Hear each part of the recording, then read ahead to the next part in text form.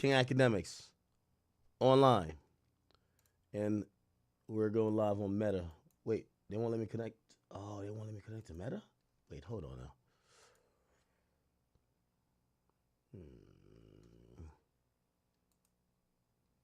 Oh, they won't. So today we won't be a Meta. I'm sorry for y'all. Okay. All good. Welcome, people. Today is, I think, going to be a pretty interesting day in the trial. Kid Cudi's taking a stand. Okay? We got the diddler and the cutter. Or the diddler and the, I don't know. Could make a good thing with that. So, the assistant who just got immunity, he's finishing up on the stand. And, oh, by the way, I do want to tell y'all real quick. Nah, I shouldn't even tell y'all yet. But I'll tell y'all later. Chat. Yeah, so we're going to get directly into the trial.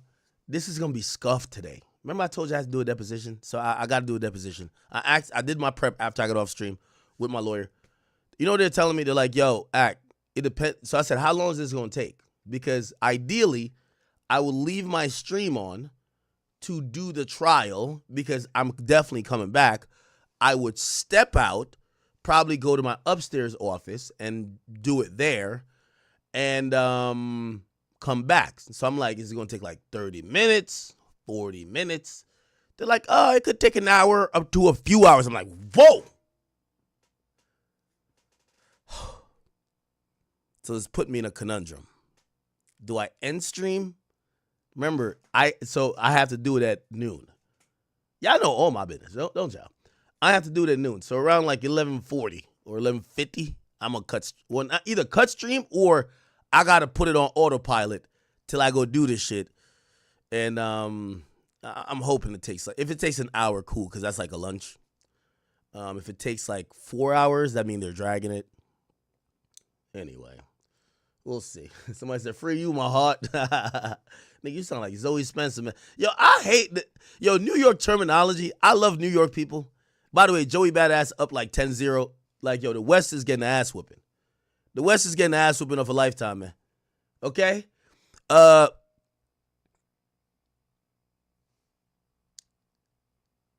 was I trying to say?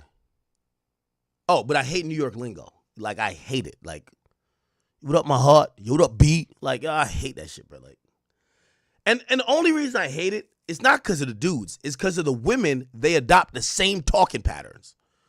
They speak like the men. The women in New York, they actually sound more masculine than the men. What up, son? Your word to my dead. Your word to my mother, B. Like, oh, Jesus Christ. You start arguing with a chick from New York, suck my dick. Like, you're like, damn. It just sounds so ill. Yo, what up, my heart? Like, I'm like, yo. And the thing is, even when they say that, it's never like a feminine voice. Even when the women say that. What's up, my heart? No, it's like, what up, my heart? Like, you're like, damn, this shit just sounds so masculine.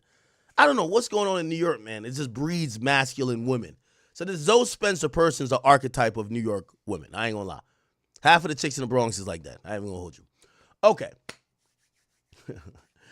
My heart. I'm like, what the fuck? Love New York, but we need some etiquette classes for the women in New York. I'm not gonna lie. Okay. All right, so Kid Cudi's taking a stand today. That's the only thing that's fucking me up because he's not on a stand now. The last assistant is on a stand, and we're gonna cover that real quick. We're gonna jump into the case, but just like how when Cassie gave the most important testimony, I had to cut stream. Now I got to do a fucking deposition and by the way, it's my first deposition ever, so I'm low key kind of excited. I want to see what they ask me, but I hear they're gonna ask you a bunch of bullshit. So whatever. Okay, we'll figure it out, though. We'll figure it out. Let's kind of hop into the trial. Where are we going? Inner City Press. By the way, we had some topics from yesterday. I told you guys we're going to cover these things, too. I'm going to have to chill out with drinking. I got to get some coffee.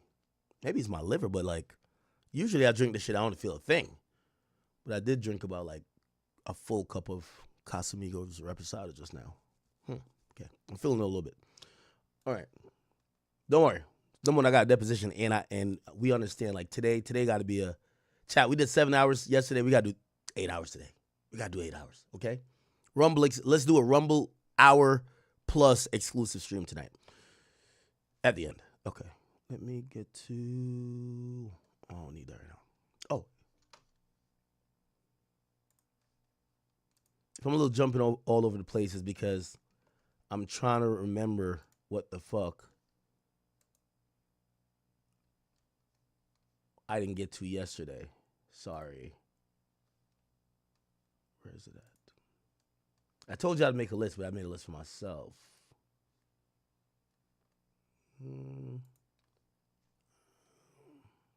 Is it this?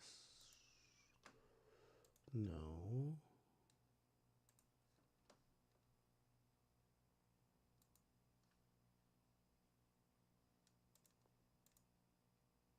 Did I lose it?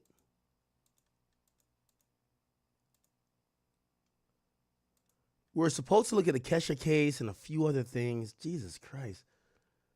Where's my tabs at? By the way, I have some new Diddy, like, exhibits and shit to show y'all.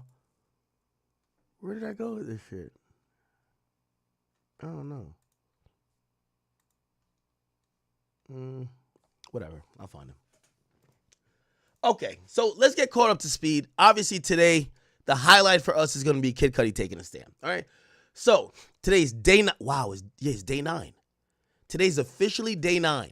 Okay? We're almost through 2 weeks of this Diddy trial. There's going to be 6 witnesses today, including Kid Cudi.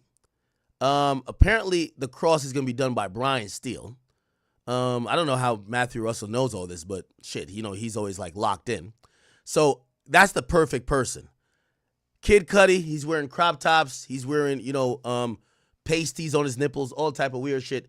We're going to get Brian Steele, who's a bulldog, to handle him, okay? You can't put a bulldog on the females, but you can put a bulldog on a little moist-ass beta nigga. You feel what I'm saying? So that's what's going to happen today. However, before we get to that, we got to get this Kaplan nigga off the stand. So this guy's name is, I think it's George Kaplan or something of the sort. He testified yesterday for the government, and now we get a cross. So we're getting Diddy's lawyers now asking him questions, okay? Now, let me give you the breakdown of what he said yesterday. He basically said, yeah, I'm not testifying unless I get immunity. He gets immunity, the judge signs off on it. Why does he need immunity? Because he basically admits that he set up all the freak-off room. He said he used to clean up the baby hole afterwards. When they asked him, why did you used to clean up the rooms after the freak-offs? Well, I don't know if he knew it was going to be a freak-off, but he said, well, my job as a personal assistant was to protect Diddy and protect his personal image, and we couldn't just leave hotel rooms with bottles of baby oil and baby oil smudged everywhere, so I would go in and do a nice clean, take everything out before the hotel staff. Obviously, you can see why he needed immunity, because he's admitting that he was involved in, if they're saying the freak-offs are sex trafficking and non-consensual acts, he was involved in setting it up. Not only that, he admitted that he bought drugs to Diddy. Sometimes with his own personal money, sometimes with money that Diddy gave him. So, again, he's admitting to drug buys, right? So, he needed immunity. He got it. He also admits, he's a white guy, if you don't know. He's a white guy and admits that after Diddy tried to slide one day, Diddy was trying to slide on Suge Knight, and he was driving. He said, yo, this is too dangerous. He wanted to leave the job. Okay? All right. So, here we go. We got, he's back on the stand. They usually do a bunch of pre stuff before we get into the witnesses and jurors coming in. So they said the entrance has much more security, presumably for the arrival of Kid Cudi.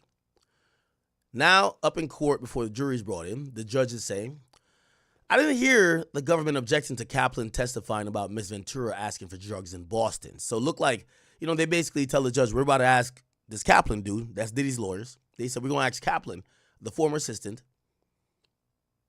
did you only buy drugs for Diddy, or maybe did Cassie request that you buy drugs for her? Keep in mind, we have to think about it like this. Cassie, Diddy, both of them are like damn near crackheads. Like, they were drug addicts. Admittedly so. They used to call each other get high partners, okay? Okay, so let's get back into it. So let's get Mr. Kaplan on the stand, and he gets on the stand. The AUSA says, hey, what did you carry around for Mr. Combs? He said, usually carry around like about $50,000 on his private jet. AUSA says, did you ever pick up cash for Mr. Combs? He says, yeah, like $10,000 at Western Union. It will be mostly from the Combs Enterprises, though, okay? AUSA says, what long-term relationship of Mr. Combs were you aware of? Kaplan says, Cassie, that's Cassandra Ventura, Kim Porter, and Gina Hill, the one that we all know. AUSA, by the way, I want more context on the Gina person. Me and our new bestie, shout out to Dr. Umar, but this is strictly work. Lauren, we were talking about last night about, I think I asked her. I didn't get an answer yet. Gina was brought up. I'm interested in Gina because she's the only one who spoke publicly. So we get to more corroborate some of the stuff she says publicly versus what she could say on the stand. I want her to come into court. Now, Diddy probably don't want her to come into court. Actually, Diddy wants her to come into court because I still think she's on the bandwagon. She fucks with Diddy. She know Diddy, even if he gets rinsed, as long as he don't get 10 years or whatever, he gonna come back out and still gonna have a couple $100 million. And she's like, all these other bitches are cleared off the field. Young Miami checked out. She's now trying to fuck with Shador. Diddy's gonna be all mine. So I think Gina Hill is actually playing the long game. She's like, fuck these other bitches. They done turned on Sean. I ain't never gonna turn. I ain't never gonna turn on that nigga. Okay? And now, if he ever gets out, he gonna realize I was the only loyal bitch left. And I'm down for the freak offs again. So I think Diddy's lawyers said they were asking the AUSA, why don't you bring her? And if the defense is asking why you don't bring a witness, it's because they think that witness is going to say stuff that makes Diddy look good. So I got to believe that Gina's still on the bandwagon. So I got to see what Gina got to say. We want Gina. We want Gina. Hashtag we want Gina. Okay. Gina, get up in the courthouse. Okay. We have a whole interview of her. That's the only time she went bad against Diddy, but she must have been a loyal bitch. I don't know what she did to make it up to Diddy, but Diddy took her ass back. Okay. Then later on, we heard Young Miami said, bitch, you're an eater. I can have you on your knees doing whatever I want if I tell Diddy to make you do it. Even after that, she was still down with it. Okay? She was still down with it. You know what I mean? Yeah. Okay. So the AUSA is asking questions. It says, who was Kim? That was the mother of his children. And this is a very subtle, but it's a big distinction. And I think this is why there was so much jealousy in the Diddy harem. Like, I hate to break it to y'all. The majority of rappers in the game have a harem. I told y'all Future has a harem. By the way, I'm not saying none of these niggas are sex trafficking. They have multiple women. Future got like at least 20. Now, I keep telling y'all Future fuck with ghetto bitches. Ghetto bitches don't really file lawsuits. You know what I mean? If anything, they'll just get online and talk shit about you, but they're not going to go in a sex trafficking case for the feds. You start dealing with these like innocuous chicks who are like, you know what I mean, the perfect victims. They're going to go work with the feds to get your ass locked up for 55 years. But the majority, like, I'm going to be honest with you, and I'll just speak about this premarital life. Young boys always have a harem. Future, harem. They're like notorious rappers that just have women cycling through. And they have like a roster of 10, 15. And there's a kind of a main girl, but then if she ever leaves, the other one gets... It's a consistent thing. This is nothing out of the norm. Some of y'all might be like, what? No, this is very normal, okay? Diddy clearly had one. Who else has one?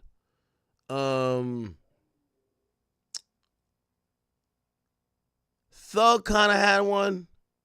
But like, you see, Thug always has a main girl.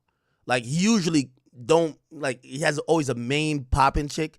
So like Jerica and then the Mariah Signs. Who else got a hair? All these niggas. This is like natural. Like, that's why I keep telling y'all, you can't judge celebrity relationships to what you're seeing with you and your friends. Like, just name me a rapper. I'll probably be like, yeah, they got a harem. Like, everybody has like 8, 7, 10 girls. And what happens is the main girl, she pops out. The second and third girl beefs with the main girl. And then the other girls try to snake the top 3 girls for position. That's just how it goes. Everybody's running a roster. Yo, dating is fucked. Everybody's running a roster. I'm keeping it a being with y'all. Okay. Y'all heard what Future said. Valentine's Day, the worst day. Got too many to please. Like, yo, that's a real nigga. There's some people got hidden harems. I ain't gonna speak on them. I'm talking about the ones that y'all should know. Y'all should know, because they damn near advertise themselves. She don't got an AP. She not mine. He telling you, I got a roster. You feel me? That's what he's trying to tell you. Young boy, he's putting out PSAs. Yo, I'm trying to get a... Yo, didn't Young Boy put out like a PSA say he wanted a sex slave? Yo, look at this shit. Young Boy, sex slave. Yo, he was trying to recruit one. Yo, NBA Young Boy. Y'all remember when he put that out? Or like he had somebody put that out? He says, oh, y'all probably don't remember this. Young Boy was trying to recruit a chick, bro. Y'all remember that? Oh, my God. I can't find that thing.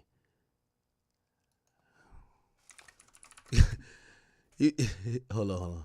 Is he? What the fuck is this? How it became? Okay, pause. I don't even want to look at this. He had posted some dumb shit. Not just some dumb shit, but he was just like, yo, me and my girl, we recruiting a bitch. Just know you got to be our sex slave. And I'm like, all right, cool. By the way, it's the same thing like with all due respect, T.I. Tani. Tani's a real one. Tani been down from the get-go. Tani was popping before T.I. T.I. got with her. They're both loyal to each other. They probably know each other's secrets, everything. They got kids. They're not going nowhere. You know, their arrangement is on some shit like, you can bring some new bitches in as long as they listen to both of us. Have a couple threesomes, orgies, get these bitches out of here. We're family. They're fucking. They're fun. Works until they got sued. They probably switched that shit up. That was the arrangement from what, hey, listen, all these things are like mad public and behind the scenes. You get what I'm saying?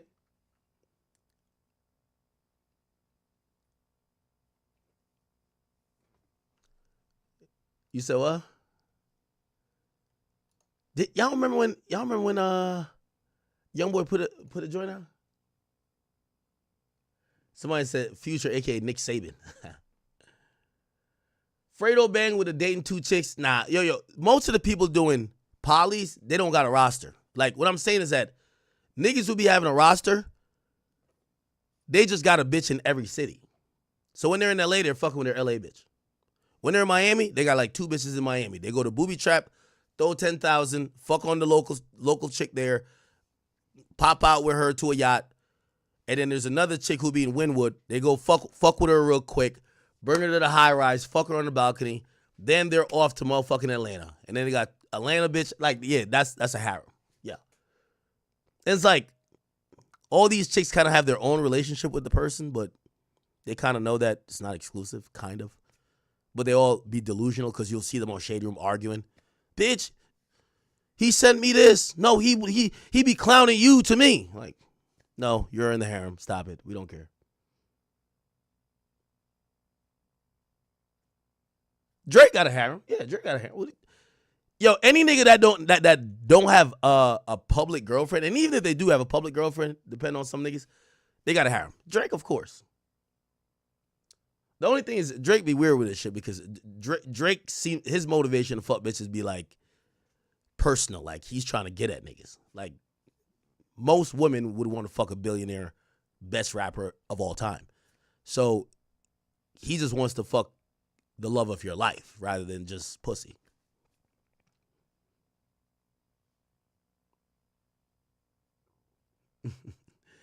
T-Jax, what up? I see my boy.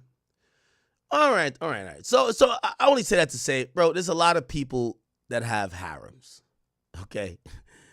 Yo, it's always interesting. Didn't I post this tweet? Let me not try to air people out before they think I'm snitching, huh?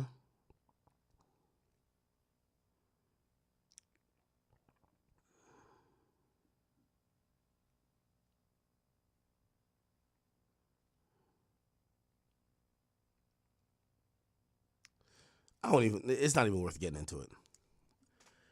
The last chick that Future was pressing was like, yo, you fucking with Trippy?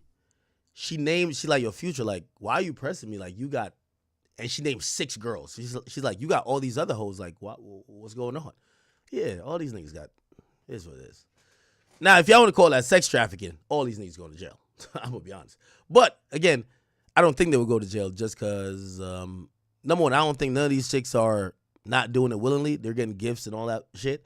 Second of all, I'm gonna be honest with you. It's the Cassie and Gina types that like you got to do that shit with some ghetto bitches, bro. The ghetto bitches, like, they're not gonna be jealous and keep it to themselves. Like, play this. If Diddy was dating 2 ghetto bitches, ain't no way. Put it like, nigga, I know, nigga. Diddy should have knew what was coming up, lawsuits or you going to jail. Because if Cassie was a real bitch, she would have been pulled up on Gina and Kim Porter to scrap. That's a ghetto bitch. A ghetto bitch, she go through your phone, she send the bitch pictures, she send the bitch pictures of you laid up in a bed with her, she try to meet up with her to fight. Yes. When you got a chick that's keeping it too polite, yeah, she about to tell on you, nigga. Nigga, she about to book too much. You need a ghetto bitch. She gonna pull up, throw a shoe at her, break a window. She gonna call her job trying to get the other bitch fired. Yeah, let them beef. When you got mad bitches and they not beefing with each other, everything seems too copacetic. Oh, this is problems. As a nigga, they gotta beef to keep you good. Okay, you about to, what you say, you about to slap the shit out of her? Okay, all right. You shouldn't do that, but I'm gonna just chill back. I'm gonna just chill back.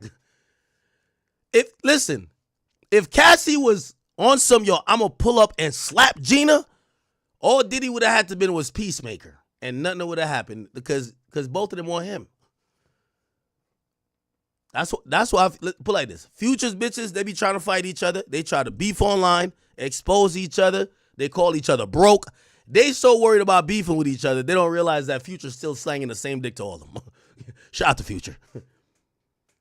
Tell you. Anyway, don't listen to me. I'm just talking.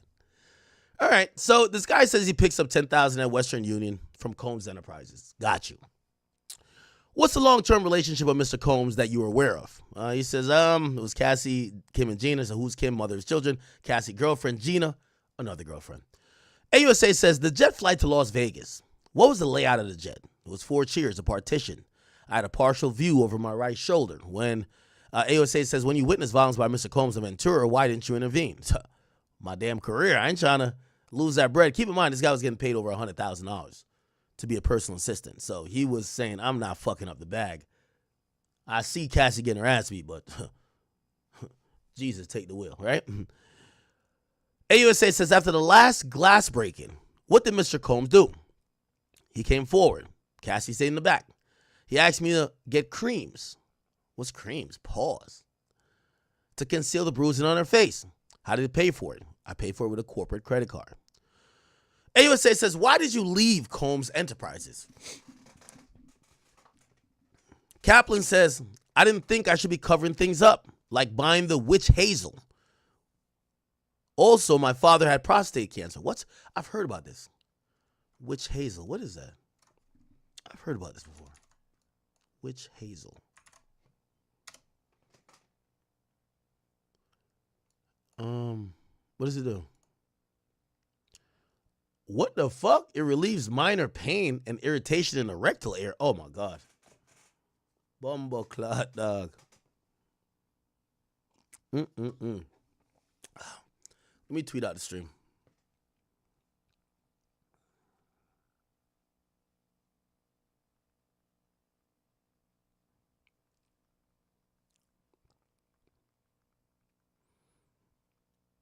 So witch hazel is some rectal curing type of thing, right? I thought I've heard it in other contexts. Maybe I'm wrong. But right here it says relieves minor pain and irritation in the rectal area. That's what they're saying. Wow. Okay. Give me 1 second. I'm just tweeting this out.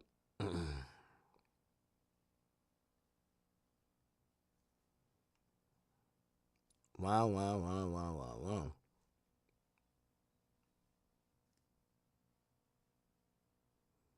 Oh, Kid Cudi just showed up. Yeah, we don't give a fuck about this goddamn. Kid Cudi just showed up. Oh, nah, this is like a WWE theme song. Look. Hold up, let me get this like crystal late. Honey, are you nervous to test drive today? Oh, the nigga comes out like a rock star. Is that a crop top? No crop top? Oh, I'm not fucking with this. Where's the skirt? Wait, Kid Cudi dressing like a boy today? Bruv, His testimony to me would hit harder if he pulled up in one of them little tutus and a crop top. That's what he be wearing sometimes. Okay. What are you expecting today? You look great. You look great. Yo, he chain smoking, I could tell. Love the bit, not too serious. For Cudi. Pull out for Cudi. Yo, they trying to put Diddy away for life. Chat, is that snitching? It ain't is it snitching? Now, I do think, yo, there's like man code. Yo, you took Diddy's bitch, you fucked her, and he wanted to get his bitch back. Now, usually, let me tell you this. I'm not competing with a bum-ass nigga for a chick. I'm not competing with if I'm Diddy, I'm not even blowing his car up. I'm just flexing on both of them. Fuck both of you bum-ass niggas. Enjoy bummetry. I'm not competing with a bum. Like, no disrespect, I don't think Kid Cudi's a bum, but Diddy's a mogul. Now, granted, I think Diddy realized Cassie was a special piece of ting. You know what I mean? He can't just swap out the middle woman to the freak offs. But I would have let Kid Cudi take her stupid ass. Bitch, you gonna leave me and go get with Kid Cudi? This nigga is mentally crazy. He can't find a hit. And all that crush a bit, little bit, roll it up, do it. That shit is over. Enjoy that shit. I would have turned up another bitch flexing on her. I ain't gonna lie. I can't compete with a nigga. But, you know what I mean? Special girl. Special girl, I guess, right? You think it's a rat for doing this? Maybe. Let me see. No, you're not. Domestic violence, sexual assault, testifying, or calling the police, that's not snitching. Y'all tripping. Play like Christmas. Hold up, let me get this like Crystal Lake. Honey, are you nervous to testify today? What are you expecting today? You look great. You look great. I love the fit, not too serious. For Cudi. Pull out for Cudi. Okay. Let's hurry up with the tweets. We gotta get to Kid Cudi. Okay. Any violence? So it says also my father had prostate cancer. Any violence? He threw things at Gina. Ooh, we heard about this. We're gonna go to Gina's shit soon. In the entry of the main home on Star Island, what was he throwing? Green apples. How hard? Very hard. Later, I took the medicine bag into their room. Mr. Combs wanted to leave quickly. Then what? I heard Gina at the gate and male voices. Now here's the thing. It's important. This is the first time. I was saying to Lauren last night, like we were sending voice messages back and forth. Shout out to Lauren Conlon. She's a white girl I played that comes out of court. Because she was, we were just trading ideas. No freaky shit, chat. No, like, Dr. Umar's going to be proud of me. Trust. Straight work. And I said to her, I'm excited to see if Gina's going to get some type of action in here. I have a sneaky suspicion Gina's still on the bandwagon. She ain't give up yet. I think she looked around and said, finally, I've never been his number one bitch. I've never been his number two girl. I was number 3, 4, or 5. Finally, all these other bitches have eliminated themselves. Young Miami ran for the hills. She's chasing down a 20-year-old fourth-round quarterback, Shador.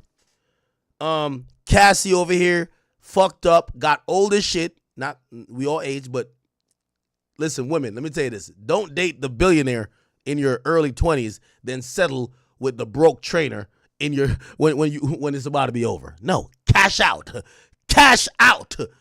If anything, fuck with the broke niggas when you're like 20, 21. And by the time you're about 28, get the bag. And what I mean get the bag, you about to have kids. You wanna have a lifestyle where you're not running around fucking everybody for whatever.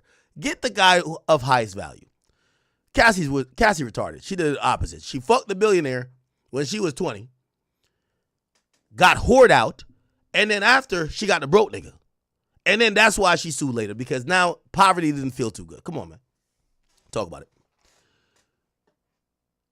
Gina, I think that's what she's trying to secure the bag, right? I do want to see if she's going to be participating in this trial. I think she's still on the bandwagon. If she's not, she would probably be in the trial as a prosecution witness, right? Think about it. Diddy's lawyers is asking, why don't y'all bring her in? That means she's probably rocking with Diddy still. Okay, so Diddy used to throw apples at her, blah, blah. Gina was at the gate. They heard male voices. And who was the male voices? Was security. They said, when you left, what did you do? Collecting myself, then I went to work for an integrated marketing firm. So he left the Combs Enterprise. Too much violence. Okay. Combs Agnafilo says, why did you go to work for Combs Enterprise? Says, he was an incredible entrepreneur. I learned from him. So what did Brian do as COO, which is the Chief Operating Officer? Ensuring profitability of each unit. Kaplan says, I was an employee when Revolt launched. Agnafilo says, tell me about it. We were on the 6th floor of 1710 Broadway. Everyone was there. It was momentous. Diversity was important to Mr. Combs. That's what Agnafilo asked. Kaplan says, specifically for African Americans. Agnafilo says, what did Blue Flame do? So, that was marketing for Ciroc. So what was Diageo? They owned Johnny Walker and others. Mr. Combs set up marketing entity for Ciroc.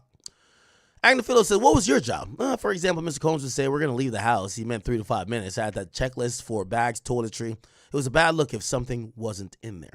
Agnafilo says, is there a binder near you? I can't read that. Kaplan says, it says Southern District. I'm handing you something to refresh your recollection because you take a look at it as long as you want. Okay? Yo, let me tell you this. Brian Steele is going to have his way with Kid Cudi. Pause. Brian Steele, who we all seen got Jeffrey Williams a very favorable plea when people thought he was going to go down for 20 or at least 10. Brian Steele going to earn his money with Kid Cudi. This is going to be the headline. He has to violate. He has to violate. He has to, in a roundabout way, show that Kid Cudi is nothing but a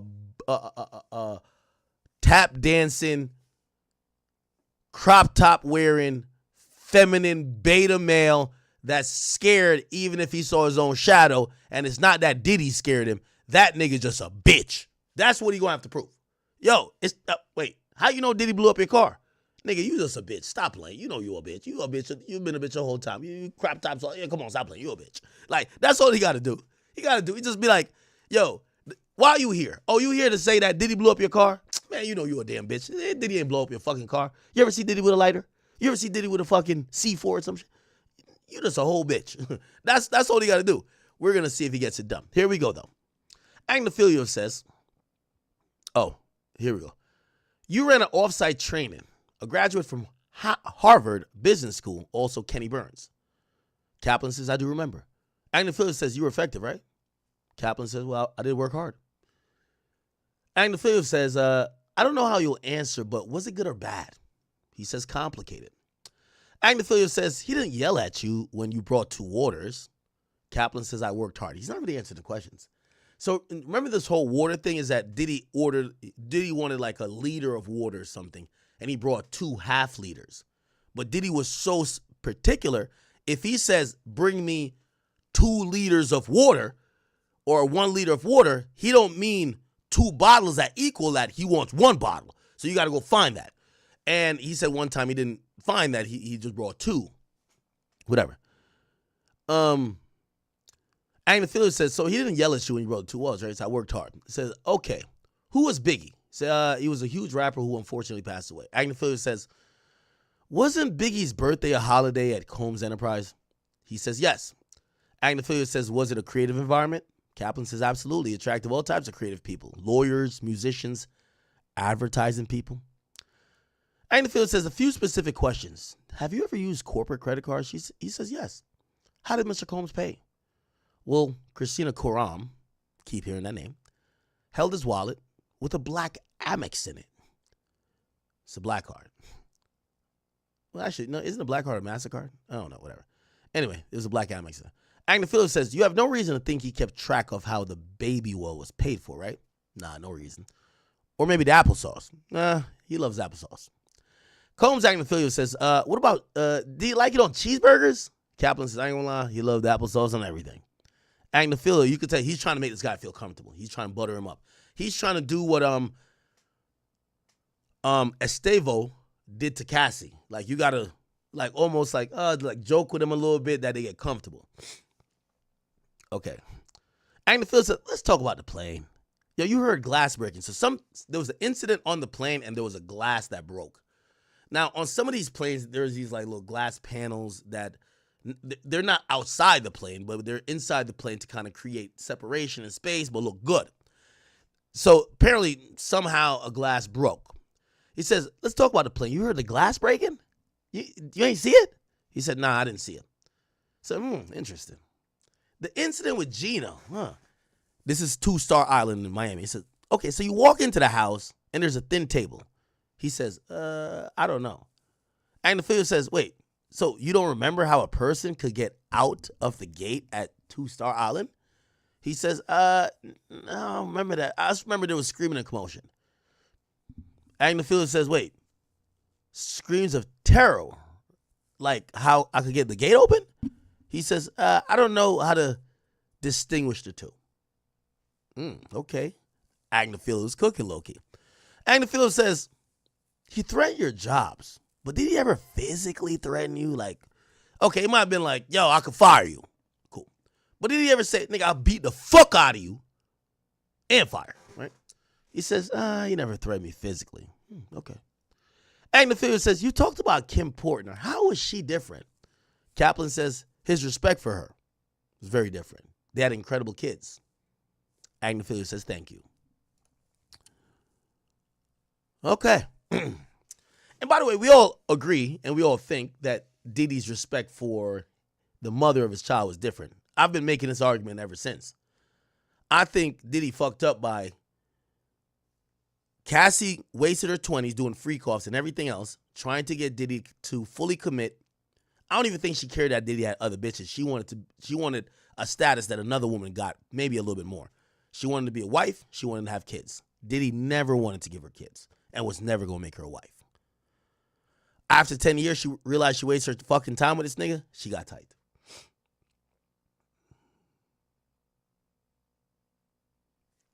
Okay. I seen this. I want to see what you guys think about it. Fortunately, I got to open up this page, but whatever. Is this nigga still beef with me? I don't know if I done him, but whatever. Okay, this is a woman who's speaking about what she believes is Cassie's motive. Listen to this, and I'm just gonna read the chat or look at the chat for, y'all could do a poll, but I want to watch our live reaction. 1, if she's spitting facts. 2, if she's just out there and bullshitting and you don't believe her. 1, facts. 2, cap. Okay? Listen.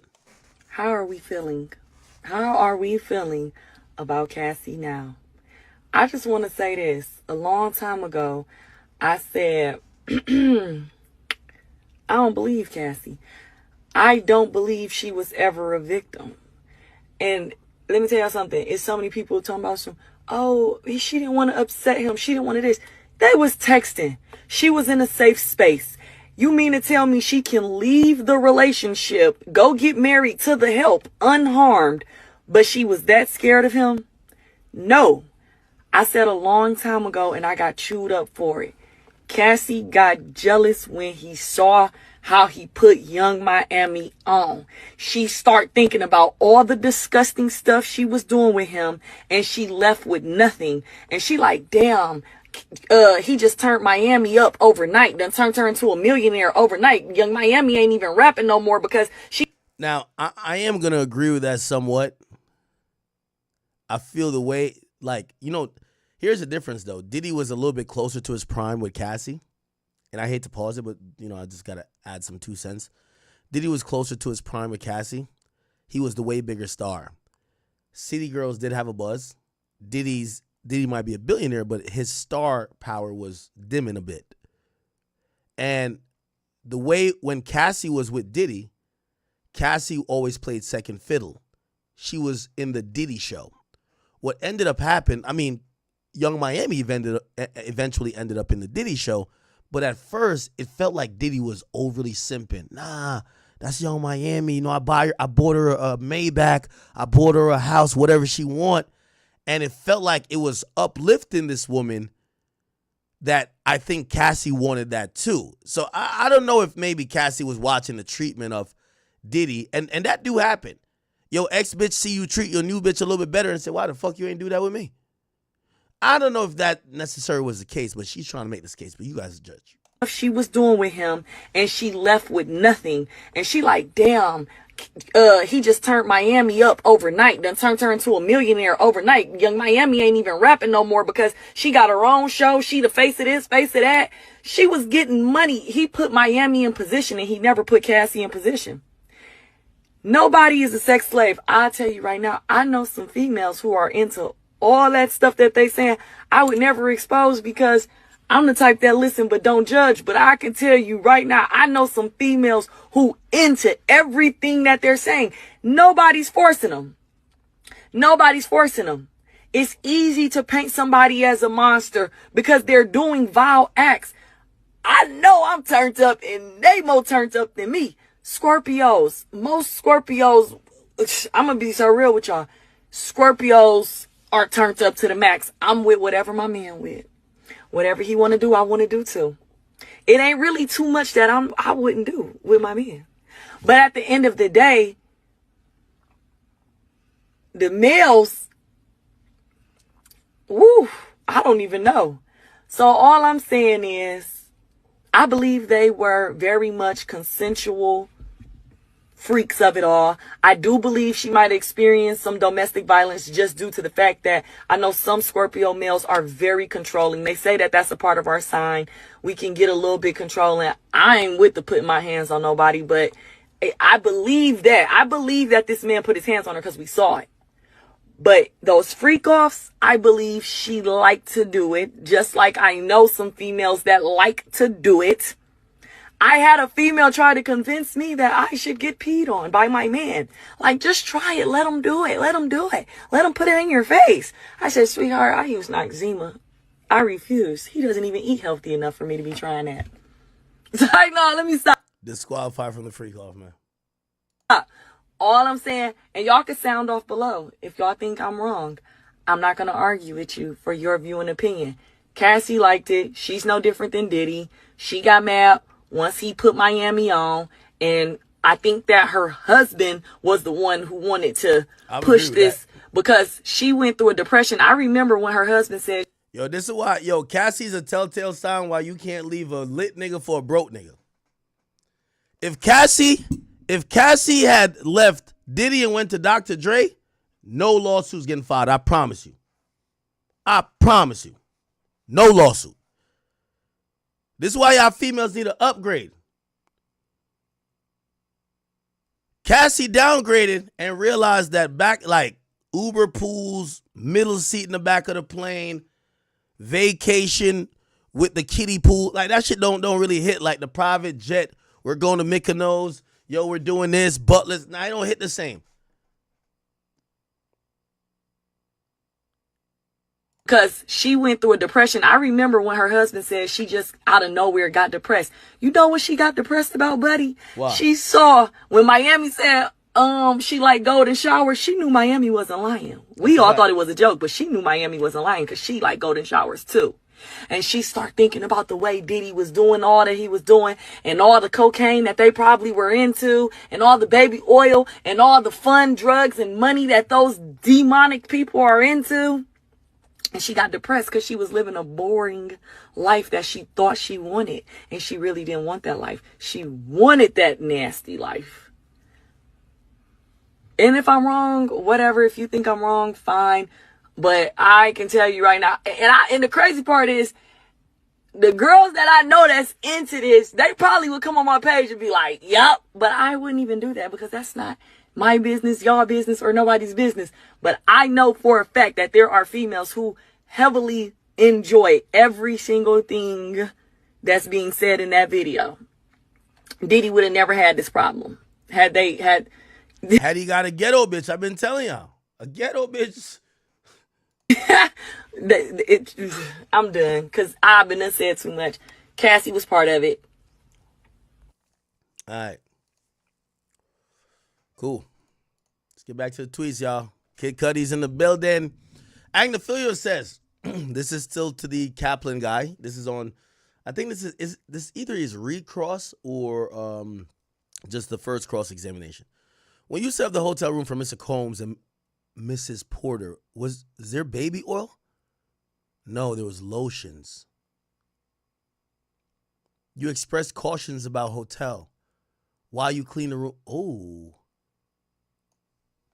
Wow. Okay, so now, and I know Diddy and his lawyers, oh, this is really big, chat. Pause. It's really important that Diddy's lawyers finally brought up maybe a situation where, or how Diddy got down with his mother of his child.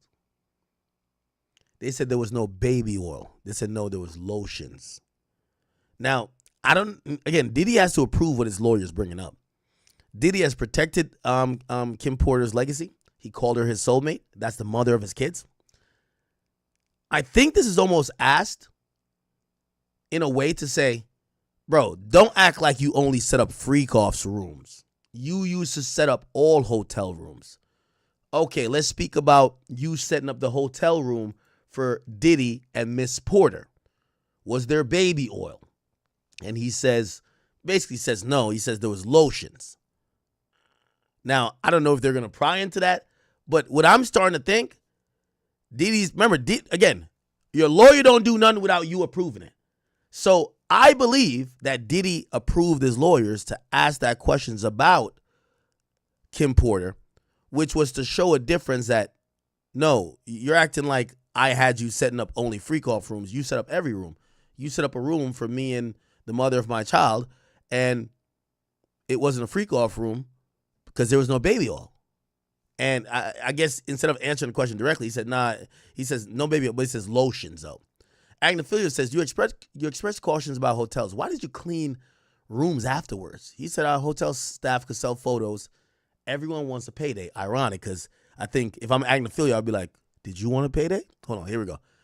Did you send him a photo of him and Kim Porter? Kaplan says, after she died. So he sent Diddy a photo of him and Kim Porter. He said, I was heartbroken for him. He said, you were close? Kaplan says, I invited him to my wedding. I didn't hear back. Agnophilia says, objection. What the fuck? It's kind of interesting. He objects while he's asking the question. Wow. So people are surprised by that. Ooh.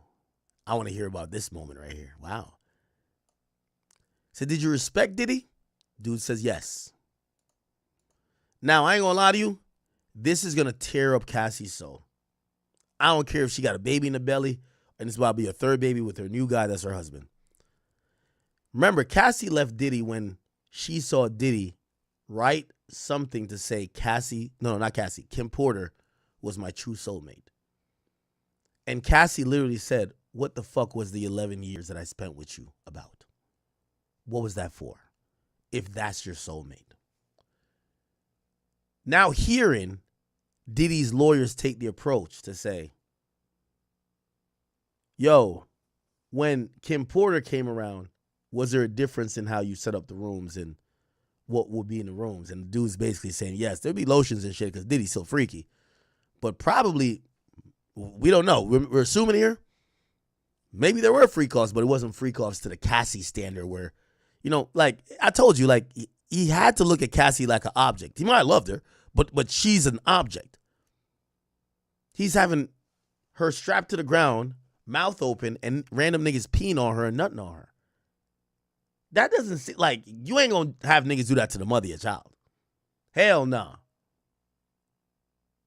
So Cassie is probably, she's not in court, but she's seen this transcript. She probably watching the stream. Cassie, hi. She watching somehow. And she's looking at this and she's saying, what? This nigga told me he was freaking off with everybody. Wait, he was only freaking off with me? He was only using me to get peed on and to extract semen from the guys to rub on his nipples? Yeah. Sorry, Cassie. I'm sorry. Agnophilia says, what is this a photo of? Kaplan says, me, KK, and Combs at Teterboro Airport. He just got the jet. That's why there's champagne. Agnophilia says, you're happy there, right? Kaplan says, no. Refresh it. It's that I was glad that I found mascara in the back seat. So you could tell this nigga don't fuck with Diddy at all. They've put up a picture of him smiling. It looks like it was back when Diddy bought his jet. and they're at Teterboro. They're having a glass of champagne. It's him, Christina Karam, Diddy. He's smiling in the picture. They're saying, bro, you look mad happy right here. Damn, you were happy to be around. He said, nah. I was just glad I found mascara in the back seat. So this guy's gay. Like, with all due respect, George Kaplan Diddy. Yeah, like we get, this is him right here. Like, I don't got to, like, come on. Like, I got the gaydar 79.2. This nigga gay. I don't even need to hear him say a word. This is a homosexual. I'm sorry. I'm going to call a spade a spade. I could look at that nigga and tell you he's gay. He gay. Gay. It's fine. I ain't gonna lie. Gay niggas make the best assistants and stylists, to keep it true. You know what I mean? The thing is, with a gay dude is actually better as an assistant than women. Most likely, people get women as assistants, but I'm gonna tell you why a gay dude is better. He don't like the same thing you like. He don't take personal feelings. Like, you get a woman as an assistant, when you want the woman to go set up for you to go fuck another bitch, she starts thinking like the other girl. Like, damn, this is the third girl I've seen here this week. Damn, he's a dog. She got all them things in her mind. A gay nigga, he want penis. And hopefully he not attracted to you. So it's like, he don't give a fuck what you do. Like, it doesn't affect him like that. He thinks like a nigga, but he don't want none of the things that could be a problem with you. I'm being honest with y'all. Being honest. If you ask him why some of these niggas have gay assistants, that's why.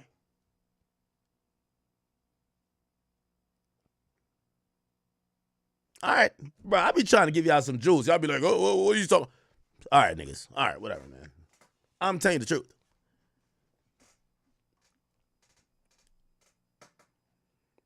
Gay dudes make the best stylists too, because when you combine a straight dude lack of fashion and a gay dude extra feminine, but they're still a man sense of fashion, they could create a good look for you, especially for like formal occasions.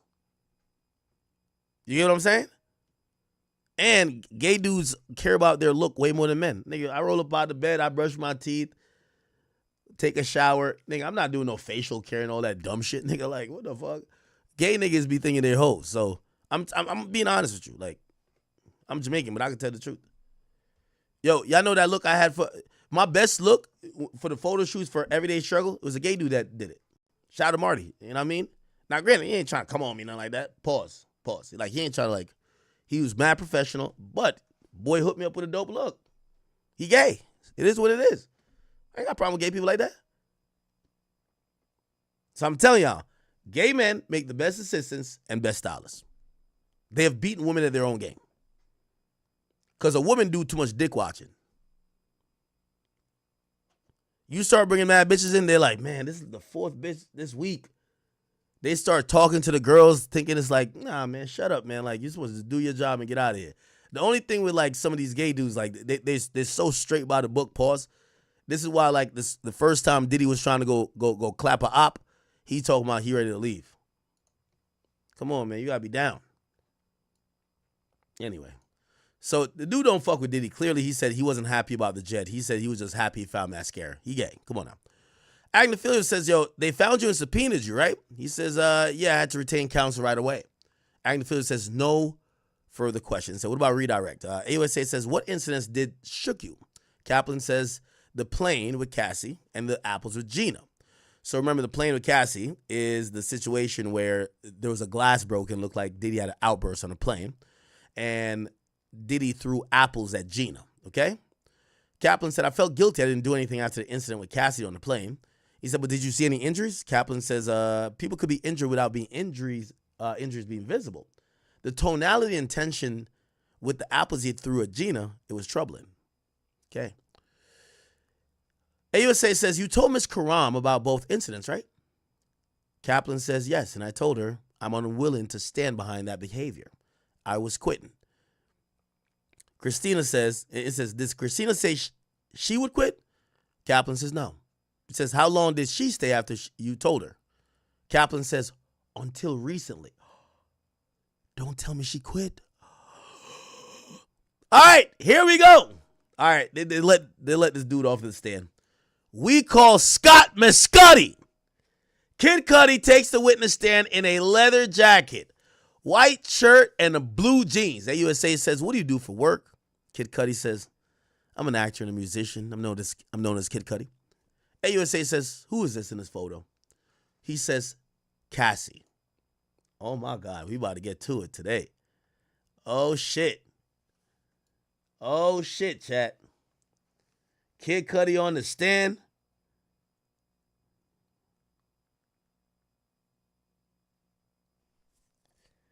Kid Cudi is on the stand, people. This is another video of him showing up to court. Here we go. Play like crystal. Hold up, you got this like Crystal Lake. What are you expecting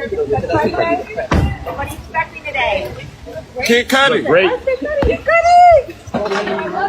That's just serious. Why he going to the side? Now watch out, man. They got people come across. Can't come across that lane till they secure it. Sorry. Can't come across that lane till they secure it. This a one in a lifetime footage right here. Let me get over here. This thing was hustling. Fuck. Building my ass.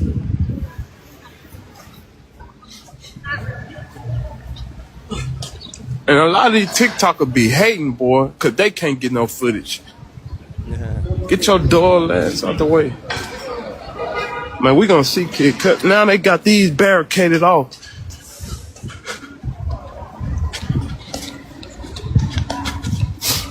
This nigga hustling. By the way, it's raining in New York City again. It's been yesterday and today.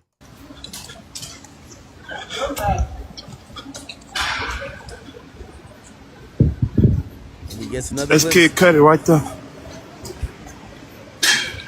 He gets a glimpse of Kid Cudi going through the metal detectors. Taking off his jacket. He's wearing this. And he's going into federal court, people. Taking off his watch. They're not playing around. Now, not all witnesses show up at the front. Cassie never showed up at the front. By the way, Cassie was guarded by HSI agents. She was a main witness. What this tells me, chat, is that Kid Cudi voluntarily is showing up. Cassie was escorted to that building with HSI agents, Homeland Security agents, who brought her in a separate entrance from what you would see. You never seen her outside. Okay? Now, Dawn did walk through the front. But Cassie, you never seen her in the front. What it tells me is that, yeah, Kid Cudi got subpoenaed, but he's going there on his own recognizance. Like, you know, the government knows there's a chance that maybe he would try to fight the subpoena or deny the subpoena or not show up and be held accountable for not answering the subpoena. So he walked up in that court confidently because he wanted to do this motherfucking thing. Again, maybe he didn't volunteer, but he definitely got subpoenaed. Okay, so bet. He's on the stand. They show him a picture. He says, that is Cassie. Scott says, and I got to imagine, Diddy's probably looking at him like, Playboy, I should have fucking blew up your house with you in it, nigga. Kid Cudi says, we dated in 2011. AUSA says, anyone else she was involved with? Kid Cudi says, Sean Combs. AUSA says, what do you know about their status? I knew that she and Combs had some problems. They weren't dating anymore. So basically he's trying to say, it's not like she cheated on him with me. They weren't dealing with each other. But everybody know, when that's your bitch, even when you're not together, that's still your bitch. Everybody know that. Come on, man. Come on. So you know Diddy was still tight, right? But Kid Cudi's making it clear, when I got with her, she was not with Diddy, okay? They had problems. I knew they had dated before, but they weren't together at the time. AUSA says, in December 2011, did law enforcement respond to your home? Kid Cudi says, yes, I had a break-in. Cassie called me at 5 or 6 a.m. She said, Sean Combs found out about us. She asked me to pick her up, so I did. AUSA says, why? She was worried. AUSA says, what was her demeanor? Kid Cudi says she was very stressed and worried. AUSA says, where did you go? To the Sunset Marquee. AUSA says, why? I thought it was safe. It was off the radar. So they go to some place named Sunset Marquee. Looked like this was maybe a hotel or something of the sort. Yep, it's in a West Hollywood hotel, and they were trying to lay low. Let's look at it. Okay, it looks pretty cool, Chad, huh? I've been in West Hollywood a lot. I've never seen this place. Okay. It looks low-key, though. Nice. So he brings her there. By the way, I see someone in the responses already saying the obvious. She's trying to protect him. He's trying to protect Cassie.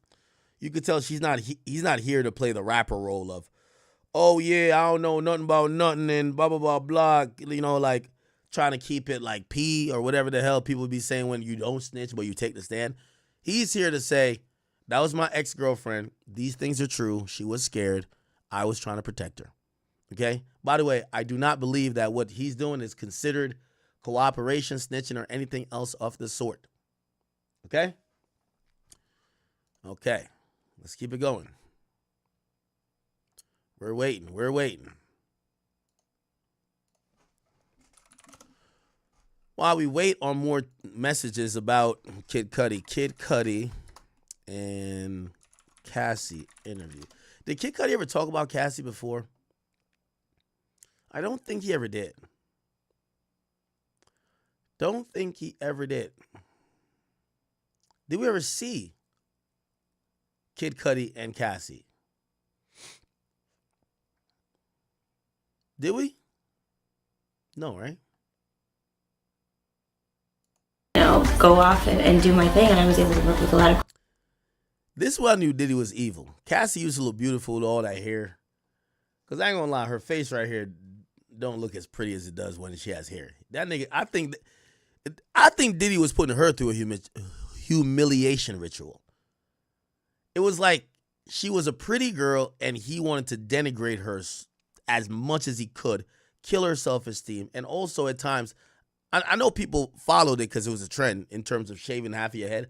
I think he did it to kind of, I think it was like punishment. Ain't no way Diddy was like, oh, you look better like this. No. Great producers and writers and learn a lot about myself. What was it like making that transition from working with him heavily to working with people? Diddy had her looking like Manny Pacquiao. Like, come on, bro. She look like Manny Pacquiao right here, bro. Like, there's some of Diddy's actions that make you feel like that can't be love, bro. She might have loved you. And maybe in a weird twisted way, he did have some love for her. But I do believe, you know, my theory on this is that something happened that Diddy was, he grew to be detestable of her. I don't know what it is. Maybe he found out that she fucked somebody he knew. Maybe early on in the relationship, she was dealing with somebody. Like, he had to lose, because all signs are pointing to he would never let Kim Porter undergo these things, which is going to show you, because I do think Diddy has some issues from childhood. But he was, and maybe just Kim wasn't going, but he didn't look to try to put Kim through like this humiliation shit to belittle her, to make her feel like she was nothing. But with Cassie, 100%, he appeared to be trying to have her feel a lack of a self-worth. He did it because he seems quite scary. Well, I always worked with. He's not scary. The name itself actually scares me. Oh my god, please do me a little bit nervous. No, it was never really a complicated thing because Pop was always involved. But the transition was actually me going and working with completely other different producers. So I Danger, who I did Official Girl with. Let's go back to the tweets. Kid Cudi's on the stand, y'all. Thank you for tuning in. AUSA says, who else did you speak with? Kid Cudi says, I spoke with Capricorn Clark. She's sounding near tears. What did she say? That Sean Combs was in the car near my house. Brian Steele, objection. That one is overruled. Okay, it's about to get spicy, y'all. It's about to get spicy. Now, we got to start looking up this Capricorn Clark person. So Diddy's former, assistant Capricorn Clark. Is this her? Did Capricorn come forward? Capricorn has been found, y'all, because... Who's Capricorn? Again faced yet another case. Proverbs 4:14. She dropped bombshell after. Here's what to pretend they never wanted the skin. After that, she made another round. Oh, it's Capadonna. Okay, here we go. Former assistant never took anything from him and instead was nothing but giving throughout the year she worked for Diddy. This means even Diddy confirmed that Capricorn is pretty reliable and credible, so people started getting suspicious when she made shocking statements about Diddy a week after Cassie settled the lawsuit and a few days after new lawsuits were filed against her ex-boss. And once again, Diddy became the center of attention after more people accused him of serious offenses. If you think this is controversial enough, wait until you see what Capricorn posts on her ex account right after. Here's what she wrote. Black women end up being the sacrifice for the last 11 years of my life. I had deal with everyone's nonsensical allegiance to the devil. After this post, many people think Capricorn was referring to Diddy when she wrote the word devil. Oh, she flipped on Diddy. The only person seemingly not flipping on Diddy is Christina Karam. But we did hear from the last assistant, they said until she worked for Diddy until recently. So maybe she stopped working for Diddy and now she's flipped. If you ask me who's still in Diddy's corner, Gina. She's holding on. She still thinks she could be wifey. She probably still want a kid by Diddy. So Gina's still holding on. Other than Gina, we have who else? Christina Karam. Who, by the way, I think if she takes a stand, Diddy might as well just reserve his bunk in a prison. That chick is the key and the glue to everything.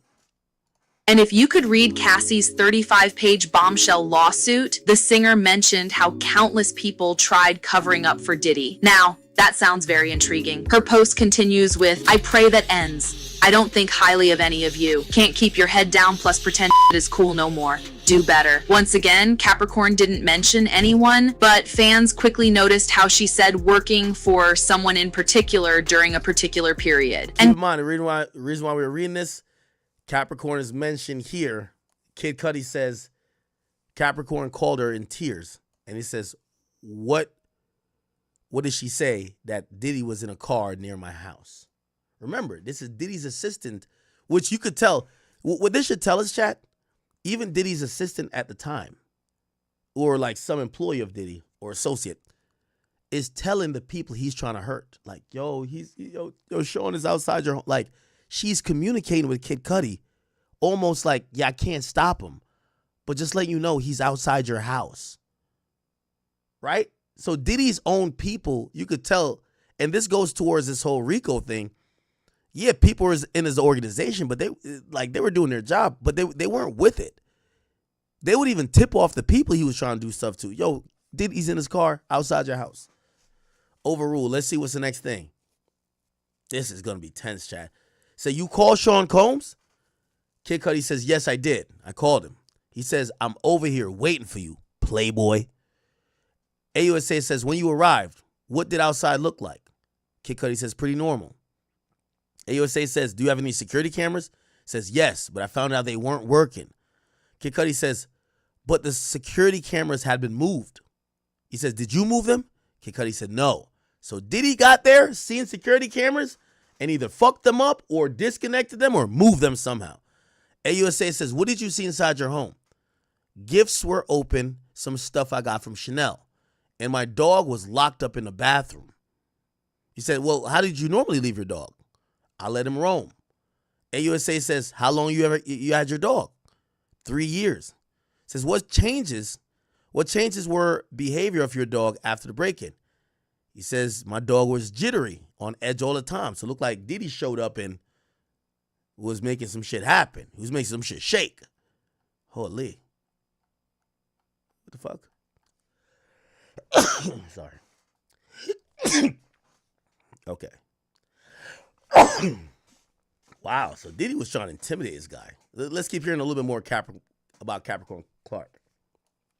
Guess what? Capricorn supposedly worked for Diddy and his label from 2001 to 2012, which was 11 years exactly. Now, start connecting the dots. As expected, others criticized her for saying bad things about her former employee, who even wished her nothing but the best when they parted ways. Capricorn didn't let this slide and fired back by sharing a quote saying, "They will skin you and wear you baby girl to pretend they never wanted the skin." After that, she made another round of very serious allegations, this time mentioning Kim Porter while saying, "Kim was the only person who didn't switch up, the only one dark times. I'm personally very triggered," with the hashtags Protect Black Women IRL and RIP Kim. For those who do not know, there had been rumors suggesting that Diddy actually played a huge part in the reason Kim passed away so suddenly. In fact, there are even people who suggested that he poisoned Kim, which caused her untimely.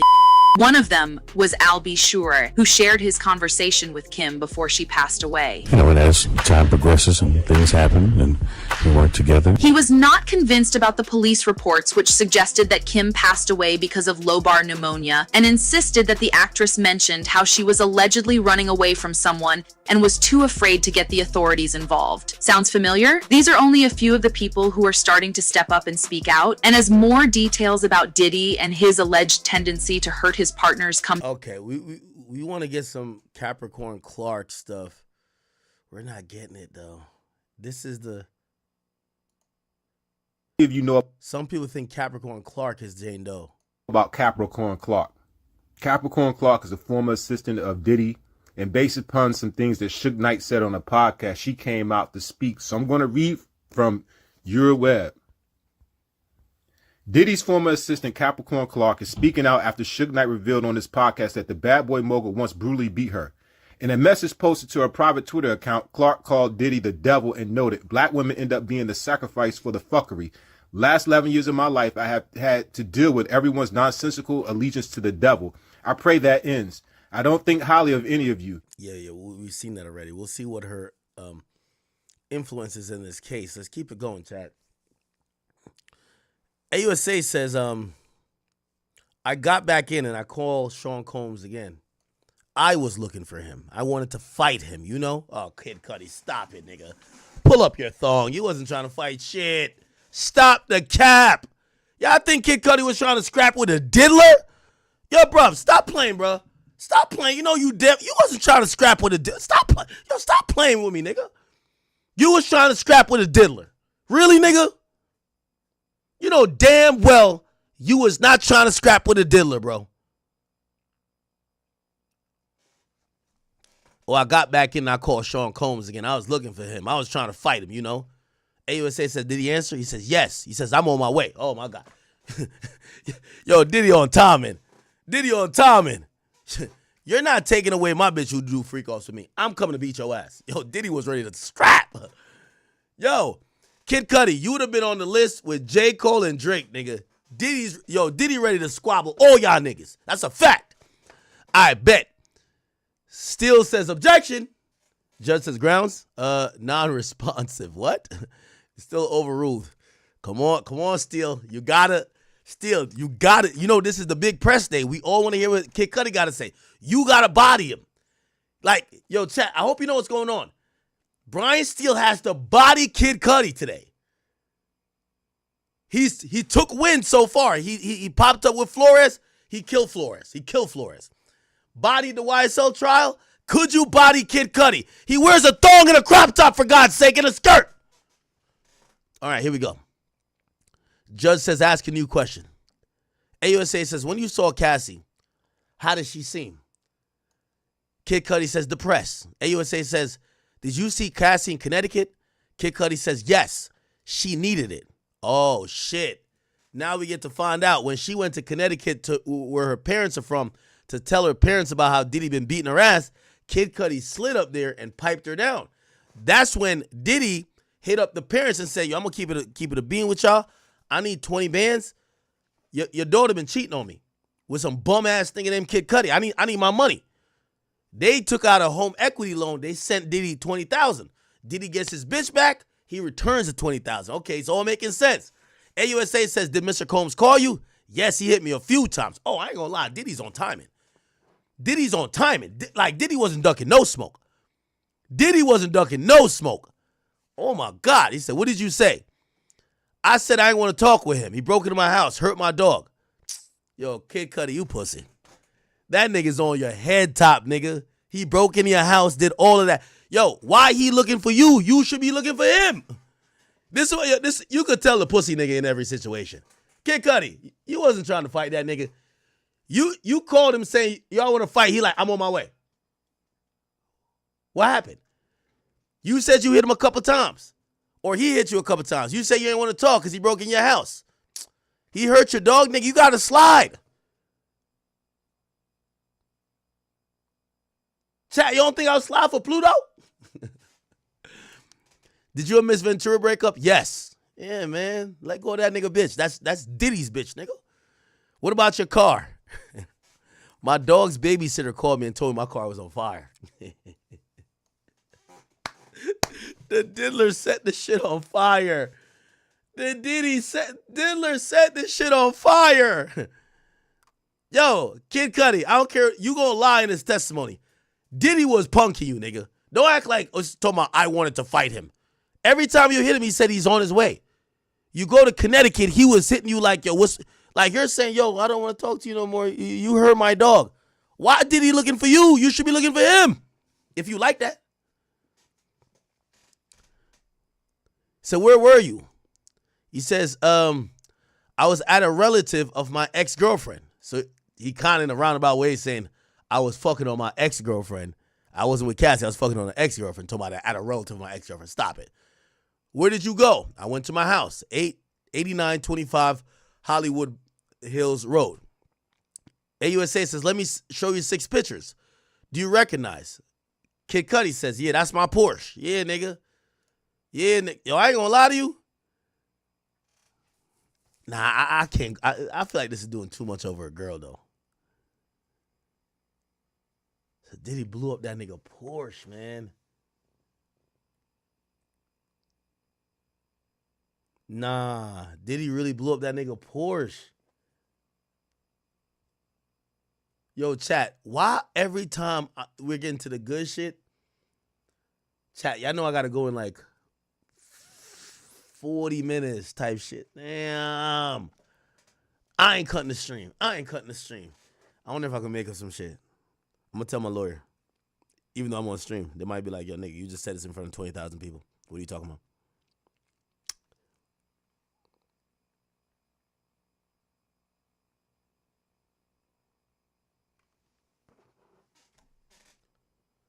Okay.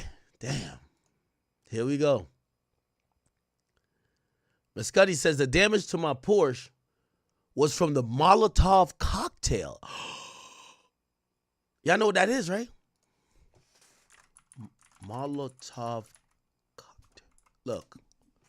It's this shit right here. This is a chunk of pipe we just got from Home Depot. This is that same chunk of pipe. Okay, that's a pipe bomb. I don't know what the fuck they're trying to show with this. Okay, let's show a Molotov cocktail. It would be this. Peaty Scotch. Here we go. Without going to jail. This is a bottle of explosive and blow up without going to jail. This is a bottle of delicious peaty Scotch. This is a bottle of delicious peaty Scotch, registered with the ATF as a destructive device that we could legally fill up with gasoline and throw as a live Molotov cocktail. Oh, so you put gasoline in a bottle. You put like a thing in it. Damn, I feel like I'm teaching y'all how to do some shit. Don't do this. Don't do this, chat. Y'all gonna get locked up. And you light here, and then when you throw it, the bottle breaks, the gasoline ignite. Oh. This is a destructive device, well, because it's a freaking bomb. And this is one because, well, it's an incendiary weapon. These are all destructive devices, but you, as a private citizen, can legally own them. Stop the cat, bro. All right, don't listen to this bum ass nigga. Okay. Here's How do Molotov cocktails work and why are they such effective weapons? In their simplest form, these devices are just bottles filled with flammable or combustible liquid like gasoline or alcohol, along with a rag that stops up the bottle top, resting in the fuel inside. This rag in the top essentially acts as a fuse, or like a wick in a candle. When the rag is lit, the Molotov cocktail is thrown, the bottle then shatters, spraying flammable fuel everywhere, which is then caught on fire by the lit rag or cloth. First used in 1936 in the Spanish Civil War against Soviet tanks, what makes the Molotov such a useful weapon is how simple it is to make and how much damage it can do to much stronger targets, like tanks. Over the years, Molotov cocktails have been refined and even mass-produced, but at their core they remain this same incredibly flammable device. Sometimes thickening agents are added to the fuel to make it stick to the target, dealing even more damage. Anthony Arnold, thank you for the 5 gifted. Appreciate you, my boy. While the initial impact and explosion of the Molotov does very little, the lasting fire does significant damage, either cooking electronics, tanks, or starting larger fires. They're quite versatile and can easily harm enemies in combat. The combination of their simplicity and ability to inflict massive damage is why we're seeing these devices used so heavily by Ukrainians seeking to defend their homeland in the recent conflict with Russia. Wow, okay. Damn. I only see that shit on movies and GTA. But now we're seeing it. Damn, Diddy did that? AUSA says, what was your reaction to your car being set on fire? Kid Cudi says, what the fuck? It says, objection. It says, overruled. Okay? What? The judge says, break. Oh, man. Don't break right now. Holy shit. Diddy and, Kid Cudi is testifying about the arson. Kid Cudi arson. Why we never... There may be I thought a lot of people knew about this because obviously, so carried... Has Kid Cudi ever talked about... I'm outside a wet federal court in Manhattan, where we are about to start day 9 of the criminal trial against Sean Combs. Today, we're going to be hearing testimony from rapper Kid Cudi, who has said through a spokesman that his car exploded in 2012 following threats by Mr. Combs that was contained in a $20 million civil suit filed by Cassie Ventura. Today is expected to be the first time that the rapper is going to go into detail about this incident. We are also expected to hear more testimony from Combs employee George Kaplan, who testified yesterday that he helped set up hotel rooms for the hip-hop mogul, stocking them with lube, baby oil, and Mr. Kaplan also said that he picked up drugs from Mr. Combs on several occasions. I'm outside a wet federal court in Manhattan, where we are about to start day 9 of the criminal trial against Sean Combs. Today, we're going to be hearing a testimony from rapper Kid Cudi. Yeah, I heard Kid. Wow.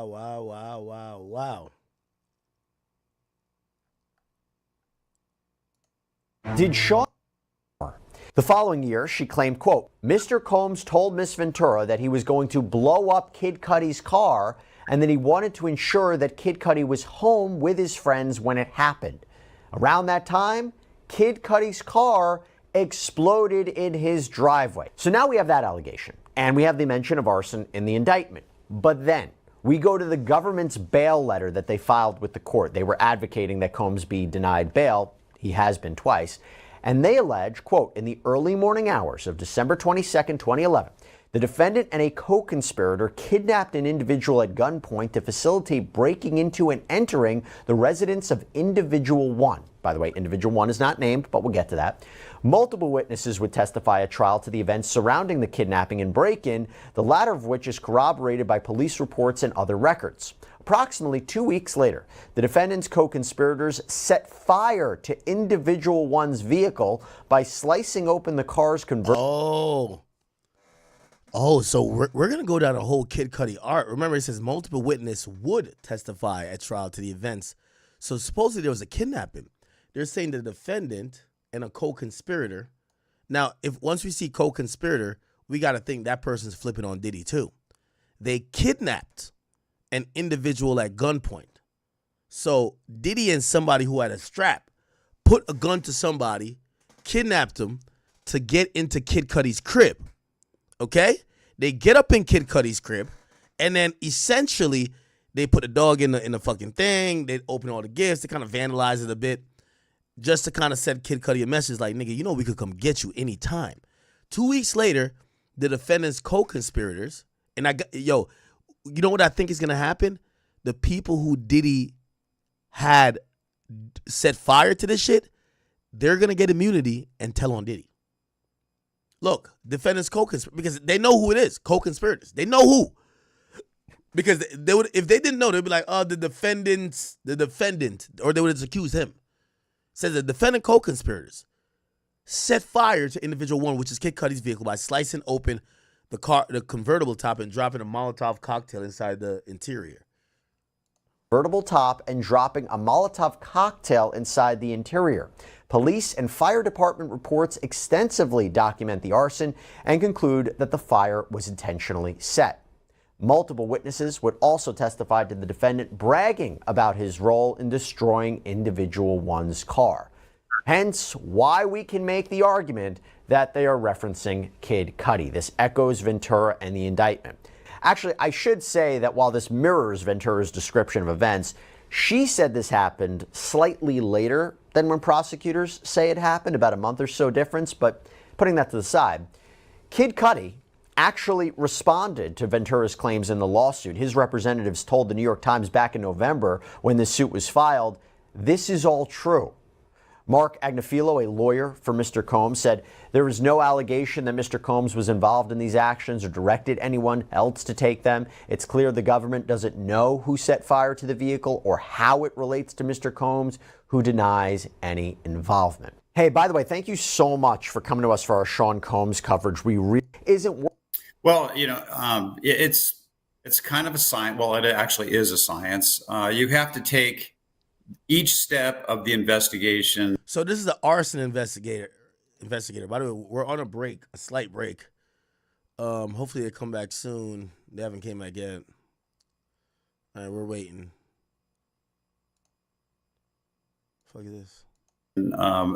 In line with the NFPA guidelines for fire investigations, which is to identify a problem, collect evidence, take that evidence and create a hypothesis, and then you have to prove that hypothesis. So it's called the scientific methodology of conducting a fire investigation.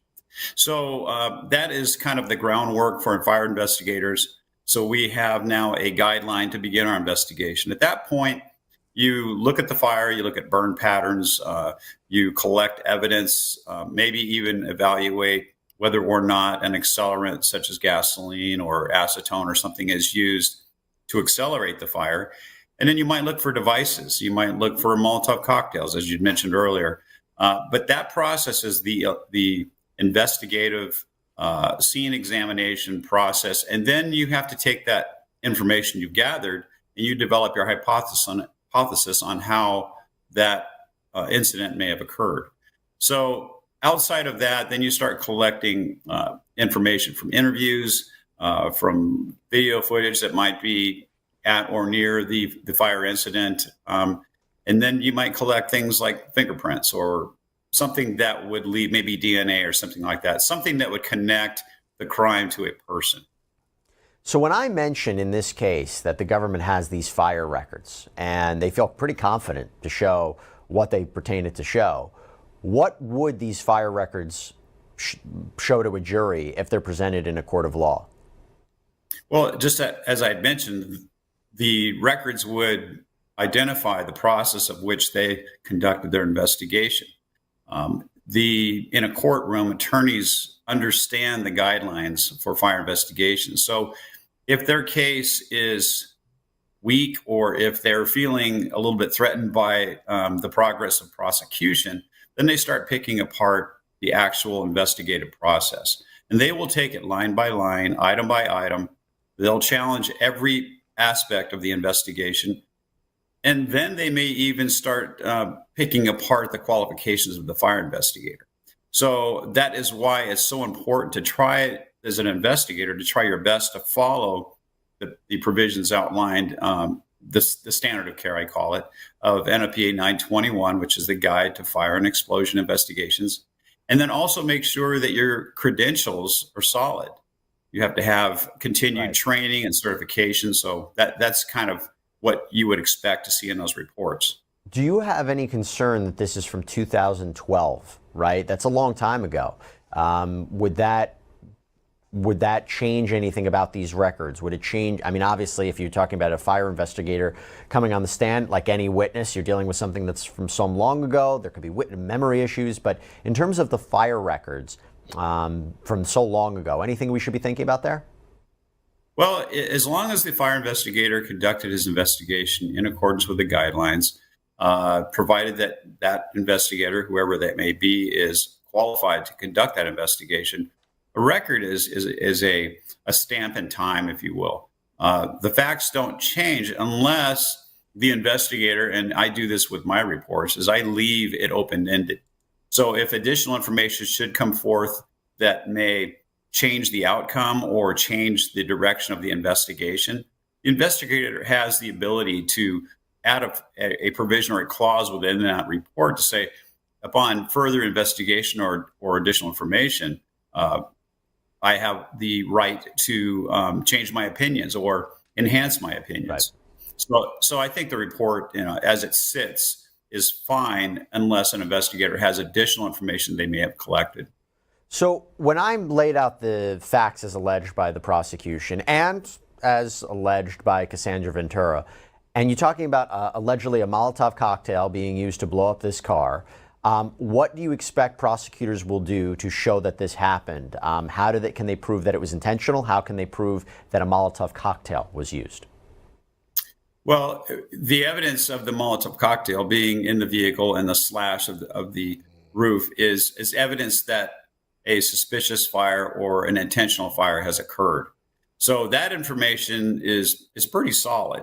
And then you have to start looking for intent. Why was this even done? Was it an act of revenge? Was it an insurance fraud situation?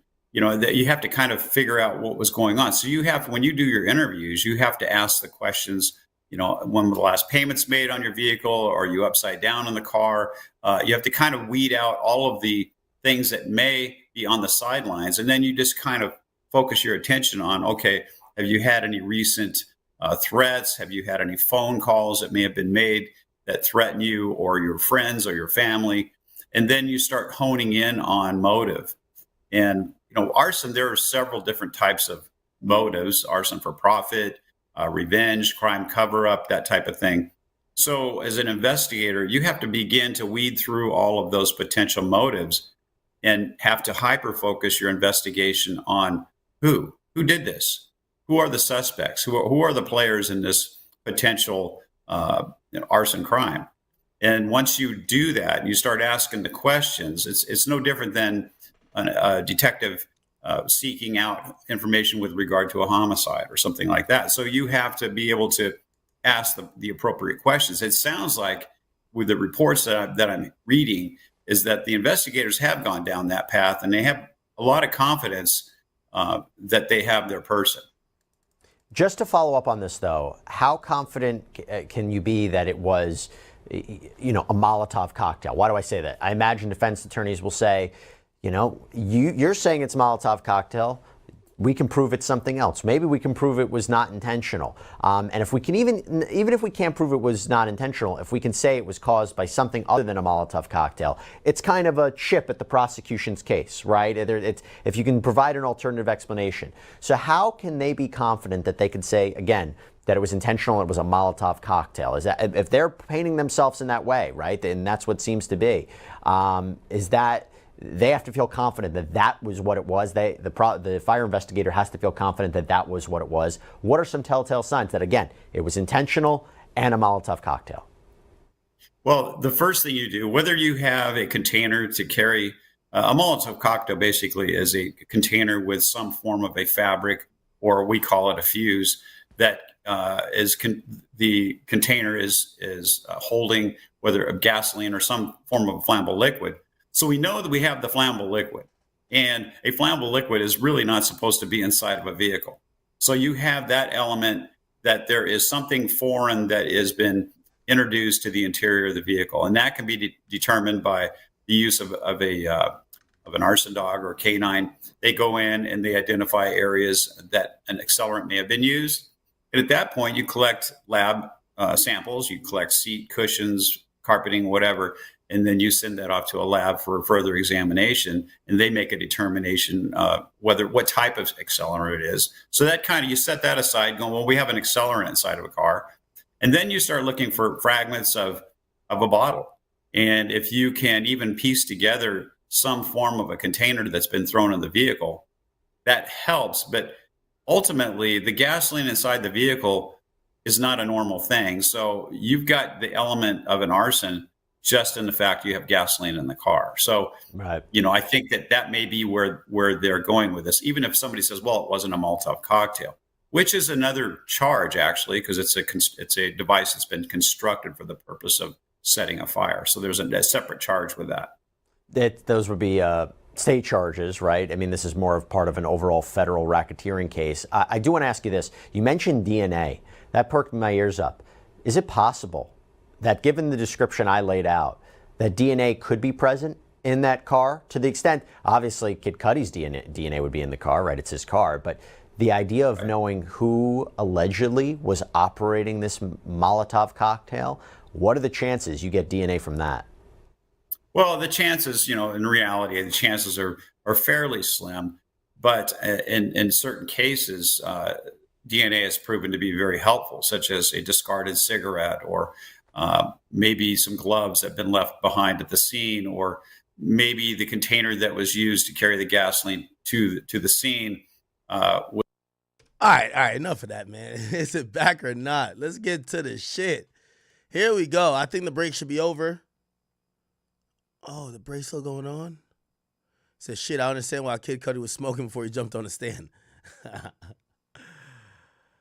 Let's fucking go, bro. Damn, we're still on a break. Was not handled with gloves. It might have just been somebody's raw fingers that are on this thing, and which is transferring DNA. So there's different transporting of DNA to a scene.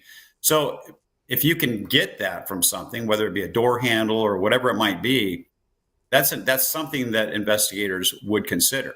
Whether it's successful or not, it just depends on how cunning the arsonist is and how protective they are of the DNA, what's left behind. So that's kind of where I would see it to be helpful. So, Robert, thank you so much for coming on. I mean, I thought this was fascinating. As this case progresses and maybe more details come to light about this specific incident, I would love to have you back on. Real quick, tell everybody what your background is and also where they can find you now. Well, not to bore everybody, but I started out as a firefighter. I worked for the city of Downey for many years. And during that time of being a firefighter, I promoted up to a captain level. And I actually ran the arson division in the city of Downey. I worked with a lot of the surrounding cities. They considered it the Area E group, which involved Compton and Santa Fe Springs and a couple other surrounding cities. And we would share our expertise and our time to help each other. So I was exposed to quite a few fire scenes, very interesting fire scenes. Right. And now as a private for PyroCop, I've traveled all over the country. I've been to many different types of fires, and I love it. I love this work. It's a great career, and I have no complaints whatsoever. Is that a fire symbol on your shirt? Yeah, it's the little PyroCop looking at a fire. Yeah. All right, man. Look at that. All right. Okay. So Kid Cudi's job. Okay, bet we're back. So before juries are back, will you finish with the witness of today? AUSA says through the cross of Mr. Kaplan was 3 times longer than we thought. So I guess they had scheduled witnesses. They're basically saying we don't know if we're going to get to all 6. So they're on the second. They might not get to the other 4. And AUSA asked Kid Cudi, was the damage of your car present before the call from the dog sitter? So basically before you were alerted that the car's on fire, did the damage you witnessed, because he never saw the car on fire, when you went back and seen that car, was it like that? And Kid Cudi says no. AUSA says, did you think it was accidental or intentional? He said, I definitely thought it was intentional. AUSA says, where did you last see Ms. Ventura? He says, at Soho House. I'd reached out to Sean Combs and says, let's talk. This is getting out of hand. Yo, Kid Cudi. Yo, Kid Cudi, pure pussy. Your nigga blow up your car. He break in your house. He throw your little funky ass dog in the bathroom and shut it. And fucking, you're like, yo, bro, let's talk. Yo, Kid Cudi's the worst type of nigga. In this life, I think you either a gangster or you're a civilian.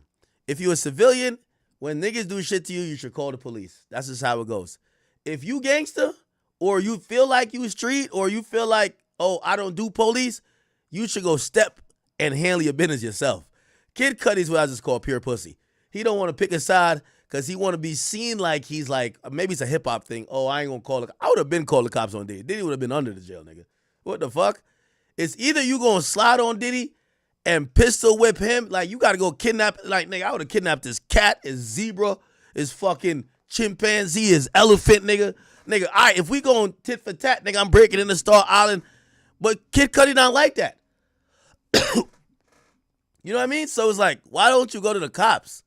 I hate when non-gangster niggas who ain't gonna retaliate in a gangster way just play bitch and don't do nothing. Or act like, oh no, I'm just trying to save my reputation. Nigga, nobody think you about to do anything anyway, you a hoe. He should have went to the cops. So he said, instead of going to the cops or anything, he called the nigga who did all this shit to him and said, let's talk it out. Huh?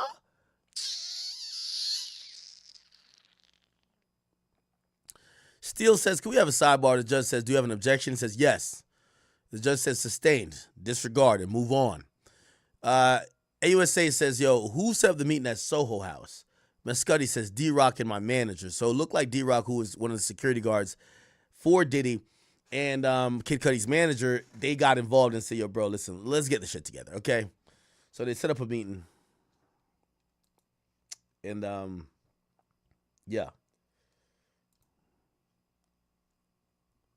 Cool. Now, AUSA says, yo, what was Mr. Combs doing? Kid Cudi says, standing there like a Marvel supervillain.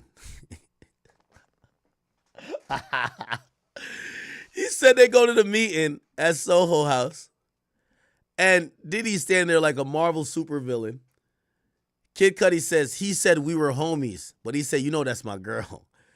Kid Cudi said, what did you say? You could tell Kid Cudi, he a bitch. He said, bro, he copping pleas to Diddy. Yo, a nigga done threw your funky ass dog in the bathroom. He went through your whole house, ransacked it, and then blew up your car. And you over here copping, please, bro. I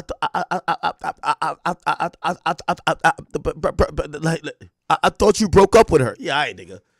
Combs offered him water twice. Oh man, Diddy's a demon. Diddy's a demon. Yo, I need a movie about this. Kid Cudi, why did you take the stand to come confirm everything we thought Diddy did to you? Like Diddy was just punking you. Nigga, you should have been on this shit like, yo, y'all can't get me to admit this by hook or by crook, nigga. Hell no.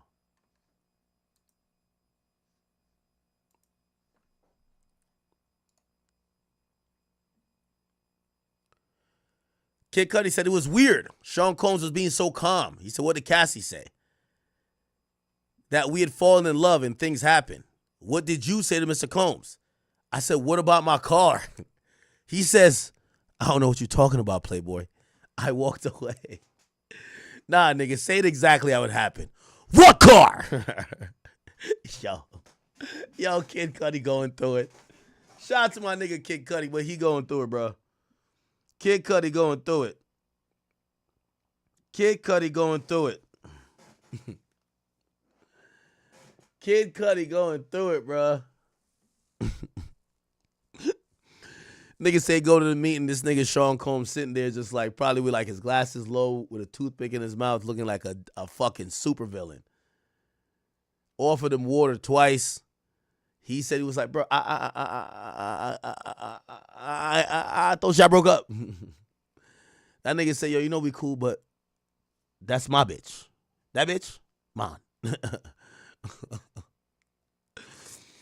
Oh, man. And Cassie got to sit. Yo, I ain't gonna lie. That's kind of gangster. Yo, let me have a meeting with this nigga who been fucking you or trying to fuck you. Well, actually was fucking her. And you gonna sit here and let me sun this nigga. And he gonna sit here and get sunned and then leave. Did you see Mr. Combs later? A few years later at Soho House, he said, "I'm just sorry for all that bullshit." I was surprised, so I found peace with it. AUSA says no further question. All right, Brian Steele, it's time to drop 35. Brian Steele, you got to drop. Yo, Brian Steele, you can't fumble this shit like the Knicks. You got to actually fuck 35. We need a 50-point game. Brian Steele. Brian, we need 35 from you, boy. Yo, this nigga Kid Cudi showed up to court to basically say, yo, I fucked the nigga's bitch, and he punked me, blew up my car, fucked around, broke in my house. I asked him about the car. He ain't pay me back for shit. He just had a nice, calm meeting with me to say, leave his bitch alone. I got no get back, no nothing. This is like a weird ass situation. I wouldn't even testify to this type of shit. I'm telling you, I would have put a case, the case I would have put on Diddy. The case I would have put on Diddy is crazy, nigga. I would have been singing, like, nigga, don't show up to snitch when, you show up to snitch when it don't even matter. I would have been in court the next day. Whatever.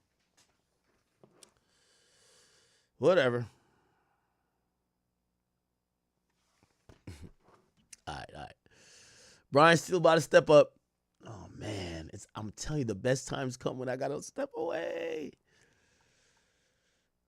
All right, Brian Steele says, I want to ask you a couple questions about your Porsche in 2022. Kid Cudi corrects him. Nah, it was 2012, buddy. Steele says, I apologize. Did you get a call about damage to your vehicle? Any surveillance footage? Kid Cudi says, nah, my dog's babysitter did send me footage of the damage, though. Okay.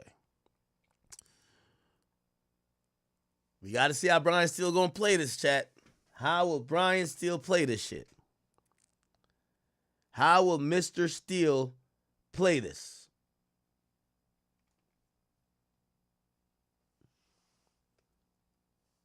You say, you know he's so mad at Diddy? Of course. Yo, Diddy invited him to dinner like a hoe and sat him down and told him, yo, it's like beating a nigga's ass and explain to him calmly why the fuck you beat his ass. And he ain't trying to get no get back. He's like, all right, I get it. Okay, all right, thanks for letting me know. Okay, I'm good. Kid Cudi got punked this entire time by Diddy. That is crazy.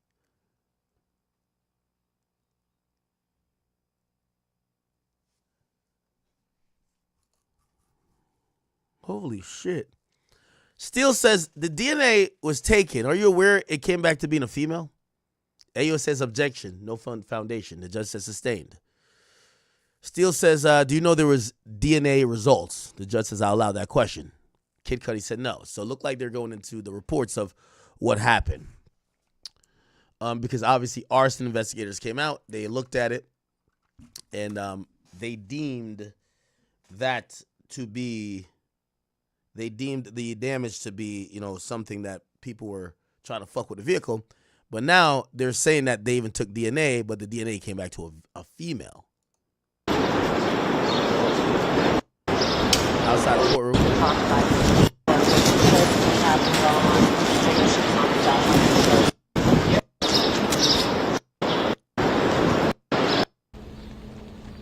This is earlier.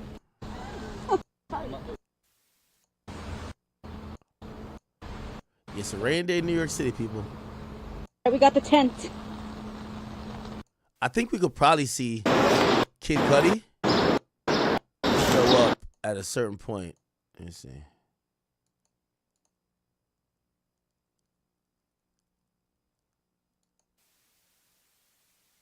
Yeah, this is Diddy physically assaulted her when his former personal assistant, George Kaplan, is done. Kaplan said he picked up drugs twice for Diddy and that the rapper threatened his job on a regular basis. But to back up for a moment, earlier in the day, we heard from psychologist Dawn Hughes. She testified.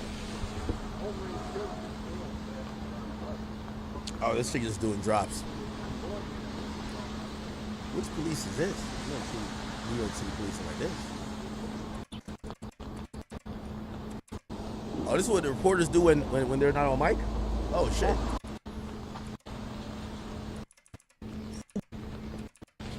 Lawyers Rosanna and Kurt, good morning to both of you. Also, inclement weather is showing a smaller media presence here. A lot of things to factor into that. But prosecutors plan to call a total of 5 witnesses to the stand today, including Kid Cudi, who will testify right after Diddy's former personal assistant, George Kaplan, is done.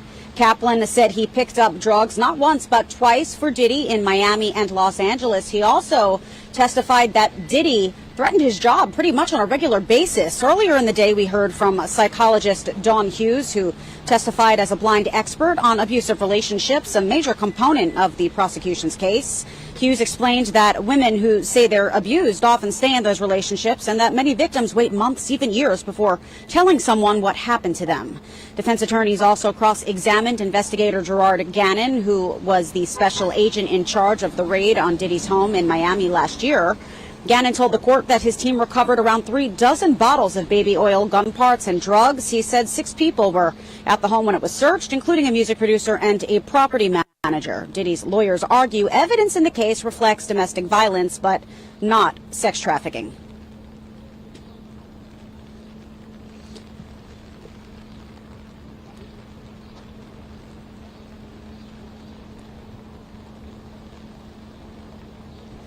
All right. Wait. Holy. All right, let's go. Combs then says, Miss Ventura, so Cassie told you it was over, right? Kid Cudi says, nah, we just stopped talking. Steele says, you told this honorable court and this jury that she played you. Ooh. Kid Cudi says, yes. Steele says, she played you and you had no clue? Kid Cudi said, no clue. Ooh, so it looked like maybe Cassie was playing between both of them. So it might have been one of those things where Cassie was trying to make Diddy jealous. Remember, Diddy's fucking other women. Cassie keeps finding out, but Cassie loved Diddy. Cassie's probably like, it could be one of those, shout out to all my chat queens, you ever did this? I got to give you a taste of your own medicine. Pause. No Diddy. So she starts dealing with this guy, but here's the thing, her heart belongs to Diddy. She loved Diddy. But she realized Diddy not taking her serious. Diddy's doing A, B, and C. Diddy's doing fuck shit. He ain't giving her enough time. So she's on some shit like, I'm going to show you why you need to stop fucking playing with me. You know I'm a bad bitch. You know all these niggas on my body. All right, let me go entertain a nigga real quick. She go entertain that nigga. Diddy ready to crash out. She wasn't entertaining the nigga to leave the nigga. She was entertaining the nigga that Diddy could realize what the fuck he had. Because when Diddy had unfiltered access to her, remember, Diddy was talking to her on some shit like, yo, bitch, like, make sure my number is on some VIP alert shit, loud. Don't miss my phone calls. So it looks like she started feeling neglected. She started entertaining somebody. And if Kid Cudi says he felt played, he probably feel that he was genuine about trying to get with her while she was just trying to make Diddy mad. Interested.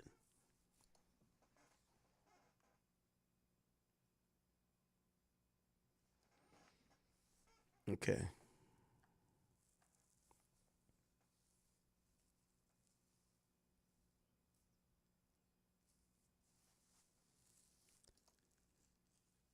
Interesting.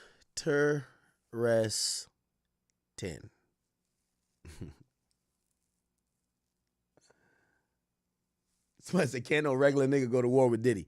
Yeah, Diddy was stepping on business. I ain't even gonna lie. Diddy was standing on business when it come to all this shit. Cassie Ventura back in 2011. Last week, Ventura told the court that Diddy physically assaulted her when he found out about their relationship. She also said Diddy threatened to blow up Kid Cudi's car. And according to police reports, Kid Cudi's convertible was set on fire by an incendiary device back in 2012, but Diddy was never formally connected to that investigation, and the defense insists that prosecutors are wrong in that accusation. For now, we're live here at federal court in Lower Manhattan. Kurt and Rosanna, back to you.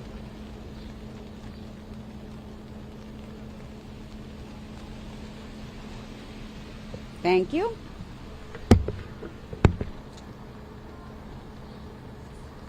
Right.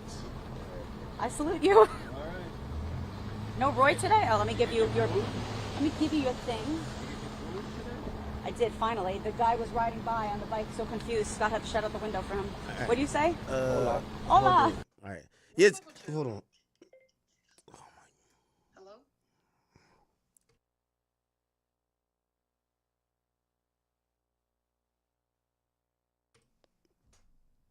Okay.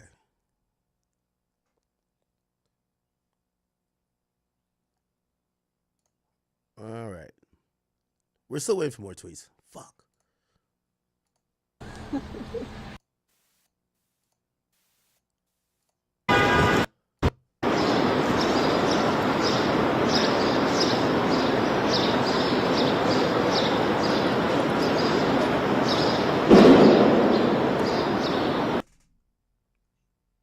Please stop. Jesus Christ.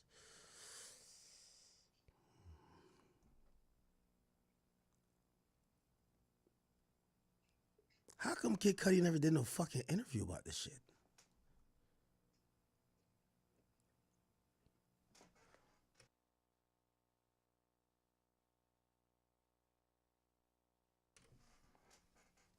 Nah, I'm coordinating with somebody in court right now. I'm coordinating with somebody in court. Hold on.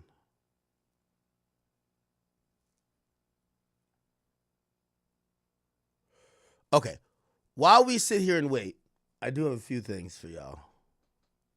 So we have some more footage of, not footage, but pictures of what happened with the raid. They broke a lot of shit at Diddy's house. And I don't know why Diddy's lawyers did this during the trial, but they were trying to like kind of showcase that Diddy, it wasn't necessary for the force. And they were pretty much almost saying, yo, you guys are fucked up for, oh, here we go. Cudi, are you nervous to testify today? What are you expecting today? You look great. Great. Cudi, are you nervous to testify today? What are you expecting today? You look great. Great.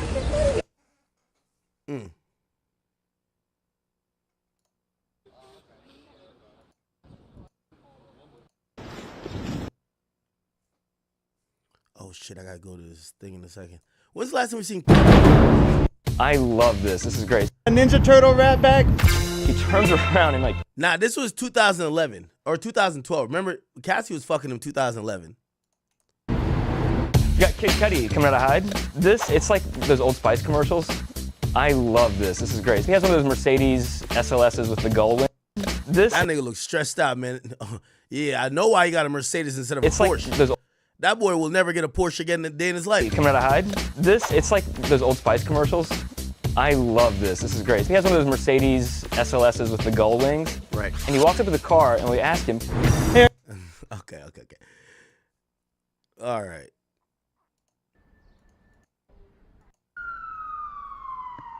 Still outside the front of the courtroom. Holy shit. Remember the last person said that Gina...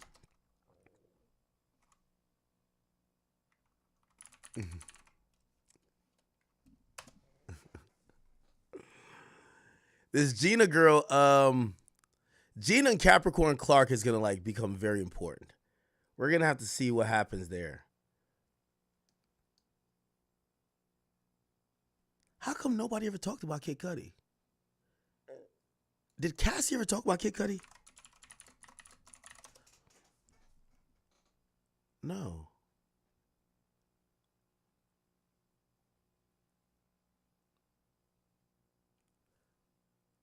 Cassie never talked about Kid Cudi. Publicly, at least.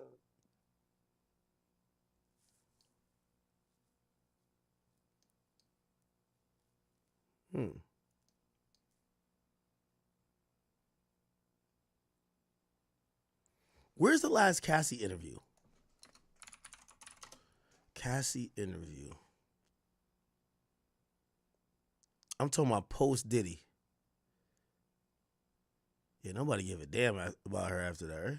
Oh, here we go. My lifestyle is so different than everyone else's that, you know, I don't know if marriage would be conducive to me being sitting here with you right now. From New York and on the new Hot 97 app, Ebro in the morning on Hot 97.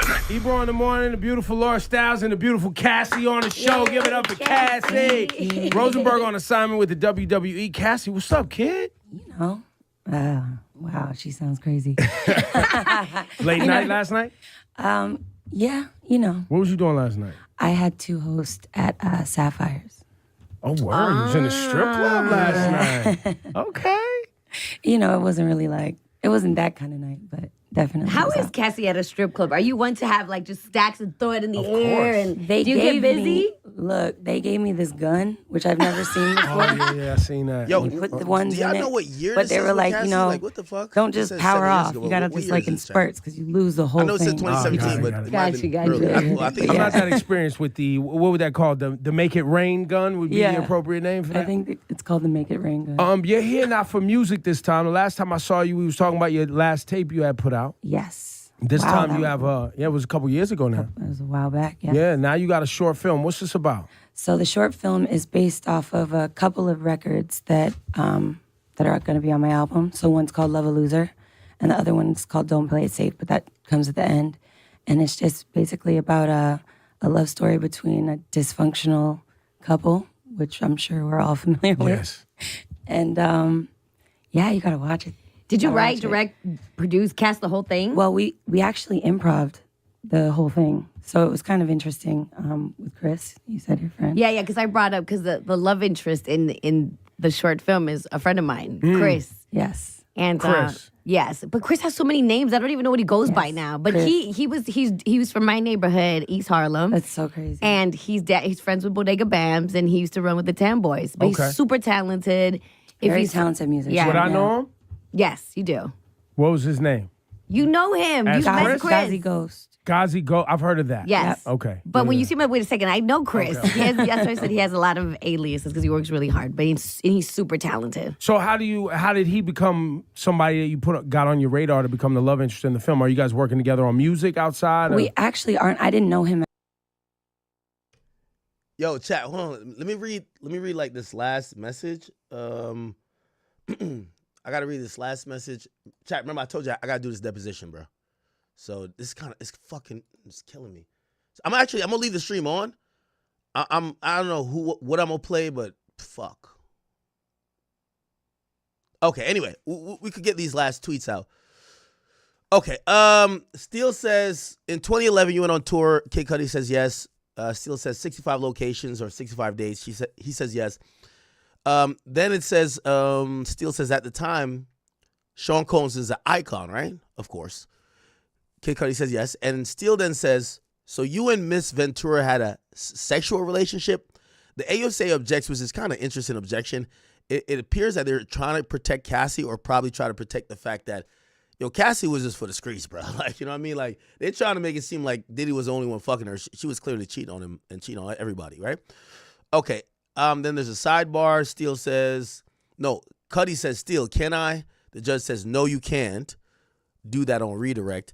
Steele says, do you want to tell me something? So now Steele just puts in a question because they can't volunteer shit. They got to be asked because it's cross. Miss Cudi says, Sean Combs asked me about doing a song with Miss Ventura in 2010. And Steele says, thank you. Chat, I got 5 minutes. Oh, okay, well, we got one more tweet. Steele says, you believe they left your front door unlocked? Kid Cudi says yes. So there was no forced entry. No. So basically they're almost saying that like somehow they had a key, even though according to reports, they put a gun to somebody and that's how they got in. Steele says, just presence open door, locked in the bathroom. I'm not belittling, just asking. Did you call Sean Combs? He says yes. Steele says, was he calm? Yes. Chat, y'all gonna hate me for this, but I told y'all I have to go. I'm gonna leave this on. I wish there was somebody else like that could fill in for like an hour for me. I got to do this virtual deposition for my dog bite. Oh boy, chat, is anybody else covering this fucking trial? I feel like no, right? And this is like so important right now. My lawyer called me like not too long ago. They're trying to make sure. You know what they told me? They said, Ack, answer yes or no questions. We know you love to talk. Just say yes or no. I said, I got you. I got you. God damn it. All right, chat. Give me a second. I'm going to come back and get all of this, but at least at this Okay, by the way, the transcript for Cassie's out. So this is an AI reenactment of Estavio and Emily Johnson talking to Cassie. I don't know if y'all want to hear that or y'all want to hear analysis. Actually, no. Day 8 of Sean Diddy Combs' federal sex trafficking trial delivered some more explosive testimony.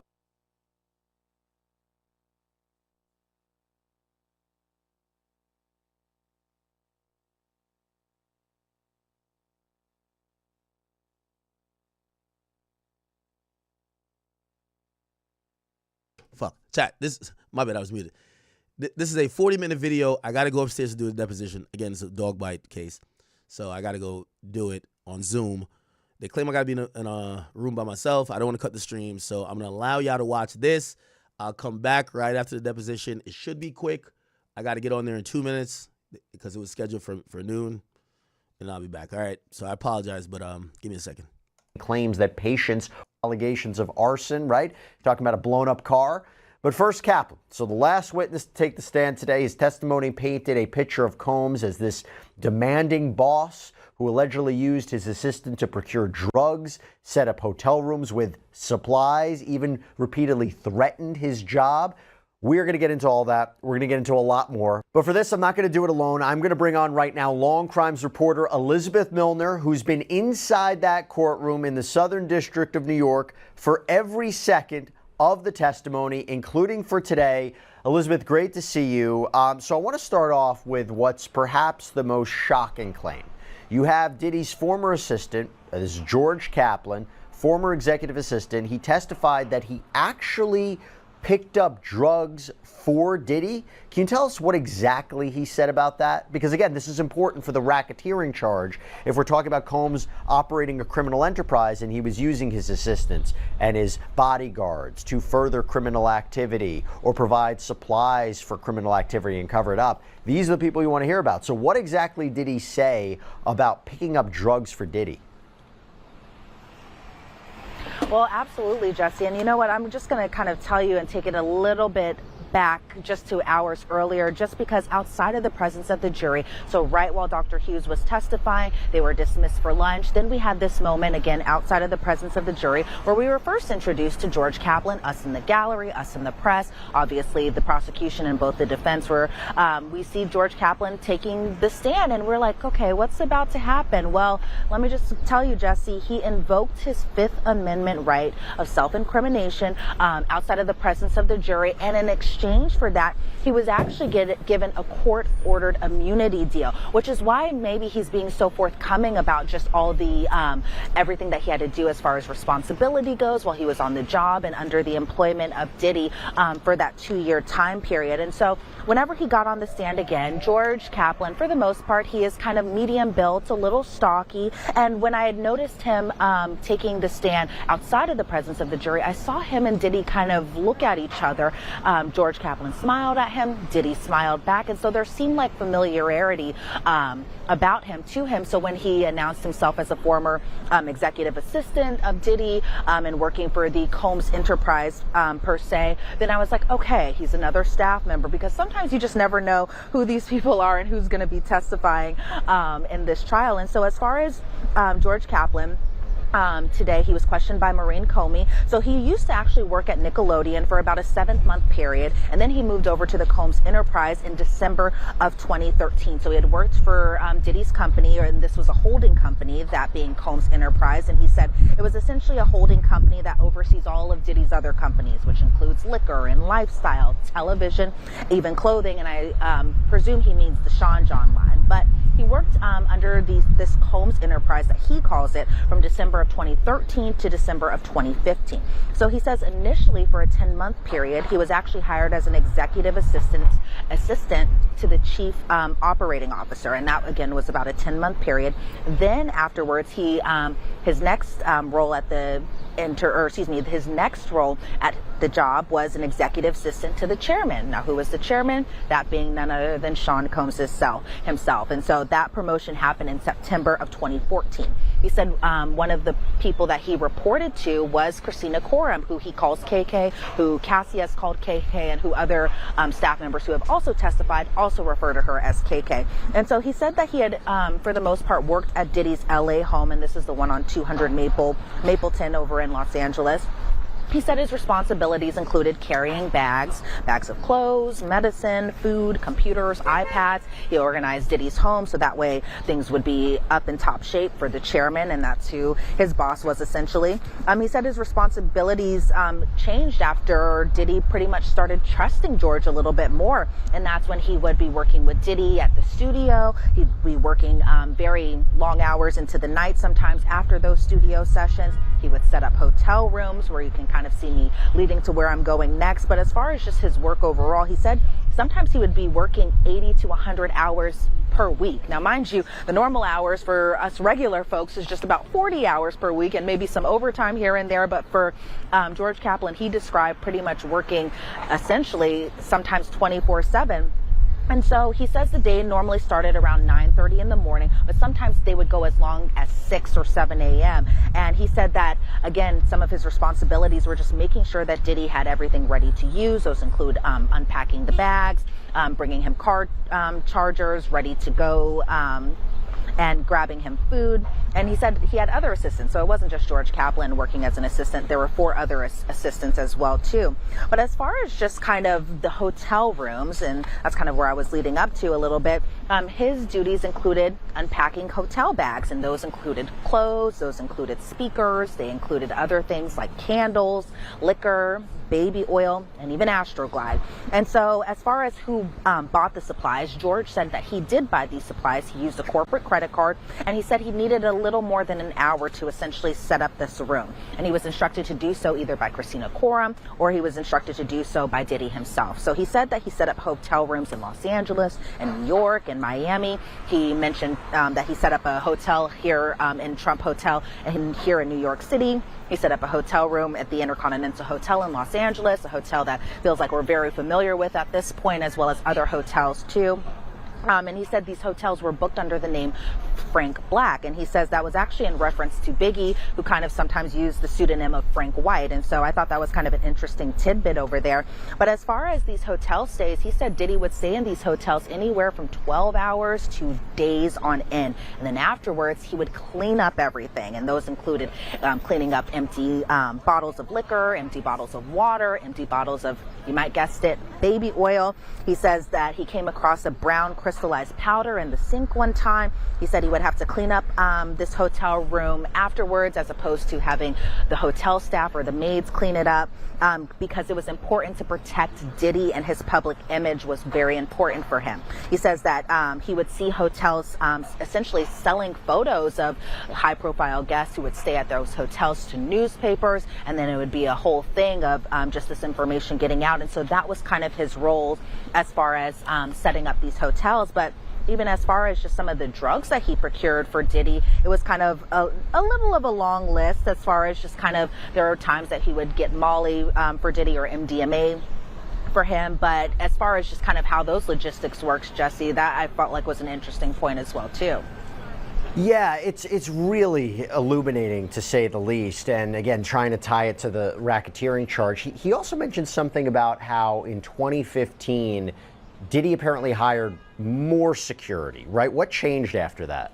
So it wasn't necessarily clear what the big change was. I think that's where we were kind of leading to, or at least that they were going to circle back on during his direct testimony, which will still continue on into tomorrow. But as far as just his mention of security, he said when he had first started working with Diddy and for Combs Enterprise, that he had worked, that security members included D-Rock, they included Paul, who we know to be Uncle Paulie, and they included Rue, which we know to be a security guard named Ruben. But he said around the time that he was leaving his job position, mentioned that they ended up having licensed security guards around the 2015 timeframe. And so again, they didn't go into more details about why that switch was made, but as far as just how the new security compared to the old security, he essentially said that the new security were more professional, they were more polished, they had more training to them. And I think that was an interesting point that he had made, especially since when we had heard from David James on the witness stand, he had mentioned that some of the security guards would bring over women to Diddy's home and that type of thing. But again,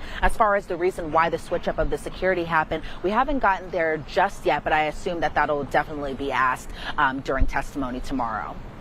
And I understand he also talked about Combs threatening him or allegedly threatening him. What did he say?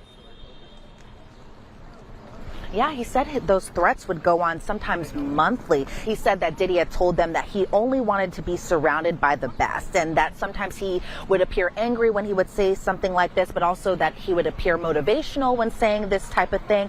But as far as even just some of the threats, one of the threats were even made while George Kaplan brought Diddy the wrong water. It was something that Diddy wanted, this alkaline water, and so what George did was he combined half a gallon of alkaline water and another half gallon of alkaline water and then put it together to make that 1 gallon, and Diddy didn't necessarily like that. And so that was another instance that he remembered about Diddy just threatening his job essentially over fancy water. I want to circle back about the drugs because drugs are important in this case. On one hand, prosecutors say that the drugs were used to keep victims compliant. On the other hand, possession of drugs with intent to distribute is one of the underlying predicate crimes that the prosecution can prove in order to get to the racketeering charge. What did he say about picking up the drugs, purchasing the drugs? How did that all work out? Yeah, it seems like drugs are kind of like a common theme, especially that the prosecution's trying to lay out that there was just drugs essentially every day in Diddy's life. It seems that's where the prosecution is kind of going with this. But as far as George Kaplan is concerned, he said that he did pick up MDMA for Diddy after being asked to by Diddy himself. He said this instance happened, or this particular incident that he recalled happened in Miami. Diddy asked him to pick up drugs. Diddy gave him the number, I guess, of the respective drug dealer. This person came to Diddy's house who had the drugs with him. He used Diddy's money to pay for these drugs. It was MDMA, and then he would give Diddy the drugs. And he recalled this incident also happening in Los Angeles at the Bel Air Hotel with a different drug dealer that he was instructed to pick up these drugs for Diddy in Hollywood. He wasn't sure what the drug necessarily was, but he said that the money did definitely come from Diddy, and that's where court kind of ended for the day. So I assume they'll kind of pick back up, at least from the drugs, and then go into more and more kind of layers of just, I guess, whatever his testimony is expected to be tomorrow. Yeah, so definitely an important witness in this case. And the reason I started with him at the end is because it's kind of the newest testimony that we're hearing, but it doesn't disregard what we heard earlier on in the day. Because somebody that I actually dedicated a sidebar episode to, somebody who I think is going to be critical for this case, is a forensic psychologist who testified about essentially one of the main questions in this case. If Cassandra Ventura claims that she was a victim of Diddy's abuse for years, why didn't she leave? Why did she agree to freak-offs? Why did she seemingly set them up? Why was she encouraging them? Was she really? Was she really? Was it actually a lack of consent? Are we talking about complicated psychological issues? Why? Because we heard the testimony of Dr. Dawn Hughes. So, by the way, she had testified in the Johnny Depp Amber Heard trial, this board-certified forensic and clinical psychologist. She testified on behalf of Amber Heard back in that 2022 defamation trial. Elizabeth, she took the stand for the prosecution. Important witness to explain Cassandra Ventura's behavior, even though she didn't directly examine her, my understanding is. But she made some key points about why somebody like her would possibly stay in a relationship if it was truly toxic and it was truly abusive, and to basically say to the jury, she is potentially a victim of sex trafficking. What insights do you have about Dr. Dawn Hughes? Yeah, well, one thing about Dr. Dawn Hughes is when she was on the witness stand. Now, Jesse, I'm someone who talks really, really fast. I know that. My mom has even told me about that. But Dr. Hughes, when she was on the stand, she was probably talking faster than I am talking to you right now. She goes so fast. So sometimes I'm just like writing everything down and that stuff. But she goes so fast. And so as far as just some of the key points of her testimony, you know, the question always remains. And it's a question we ourselves get sometimes when we're doing stories outside of this coverage, just about why victims of domestic violence and why victims of sexual abuse stay with the partners. And she really kind of broke it down in a way that I think was maybe very helpful to the jury, but it also came with kind of this giant caveat that she wasn't allowed to say certain words like coercive control, something that was agreed upon even prior to trial beginning. And so as far as just some of the testimony that she gave while under direct, she was talking just about physical abuse, where the normal reaction when somebody hits us or when a victim is hit is just fear, and it's really hard to kind of break that pattern. She talked about psychological abuse, where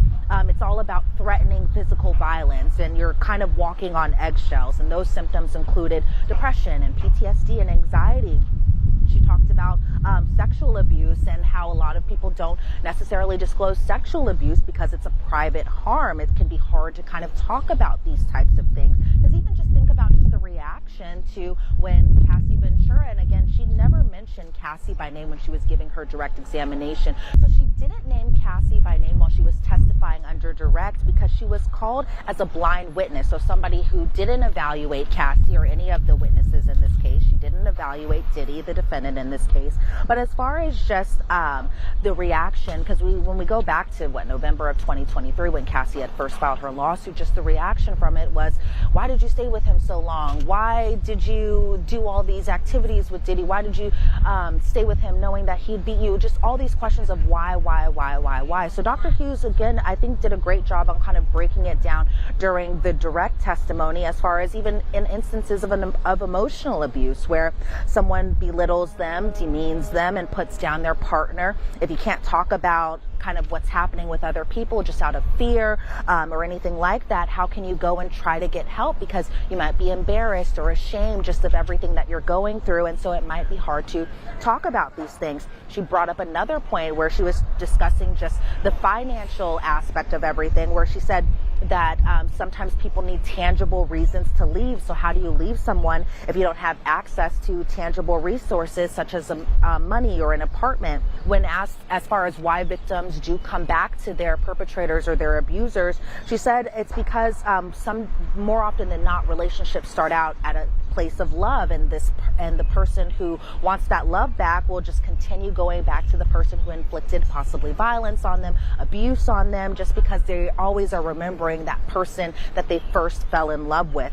She said that they want the good person back, and it creates kind of a trauma bond because these acts just get so humiliating too that they're scared to talk about it out of fear, so they end up going back to their abusers, where essentially this is kind of common. And as far as just the trauma bond, that a lot of people feel hopelessness, they have a fear of just leaving their partner and even just trying to leave. We talk about this all the time at Law and Crime, where it takes more than one time for somebody to try to leave. It takes multiple attempts for people to try to leave because there's so many obstacles, such as fear of retaliation, that their lives could be in danger, and that more often again than not, victims end up returning again to their abusers, to their perpetrators, because they return for that love. They return for that good version of the partner that they fell in love with initially. Something that I feel like kind of directly plays into what Cassie was talking about while on the stand, but it's not even just isolated to Cassie, right? Again, this is something that's very common that we talk about throughout our society, just about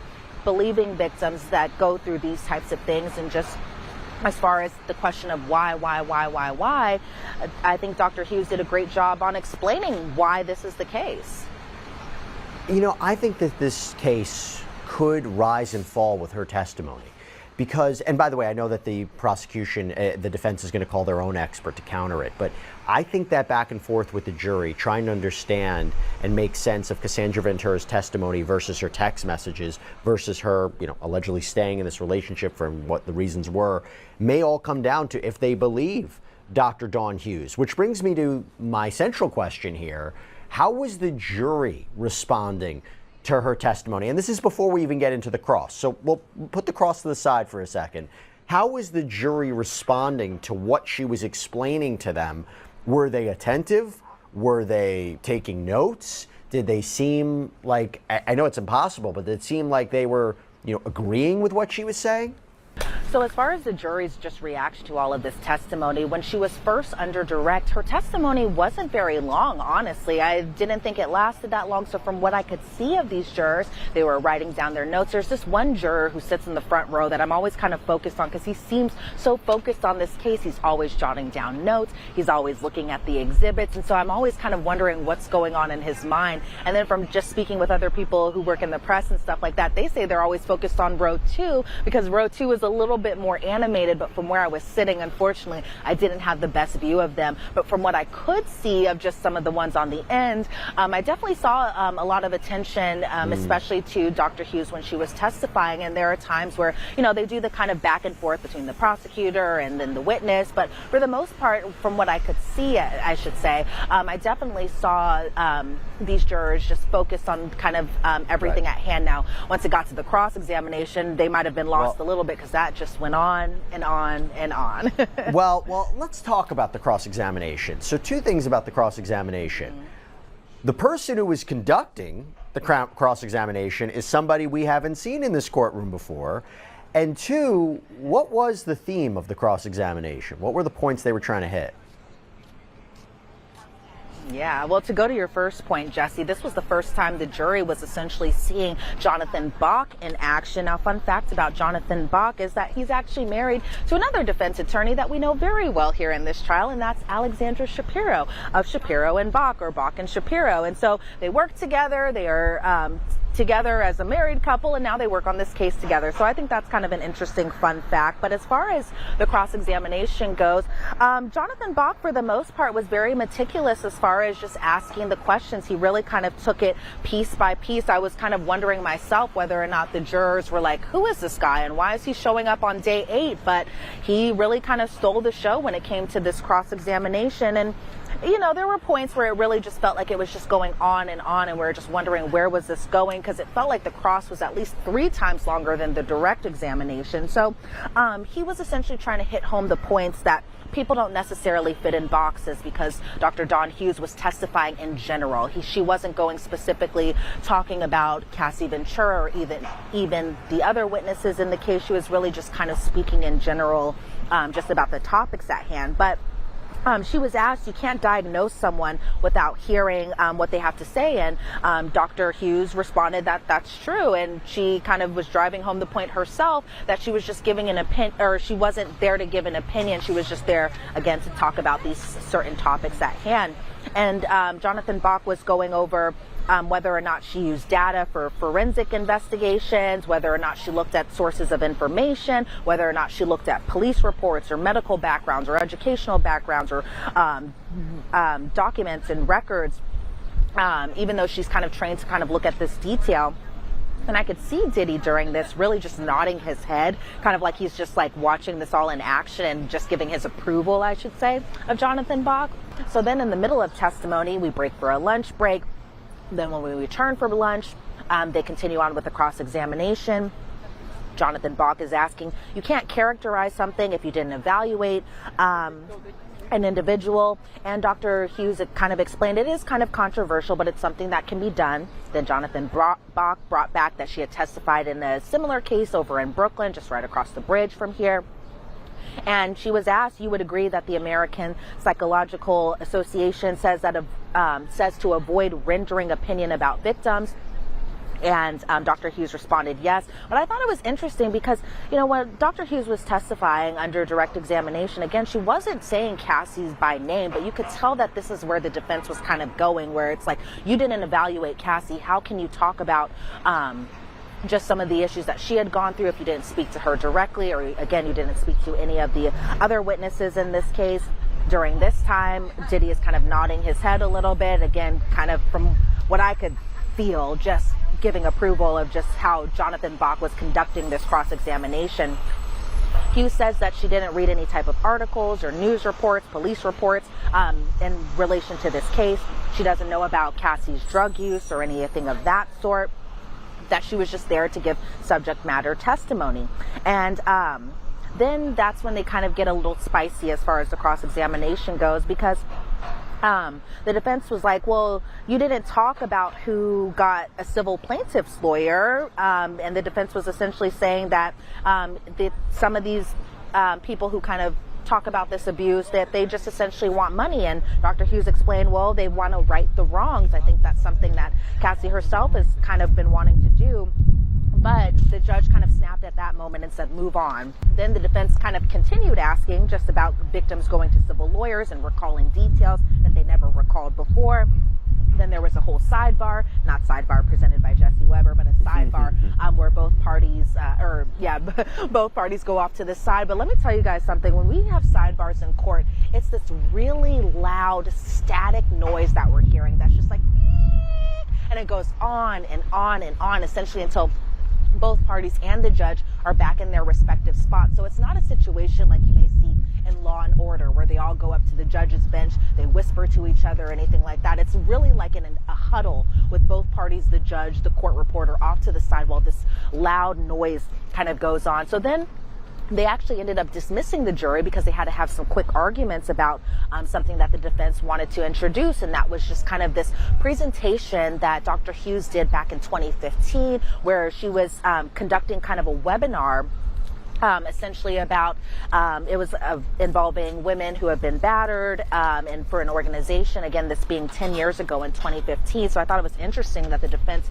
pulled essentially this presentation that she did from 10 years ago, where essentially Dr. Hughes was talking about giving expert witness testimony in cases that involved domestic violence. There were all these different parts about appearing in court or having certain conduct on the stand, navigating direct and cross-examination. And initially, the government had an objection to this because they didn't want this document shown in front of the jury. They didn't want it shown in front of the jury because they said that this could get a little confusing for them. And so what they ended up doing was not showing it in front of the jury, just showing it to the respective parties as well as the witness herself, that being Dr. Hughes. And so they were just going on and on and on. It lasted a little bit for, I would say, felt like more than 2 hours, honestly, to the point I was just I was like, oh my goodness, when will this end? But the defense kind of was bringing it back as far as just how much money that she was making, giving her testimony,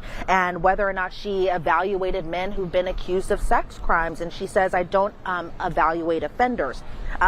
She was asked how many times she met with prosecutors, around 6 times or so. And she said, I don't know, I have to check my logs.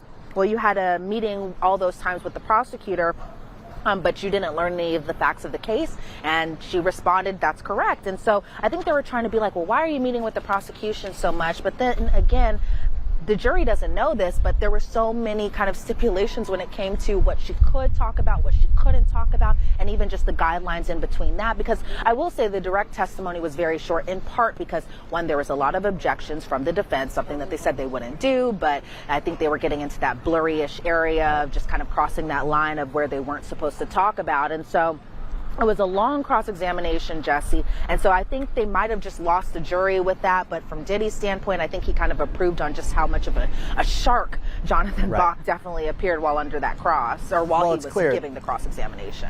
Well, it's clear. They're basically saying she's a hired gun, that her opinions are unreliable, they're not even useful or applicable to the situation at hand because she didn't evaluate Cassie. She's making these generalizations. I'm assuming that's the kind of argument they'll make in a closing argument.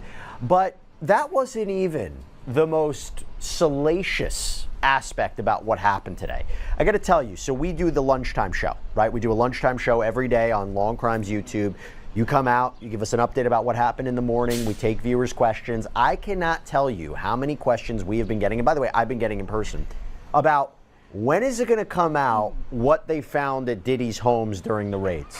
What did they find inside of Diddy's Miami Beach home when it was raided in March of 2024? That was a big, big development in this legal saga. So I understand a special agent from Homeland Security took the stand, right? Continued the testimony.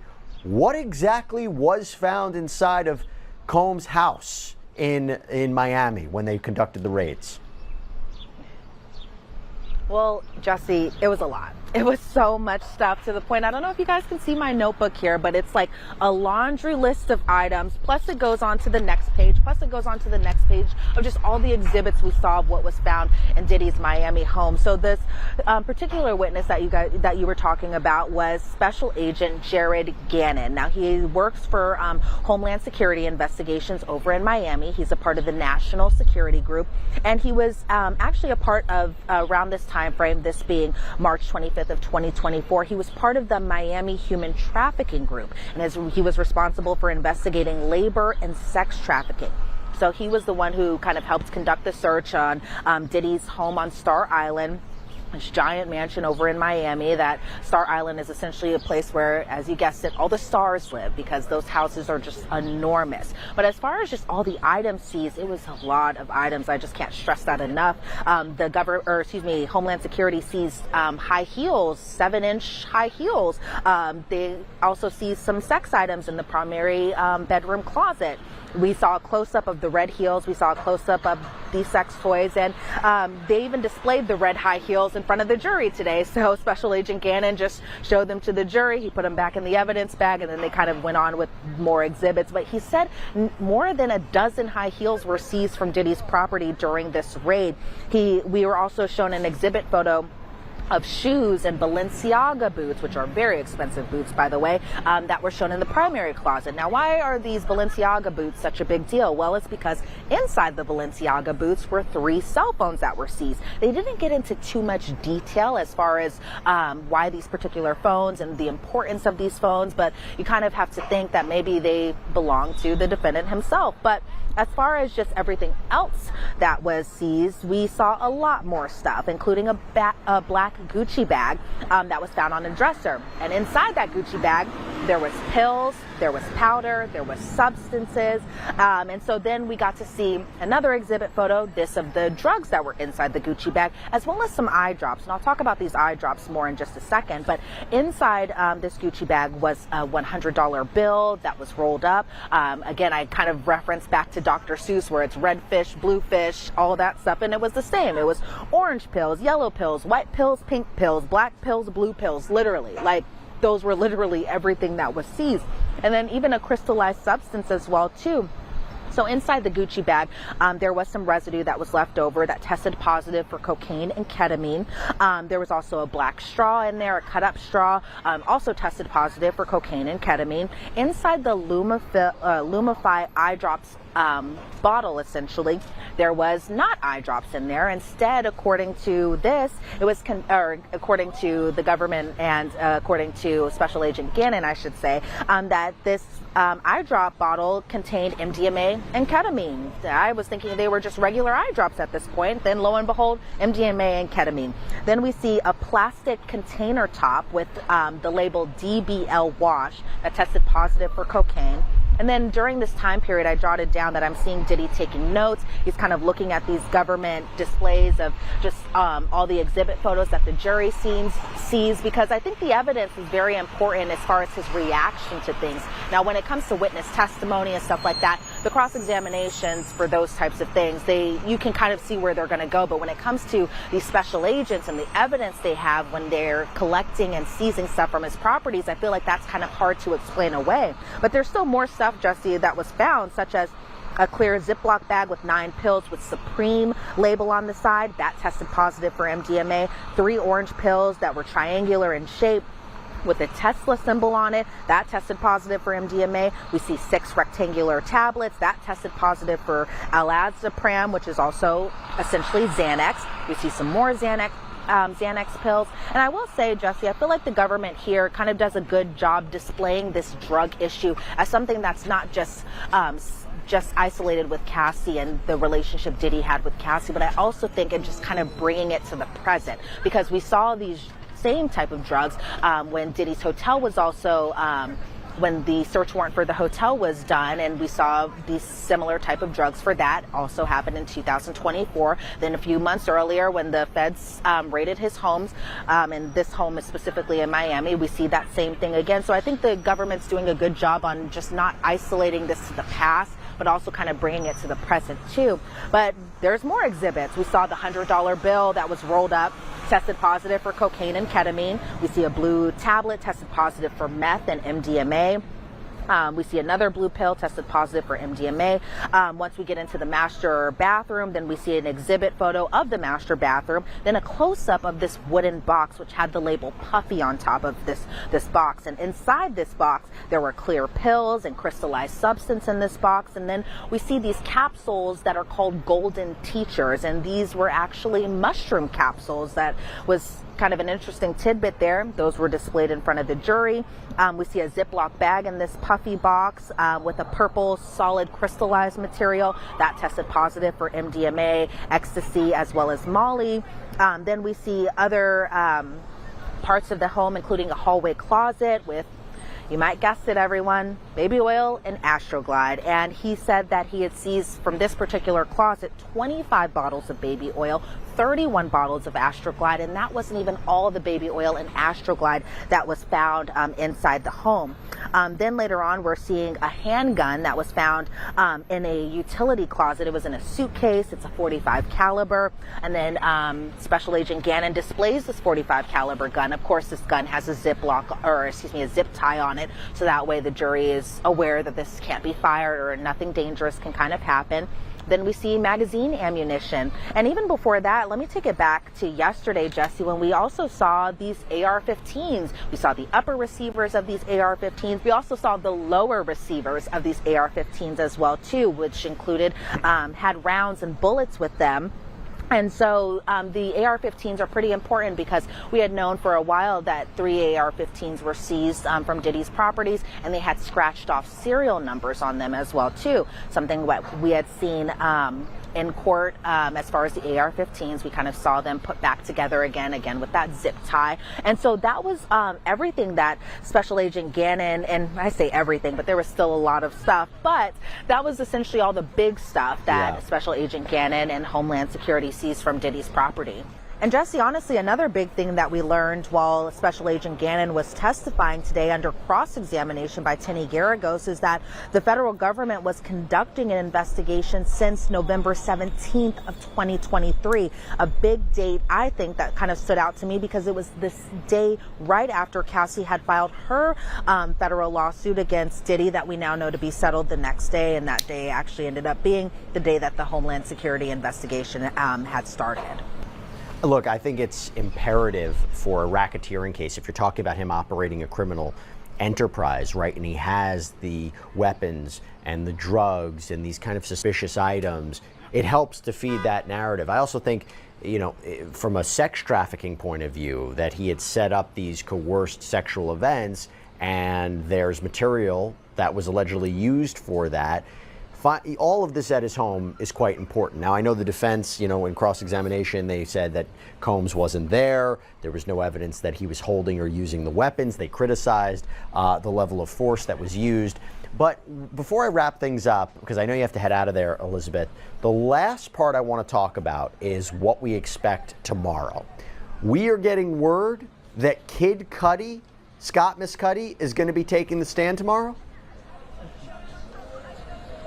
Yes, we did. So they're going to be finishing up with George Kaplan tomorrow morning once we get back into court. But yes, the next witness on the stand is Scott Miscudi, a.k.a. Kid Cudi. And I assume that it'll kind of be a busy day in the court house, as it always has been since trial has began. But I think a lot of people, especially possibly fans, might show up. You know, it's a Thursday, it might be rainy, but that hasn't stopped people from just wanting to know more about this trial and just see who is coming in and out of that courthouse every single day. But yes, we can definitely expect Kid Cudi to be taking the stand tomorrow, according to the government, but other people as well too, such as Mila Morales, a hotel witness. The government didn't say this particular witness's name. We'll expect to hear from a Josh Croft tomorrow, and then a Tony Abraham. And so not necessarily sure just all of the connections that these next few witnesses have with Diddy beyond just Kid Cudi. But as far as tomorrow goes, it's expected to be another busy day. Those are, 5 witnesses on the stand, minus George Kaplan, so 6 witnesses trying to get in and out tomorrow, and that includes the direct and cross-examination, all trying to get all these witnesses to testify before the long Memorial Day weekend. But we expect a busy day. However, the government says that they might end up ending early tomorrow if they can get through all these witnesses. So we'll see. We kind of have a little bet going on amongst, I have a little bet going on with one of the other reporters on whether or not we'll actually get done a little bit early tomorrow, but it's a wait and see, but definitely a busy day tomorrow. Ambitious. They think they can get done early. But look, I think Kid Cudi's testimony is going to be fascinating because he had apparently this relationship with Cassandra Ventura that Combs allegedly threatened and maybe did blow up his car, goes to arson, one of those predicate crimes, goes to this overall criminal enterprise. And let's not forget, when Cassandra Ventura in 2023 filed her lawsuit against Combs, and the first time she ever made public, first time we ever knew, this allegation that Combs had threatened to blow up Kid Cudi's car, it was his representative who came out either the same day or the next day and said, this is all true. So it'll be very interesting to see what he has to say on the stand. And we know that Elizabeth Milner is going to be there as well. Thank you so much. As always, great reporting. Get home safe, Elizabeth. Thank you so much. And that's all we have for you right now here on Sidebar, everybody. Thank you so much for joining us. And as always, please subscribe on YouTube, Apple Podcasts, Spotify, wherever you should get your podcasts. I'm Jesse Weber. I'll speak to you next time.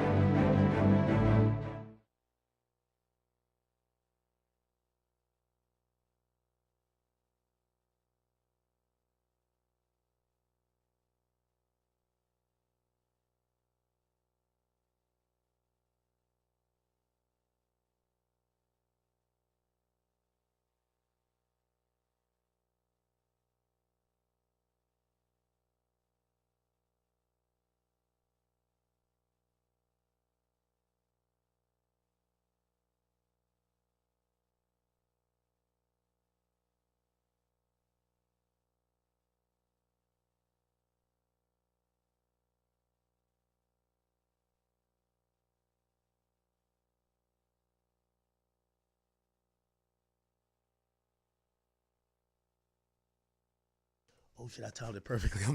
I'm in the middle of the interview, the deposition, and I'm like looking at the other screen too. Okay, chat. I'm still in the middle of it. They're asking me stupid ass shit. What's the layout of your house? Okay. Let me just I'm gonna put this longer video on. I'm so sorry. Fuck. Enterprise. Yeah, chat. I'm gonna put this on, and I'll put it on autoplay. This might take a relationship with Sean for a little over a decade. During that period, were you together consistently, or were there breaks during the relationship? There were breaks. During that same time, were there times where you got along well with Sean? Yes. Were there times where you did not? Yes. Were there times when you had arguments with Sean? Yes. Without getting into the subject matter of those arguments, can you describe what arguments with Sean were like? If they were violent arguments, it would usually result in some sort of physical abuse, and dragging and just different things of that nature. When you say physical abuse, can you tell me what types of things that Sean did that hurt you physically? I mean, he would mash me in my head, knock me over, drag me, kick me, stomp me in the head if I was down.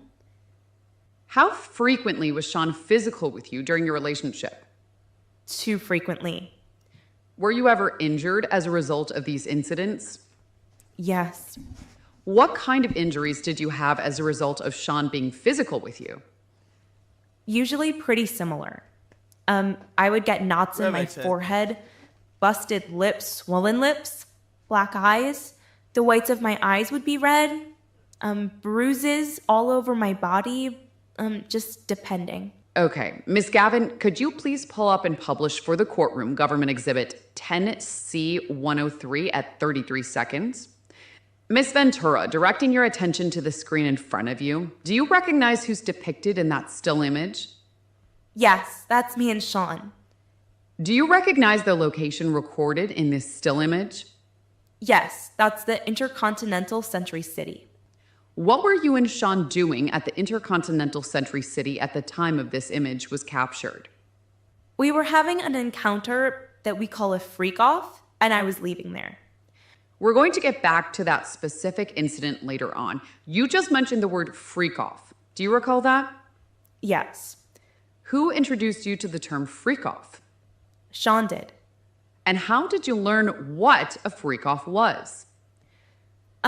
Within the first year of our relationship, Sean proposed to me this idea, this sexual encounter that he called voyeurism, where he would watch me have intercourse and sexual activity with a third party, specifically another man. And how did the term freak off come about? I honestly don't remember exactly how it came about. Can you describe for the jury, when you say the term freak off, what that entails?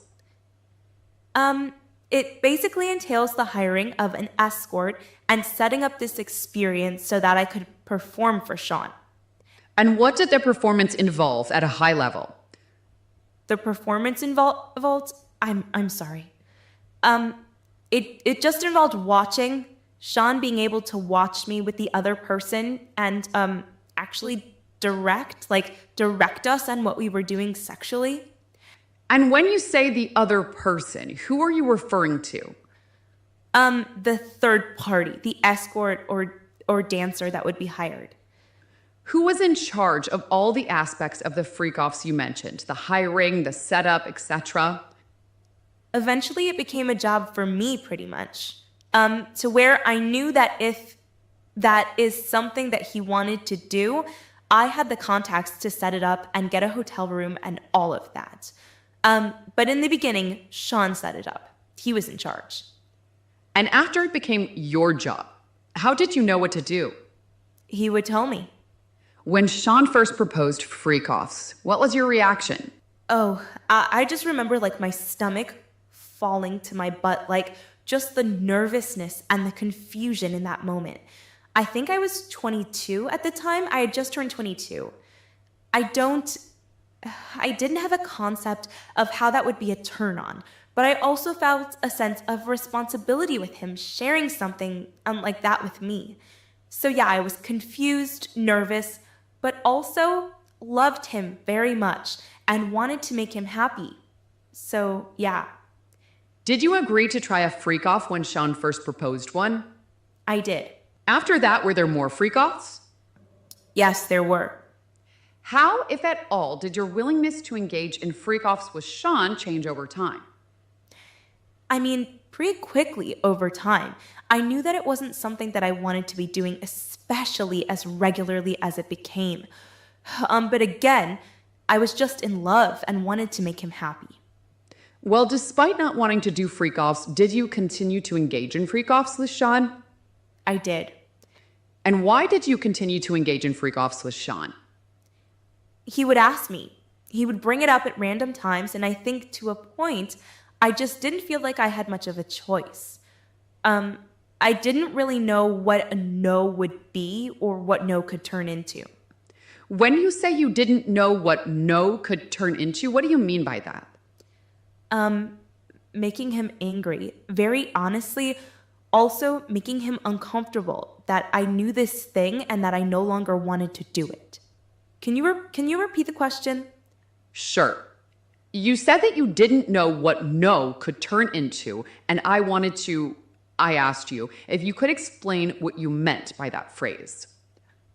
Ultimately, at that point, Sean controlled a lot of my life, whether it was my career, the way I dressed, everything. And I just didn't feel like I had much say in it at the time, being really super young, naive, total people pleaser.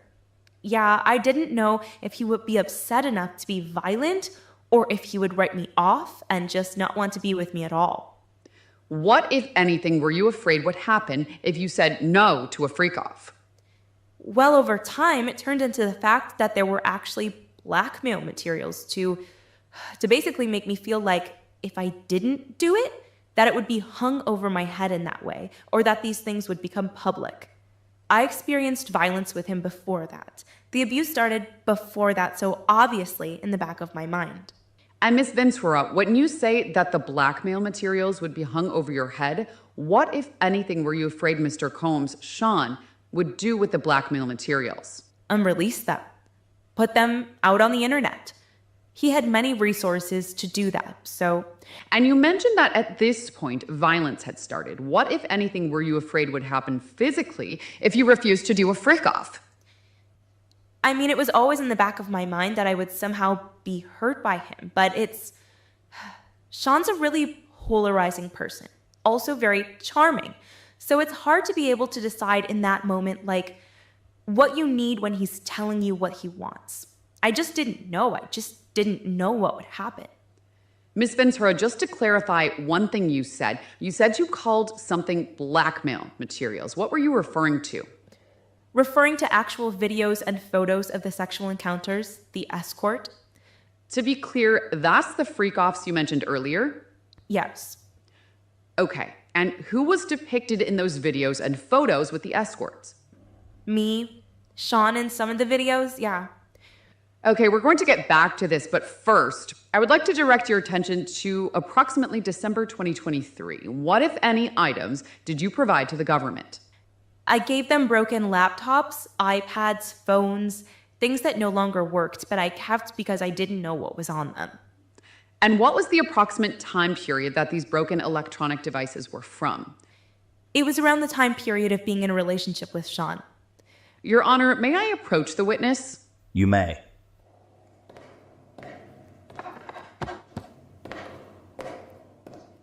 Ms. Ventura, I handed you what's been marked for identification as GXB. Do you recognize that I've handed you? Yes. Have you reviewed the contents of that drive? I have. At a high level, what's on that drive? Different communications and documents pertaining to this trial. Are those communications and documents from this electronic devices we just discussed? Yes. And did you also review photographs that are contained on that drive? Yes. Are those photographs also from the electronic devices we just discussed? Yes. And how do you know that the drive I just handed you is the drive that you reviewed before this trial? Because my initials are on here. Did you initial the drive after you reviewed it? I did. Your Honor, at this time, the government is going to offer some of the materials on that drive.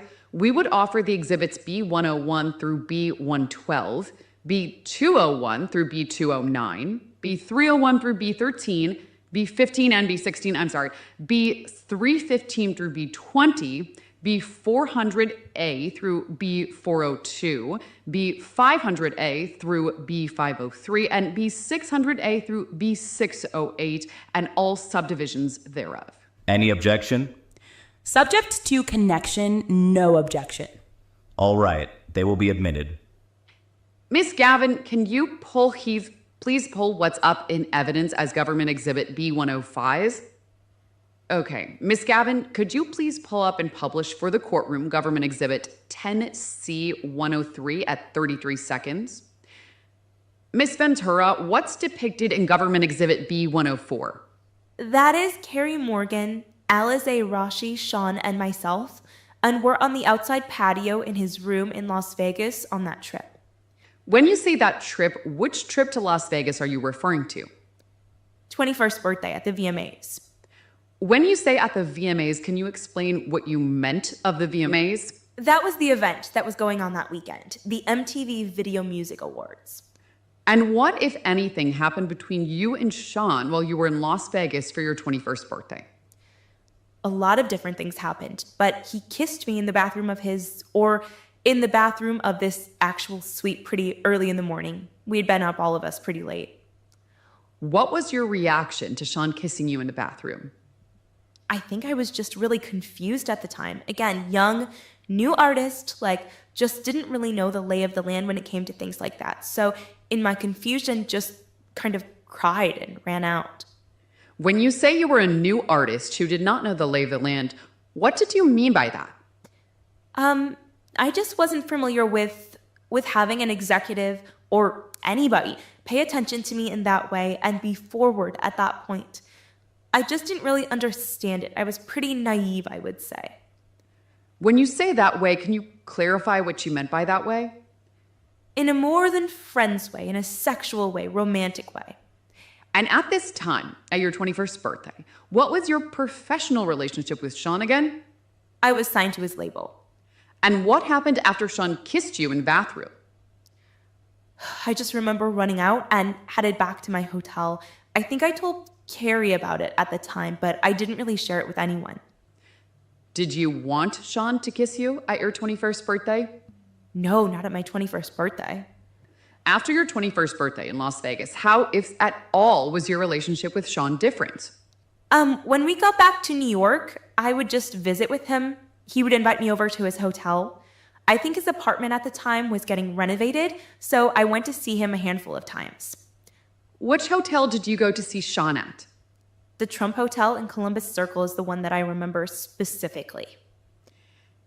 At the same time after your 21st birthday, what, if anything, were you doing with your music career? I was trying just to continue to go to the next album, continue recording, come up with a concept. Were you recording another album at the time? Yes. What influence, if any, did Sean have on your music career at this time? At this time, I mean, he called most of the shots, well, all of the shots. If I had a new record, I would have come to play it for him. He chose what was next for me, basically. Before we talk about the hotel, what is the age difference, if any, between you and Sean? 17 years. And when Sean invited you to the hotel after your 21st birthday, what was your reaction to that invitation? I'm sorry, can you ask that question again? Of course. You testified earlier that after your 21st birthday, Sean invited you to hang out with him at hotels in New York. Is that right? Yes. How did you feel when Sean invited you to these hotels? I mean, initially, a bit of nervousness. And then just being a young artist, like excitement, of course, like, okay, we're going to get to talk about music, or we're going to get to talk about what's next. Yeah, I think it's a lot in the time period that's kind of hazy because it was a while ago, but just nervous excitement. At the meetings in the hotel rooms, what, if anything, did you two talk about music? Talked about upcoming projects or the actual next album and other things. We started to develop a more comfortable relationship with each other. And what else, if anything, happened at those meetings at the hotels? I remember being introduced to the idea of oral sex. It wasn't something that I really understood or did at that point, and basically he taught me how. When you say he basically taught you how, who is the he in that sentence? Sean.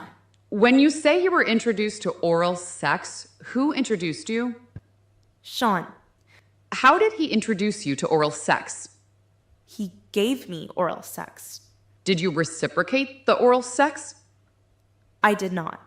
I went home and I heard about it from him. When you say you heard about it from him, can you tell me more about that? He just kind of made me feel crazy for not reciprocating. At the time, just didn't understand that kind of sexual relationship. I was also still in a relationship with someone else. When you say you didn't understand that kind of a sexual relationship, can you tell me more about what you mean by that? I was just so young. I didn't have even the vocabulary for some of the things we talked about. Like, I was just trying to understand it, just completely sexually inexperienced at that point. And around the same time, in addition to performing oral sex on you, were there ever any occasions where you performed oral sex on Sean? Later on, yeah. What was your reaction to the hotel room visits with Sean? I think it was the nervous excitement that I say. It also just made me feel sneaky. I didn't know. I was curious, but of course ended up there and wanted to be like around him. So that was just kind of, it was like, okay, I'm here. Leaving, it was just always confusing because I didn't really know what I felt. I felt like I don't know that I knew that I was making decisions for myself or not. I feel like it was just like, here I am. I don't know how to explain that. You said you wanted to be around him. Why did you want to be around Sean? I wanted to be around Sean for the same reasons as like everyone else at the time. It's just this exciting, entertaining, fun guy. I had also happened to have my career in his hands. But yeah, just wanted to spend time. It felt special because not a lot of people got that kind of time with him. Around that same time, did you also take a trip to meet Sean in Miami? I did. What were the circumstances of meeting Sean in Miami? The circumstances were that I didn't have a party to host in Miami, but wanted to spend that weekend together. And so came up with a flyer that said I was hosting a party at a club in the beach area, Miami Beach area. When you talk about hosting a party, can you explain to the jury what you meant by that? Yeah. As an artist, to make extra money, sometimes you're asked to host events at different clubs, sometimes to perform. And that would have fallen in line with me going to a club and making money for just showing up. And you mentioned a flyer. Who made that flyer? I don't know exactly who made the flyer, but somebody that we knew that could create it. Did you make the flyer? I did not make that flyer, no. Was the flyer advertising an actual club hosting for you? No. Besides yourself and Sean, who else was in Miami with you? I was there with Carrie Morgan, and Dallas Austin later met us down there. Who is Dallas Austin? He's a producer, musician, and friend. Carrie Morgan is the individual in the photograph we saw earlier? Yes. What, if anything, did you and Sean do together on this trip? Together, this trip was the first time we had sexual intercourse with each other. He rented a boat. I was the first to get there. We just spent some time together, and yeah. And you testified earlier that at some point after the hotel visits, you had given Sean oral sex. Do you remember that? Uh-huh. Was that prior to Miami? I don't think so. I think it happened there. I'm pretty sure. Everything kind of happened that weekend. Prior to having sex on that boat, what were you doing on the boat? Just riding on the boat. What, if any, alcohol were you drinking? Drinking wine during the day, and then later that night started to take drugs. What drugs did you take? On that trip, it was ecstasy. It was a Blue Dolphin ecstasy pill. Can you explain what you mean by a Blue Dolphin ecstasy pill? Ecstasy used to, I don't know how it is now, but came as a pressed pill with a little symbol on it, so these had dolphins. Who gave you the ecstasy that you took on the boat in Miami? Sean did. Prior to this Miami trip, had you taken ecstasy before? No. Had you ever taken ecstasy unintentionally before? Yes. What happened at that time? I was just out of it with friends laughing, didn't know what it was until a little bit later. And when you say you had unintentionally taken ecstasy, how did you unintentionally take it? I took it out of someone else's Gatorade bottle, just drinking Gatorade, but it had drugs in it, but didn't know. This was before Miami? This was before Miami, yeah. Prior to hanging out with Sean Moore, what, if any, drugs did you use? I smoked marijuana and I drank wine, and yeah. On this Miami trip, when you took ecstasy intentionally for the first time, how did it make you feel? It's totally euphoric. It's an experience of something called rolling, where you're just really in that high. So you're super high. You're sensitive to touch. You're just sensitive to all your different senses. Ms. Gavin, could you please pull up and publish what's in evidence as Government Exhibit B107 and B108 side by side? Ms. Ventura, starting with the photograph on the left, B107, do you recognize who is depicted in that photo? Yes, that's me and Sean on the boat in Miami. And is this the boat you just described being on? Yes. And turning to the next photograph, B108, do you recognize who's depicted in that exhibit? Yes, that's Sean and me sitting down, same boat. Ms. Gavin, you can take those exhibits down now. After the Miami trip, what was the status of your relationship with Sean? I would say we were just together. We spent a lot of time with each other after that. Now, I know in hindsight, but I had become like one of his girlfriends after that trip. When you say you knew in hindsight, what did you know in hindsight? That Sean Combs had many girlfriends. At the time, what did you know? At the time, I didn't know. Can't say naive enough. I knew that we were spending a lot of time together one-on-one and really felt, like we were in a monogamous relationship for a period.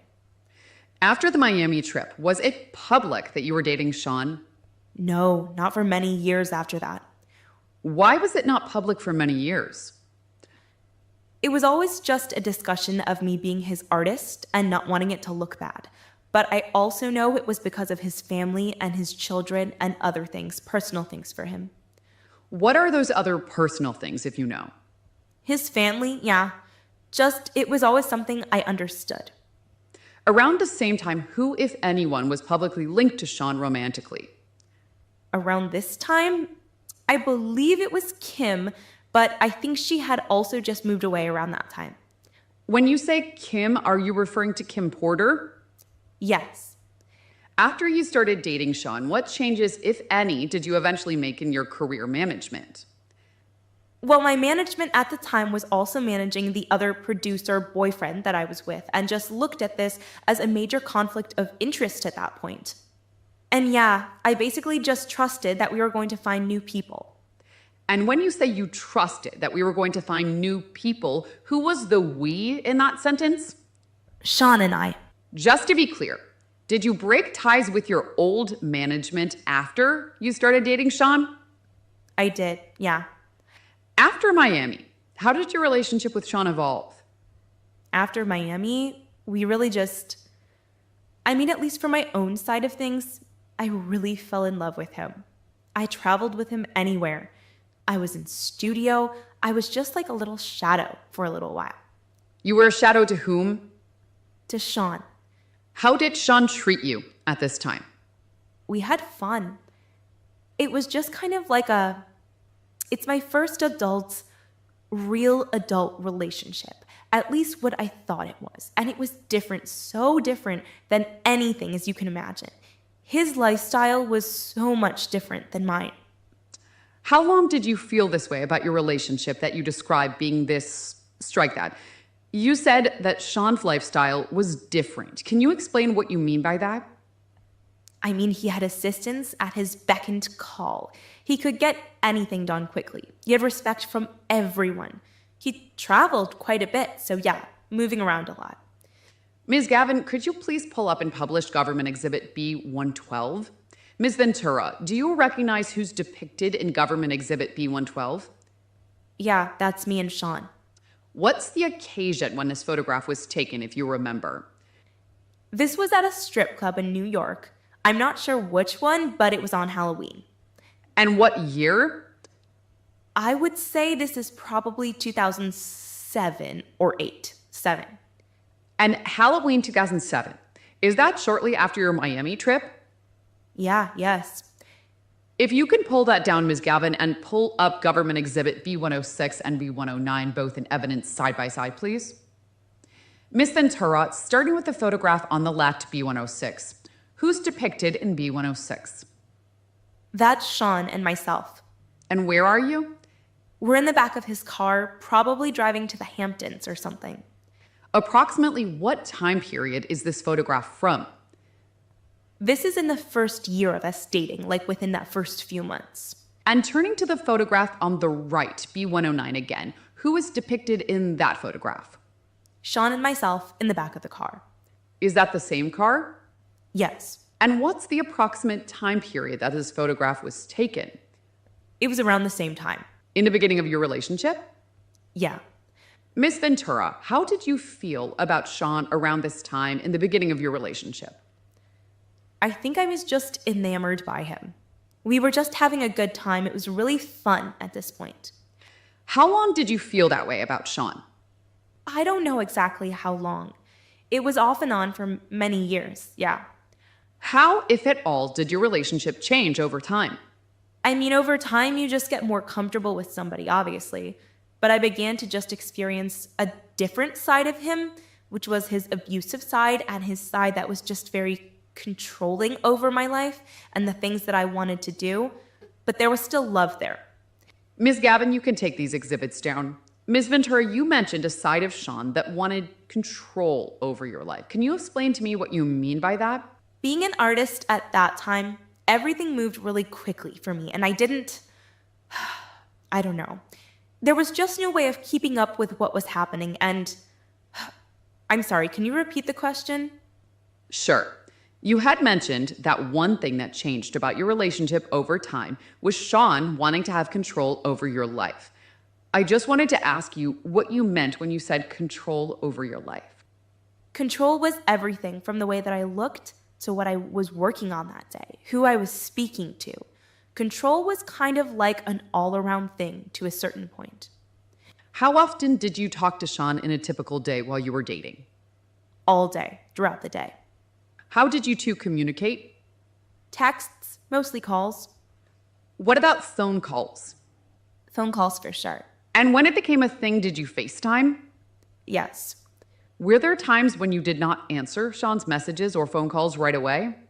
Yeah. What happened when you didn't answer his messages or phone calls right away? He's a bit of an incessant caller, or would have his staff, his assistants, security, somebody, continue to call until you answered or until he found you. When you say incessant caller, what do you mean by that? If there's no answer, you just keep going. Would he do the same thing with text messages? Yes, that's just his nature. You mentioned that assistants and security would reach out until they found you? Correct. What do you mean by until they found you? Until they heard from you and knew where you were and could tell him.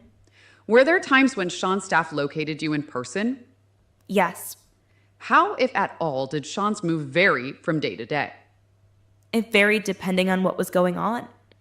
How did his mood vary? I mean, it could change at the drop of a conversation. A bad conversation that I had nothing to do with. It just swung different ways. I didn't catch that last part that you said. Could you repeat it? I said it swung different ways quite a bit. When it swung, could you describe the different moods that you experienced? Yeah, I mean, agitation, kind of zoning out if he was passionate about a subject. He would just be really focused. Yeah, anger. How, if at all, did Sean's moods impact you? I felt like they impacted me pretty greatly. It got to a point where this is me speaking for myself, but you know how to handle certain people. You know when to speak to them, you know when to approach them. It's the timing or what you say, how you present something just in order to make sure the person doesn't become upset with you or, change their demeanor with you. Do you have an example of how Sean's moods impacted you? I mean, the greatest, the most complicated and greatest examples are the abuse because I also felt at certain times when I knew that it wasn't even about me and make the wrong face. And the next thing I knew, I was getting hit in the face. It was, When you say the abuse, what abuse are you talking about? Physical abuse in the relationship. But there's also psychological. There's a lot of things going on. You said something about making the wrong face. Can you explain what you meant by that? If I wasn't smiling at him the way he wanted, if I just looked a certain way that he didn't like, maybe I was a brat or something he would let me know I need to fix my face or watch my mouth. That was those were the things that were said in the relationship quite often. Fix your face, watch your mouth, or you have a slick mouth. You also mentioned psychological abuse. Can you describe what you meant by psychological abuse? That's pretty deep. I mean, psychological is just every day, not knowing who he's going to be when we woke up that day. The entire relationship. I didn't live with him, so we had time apart, and usually it was just I always had to be doing something. I don't know if that makes sense. I had what you would call busy work. I needed to make sure I knew what songs I was recording, what things were coming up, and then to have to list them out or I wasn't amounting to anything in my life. So it was a lot. I mean, psychological is an everyday thing, somebody constantly telling you who to be. When you say someone constantly telling you who to be, are you referring to anyone in particular? I'm referring to Sean. You mentioned you always had to be doing something. Yeah. Who, if anyone, would check in on you about what you were doing? He would check in. But I also worked with his engineers and all his people, so everybody was pretty much in tune with everything I was doing. When you say his engineers and his people, are you talking about people you worked with in the studio? Studio staff, yep. How often was security around Sean? Oh, all the time, 24/7 security. When you say trusted assistant, whose assistant are you referring to? Sean's assistant. What are some of the names of the security who worked for Sean during the time you two were dating? There was D-Rock, Bonds, Uncle Paulie, Fahim, Malik, just a lot of people, but those are the main ones I can remember. When you mentioned trusted assistant, who were some of the trusted assistants? I mean, in the very beginning, it was David James. It just kind of changed over time. Christina Coram eventually, Neil Dominic, he had a lot of different assistants. And we'll get back to some of those folks. When you said security kept an eye on you, what did you mean by that? I mean, they could easily just come over and see if I was home or not. It wasn't really a secret. Yeah, does that make sense? Was your relationship with Sean always exclusive? No. Were there times where you saw other men? Yes. Were there times where he saw other women? Yes. How did you feel about Sean seeing other women? I was insanely jealous, but also super young. Didn't get it at all, but I was definitely, young and jealous. When you say you didn't get it, what didn't you get? I didn't get that he was him. As he would say, I'm Puff Daddy, and Puff Daddy has many women where, he likes the company of women. And yeah, I had to just really learn that over time despite what he would tell me just between us. When you say despite what he would tell you, what do you mean? He made me feel like we were in a monogamous relationship more often than not.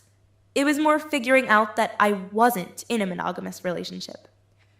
How did he make you feel like you were in a monogamous relationship?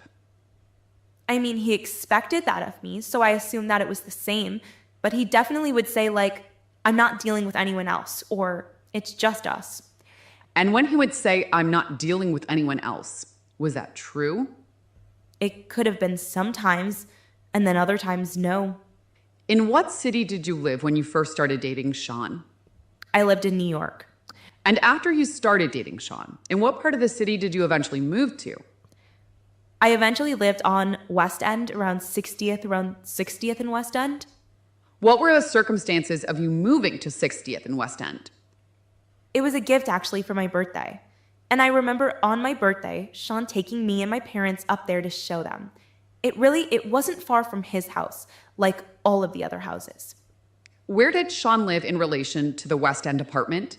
He was around 56th is Broadway at the time, so not far. Who paid the rent for the apartment on West End? Sean did. Besides New York, where else and what other cities did you live while you were dating Sean? Los Angeles. I occasionally were in Miami, but I really didn't live there. Los Angeles and New York. Did you eventually move full-time from New York to Los Angeles? Yeah. And what led your move to LA? After spending quite a bit of one-on-one time, I knew he really wanted to be closer to his kids. So that was ultimately the move he wanted to make, to be closer to them in LA. Although I wasn't ready to move out of New York, I followed him. I went. So why did you move? I moved because I was in love and I wanted to be near him. And when you said Sean wanted to be closer to his kids, where did his kids live at the time? His kids lived in California. Or some of them, yeah. Ms. Gavin, can you please pull up for identification the court and the parties only government exhibits 2B101 and 2B102 side by side? Ms. Ventura, do you recognize what's depicted in 2B101 and 2B102? Yes, this is one of the houses that Sean and I rented while in LA. How do you recognize this house? I spent a lot of time there. I had my 26th birthday there. Are these fair and accurate photos of one of the houses Sean rented in LA? Yes. The government offers government exhibit 2B101 and 2B102. No objection. They'll be admitted.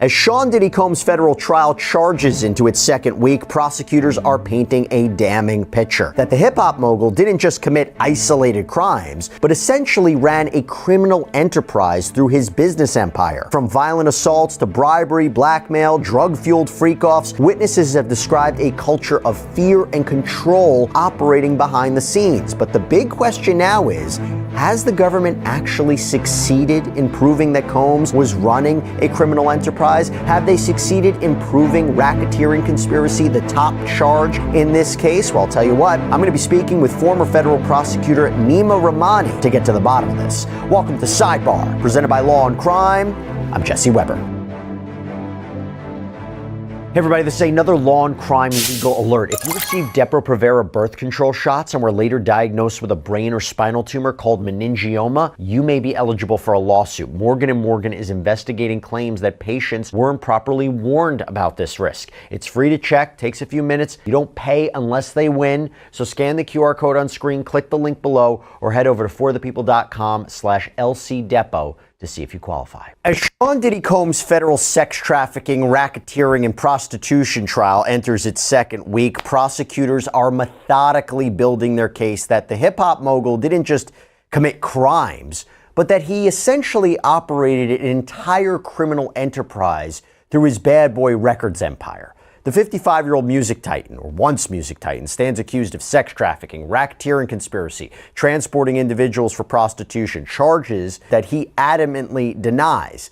But the most serious allegation, racketeering, the RICO Act, could mean decades behind bars if he's convicted, maybe even life in prison. That's what we're talking about here. And essentially, prosecutors claim that Combs used his business empire to facilitate a pattern of criminal activity, from allegedly organizing drug-fueled freak-off sex sessions to covering up violent assaults. They've presented testimony about threats, bribes, a culture of fear among Combs' inner circle, but with the defense arguing that there were personal failings rather than organized crimes, the crucial question remains, has the government actually proven RICO? Have they proven Diddy ran a criminal enterprise? Have they proved the racketeering charge, this top charge? Or simply just that he's a powerful man who did terrible things?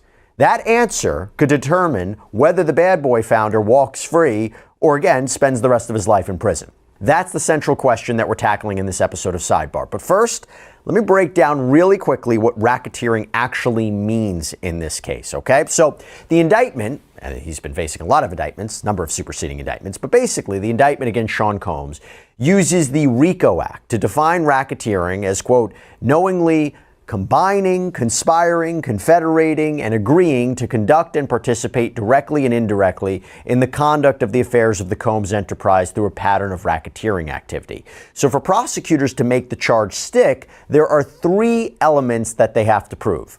First, they got to show the existence of a criminal enterprise. So in this case, what the indictment calls the Combs enterprise. And this allegedly includes not just Sean Combs himself, but his business entities like Bad Boy Entertainment, Combs Global, along with employees, associates, other unnamed participants. And according to the indictment, this was an ongoing criminal organization, quote, whose members functioned as a continuing unit for a common purpose of achieving the objectives of the Combs enterprise. Second, prosecutors have to demonstrate that this enterprise engaged in a pattern of illegal acts. The indictment alleges Combs, quote, created a criminal enterprise whose members and associates engaged in and attempted to engage in, among other crimes, sex trafficking, forced labor, kidnapping, arson, bribery, obstruction of justice. And finally, there has to be the existence of a conspiracy, because the charge is actually racketeering conspiracy. So we're talking about an agreement between Combs and another or others to participate in this criminal enterprise with the intent to commit at least two of the so-called predicate crimes, the underlying offenses that form the basis of the racketeering charge. Again, kidnapping, sex trafficking, arson. Their central argument is that Combs, quote, used the Combs business, including certain employees, to carry out, facilitate, and cover up his abuse and commercial sex. So they claim that he used coercion, violence, threats of retaliation to manipulate women into participating in highly orchestrated sexual encounters, all while silencing potential witnesses. And also, it makes up the sex trafficking claims, too. And they point to allegations that Combs directed employees to stock hotel rooms with supplies for the so-called freak-offs, lubricants, drugs, baby oil, that they had to clean everything up afterwards. They also claim that he obtained controlled substances to keep victims compliant.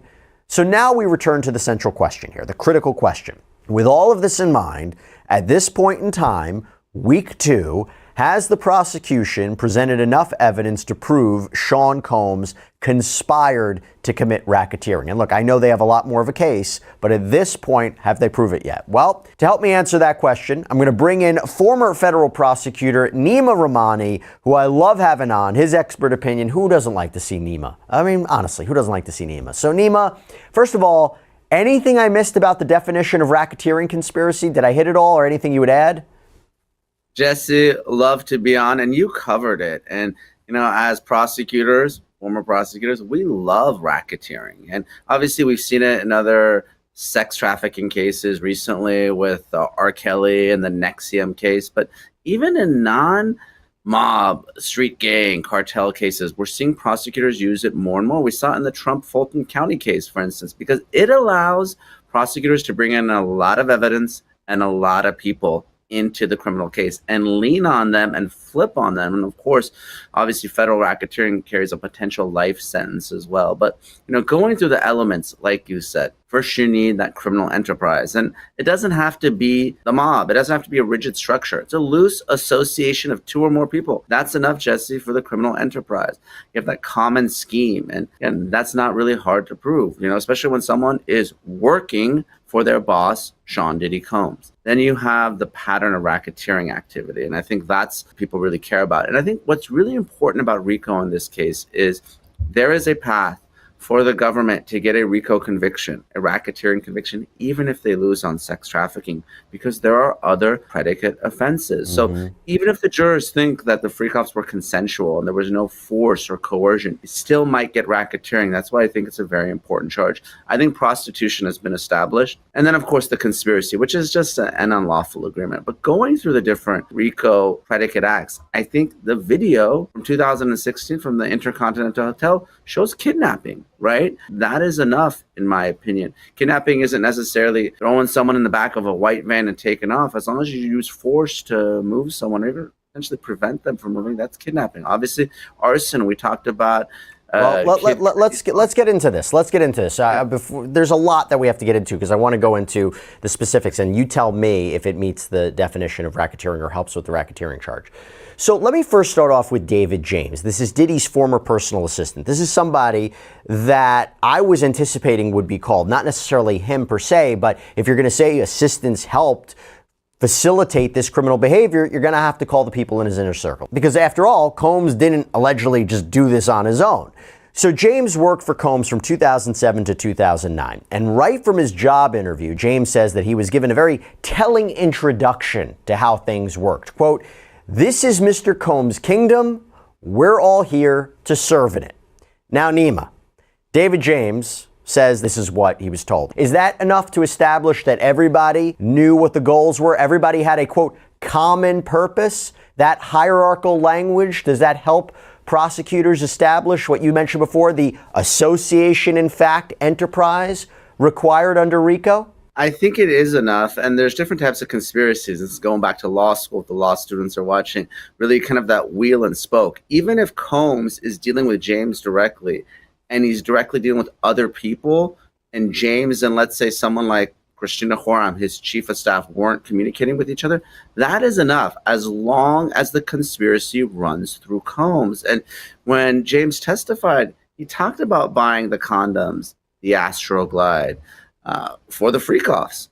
That is enough. That's the overt act and furtherance of the conspiracy, right? He also bought For Men a hair dye. You know? Obviously Yeah, not. well, he set up these rooms, very meticulous process, arranged everything from clothing, toiletries, food, drinks, a medicine bag. There were the so-called personal items, baby oil, lubricants, condoms, and then, the unspoken essentials of these gatherings. And he described, and I thought this was important, how he was reimbursed for these expenses. And we're going to get to that a little bit more in a bit. But, you start with the alleged systematic prepping of these rooms.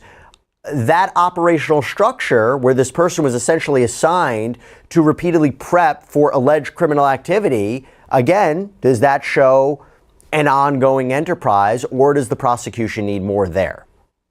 It does. It's more than enough. And in addition to what you mentioned, he was tasked with getting some of the drugs. And in terms of the reimbursement, you talked about certain things were reimbursed by Bad Boy and certain things were paid in cash. And Combs's infamous Louis Vuitton bag usually had around $10,000 in cash for things that were unlawful. I mean, look, there's nothing unlawful with paying in cash, but when you're getting reimbursed for legitimate business expenses and other things that are being paid cash, the jury can certainly infer that that's because they knew what they were doing is unlawful.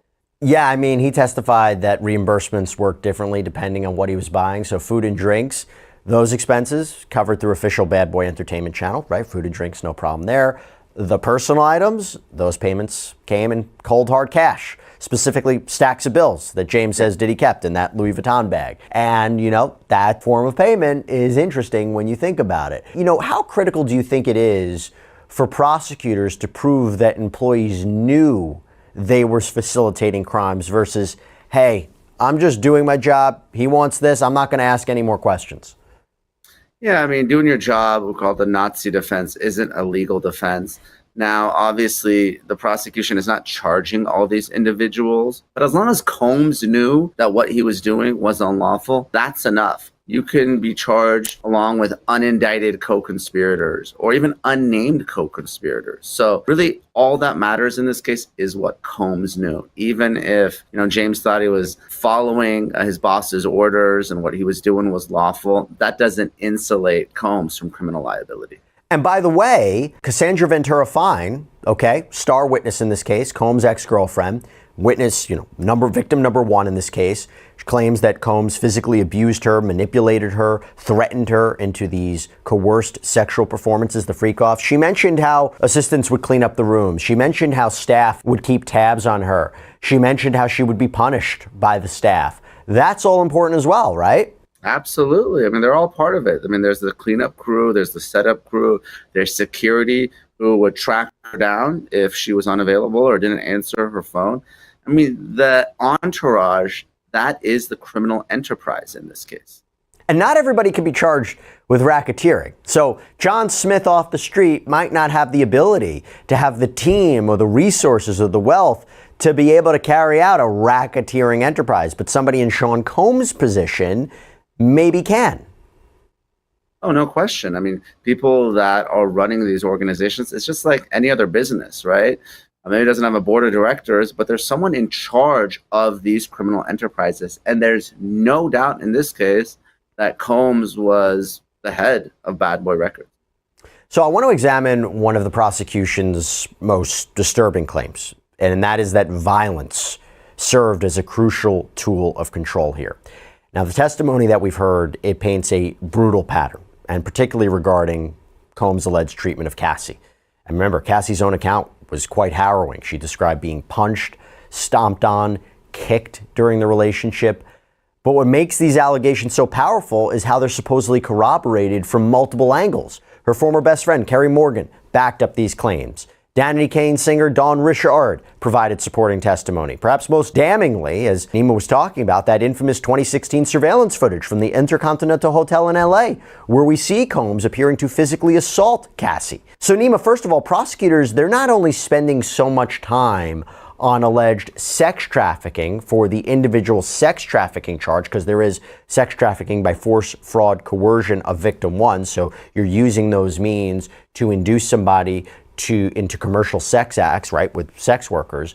But I think, Nima, they believe this may be one of the stronger underlying predicate crimes that they can win. No question. I mean, the violence is very, very important to the case. Unfortunately, for prosecutors, simple assault can't be a RICO predicate act, but if it's in furtherance of a kidnapping or an extortion or bribery, all that evidence comes in. And like you said, the best evidence in the case from the beginning has been the video evidence. That's why it was discussed at length during jury selection. That's why the defense is trying to draw this fine line between the physical violence, the domestic violence, and sex trafficking and assault. But you believe that video is also evidence of a criminal enterprise too? I do, because it was Cassie leaving a freak off, right? And she was forced to return to that hotel room. That's kidnapping. After the freak off, when hotel security came, that's when an attempted bribery occurred, right? There was potential obstruction of justice, witness intimidation. So Cassie wouldn't report the incident to law enforcement. And sex trafficking allegations. Of course, sex trafficking itself, no question. But aside from sex trafficking, that's what makes the statute so powerful and broad. Even if people do think that it was somehow consensual, I don't think Cassie was consenting to being kidnapped or being beaten or, the bribery or the obstruction. I think there's many different ways for the prosecution to win here with this RICO statute. I have a lot more to get into, but real quick, do you think the jury's going to understand all this? And that's not a slight on their intelligence. This is a very, very, very complicated charge. I think that this whole case comes down to closing arguments, how the prosecution explains it, how the jury instructions lay it all out. I mean, am I wrong? No, you're absolutely right. I think the number one question I've been getting, and I'm sure in the comments to this video is, well, yeah, there's domestic violence, there's maybe even rape, but what does any of this have to do with sex trafficking or racketeering? People think of sex trafficking like it's human trafficking, right? You're going to kidnap someone, lock them in a cage, and force them to have sex. Well, we know that that's not the definition of sex trafficking, right? It's just there's an interstate component, but there's sex with force, fraud, or coercion. I mean, as lawyers, we know that, right? Racketeering, again, you think of the mob, right? Someone shows up, knocks on your door and asks for protection money, right? Or they shake you down, or they rough you up. Again, not typically charged in these types of cases. But again, the federal government has limited jurisdiction, so we can't charge all these state crimes in federal court. But I think the prosecution in closing has to connect these dots and explain it. We know it, we see it, but I'm not sure the jurors do yet. So moving on now to Dawn Richard. Okay, so she testified that she saw Diddy try to hit Cassie with a skillet in 2009 before dragging her by her hair. And then in this separate incident, she said she saw him punch her at a dinner where other high-profile celebrities like Usher were supposedly. Cassie's ex-best friend testified that during a Jamaica vacation, she says she witnessed Diddy drag Cassie by her hair in the Hollywood Hills. She claims she saw him kick Cassie, and even most shockingly, maybe, Morgan revealed she too was allegedly physically assaulted by Combs, which we're going to get to too. But Nima, I want to start with this because the indictment lists assaulting victims as a pattern in the RICO description. You're right, it's not a predicate act, but it's a pattern of it. And would you say witnessing Combs allegedly punching and kicking Cassie during these various incidents, it helps transform what could be simply a pattern of domestic violence into a racketeering act? I do, Jesse. Obviously, we have the pattern of violence, right? But when you have Dawn Richard also testifying that Diddy essentially threatened her and said she may disappear if she speaks out, that's the obstruction of justice. That's the intimidation. So you can use the violence to not only show the pattern, but to get to one of those racketeering charges, those predicate acts. Yeah. And by the way, she testified that these assaults occurred in front of other people. So security guards, industry power players like Usher, Jimmy Iovine. Could that suggest that the alleged violence was tacitly accepted as part of this is bad boys operating culture, this is what they do? What do you think? I think so. I mean, this is one of the worst kept secrets in Hollywood that, Combs was allegedly physically and sexually abusive. I mean, the question we always get is, how can this happen for so many years and no criminal charges be brought? How can a hotel security guard see this video and the LA County District Attorney not do anything? And I think you're right. I think this is all part of the persona and unfortunately acceptance of Combs acting like this. And frankly, that's why he kept doing it, because he kept getting away with it. Yeah.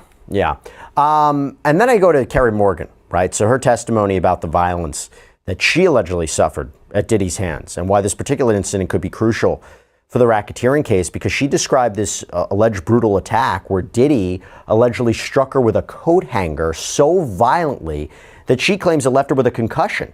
And the context of that is she says Diddy was interrogating her about Cassie's supposed infidelity. But here's where it gets kind of legally significant, because after the attack, Morgan testified that Diddy allegedly paid her $30,000 in exchange for signing an NDA. Actually, it was apparently done through Cassie. So Nima, the $30,000 NDA payment to Morgan occurred after she witnessed Combs' assault of Cassie. Does this qualify as witness tampering? Does this, as one of the predicate acts, does this further criminal activity?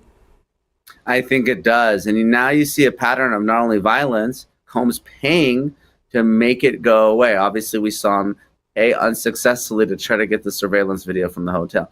Now he's paid Morgan for her silence, right? An NDA. And we know, of course, that an NDA can't prevent a witness from testifying in court. That's another question we've been getting. And now there's legislation to even invalidate NDAs in sexual assault and sexual harassment cases. But again, you see this pattern. Violence, Combs paying someone for their silence. It can be intimidation. It can be obstruction for those predicate acts. Yeah, and that's something that comes up too, because if you talk about that security guard, Israel Flores from the Intercontinental, he told the court that immediately after that assault, Diddy kind of locked eyes with him, uttered the words, "Don't tell nobody," tried to give him cash. And then the kicker was Combs allegedly extended that thick stack of cash toward him. He says he refused it.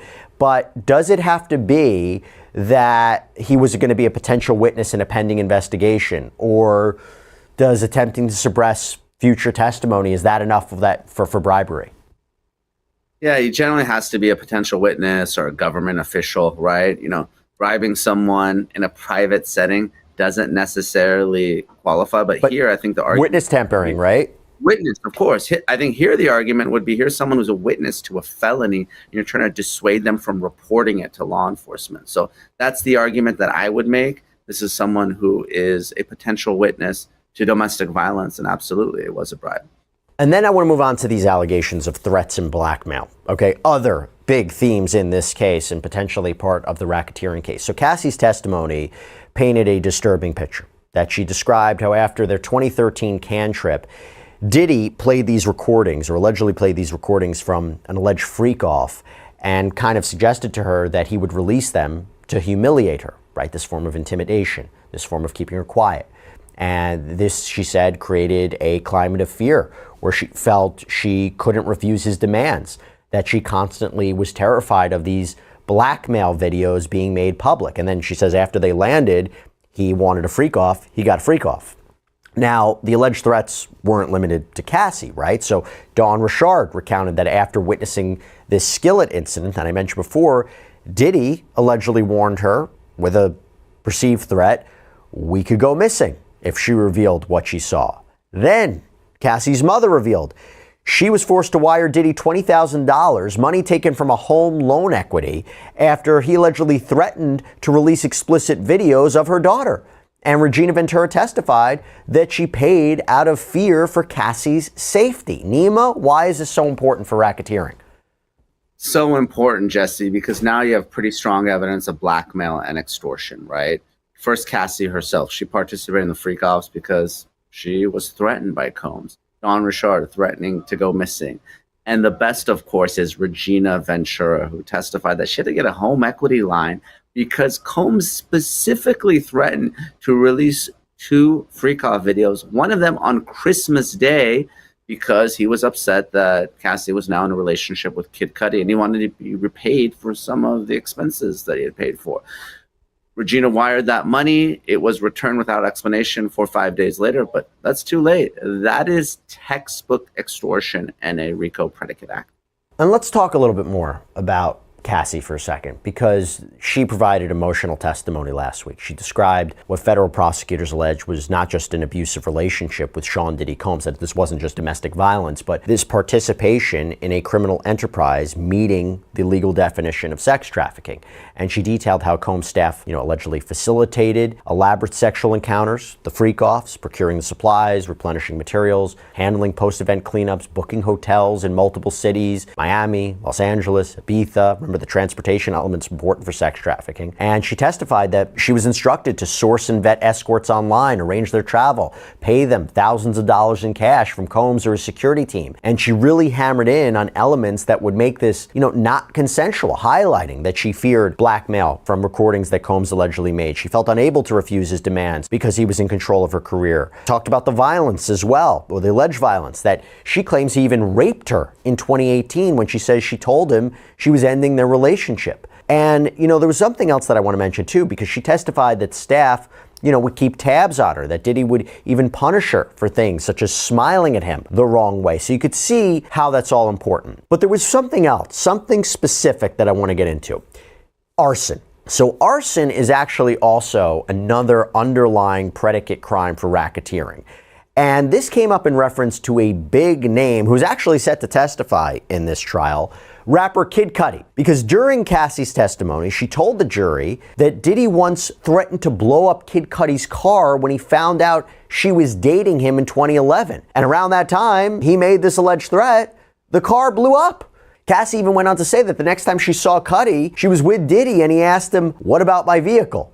So Nima, arson predicate, straightforward? Very strong arson case, and obviously not being charged with arson, but as a RICO predicate act, he's telling people, including Cassie and Kid Cudi, that he's going to blow up his car, and the car blows up. And even if he didn't blow up the car, if he just agreed to do it and, there was that overt act, that's enough for a RICO conspiracy. So I think we have a strong case for arson as one of the RICO predicate acts as well. One more thing I want to get to, and this came out actually as we're doing this recording today. You had this special agent with Homeland Security who was instrumental in the raids on Combs' properties. And to give you an idea about some of the things that were found, intimate items, there were high heels, apparently phones in shoes, there were sex toys, there were drugs, there were guns. Possession of drugs with the intent to distribute, again, I believe is one of the underlying crimes for racketeering. So I could see why that might help the racketeering case too. But just generally these items found, how does this help the idea of a criminal enterprise for racketeering? Well, it's the force, right? You heard James, for instance, talk about, Combs going to try to find Suge Knight with 3 loaded guns in his lap. You have the components of the AR-15s. Some of them were loaded magazines. This all contributes to a culture of fear and helps prove that force element of both sex trafficking and the violence, that pattern for racketeering. So I'll ask you the $1 million question.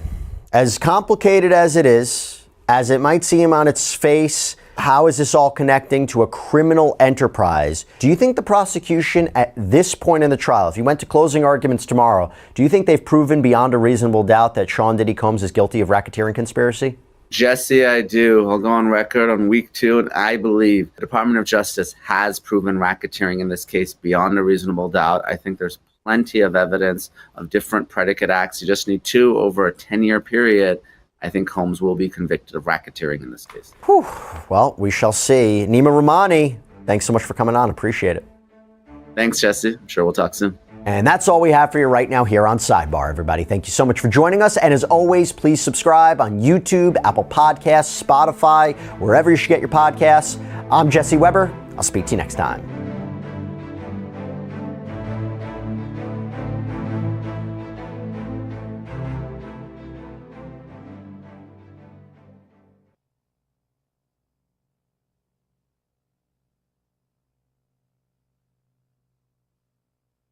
We're back here with Elizabeth Milner, who is our in-court reporter for the Sean Diddy Combs criminal trial. Elizabeth, so good to see you.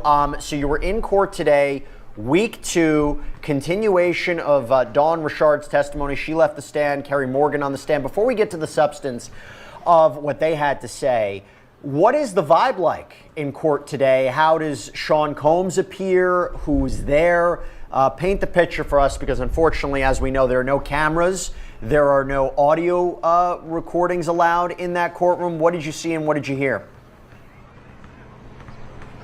Yeah, well, the tone as far as this morning goes, a lot of people are kind of anticipating what would the rest of Dawn Richard's testimony look like, and especially more so, how would the cross-examination and how would Diddy's defense attorneys kind of be able to pull apart essentially her credibility. As far as just everyone inside the courtroom today, it doesn't look like there was that big kind of present for the defendant side that we've seen last week, especially when we came to day one and even day two of testimony, and that we didn't see any of Diddy's children inside that courtroom, which I think is a little big and a little not big at the same time. We saw images over this weekend that the twins were in during prom season. They were in their prom dresses and that sort. Not 100% sure where the sons are in this kind of picture, as far as are they on the West Coast again, because the twins are about to graduate. So it's unclear why the family presence wasn't so big as it has been for day one and day two. As far as Diddy himself, though, it seems like that didn't necessarily faze him that much. I assume that he, looks forward to seeing his family inside that courtroom, but maybe understanding that they had other obligations. He didn't seem too bothered by that or anything like that. So as far as him being inside that courtroom, it was still the same old Diddy that we've seen, kind of in the same old outfit that we've seen him in as well, too. He was wearing a tan sweater. He had a white undershirt. He had khakis on. When he comes into the courtroom, he hugs his attorneys. He chats with them, all those types of things. And so a lot of people were just anticipating what would it look like once Dawn Richard got back on the stand. And let me tell you something, Jesse, when I saw her on the stand today, and even on Friday as well, too, she appeared like she just didn't want to be there. You could tell that she was very uncomfortable, especially talking about her recollection of her time that she had worked with Diddy, her time after working with Diddy, especially during the cross-examination part. I thought that maybe she would get a little emotional because she just appeared maybe a little nervous, maybe a little intimidated, not necessarily sure, but she was very soft-spoken while she was on that stand today answering some of the questions. A lot of those questions obviously had to do with the egg frying incident. It had to do with why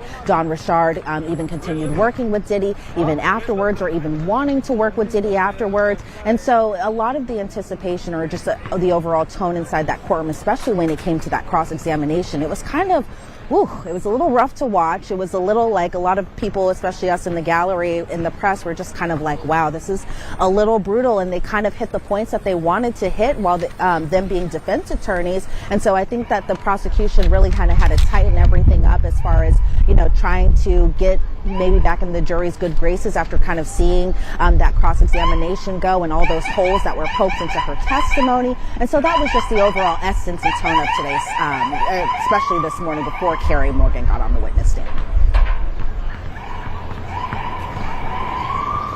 To go by, because I know it's so loud.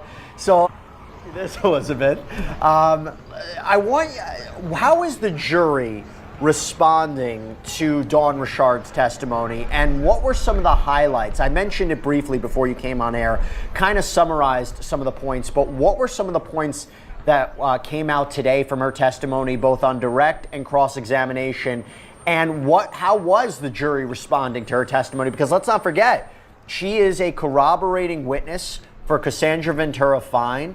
She helped to articulate some of the finer elements of racketeering. What were some of the highlights from her testimony, both on direct and cross, and how was the jury responding? Well, absolutely. As far as being under direct, it was really just kind of ironing out the details as far as what happened with this whole egg skillet incident, that being the incident that happened in 2009, according to Dawn Richard, where essentially Cassie was cooking Diddy breakfast. Diddy comes downstairs, gets upset about either the way that the breakfast was made or why it wasn't being made fast enough, and essentially just an assault happened in the aftermath of that, something that Dawn Richard has even pointed out in her civil lawsuit, something that definitely the defense was definitely talking about today. So a lot of it had to do just with under direct examination still while they were finishing that up, just what was Cassie's demeanor when this was going on. They were also asked, or they being Dawn Richard was also asked, Cassie had a pretty quiet demeanor, and that Diddy wasn't necessarily having that when it comes to what kind of promoted this type of violence or what prompted this type of violence, as far as why Diddy would essentially physically assault her. And Dawn Don would say Cassie would just be speaking up for herself, or it would be something random that happened. Then there were moments where they had talked about who witnessed these physical assaults, and Don Richard pointed out names such as Harve Pierre, who used to be the president of Bad Boy, Mia, who we expect to be testifying as well too. She had worked for Diddy. Capricorn Clark had worked for Diddy as well too, and then she named other names like D-Rock and Bonds, who both worked security for Diddy. So I can kind of see where the prosecution was kind of painting that or amping that up as far as how the staff is involved in all of that sort. As far as 2010, just the following year, she says she witnessed another incident where they were all at a festival together up in Central Park. They were about to bring out Diddy's Dirty Money group, and that right before this had happened, or actually, excuse me, I am looking at the wrong incident. Sorry about that. But there was another incident in 2010 where they were having a dinner with a bunch of celebrities, and that Cassie and Diddy were kind of arguing a little bit secretly there, and Diddy punched her in the stomach, according to Don Richard. There, she said that at that dinner, they had people like Harve Pierre, again, former president of Bad Boy, D-Rock, security, Kalina Harper, who used to work with Diddy's Dirty Money, Mia, who also worked with Diddy, and Bonds were all there during this dinner. And so then we kind of saw an exhibit photo of what Harve Pierre looked like. And so then there was another talk, and this is kind of where I bring up the Central Park incident, where there was an incident where Diddy had allegedly physically assaulted Cassie while they were getting ready for this festival, and that Cassie came into the bathroom, and that Kalina and Don kind of confided in her, or at least kind of helped her during this moment. They all kind of put on sunglasses and then just kind of carried on like usual. Meanwhile, Cassie's kind of nursing some injuries just behind the scenes. Now, when it came to the cross-examination, and there was just a lot of testimony going on today, so I'm trying to get you guys all my notes going on and everything like that. But once it came to the cross-examination, that was done by Nicole Westmoreland, and this was the first time we've kind of really seen her in action when it comes to this specific trial. And so first thing that Nicole Westmoreland's going to be asking her is just about her lawsuit, the lawsuit that she had filed just a few months ago against Diddy. And so she was asked about the demand letter that was I guess set up by her attorneys. She was asked about how many times she spoke with federal prosecutors, and she said she couldn't necessarily recall the amount of times that she had done it, but the defense kind of summed it up that she at least spoke with federal prosecutors 8 different times. They brought back the egg skillet incident where on Friday the defense was pointing out, you said that Cassie was cooling the eggs, and then Diddy comes downstairs and then he hits Cassie, or did he hit her, or did you see him hit her? Did you see that he had threw something at her? Was he like, it was really just kind of that quick and that much questioning kind of being thrown at her essentially. And then they brought up how it kind of compared to what she had said in her lawsuit just about the whole egg incident, and said that she didn't see the pan hit Cassie in the lawsuit. And then when she was asked essentially why she brought the lawsuit about, the defense was really kind of pointing at her. And I think this is something that, you know, anybody who had filed a civil claim against Diddy might be expecting this under the cross-examination, is what was their motivation in filing the lawsuit against the defense's client essentially.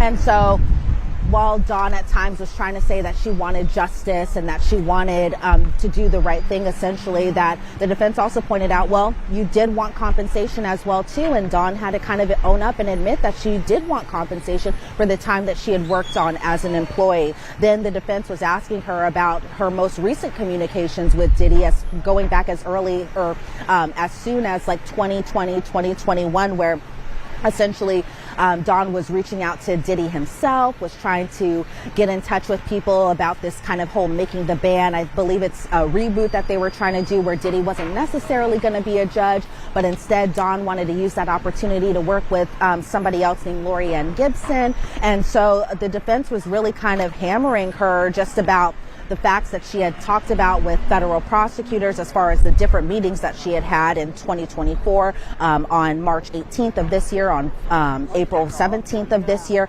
again just pointing out specifics in regards to this egg incident, but also at the same time going into specifics about whether or not she felt threatened to working with Diddy, and if she felt threatened, if she felt scared for her life, why did she continue reaching out to Diddy as late as 2020 or 2021? You know, as we ended direct examination on Friday, they were really kind of hitting on the point that after Dawn Richard and even her bandmate at the time, Kalina Harper, allegedly witnessed this physical assault with the whole egg skillet thing, because that's kind of how they were summing up this particular incident, was the egg skillet incident.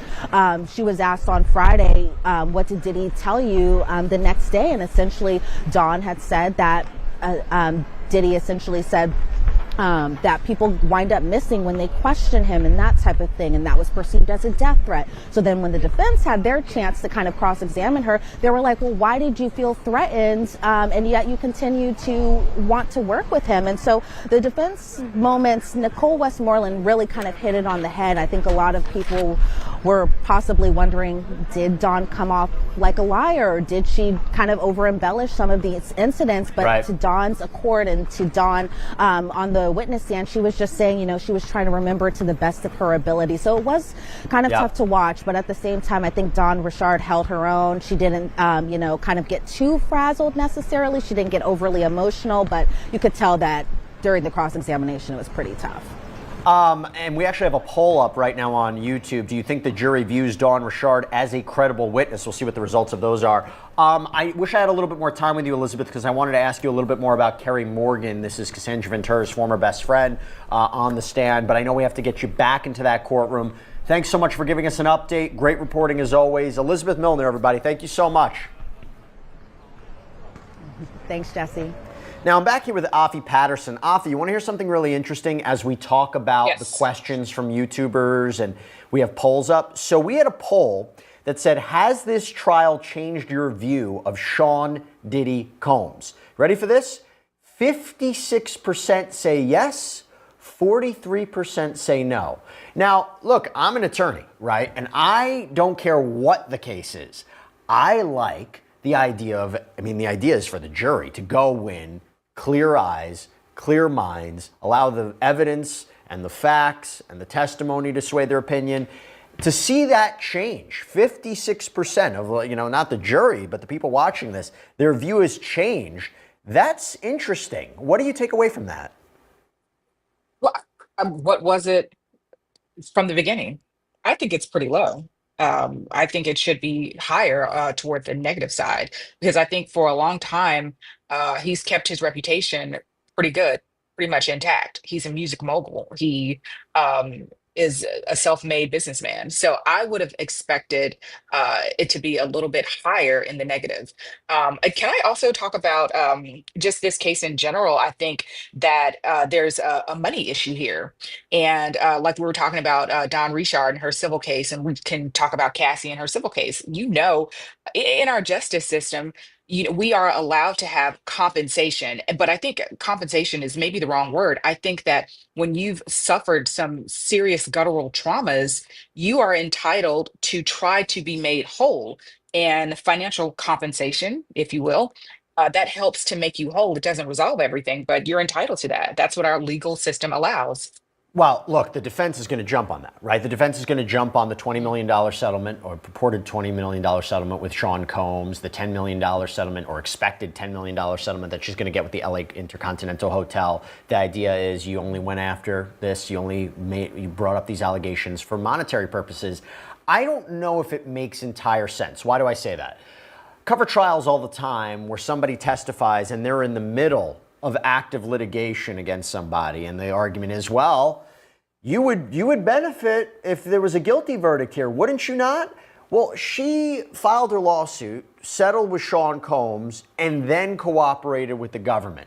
I don't quite know what the incentive would be there, right? You know you're going to have to testify, make your allegations public, have to, if you look at people online, there's a lot of people who are questioning her credibility, her authenticity.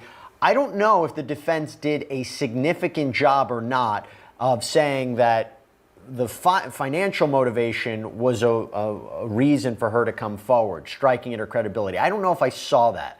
What do you take away from it, Afi? No, I agree. I'm merely focusing on Dawn Richard's part, and they're questioning her. Why are you coming forward? But I think just with respect to how people feel about him, Diddy, and how they view him, I think a lot of people are turned off by the money aspect.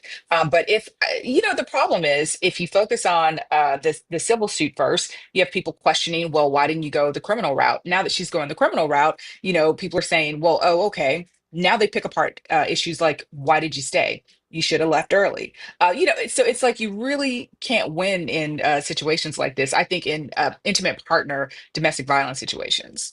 Well, the way I think the prosecution tried to correct that, I don't know if that's the right terminology, is they said, she was in the middle of this, very hard for her to get out, maybe didn't even recognize she was a victim or what was going on, again, taking the allegations as true. And it wasn't until later on that she went through therapy, potentially for PTSD, where she recognizes to recall traumatic episodes and recognizing what happened to her, and then files the lawsuit. Now, the defense could say, this therapy, is it actually recalling real memories of what happened, or is it tainting it? Is it tainting your recollection of what happened? Is it a little bit of a dubious science? And I'm sure that's going to come back and forth a little bit, but it is a question. You were part of this relationship for quite some time, helped to set up these alleged freak-offs.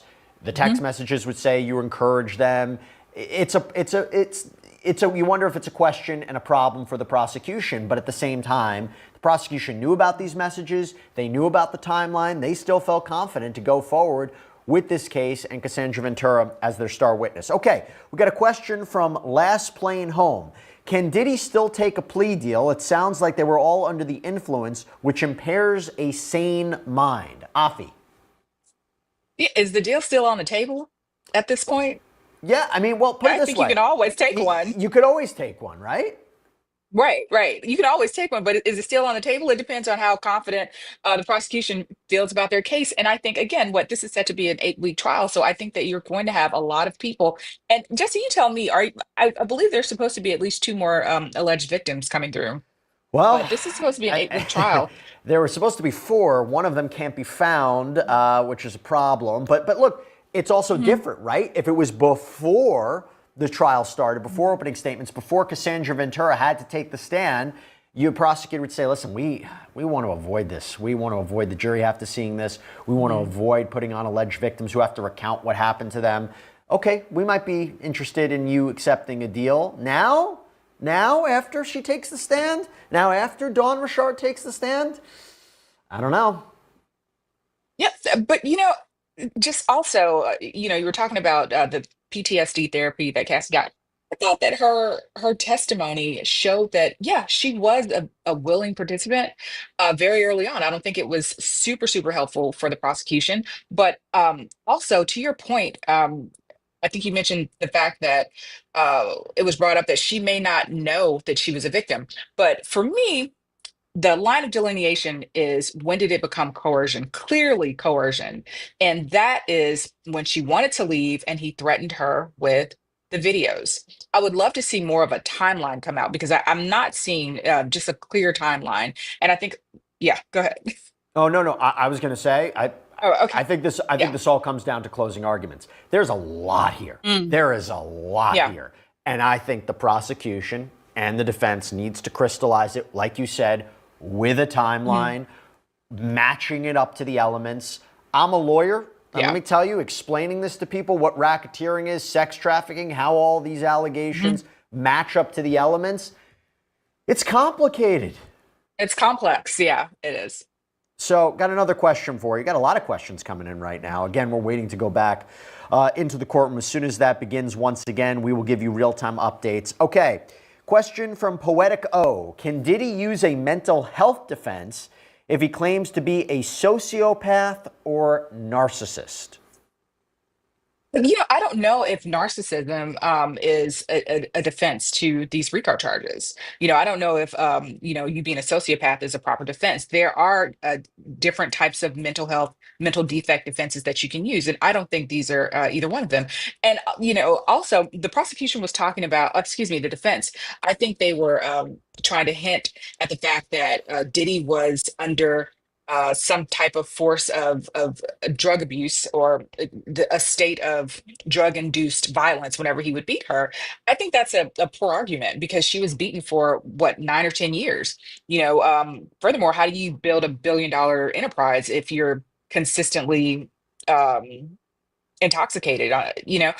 Or if you are, you're very high functioning. So I don't think that that's the best argument.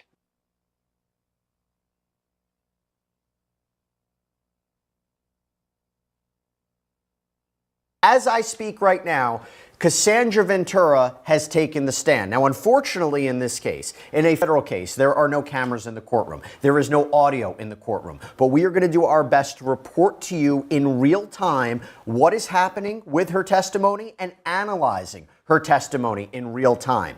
And we're going to also be taking your questions about this testimony, about the case in general, as it progresses. So if you have a question, submit it on YouTube. We will answer it here on air. I'm not going to do it alone. I have with me here in studio Rich Schoenstein, trial attorney. It's great to see you. Rich, thanks for jumping here so quickly. Really appreciate it. Glad to be here. Big day in this trial. This is a big day because she is victim number one in this case. I think it would be fair to say we probably wouldn't have criminal charges if it wasn't for Cassandra Ventura filing her lawsuit in November of 2023. We all know that the videotape of her purportedly being beaten by Sean Combs in 2016 changed the course of this entire legal saga. It came up a lot yesterday. She came up a lot yesterday. And now her testifying for the prosecution. I think a fair argument is this case either rises or falls with her testimony. So what has she testified to so far? Well, first of all, she's quite pregnant. She's about 8.5 months. 9 months pregnant. She's 38 years old. She explained that she was with Sean Combs for 10 years. We're talking about a 17-year age difference.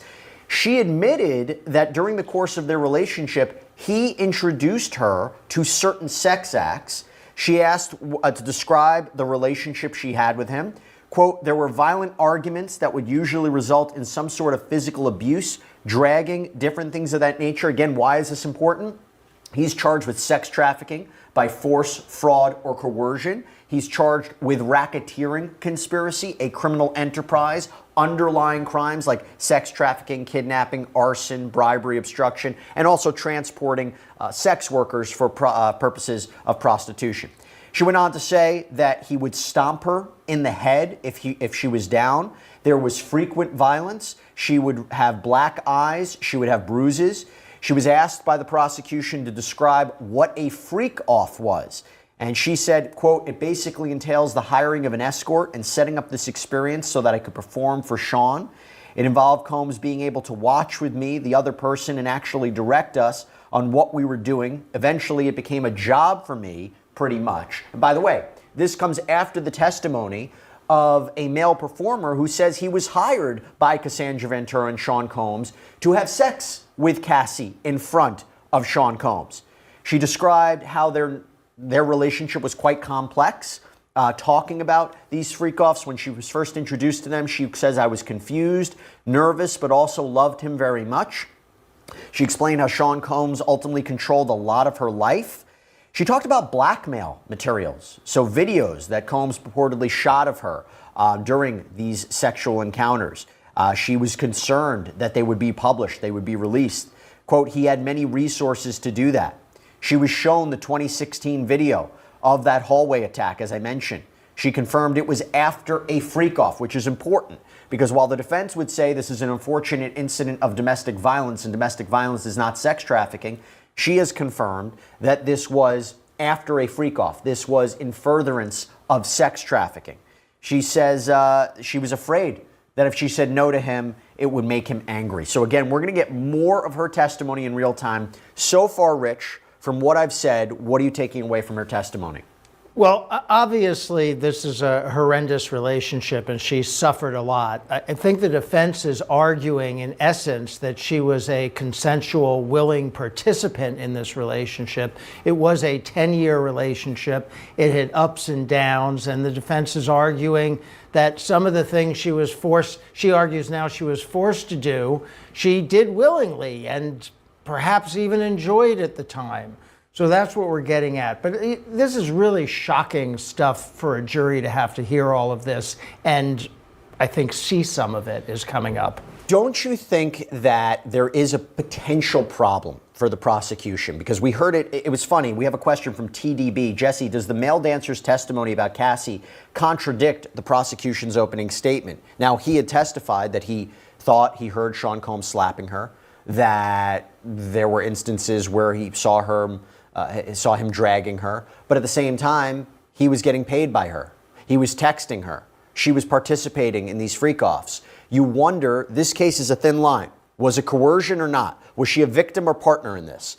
Do you think when you hear the testimony of that male dancer and you hear her testimony now, it'll be difficult for the jury to believe that everything was coerced and against her will? I don't think the jury is going to believe that everything was coerced and against her will at the time, but it doesn't have to. There's a massive power imbalance here. So even if she willingly participated for parts of this relationship, he has all of the power and he's using it. And the one thing you mentioned, I wrote down, blackmail video. That stuff's really important to the case, right? This is carrot and stick territory, but he kept, allegedly, things like these videos to keep people in line. And the allegation here is if she sort of got a little bit antsy about how the relationship was going, he would threaten to release videos that would destroy any chance of her having a career. The defense would say the only person that was in possession of the videos was Cassandra Ventura. That's a point that they made yesterday. Yeah, that's an evidentiary point. I don't know the answer to that. Let me ask you this. We have a question from Lauren, who, by the way, has this cute little emoji, smiley face with the hearts. I like it. It's nice. I have a question. Do you think now that the prosecution has played their ace with Cassie, that they have more damning evidence to come? I would expect so, because when you're prosecuting a case like this, you want to start strong. And I think some of the idea of putting her on in day 2 of this trial is to start strong. They put on a little corroborating testimony first, right, from this dancer, escort, whatever you want to call him, and now they have her, the security guard, and they get to show the video, that horrible video, and now she testifies. But it can't be the prosecution's plan to try this case that now they're just going to wind their way through some other inconsequential witnesses. I mean, they have 2 more victims, as I understand it. Well, let's talk about this. The practical reality is, A, they need to get her on the stand before she gives birth, okay? Well, that's true, too. That's true. Good point. Yeah, because victim 3 is nowhere to be found, so they may have to make sure that victim 1 is still available. But also, I agree that they started very strong with corroborating evidence before they brought her on, because what happened? When she filed her lawsuit in November of 2023, made these wild allegations, I think people said, how do we know this is true or not? As soon as that video was released by CNN, the whole game changed, because people not only believed that particular incident in the complaint, they believed overall all the allegations that she made, and it seems the prosecution is doing just that. Now, it's interesting thinking about this. By the way, I'm going to give more updates about her testimony. So right now, Ventura said, I thought we were monogamous. The prosecutor asked, was it made public? No, I was his artist, also his family, his children, meaning their relationship wasn't public yet. Who was linked to him publicly? Kim Porter, Miss Ventura responds.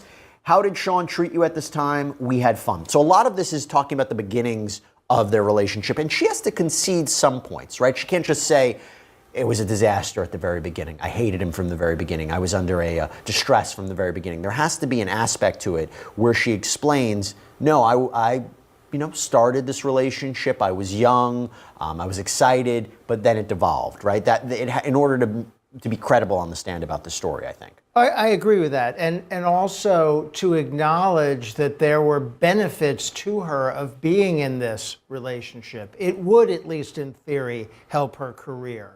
It would get her to meet people that she otherwise wouldn't have been able to meet. So all of that is true. There's nothing wrong with her conceding that, because none of that justifies being dragged down a hallway and beaten.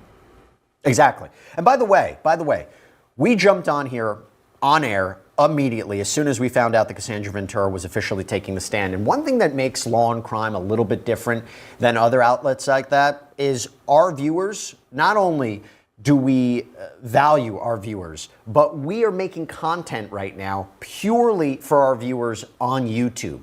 We want to give you the most up-to-date information about this case in real time. And again, we are the only channel, the only news organization that is producing content for you specifically. We value that. YouTube is where the most hard cutting edge news is coming from, and we want to get it to you out to you as quickly as possible. So thank you so much to our supporters. We are going to continue to take your questions for a while now, because she's going to be on the stand. So let's keep it going. Again, thank you to our YouTube audience. Jane, are there any more witnesses to Cassie getting attacked by Diddy apart from the bodyguard? I mean, I don't know. I would imagine so. Yeah, I don't know either. There's a videotape, so that's kind of a witness. But yes, I would imagine there are other witnesses who are going to talk about the relationship and probably talk about some of the physical stuff. Well, they mentioned chiefs of staff. They mentioned a chef. They mentioned, one of the questions from the defense yesterday was, how is this a conspiracy, right? For a conspiracy, you need 2 or more people to agree. Yeah. Who are the people that coordinated and facilitated this racketeering and sex trafficking operation are not criminally charged? So I see 2 major hurdles for the prosecution in this case. One is what we've been talking about. They have to get past the idea that this is consensual behavior by other people who are behaving in a questionable fashion. They have to get past that. The second bigger hurdle to me is turning an abuse case into a racketeering case, right? Because yes, they have to prove RICO is very challenging. You have to prove a RICO enterprise. You have to prove a pattern of racketeering activity. You have to prove multiple predicate acts that are violations of separate federal laws. It is hard to sustain a RICO case. We've seen some other cases where people have tried.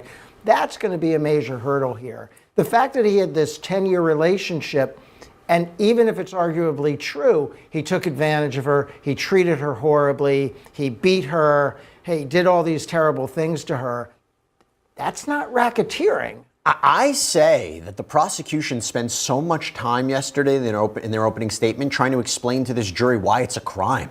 Because it's not a garden variety trafficking or racketeering case. And I think the more they have to explain it, that's a problem for them. I think it's a weakness in their case, personally. Now we have an update from court. Prosecutor asked Cassandra Ventura, what was his lifestyle like? Ventura responds, he had all these assistants. He could get things done. He traveled quite a bit. And then apparently she's shown a photo, and she says, this is Sean and I at a strip club in New York, like 2007, 2008, Halloween. How did Sean Combs' moods vary? Day to day. Now look, he is charged with specific crimes that John Smith on the street can't meet. There is an argument here, very powerful, had all these businesses, different resources, different employees. He would be in the position to be able to carry out a sex trafficking or racketeering operation. That's what makes him unique, though. Sure, but is that what he's doing? Is he running an entertainment and fashion industry, or is he running essentially a criminal organization? By the way, we have a poll up right now. You can participate in it. Do you think Cassie Ventura was a victim or partner in this? Ready for this? 82%. Well, this doesn't make sense. 82% say yes. I don't know if that's yes to, I think we need clarification. 82% say victim or partner. We'll get a clarification on that. By the way, right now. But that's my answer to that question. Oh, okay. 82% say victim. 82% say victim. Maybe based on we're reporting on the testimony right now. Yeah. I mean, I think she is a victim if the allegations are true, but also she is involved in some of the criminal act. I mean, she's getting those prostitutes, right? She's making payments to them, allegedly. She's having them come. So she's involved in some of the alleged criminal activity. And that's an... Yeah. Moschino a number one. When me check it out, I can tell name brand, yeah. Versace is a booger man. The most bad man, yeah. All right, man. Somebody gotta get billed for that, man. My time is 5 bands an hour, man. It's wasted 2 hours of my time, bro. I'm good though. Big Ack is back.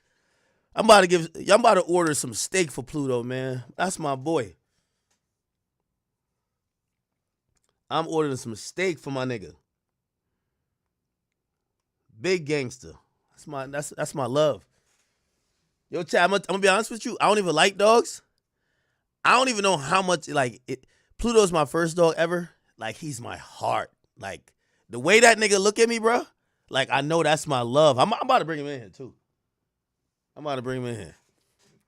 He might as well stream with me, because this nigga, he got me doing depositions for him. I'm about to get my boy. I got to go get my boy. Oh, I'm muted? No, I ain't muted. I'm about to go get my boy. I did a 2-hour deposition just now, man. They asked me all type of dumb shit. They ain't clout chase, though. They ain't asked me about no crazy shit. They asked me about DJ Vlad and off the record, but whatever. All right. What happened with Kid Cudi? Now I ain't bringing him in here because I definitely gotta catch up on this Kid Cudi shit. Did Kid Cudi say something crazy? Damn, chat. All right, I thought y'all was gonna leave me. Some of y'all did. Fake ass niggas. The real ones stayed, I could tell. Still got 14,000 in here. We lost 10,000. We lost 10. It's all good. All right, chat. Let's get it, right? Okay, so we're going to back up a little bit. So we got Kid Cudi, who was on the stand. This is 3 hours ago. I'm sorry. I think court is still going on. So just lock in with me real quick. We're just going bang, bang, bang, bang, bang. I got to hit everything real quick. So Kid Cudi gets on the stand, right? This is after he said he's a musician. They ask him, yo, they show him Cassie. They said, who's Cassie? They're like, we dated in 2011. They said, who else was she involved with? He said, Sean Combs. What did you know about their status? He said that I knew that she and Sean Combs had some problems, that they weren't dating no more. AUSA says in December 2011, did law enforcement respond to your home? Kid Cudi said, yeah, I had a break-in. Cassie called me at around 5:30 or 6 a.m. She said Sean Combs found out about us. So looked like Diddy probably snatched her out of her sleep. So if she called that nigga at 5:30, you know what that is. Diddy went through her phone after a freak off, nigga. Saw the shit like, you fucking Kid Cudi? A nigga that wear a thong? Oh, hell no. She said Sean Combs found out about us. She asked me to pick her up, so I did. Yeah. AUSA says why? She was worried. They said, what was her demeanor? Very stressed, very worried. Where'd you go? To Sunset Marquee. They said, why? I thought it was safe. It was off the radar. AUSA says, who else did you speak with? Kid Cudi said Capricorn Clark. She sounded near tears. By the way, this is one of Diddy's former assistants. What did she say? That Sean Combs is in the car near my house? Brian Steele says, objection. Judge says overruled. AUSA says, you called Sean Combs? Kid Cudi says, yeah, I did. He said, I'm over here waiting for you. AUSA says, when you arrived, what did it look like outside? Kid Cudi said, pretty normal. AUSA says, you ain't got no security cameras? He said, yeah, I did, but I found out they weren't working. But the security cameras, they've been moved. AUSA says, you moved them? Kid Cudi said, nah. AUSA says, yo, what did you see inside your home? Gifts were open. Some stuff I got from Chanel. My dog was locked up in the bathroom. He said, damn, how'd you normally leave your dog? Kid Cudi said, I let my dog roam. Shout out to Big Pluto, man.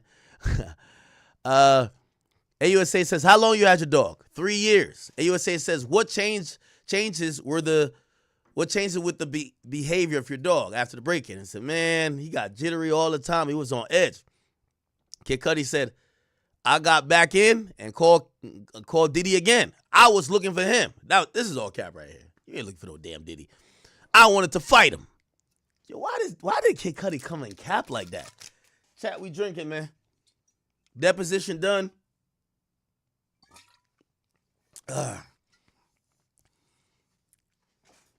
Somebody said, yo, I was reading y'all comments while I was up there because I had y'all on like my iMac screen.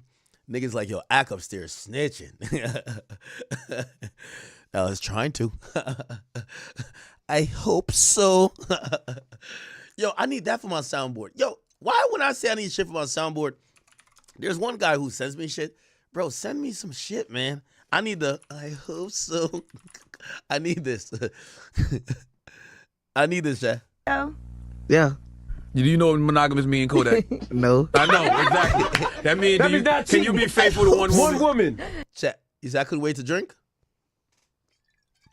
All the way. Yeah, I Forever, just could. you and her. Listen, the other night I fell asleep on the phone with a girl. I ain't do that since like middle school. So that's your girl. What was you saying to her? We were just chopping it up. Like, So for the first night ever, you talked to only one girl. yeah. Is that the one? I hope so. Okay, hope so. I hope so. Okay. Hope so. Okay. I hope so. Anyway, Kid Cudi capping on this motherfucker talking about, yo, I wanted to fight him. Like, this is when, you know when you just got totally bitched, so now you got to talk shit. It's like Stephen A. Smith saying, yo, if he had put hands on me, we would have been scrapping on the Lakers logo. Stop the cap, nigga. You know that's cap. Anyway, I said, did he answer? Kid Cudi says, yeah. He said, I'm on my way. I thought to myself, Combs says, objection. Judge says, grounds. Non-responsive. This is overruled. Let's keep it going. Judge says, ask new question. AUSA says, when you saw Cassie, how she seem? Kid Cudi says, depressed. Did you see Cassie in Connecticut? Remember Connecticut? She went after Diddy gave her the beats. And her mom took pictures of the wounds. Kid Cudi went up there to slide some dick, man. AUSA says, did Mr. Combs call you? Kid Cudi says, yeah, he hit me a few times. Hit? Nah, he called me. He ain't hit me. He called me. AUSA says, what did you say? Kid Cudi says, I said I didn't want to talk with him. He broke into my house. He hurt my dog. Yo, Kid Cudi, dead pussy, man. Like, the next part you're going to see. AUSA says, did you and Miss Ventura break up? He says, yes. What about your car? He said, my dog babysitter called me and told me my car was on fire. AUSA says, where were you? He says, well, I was at a relative of my ex-girlfriend. I was carrying in groceries. AUSA says, where did you go? I went back to my crib. 8925 Hollywood Hills Road. Let's Google that. I want to see. Where was Kid Cudi living at, man? I hope so. It's right here. We got it, chat. We got it. Ooh, this is. Yo, I hate LA shit. Like, look at this, like, narrow-ass shit right here, bro. You know why I hate shit like this? I grew up in Jamaica where, like, there was a lot of, like, narrow roads that go up the hills and shit like that. Bro, all the gunmen, you know what they used to do? They would just block the road and rob everybody. It's only one road, not two lanes. They block the road. You coming down there, they block the road. They hop out behind you. They got guns up. They robbing everybody. That's how it. So maybe that's why I think it comes from my trauma. I lived in Jamaica for like 11 years. You feel me? So I don't like roads like this. Fuck no. Hell no. Now, I didn't get robbed nothing, but like I just always heard them stories. AUSA says, let me show you 6 pictures. You recognize? He said, that's my Porsche. Nigga sound like he's still tight about the Porsche. He says, the damage to my Porsche was from the Molotov cocktail. AUSA says, who took these photos? He says, Chip. He's a good friend and a collaborator. He said, what's depicted here? The hole they cut in the roof of my car to put the Molotov cocktail in the vehicle?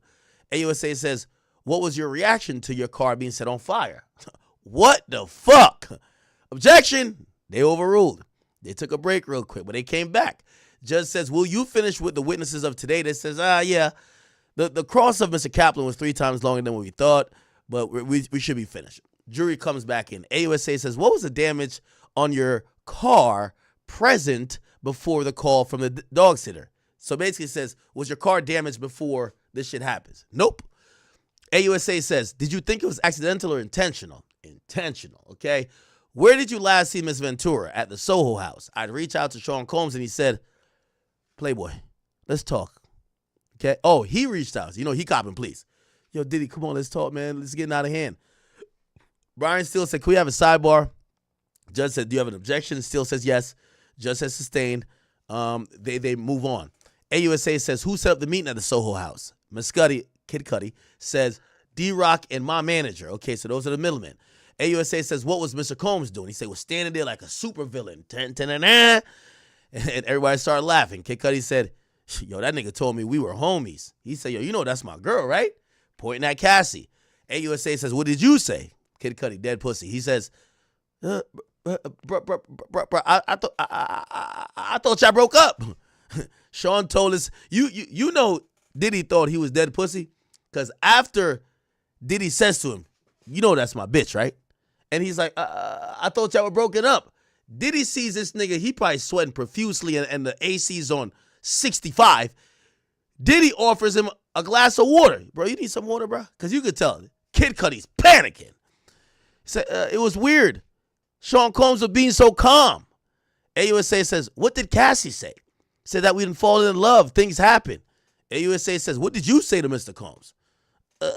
I asked him, what about my car? He said, I don't know what you talking about, little nigga. And he said, I walked away. I said, did you see Sean Combs later? I said, yeah, a few years later at the Soho House. He said, I'm just sorry for all that bullshit. I was surprised, so I found peace with it. AUSA says no further questions this time. Big Brian's still in the building. Now he's clocking in. He says, yo, Kid Cudi, I got to ask you about some questions about your Porsche in 2022. Cudi corrects him. Nah, 2012 you mean. Okay, I apologize. You got it. You got a call about damage to your vehicle, right? Did you get any surveillance photos? Says, nah. My dog's babysitter did send me a picture of the damages, though. Steele says, word. The DNA was taken. Are you aware it came back to being a female? So it looked like he's presenting this new information and saying the DNA that was taken during the investigation of arson came back to being a female DNA. AUSA says objection. That was sustained, so got to ask a different question. Steele says, do you know there were DNA results? The judge says, I'll allow that question. Cudi said no. Steele says, Miss Ventura told you it was over, right? Kid Cudi says, yeah, we just stopped talking. Steele says, you told this honorable court and this jury that she played you. You played me. You played me. Low down, dirty. That's my song. Jaded, Drake. Go check it out. So you told this honorable court and the jury that she played you. He says, yeah, I felt she played me. Steele says, yeah, she played you and you had no clue, huh? He said, I had no fucking clue. Basically, because what would happen, just to give y'all some realistic perspective, no matter if, even up to her husband, they would have these breaks that were constantly on and off. But even when she would be with other dudes, she would still freak off with Diddy. So, like, these other dudes would be thinking that she's leaving Diddy for them, but she would still go freak off with Diddy because that was her thing, freaking off with Diddy. You get what I'm saying? Steele says, in 2011, you went on a tour, right? So, yeah.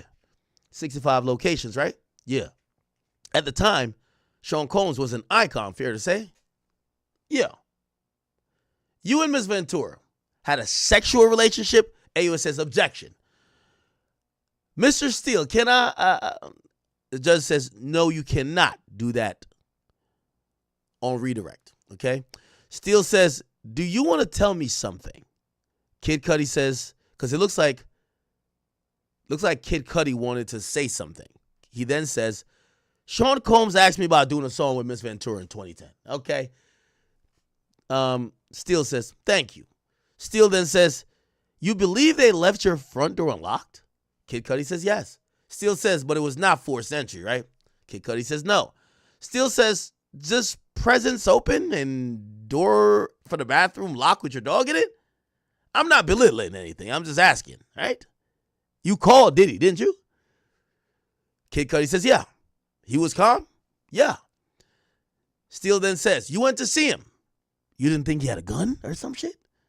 Kid Cudi says, I couldn't call it. Steele says, you're a strong person, man. That's how you categorize yourself, right? Kid Cudi said, yeah, I'm a strong person, but I crossed the line. Kid Cudi says, no, Steele says, Miss Ventura told you she was abused? Kid Cudi says, yes. Steele says, but she never said it was sexually abused, right? Kid Cudi said, yeah, she ain't tell me that. Steele says, you loved her. Tell me if I'm wrong. Kid Cudi said, I did. So he admits he loved Cassie. Kid Cudi said, Steele says, you got played by the same person who played Sean Combs. Cassie Ventura. Oh, shit. I told you this thing was a bulldog. He's the first lawyer from Diddy's team that finally said, Cassie's the fucking manipulator. This cheating ass hoe playing niggas left and right, freaking off when she got a hoe man. She's a fucking hoe. Finally, chat. It took Brian Steele. Brian Steele got tired of the fucker, chat. He got tired of it, man. He got tired of it. You got played. Yo, memes, grab this for me. I need this for the gram. Yo, you got played by the same person who played Mr. Combs, Cassandra Ventura. So what they're trying to say is she lied to you because, they're setting it up for the jury. Damn. It sounded like she was telling both of y'all she was with both of y'all. She told you she was done with him, And she was telling him she wasn't fucking with you. That's why when y'all meet up, Diddy gonna tell you, like, yo, you know that's my bitch. Like, I don't know what you doing, but that's my bitch. Like, what you doing? Kid Cudi the whole time is thinking, that's not your bitch. She say y'all don't go together. Y'all don't go together real bad. So Steele doing his thing. Okay, Brian Steele. Brian Steele says, in the 13 years since, have you ever been notified in California that there have been any more action on this car fire? Kid Cudi said no. Brian Steele then comes back and asks, yo, did Cassie have 2 phones? Kid Cudi said, I don't remember that shit. Steele says, got you. 3512, that's an exhibit. Kid Cudi said, oh, shit. If I said it, I said it. So this is an exhibit where apparently he said before that Cassie had multiple phones. Must be an interview or some type of meeting with the government. Steele says, Kid Cudi, you know what a Kevin Durant burner phone is? Kid Cudi says, untraceable. Okay. Steele says, the trespass, you call it a break-in, right? Miss Ventura told you she had given your home address to Combs. Oh, shit. That's explosive. That's explosive. So look like Cassie lined up Kid Cudi. You know one of those? You find your bitch cheating on you. Where that motherfucker live at? Where he live at? So she gave up the address to where Kid Cudi live at. So, by the way, you know what Brian Steele is painting? How are you, like, we get you in love with her and shit like that, but it sounded like she was playing both of y'all and that she lined you up. She lined you up, nigga. She told you she gave your address to somebody. She lined you up. Oh, nah. YSL Steele coming in big. This is the first one to describe Cassie exactly how some niggas might see it. A scallywag that was cheating, main eater vibes. She was doing whatever to keep the bag, fucking with 2 niggas lying to both. Probably telling Puff, I don't fuck with him. Telling the other nigga, oh, I broke up with Puff. He beat my ass. I'm done with him. I want you now. Puff just was about business. He gonna blow up a car over his hoe. That's facts. Okay. So Steele points out that he ain't been keeping it P. And also gets him to admit, look, the trespass, you called it a break-in, right? He's basically saying, yeah, Miss Ventura told you she gave your home address to Combs. Kid Cudi said yes in the morning. Drop the mic. No more fucking questions, Your Honor. How y'all blaming my client when the same bitch he claims he loved lined him up? Lined that nigga up. Lined him up like a pants seam. Cassie lined up Kid Cudi. Close that back door. Can't get snaked by my freak off partner. I'm playing. Okay. Here we go. Damn. You know one of them ones though, chat? Now, granted, I think the government needs to come back and spin this. They need to spin this and say, Kid Cudi, after she told you she gave Sean your address, why did she say she gave it to him? And it got to be something where, oh, he was beating me, he was whatever, and he forced me to give your address. Because otherwise, it looked like Cassie on that backdoor vibes, okay? So the government got to come back. Hold up. The judge says redirect. Okay, here comes Miss Johnson. Miss Johnson. Yo, it says, what did Miss Ventura confide in you about abuse? Kid Cudi said that he would hit her and sometimes kick her. See, they trying to set it up. Look, you see the play? Check it out. AUSA says the day of the break-in, was she carefree? Cudi said no. Says, what did Capricorn Clark tell you? Sean Combs and an affiliate forced her. Oh, shit. Forced her into the car to come to my house. I called the police. How would you describe Cassie that day? Just really shook that he found out about us. AUSA, what's your relationship with Miss Ventura's end? Oh, when did it end? Why did it end? The drama. It was getting out of hand. I wanted to give it space. He said, what drama? The break-in. For my safety, her safety.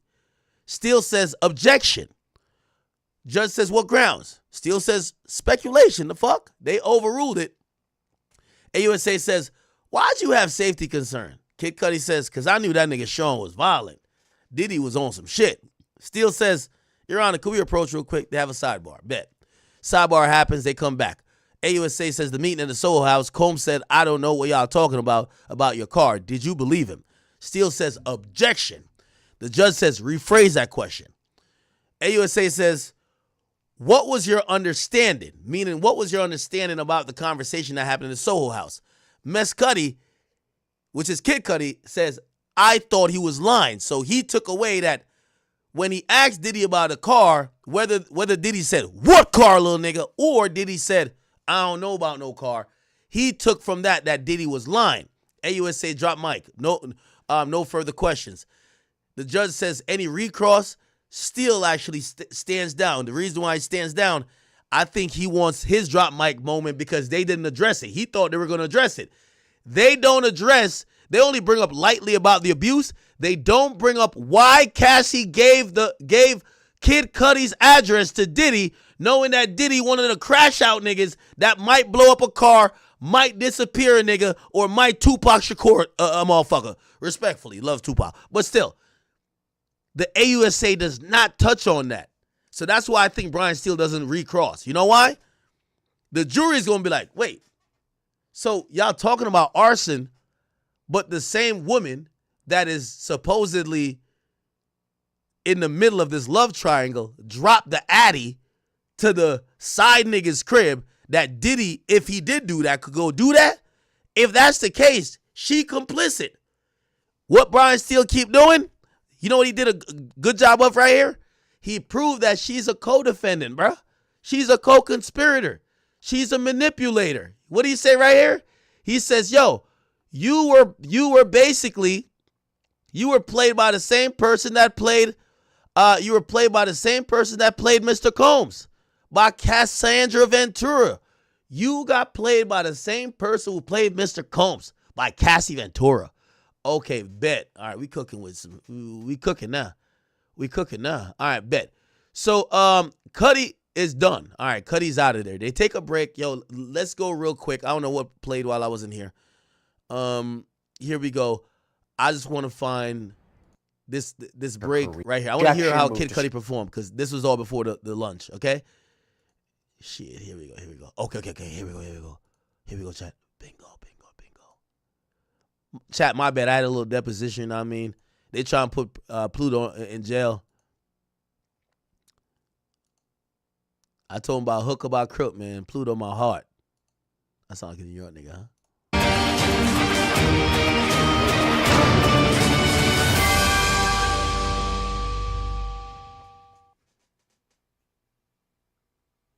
All right, welcome back, everybody. So we're taking your questions for the next hour or so in the Sean Diddy Combs criminal trial as they're currently on a break.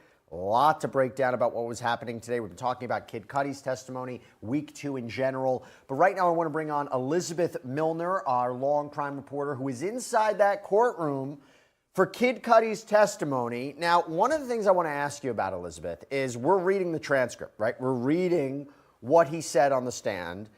What was his tone like? Because I got to tell you, he was hitting one-liner after one-liner after one-liner. By the way, shows up in court, leather jacket, smoking a cigarette.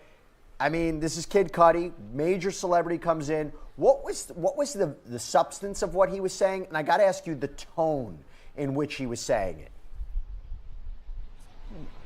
Well, obviously, I didn't see the cigarette smoking part. I was inside the courtroom when this was going on, but it was a packed courtroom today, Jesse, despite it being very cold outside today, despite it even pouring down raining this morning when I came to court today. A lot of people were inside that courtroom because a lot of people wanted to know what did Scott Mescudi, aka Kid Cudi, really have to say. So when he walks inside the courtroom, to your point, Jesse, he was very, very casual. He had on a leather jacket. It was a little bedazzled. He had on a white t-shirt. He had on jeans, something that you kind of really don't see necessarily, especially in federal court. I mean, all the other witnesses have been in suits, even some of the escort witnesses, but for Kid Cudi, he just came in very casual. He just walked right to the witness stand. Didn't pay Diddy any type of attention from what I could see of him, but he got onto the witness stand and swore that oath like he normally, like all the other witnesses do. And then that's when we got into the testimony. And let me just say, Jesse, there was so much testimony. I was just writing things down and down and down again because there was really so much. And we knew about kind of the Molotov cocktail incident, especially because it was was laid out in Cassie's federal lawsuit, right? But just hearing Kid Cudi explain it from his own words were just a whole nother level, I could say. So people were laughing, right? People were laughing when he was testifying because he made that one comment that he sees Sean Combs. He had a meeting with him and said he looked like a Marvel supervillain. Were people laughing?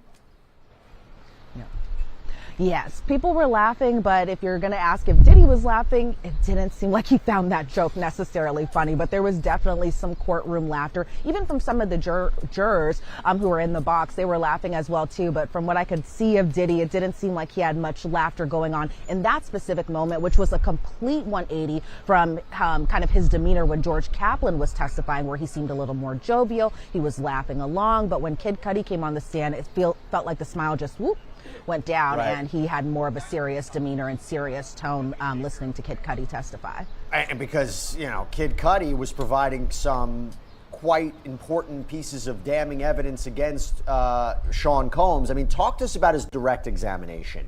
What were some of the highlights that you took away from his direct examination? Because the prosecution, in my opinion, I was talking about it before, they're calling him not only to corroborate, I think, the account of Cassie, but to establish some of the elements of racketeering, right? The underlying crimes of maybe kidnapping, arson. Talk to us about some of the big moments from his direct examination, and then we'll talk about what the cross-examination was like. Right, because the jury has been hearing about Scott Mescudi a lot, and they've been referring to Kid Cudi as Scott Mescudi during this. So seeing Kid Cudi in the flesh, I'm sure a lot of people wanted to know, what did he have to say about December 2011 specifically? Now, around that time frame, police actually responded to Kid Cudi's then home. He's no longer in that home anymore now, but they responded to a call about a break-in at his home. So he said that day actually started with a call from Cassie herself about 5:30, 6:30 in the morning. And Cassie relayed to Kid Cudi that Diddy had found out that the two were dating, and she sounded kind of stressed during this phone call. So what Kid Cudi did was he picked her up. He took her to a hotel called Sunset Marquis, so that way it was a little safe for her to kind of hang out there and be at that hotel. But Kid Cudi at the time said he didn't think that Cassie was even dealing with Diddy at this point. Diddy had asked actually for Kid Cudi's address around this time, and one of the big moments was that Cassie was the one who actually gave Diddy Kid Cudi's address. And so, yo, chat, always be careful of a Cassie type bitch, man. She claiming her man beating her ass. She claiming that nigga keep giving her black eyes. But when she find out you fucking her, when her man find out that you fucking her now, she line you up for her man. You the next body for her man. She sent her man. She even give her man the drop. Oh, I'm gonna leave the back door open to go kill that nigga, and we could. Be, I'm telling you, Cassie's the backdoor ting. You got to be careful of girls like Cassie. I'm telling you. She was crying to Kid Cudi saying, Diddy beat my ass. He's thinking, oh, she done with Diddy. I bet I'm starting to like her now. Blah, blah. Diddy catch her ass. Bitch, is you cheating on me? Here's his address. Go kill that nigga. It's all good, baby. I love you. I don't love that nigga. That's the backdoor ting. Come on, chat. That's why you got to be careful of these bitches that got crazy niggas. Because as much as they seem like a victim, if it's in between losing their crazy nigga and now not setting you up, bruh, they're going to set you up for their crazy nigga, man. She set that nigga Kid Cudi up. She set Kid Cudi up. That's why another thing I tell niggas too. When you hear a chick come to you telling you that their boyfriend been beating their ass and they never put that nigga in jail, mind your motherfucking business. Mind your business. Stay out of it. Stay out of it. Because if she keep going back, she got some type of trauma bond, some type of real lock with that nigga. And you know what's going to happen? When he give her the ultimatum, bitch, it's either me or him. She ain't picking you, bro. If you don't give me his address right now, she gonna get her address up, bro. All of a sudden, you on a t-shirt now, nigga. You up in heaven looking like, what happened? Oh, my God, not the bitch who was crying to me. She sucking his cock the same night he killed you. I'm telling you, bro. Kid Cudi said he didn't know what Diddy was going to do. Then when he was at the hotel, he actually got a call, or he had spoken to Capricorn Clark, somebody that was Cassie's friend, but also somebody that had worked for Diddy. And so when Kid Cudi was speaking to Capricorn Clark, Capricorn sounded scared on this phone call, pretty much on the verge of tears, because it was Diddy, one of his affiliates, an unnamed person, and Capricorn Clark were at Kid Cudi's home. Kid Cudi was kind of describing that essentially Capricorn Clark was essentially taken by physical force to go with them to Kid Cudi's home while Kid Cudi wasn't even there. So Kid Cudi could verify that Sean Combs, aka Diddy, aka Puff Daddy, whatever we're calling him, was inside his home when he wasn't there. Kid Cudi said that he actually went home after speaking with Capricorn Clark and just kind of rushed over there. Then we see an exhibit photo of the entrance of Kid Cudi's old home. It's the home of the break-in, and you see the front gate door. And he described his neighborhood at the time being as far as being very quiet, family oriented, and they had to kind of mention that he was driving a Porsche around that time. So Kid Cudi actually called Diddy while he was driving home, and there was some profanity here, so bear with me, everyone. He said, "Mother effer, are you in my house?" And Diddy said, "I just want to talk to you. I'm here waiting for you." And surprisingly, Kid Cudi explained that Diddy sounded relatively calm while he was on the phone speaking to him. So Kid Cudi thought his security cameras were working, and turns out he said someone kind of had moved them and angled them a little bit down, so that way I guess whatever was going on wasn't captured on that video.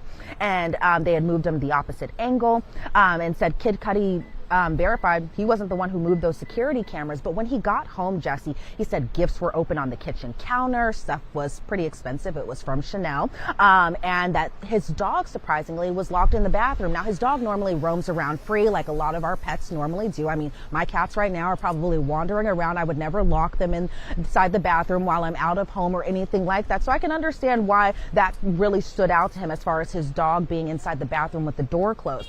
But he had that dog for about a 2-year period, and noticed that after this break-in had happened, that his dog became jittery and was always on edge at the time. So Kid Cudi, yo, Kid Cudi, you got a punk ass dog, man. You think a nigga could come in here and come lock Pluto in the fucking?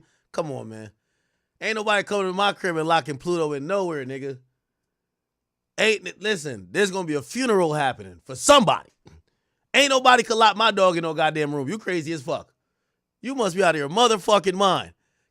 Yo, if niggas could break into your house and lock your dog in a room, your dog pussy. Y'all need to go. Pluto's still fucking. He having kids. If y'all need like a dog, a real dog, Pluto, I could give you one of Pluto kids. You can't lock my dog nowhere. Period. Nowhere.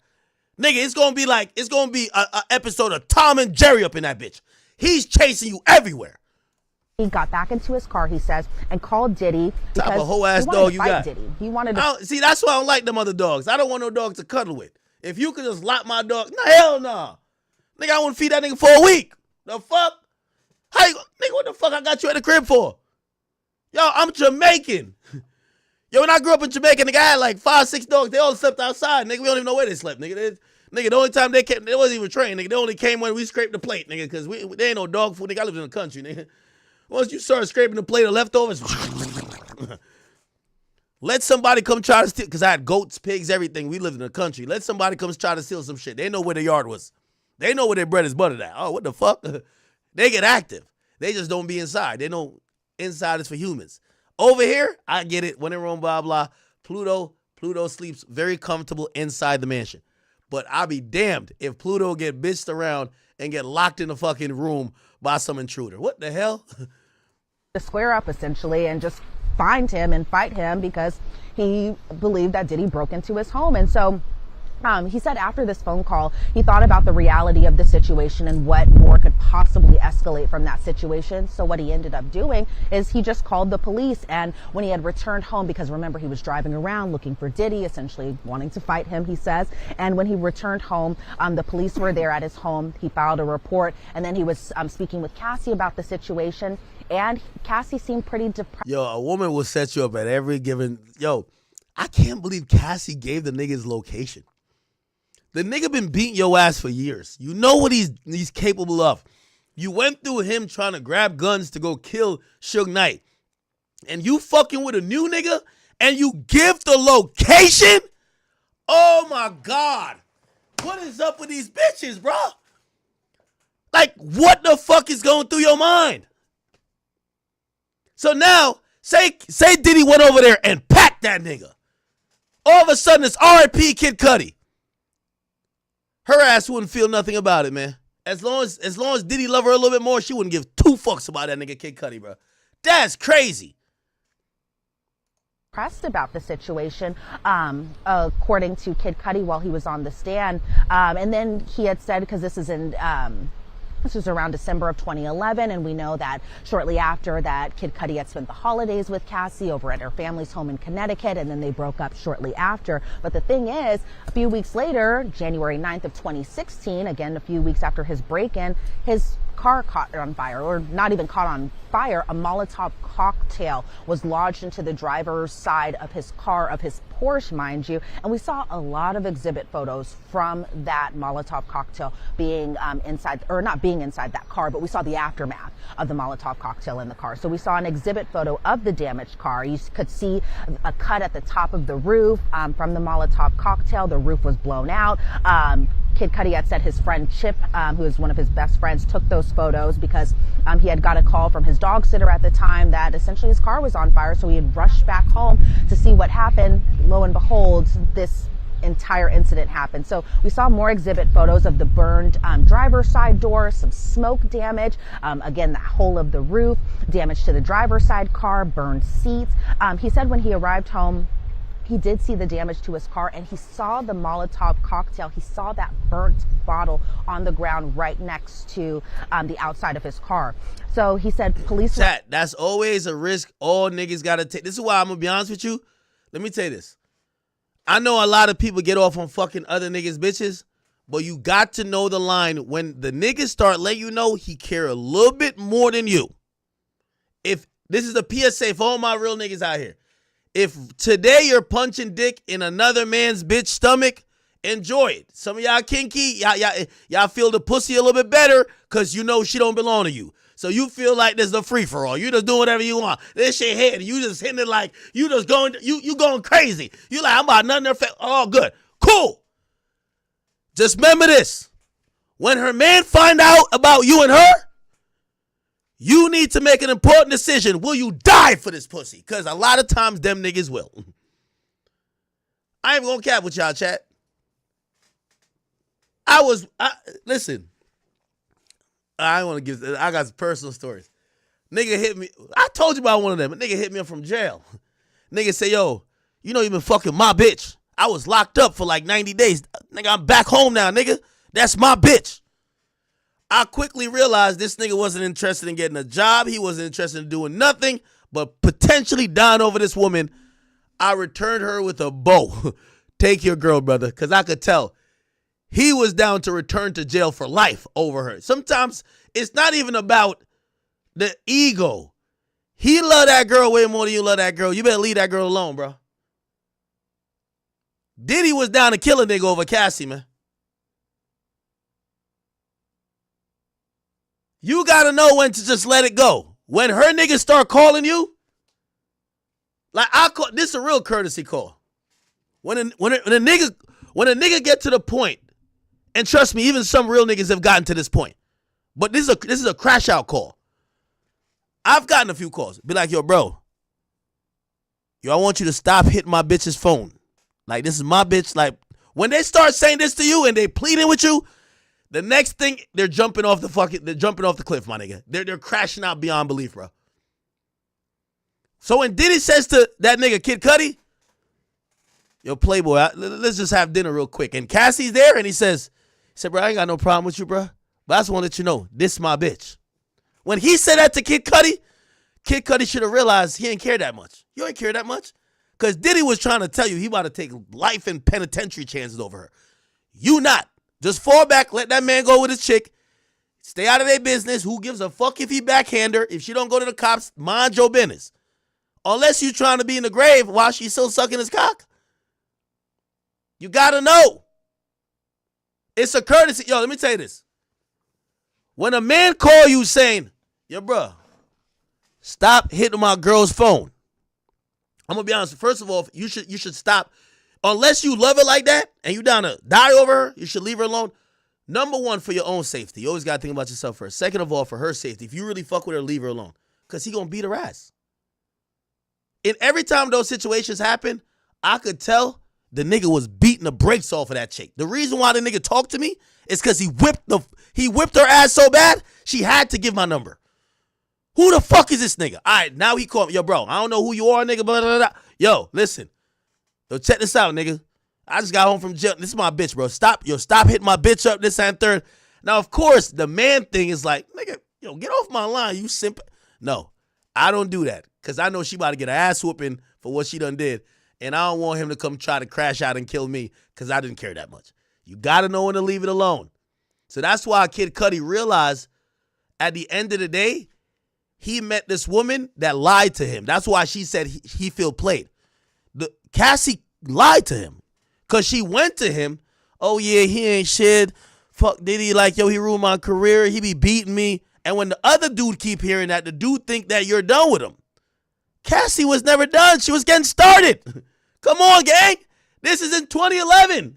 They were still fucking for 7 years more. They were getting started. Cassie thinking, Kid Cudi thinking she coming to him saying, yeah, like it's over. They just getting started. So when Diddy pulled up on her and be like, yo, I'm going to keep it a bean with you. I just want to see what you want. Like, I just want to have a conversation with him. I just want to see about him real quick. Give me his address. And I'm pretty sure Cassie was just like, I don't want to give you the address, Sean. No, just leave him alone. No, I ain't going to talk to him again. I ain't going to never talk to Kid Cudi. No. I need his address. And he probably grabbed her up. Bitch, I need that motherfucker's address if you want me to still keep fucking with you. You know what she says? He live at 895 25 Hollywood Boulevard. Go get that nigga. That's how it went, chat. We all know that's how it went. Come on, man. Why we keep reading this shit like this and we on some woke shit? We know exactly how this shit went. He snatched her up one time. Bitch, stop playing with me. What's that nigga's motherfucking address, man? After Diddy went and slid, blew up the car, did all we got to do, ran up in there, kick that funky ass dog in his fucking gut and locked him in the fucking bathroom. He came home and they had the best freak off in the last 4 years. I promise you. I'm telling you. I've seen it. The best sex happens after the crash out. This is toxic shit. Some of y'all don't know. Fact, yo. The freak off after that. Oh my God. I'm telling you. Diddy's happy because he know this is his bitch. She's for him. And she's happy because she know this nigga, he ain't going nowhere. Kid Cudi was a pawn. Kid Cudi realized that. I'm telling you, bro. That freak off after that, I'm about to go back to the text message if I could line the dates up. I guarantee she was, I'm telling you.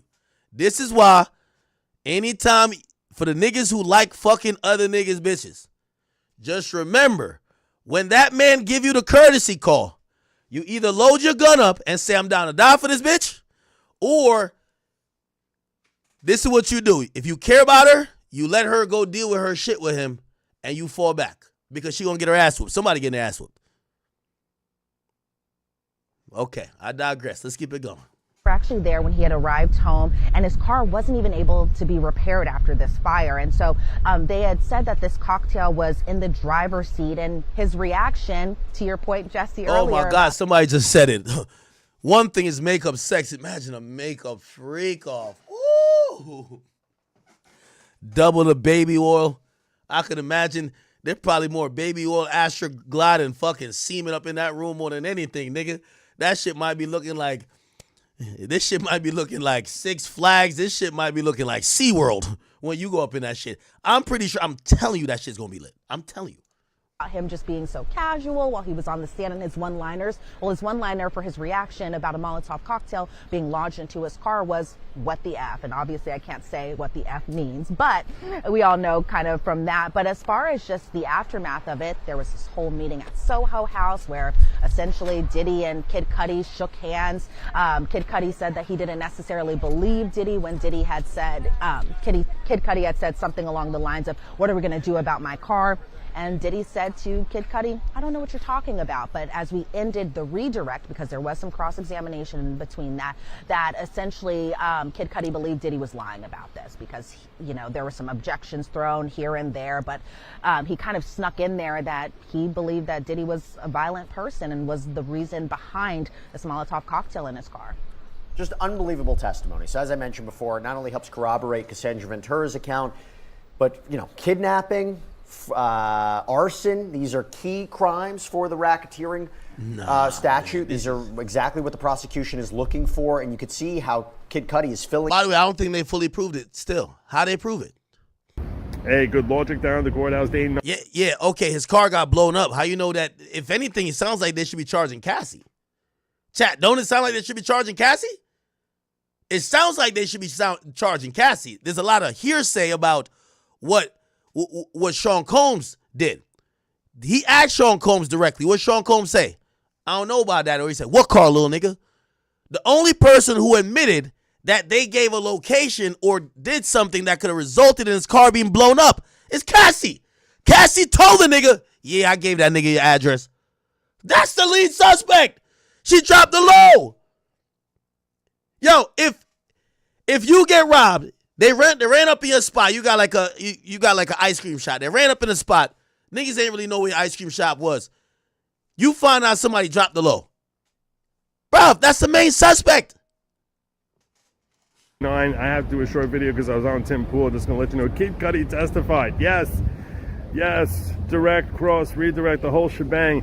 So let me break it down for you really quick, really fast. Basically, he gets up on the stand and tells about his relationship and primarily focusing on the Diddy learning about the relationship between Cassie and Kid Cudi and how she called him up and said he knows about us and he's all jittery. He thought that they had broken up.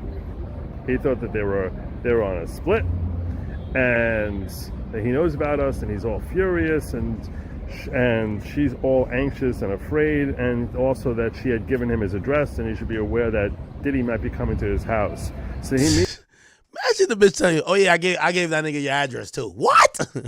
meets her at a hotel, which he thought was like a safe place, and then they get a phone call from Capricorn Clark, who's an associate of Diddy. And Capricorn says, we're right outside Kid Cudi's house. Me and Diddy and an associate of Diddy are outside Kid Cudi's house. So Kid Cudi gets in his car and heads back home, leaving Cassie at the hotel. And he's yelling at Diddy, are you in my mother effing house? And he's like, and Diddy, he said, was so calm. He's like, I want to talk to you. And he's like, are you at my mother effing house? He's like, well, I want to talk to you. By the time he gets back to the house, Diddy's not there. He said that he went inside and he saw that he had left his door open. But then when he went inside, he saw that someone had gone through his packages and his dog had been locked in the bathroom. And from that day forward, his dog would act jittery. So now now he's outraged. He goes looking for Diddy. And he got in his car and he's driving. And they have an exchange where he's like, I want to talk to you. He's like, well, you're going to be talking to me. Come to my house. And then after they had that exchange, he said he thought better of it. He's like, I don't know who's coming with him. I don't know whether he's got guns. I don't know what's going down here. And he said he thought about it some more. And he called the police and told the police that there was someone who had trespassed or burglarized and gone into his house. So police come. And he makes a report with them. Diddy isn't there. Diddy never ends up showing that day, but then he ends up going out to Connecticut and he meets with Cassie. And when he meets with Cassie and he tells her, hey, Cassie ends up breaking up with him when he goes to Connecticut over Christmas because he said it was too unsafe, it was too dangerous, too unsafe. So there have been threats that Kid Cudi was going to destroy, firebomb Kid Cudi's Porsche 911. His Porsche 911. So, sure enough, January 9th, 2012, Molotov cocktail. Someone rips open the ceiling of the convertible, drops Molotov cocktail inside. We get to see pictures of that. He ends up having a meeting. The last time he's spoken to Cassie Ventura was the next day. And so when they had a meeting at the Soho House, and this is how he describes it. So I get there, it's supposed to be me and Diddy, and I come upstairs, and when you walk into the meeting room that they used to have there by the Soho House, there's a wall of windows that's just like this floor-to-ceiling windows is one wall overlooking Beverly Hills. Diddy's standing there, and he's got his back to me with his hands clasped behind his back like he's some Marvel supervillain. And we end up having a conversation. And what were you talking about? Well, he said, you know, you were my homie. You knew she was my girl. He's like, I thought you were on a break. And we had this whole exchange back and forth. And then Cassie showed up, and I was very confused why she was there, because I thought after, you know, he had heard about all the physical abuse that she had suffered at his hands, and the threats, and the blackmail, and the extortion. He knew about all of that stuff. It was like, why are you back with him? Why? And he was very confused. But he ended up admitting to defense on cross that, hey, look, she played us. Cassie played me. Cassie played Diddy. And that's the terms they came to. At the very end of the meeting, he said, I shook his hand and I said, what about my car? And I wanted to be holding his hand when I did that. I wanted to look him in the eye and have him say to me, you know, give me an answer for the car. And he goes, I don't know anything about that. And then I start walking out, and he goes to me, hey, just make sure, we cool? Meaning, you know, is this over? That's what Diddy said to Kid Cudi. And Kid Cudi said, you say you know nothing about it, I got nothing more here. We're cool. And he said a few years later that Diddy ended up apologizing, saying, I'm sorry about all that BS that went down. So we end up having this cross, and the effective part of the cross was them basically coming out and saying that Cassie was very successful at convincing her that she was done with Diddy, and to help portray her as someone who can convince people of things that are not true, which we can expect that the defense is going to raise in their closing arguments. That certainly was a win for them.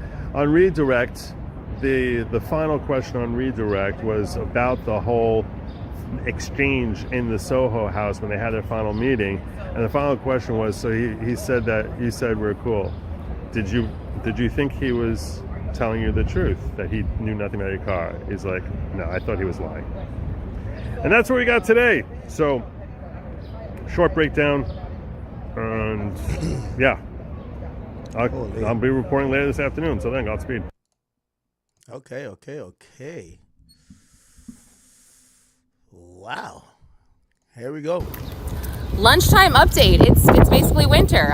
We are Diddy day 9, and I'm going to skip through George Kaplan, Diddy's former assistant's testimony right now just to get through Kid Cudi. I'm going to give you all those details during my later recap at the end of the day. But let's start with Kid Cudi, aka Scott Mescudi. So he walked into the courtroom, seemed very relaxed, wearing a leather jacket, had an earring on, and I thought maybe Diddy was going to kind of like look at him all the way as he got up to the witness stand.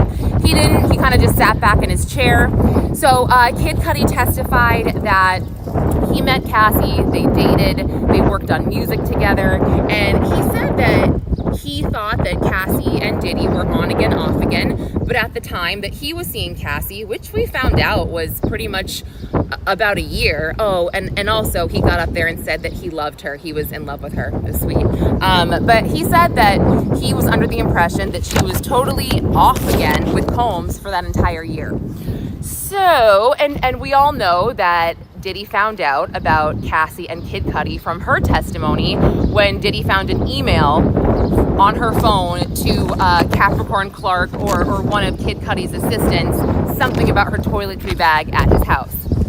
So we hear about this. We hear about this night. And oh, by the way, not to jump around again, but when the prosecution had their opening statements, they mentioned a break-in involving Diddy's assistant that was kidnapped out of her bed at night and was forced to go break into someone's home to look for Cassie, and it turns out it was Kid Cudi's home, but we'll get there.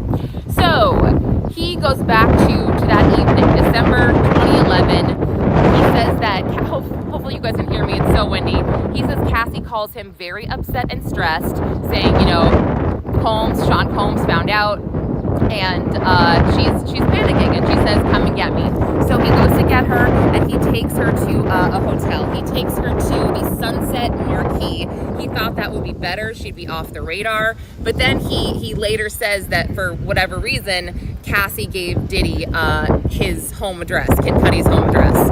And maybe she felt like she was forced to. Maybe he was threatening her. That's just a guess. I don't have proof of that. I'm just wondering why she would do that. So they're at the hotel, and then they get a call from Capricorn Clark. And Capricorn, although she works for Diddy, she's good friends with Cassie. So Kid Cudi describes that Capricorn is on speakerphone, and she's calling them from the car in the driveway of Kid Cudi's house. And she says, yeah, like Diddy's in there with an associate. They woke me up out of bed. They forced me here. They're in your house.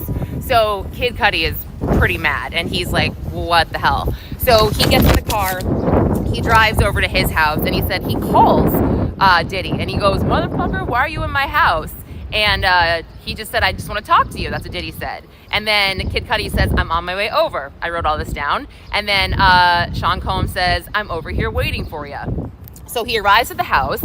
He also says that his security cameras, they normally point a certain way.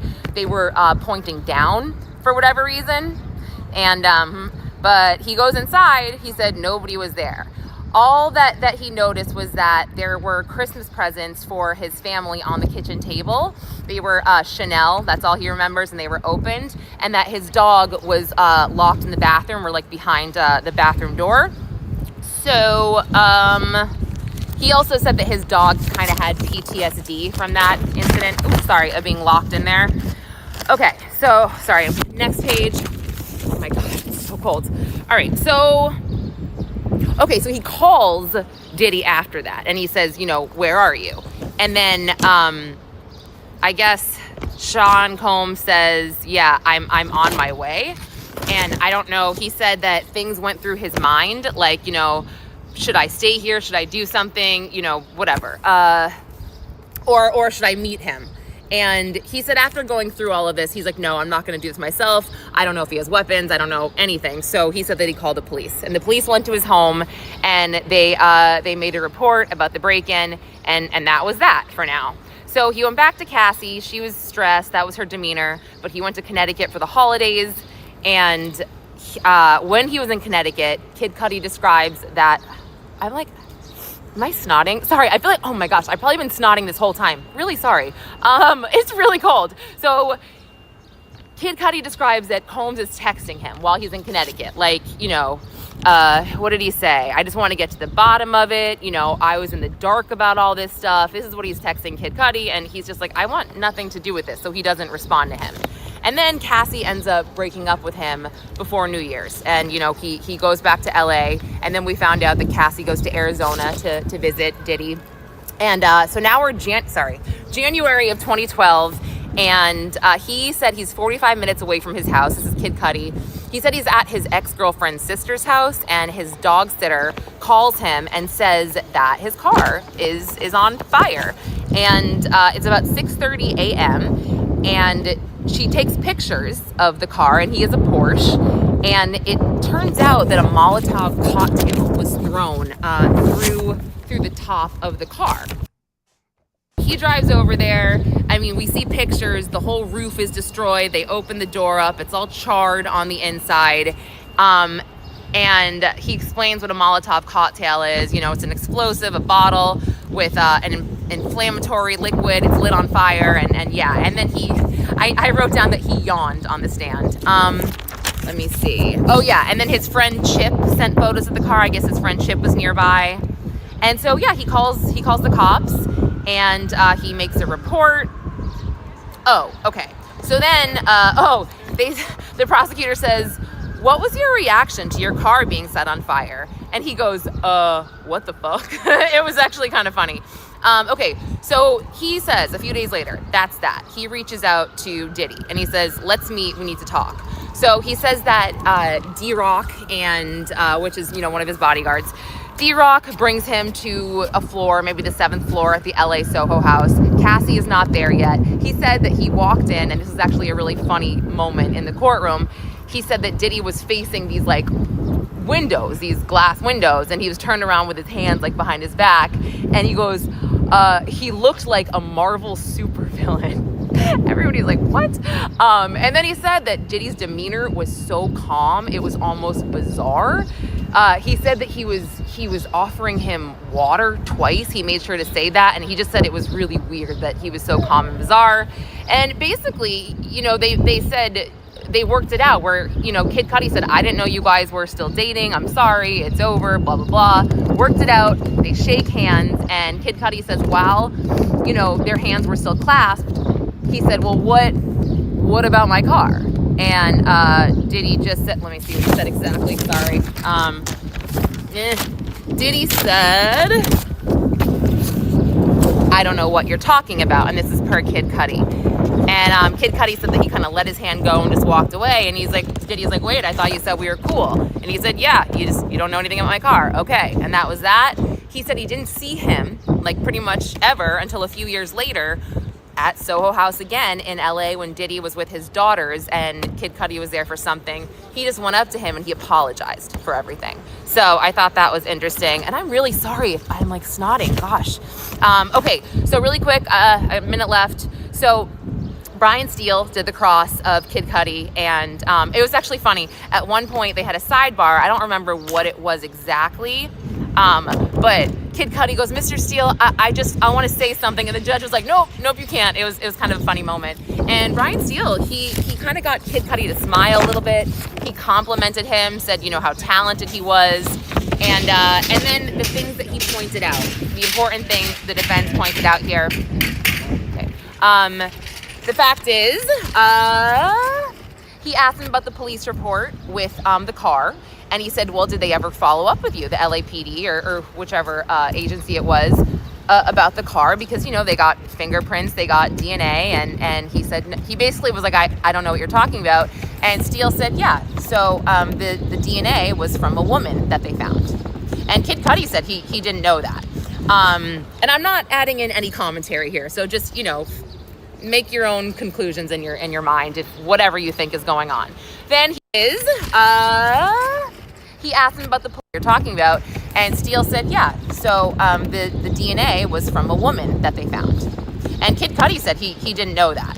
And I'm not adding in any commentary here. So just, make your own conclusions in your mind if whatever you think is going on. Then he also added that during the break-in, he said his door was wide open, and there was no forced entry. He also got Kid Cudi to admit on the stand that he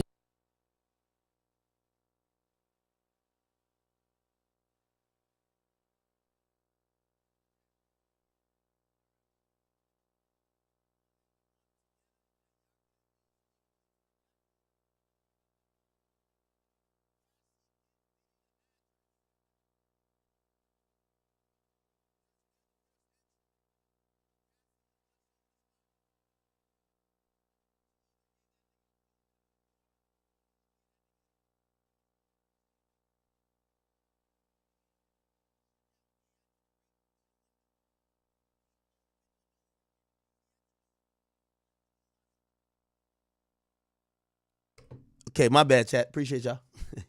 Here we go, chat. Chat, do I gotta break down what the fuck really going on? Do I gotta do it? I'm gonna help y'all put the picture together. 1 + 1 = the back door, chat. How did Diddy get the address? Cassie gave it to him. What they say about it? Remember, the first thing was somebody ran up in the spot, vandalized it, locked the fucking funky ass dog in the bathroom, and then later on, a couple weeks later, they blew the car up. Here's the thing. When the police came after somebody ran up in a spot, nothing got stolen.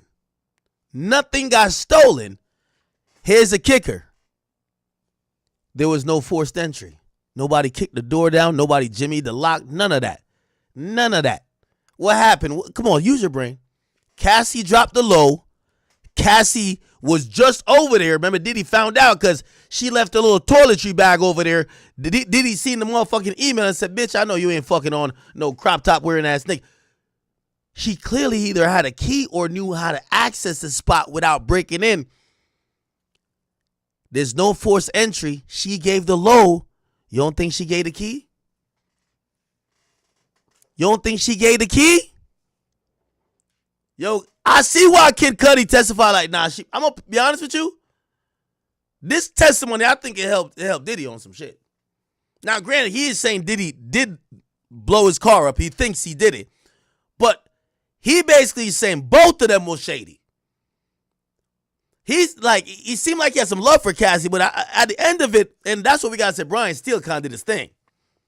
He basically said both of these bitches was shady. She got the Addy and the key. That's a backdoor 2-for-1 special. That's like unlocking a DLC in the middle of COD. Like, come on, you know what's going on. She gave him the drop that if Kid Cudi was there, could end that nigga, man. That was crazy. Cassie is a dangerous person. I'm going to be honest with you. She gave Diddy the key and the low. That's crazy. Somebody say he said he left the door unlocked. All right, hold on, let's go back. Where did he say that? Who said that? Says, what was your reaction to your car being set on fire? And he goes, what the fuck? It was actually said that his dog kind of had PTSD of Kid Cudi's house. And she says, just wondering why she would do that. So he goes to get her and he takes her to a hotel. He takes her to the Sunset Marquee. He thought that would be better. She'd be off the radar. But then he later says that for whatever reason, Cassie gave Diddy his home address, Kid Cudi's home address. And maybe she felt like she was forced to. Maybe he was threatening her. That's just a guess. I don't have proof of that. I'm just wondering why she would do that. So they're at the hotel, and then they get a call from Capricorn Clark. And Capricorn, although she works for Diddy, she's good friends with Cassie. So Kid Cudi describes that Capricorn is on speakerphone, and she's calling them from the car in the driveway of Kid Cudi's house. And she says, yeah, like Diddy's in there with an associate. They woke me up out of bed. They forced me. Oh, by the way, Capricorn's a backdoor ting. Capricorn Clark's a backdoor ting too. How you my assistant, we go to go vandalize a nigga crib. I leave you in the car. Me and my mans, we kicking the door down. Or we ain't kicking the door down. We just use the key. We up in the spot. We running through that nigga spot. You gonna call a nigga be like, I ain't trying to say nothing, but Diddy up in your backdoor ting. Capricorn Clark and Cassie one and the same. Two backdoor tings. Diddy went to go handle his business, because that's how Diddy do. Don't fuck with his bitch. I ain't gonna lie. I'm so glad I never met with Diddy. Y'all remember Diddy? You remember when Diddy said this? This was after. Do y'all remember the timeline? Now I'm gonna get a little scared. Diddy. Here we go. Diddy. Remember when Diddy? So I'd call Carisha a side chick. Diddy had made a tweet. He had said something about, I'll come to your house and have a conversation. I was like, what is he talking about? Hold on. It was a tweet. I don't know if he deleted it. Young Miami. Let me see if I can find it. Yeah, this was because I was violating her. I was just like, yo, you definitely the side chick, shorty. You the look, see? It looked like he was responding to DJ Academics. Look, let's see if we can find it. Look. Young Miami's not my side chick. Never has, never will be. She very important to me and very special to me, and I don't play by my shorty wop. I don't discuss things on the internet. I will not start today, so think what you want. And then he says, but know that if you do something to hurt mine, I'm going to come to your house, and we're going to talk like human beings. Oh, shit. Oh, my God. I was next, chat. The only thing I'm gonna say, Diddy, you can't put my dog in no fucking bathroom. You crazy as fuck, nigga. You put Pluto in a fucking bathroom, nigga. That's your last day on earth. I promise you. That's on Paru, nigga. That's a fact. That's the only thing. Yeah, Diddy was gonna try to do the same play on me. Look, they said it. It seems like he's talking about act. Cause I said, Young Miami, how you say you go together real bad with this nigga, and this nigga literally just popped up with a new kid. It ain't for you. You're the side chick. Look, right here. Look, right here. Young Miami's not my side chick. Look. Oh shit, wait, they have a video on it? Demics had a lot to say about Diddy's new daughter and Young Miami of the City Girls. Now Diddy himself has set it straight and the DJ is stepping back. Oh yeah.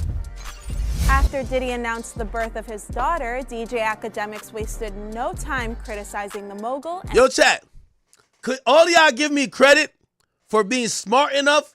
Listen, if you see me consistently trying a rapper, it's because I know he's pussy. Trust me, I know he's pussy. The niggas who I know about it, I stop quickly. Listen, the only way you stay undefeated, shout out to Floyd, you got to be smart with the fights you take. You don't take it when they want you to take it. You take it when you want to take it. I seen Jay-Z start doing some shit. I start coming up here and throwing up the rock, nigga. I'm good. I don't want no problems with Jay. That nigga was about to wash me. I could tell. Jay was about to give me a washing. You seen they started suing everybody but me, right? Shout out to you, Alex Spiro. They said, all right, he got the message. I'm one of them niggas. I got an ego, but I get the message quickly. Oh, okay, let me just fall back on this one. I'm good. I got y'all niggas. I'm good. Yeah. Jay-Z gave me the fuck around one more time, and I'm like, I got you. No problems. Diddy gave me that too. Pause. Extra pause. Y'all notice I fell back at the right time. That nigga would have had me tied up on the Interstate 95 sign like this, like, help! Help!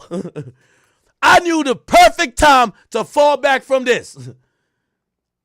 I knew the perfect time. Yo, chat, y'all gotta give me props for being smart enough. All the rappers I keep like mentioning, they're pussy. This nigga, the way he was talking to me, I realized he was gonna have me tied up with an anal bead in my mouth. Pause. Just like this. Help!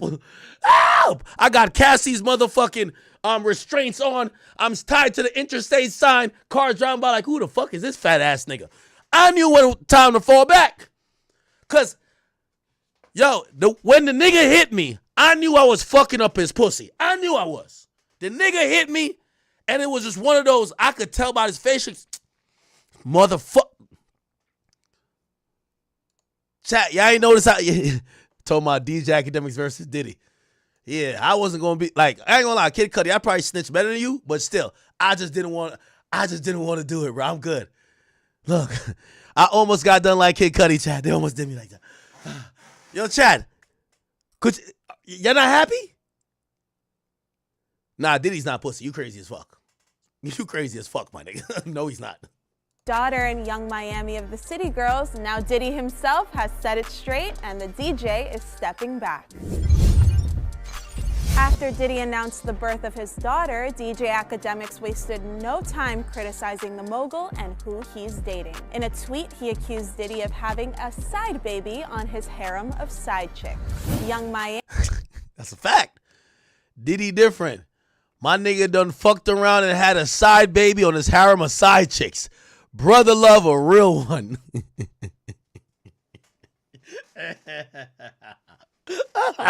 Yo, chat, don't I be telling y'all? Yo, I've done a good job. I've avoided a couple things. I bob and weave. I know how to get out of it. I do I? But let me tell you this. This is what I be trying to say. You ever heard that song? Oh, don't cry for me, Argentina.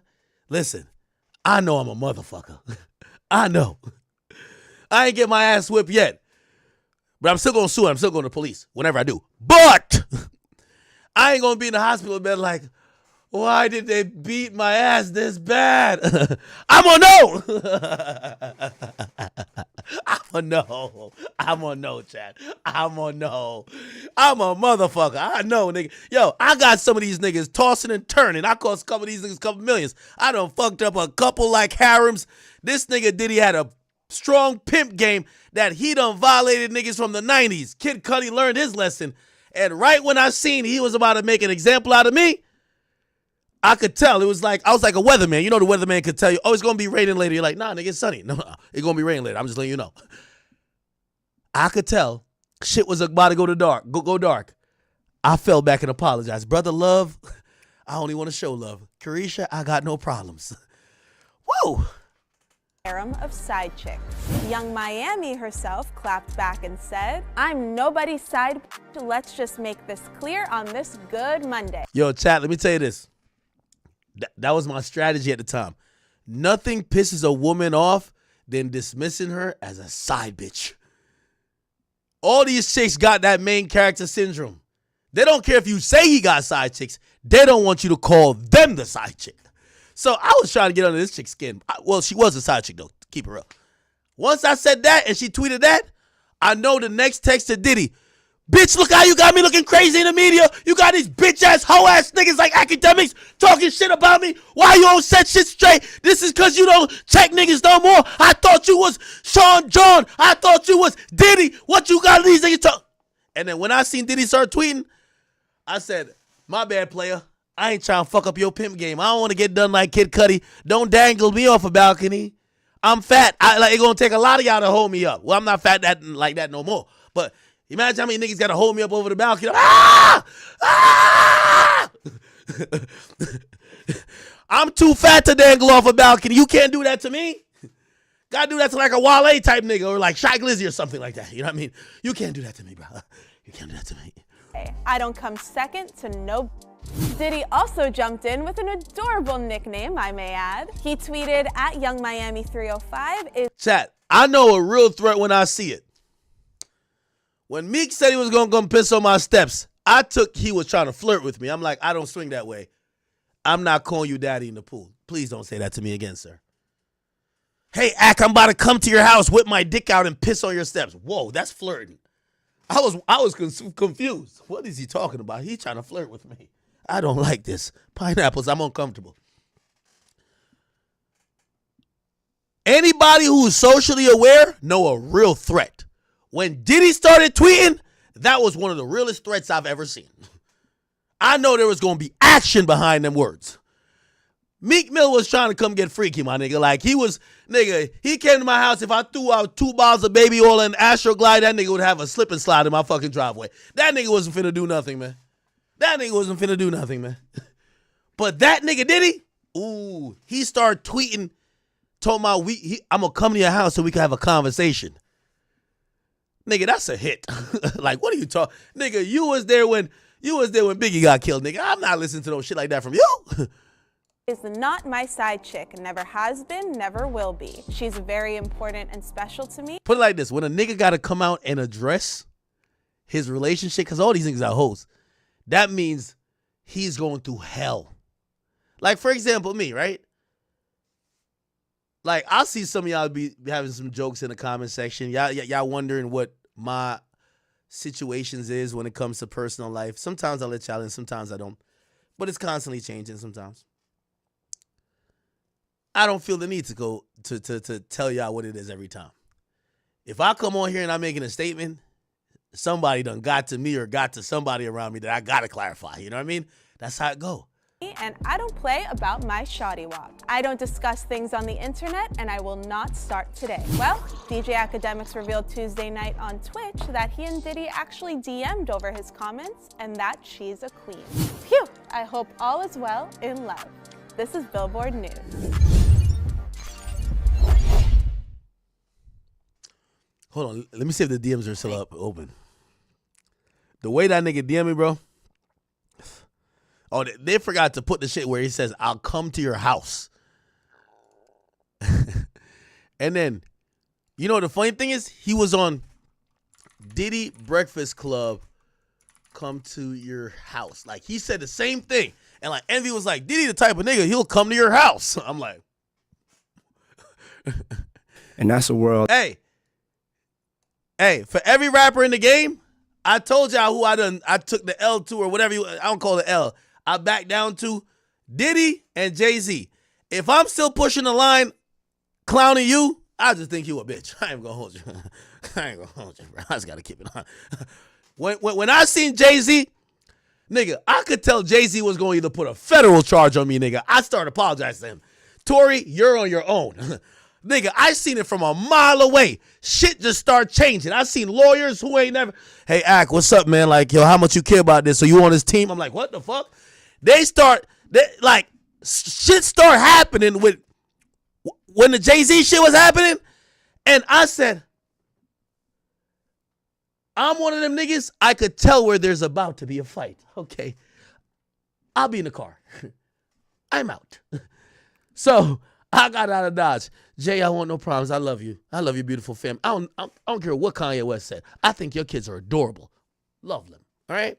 I got out of Dodge. When Diddy started messing, let me open up my message with Diddy.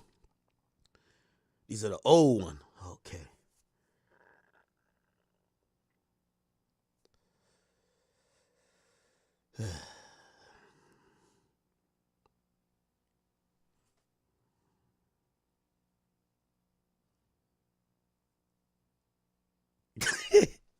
Now I don't even want to read it. I don't even want to read it. Yo, I didn't even want to read it because it's like Diddy from the era. He give you a coded threat and then he end the threat by saying love. And you're like, now the stupid nigga is like, oh no, it's love. Nigga, all I saw was, nigga, I'm going to slap the shit out of you when I see you, nigga. I'm going to really let you feel it, nigga. I could tell. The thing is, he's such an old school gangster and player. None of the shit he said to me was actually like, I'm going to shoot you. I'm going to punch you. Nothing. But when you read it, it's like,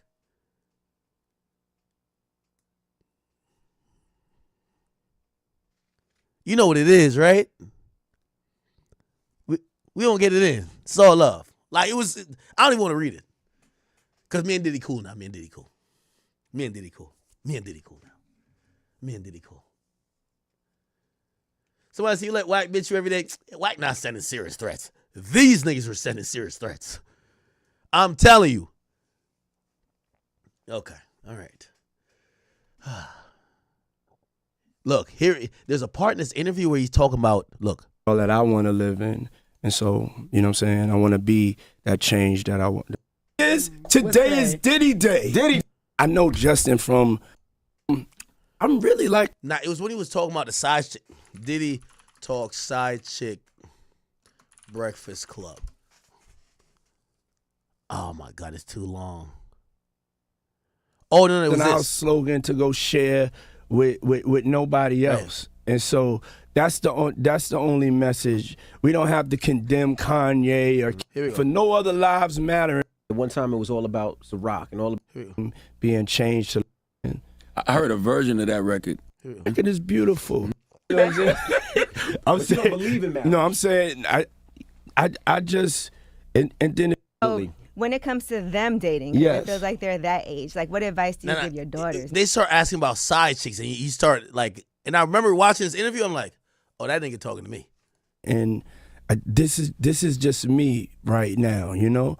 And but when it come time to start dating, I'm gonna give you all of the tricks of the trade, you know. And but I'm gonna tell you this right now.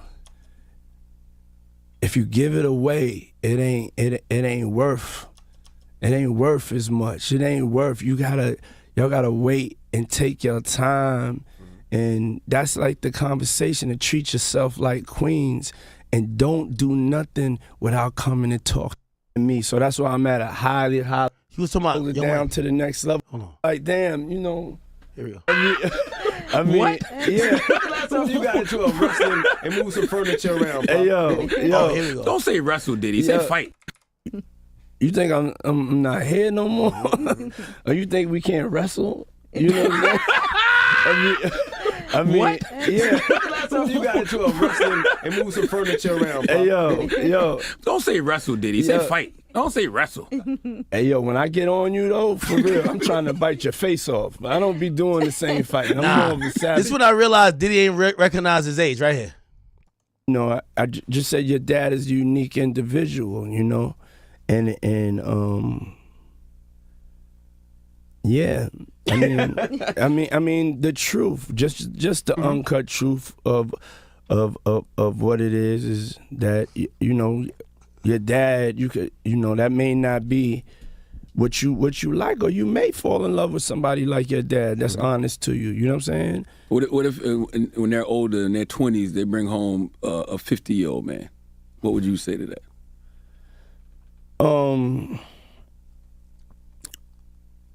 I really would just go on who really would love my daughters. I really wouldn't go on an age thing, you know what I'm saying? Cause I'm 52 and damn, he was 52 3 years ago. Did he 55? I mean, I feel better than I've ever felt, and and it's a blessing, you know what I'm saying? So yeah, I don't really think, once people are adults, you know what I'm saying? Like if I'm like, dating a girl from college or something, then maybe, we should throw up the red flag. But we talking about if you're adult, you got 2 kids, that's our choice. And I'm definitely, fly than most, young boys. Yeah, I mean, young boys or, whatever it is. Yeah, I mean, I'm just like timeless. I don't really feel time. Like, sometimes when Cassie hit me with the OG, I take it as respect, but sometimes I be feeling like, you think you think I'm not here no more? Oh, shit. Or you think we can't wrestle? You know what I'm saying? I mean, what? Yeah. When's the last time you got into a wrestling and moved some furniture around, bro? Hey, yo. Don't say wrestle, Diddy. Say fight. Don't say wrestle. Hey, yo, when I get on you, though, for real, I'm trying to bite your face off. I don't be doing the same fighting. I'm more of a savage type of fighter. You know what I'm saying? When's the last time you got into a wrestling match? Bro, when's the last time you got into a fight? And did you win? It's been a long time. Diddy don't have to You fight. pay people. You don't have to not have to do that kind of His stuff. name is love, Diddy okay? does his own His name work. is not fight. Well, It's I wanna love. know If I saw you fighting, I'd be like, yo, let's go. Chat, here's a tweet. Y'all want to see the tweet? Nah, it's still up there, too. I knew this shit was serious because, nigga, he's just at her. Diddy, side chick, shorty, what? Nigga, he made up a new name for her. I never seen that. Look, here we go. Wait, here we go. Look. Oh, did he delete it? No. I just seen it. Young Miami is not my side chick. Never has, never will be. She very important to me and special. Nigga, you know somebody pressing him to do that. That's Young Miami. And I don't play by my shorty wop. I don't discuss things on the internet. I won't start today. So, think what you want. But just know if you hurt mine, I'm going to come to your house. And we're going to talk about it like human beings. Love. Chat, I remember seeing this. And I looked at my DM. And the way he talked to me, he also said love. And I was like, oh, this nigga threatening in plain sight. Oh, this is crazy. Oh, I'm good. I back down. He got it. And I ain't gonna lie, Kid Cudi, you should have learned like me, nigga. I got the fuck out of there. Holy. Damn.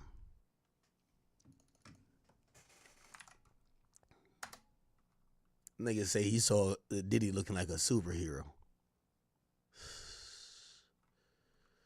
Wait, who we oh, Fox 5. New York, here we go.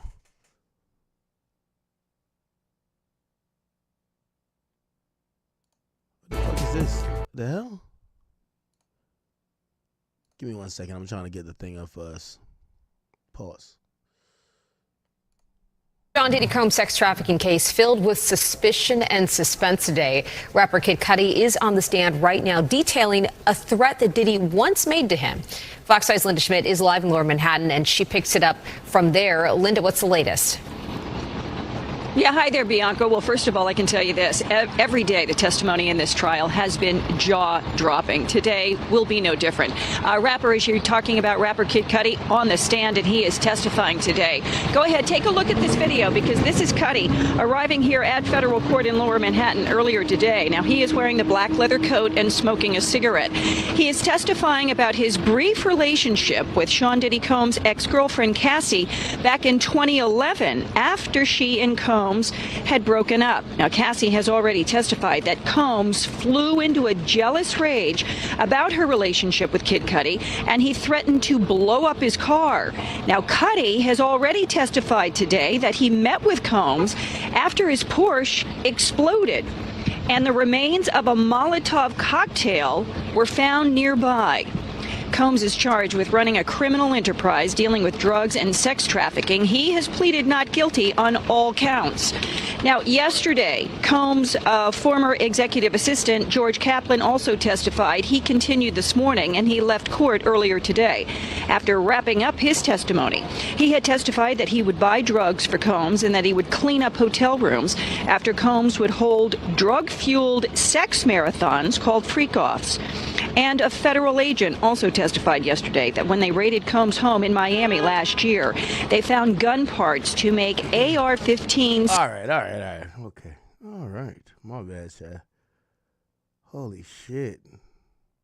A lot to break down again because I watched this already.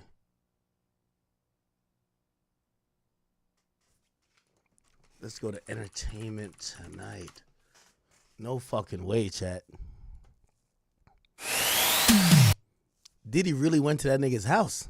You know what's funny? Like, I was taking this shit as a joke. Diddy was probably dead ass with me. Yo, chat, I ain't gonna lie to you. The only thing I think be saving me, yo, some of these niggas, I think they know I'm serious as a judge. I can't wait to tell on them.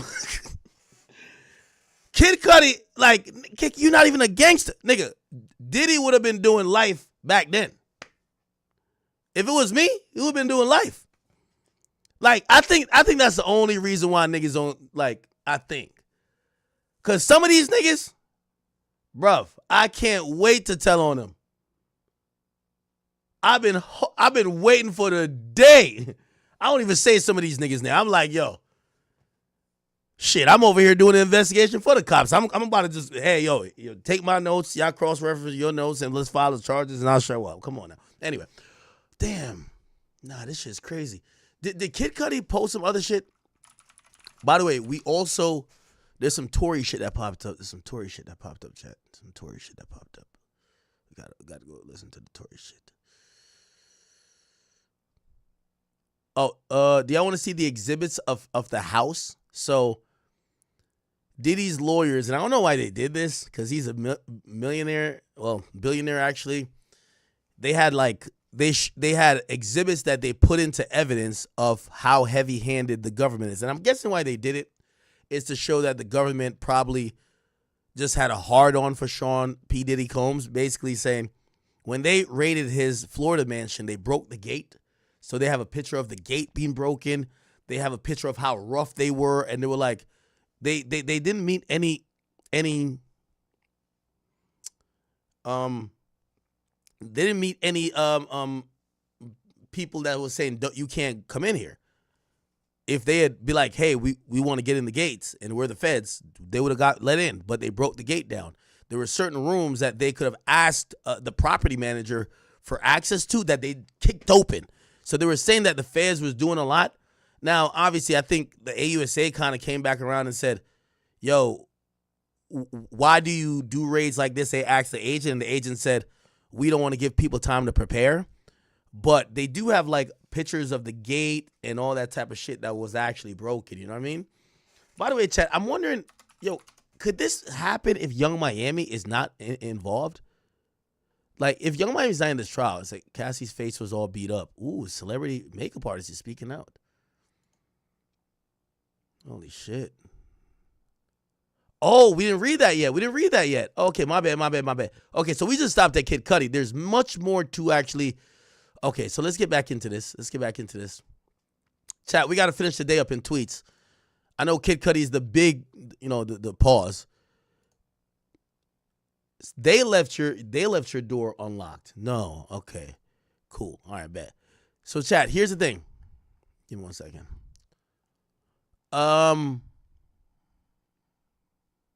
Give me one second. Okay.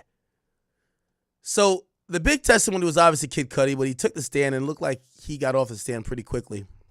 He took the stand in the morning, and he pretty much got off the stand by lunch. Brian Steele, I think he did his job.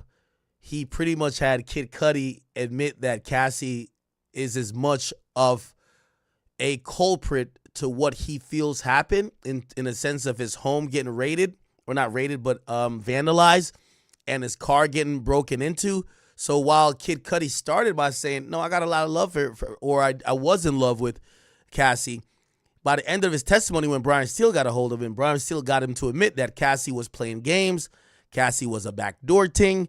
Cassie was pretty much the reason why some of these things happen. And even when he tried to confront Diddy, Diddy didn't admit to it, and Cassie was standing right alongside with Diddy. Basically like, couples arm in arm. Okay. Let me see. We're going to have to go to where he's officially off the stand.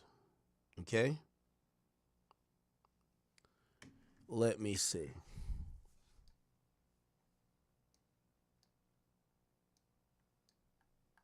Okay.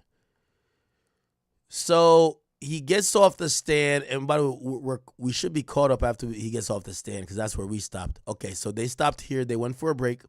Then they came back in and they said, the Comey says, we want to put some exhibits showing Ventura scantily clad. And we think it plays into the stereotype that she dresses like this.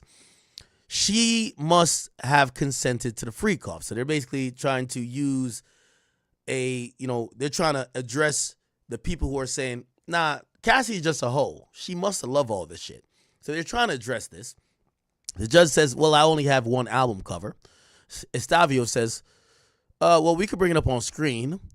It does, but not for the gallery. He says, we have withdrawn some of the exhibits. It's rather about her career opportunities and the like. Judge says, what's the relevance of these exhibits? And the next witness did Miss Ventura's makeup. So what's the purpose of these pictures? It's a 402 issue. First, relevance. Estavio says, Mrs. Ventura testified about her career being impacted. Comey says, I'll stipulate. Judge says, this is one of the public events, so what's the problem? Comey says, it's a low-cut dress. Judge says, I'm allowing it in, but not 652 or 745. Please bring in the witness and the jury. Now, they asked this person, they said, what's your name? Her name is Myla Morales. She's a celebrity makeup artist, and they ask her, do you recognize anyone you've worked for? She says, Mr. Combs. He's over there in the gray sweater and the white collar. AUSA says, when did you work for Mr. Combs? From 2000 to 2005. Then who? She says, Rihanna. She says, who else?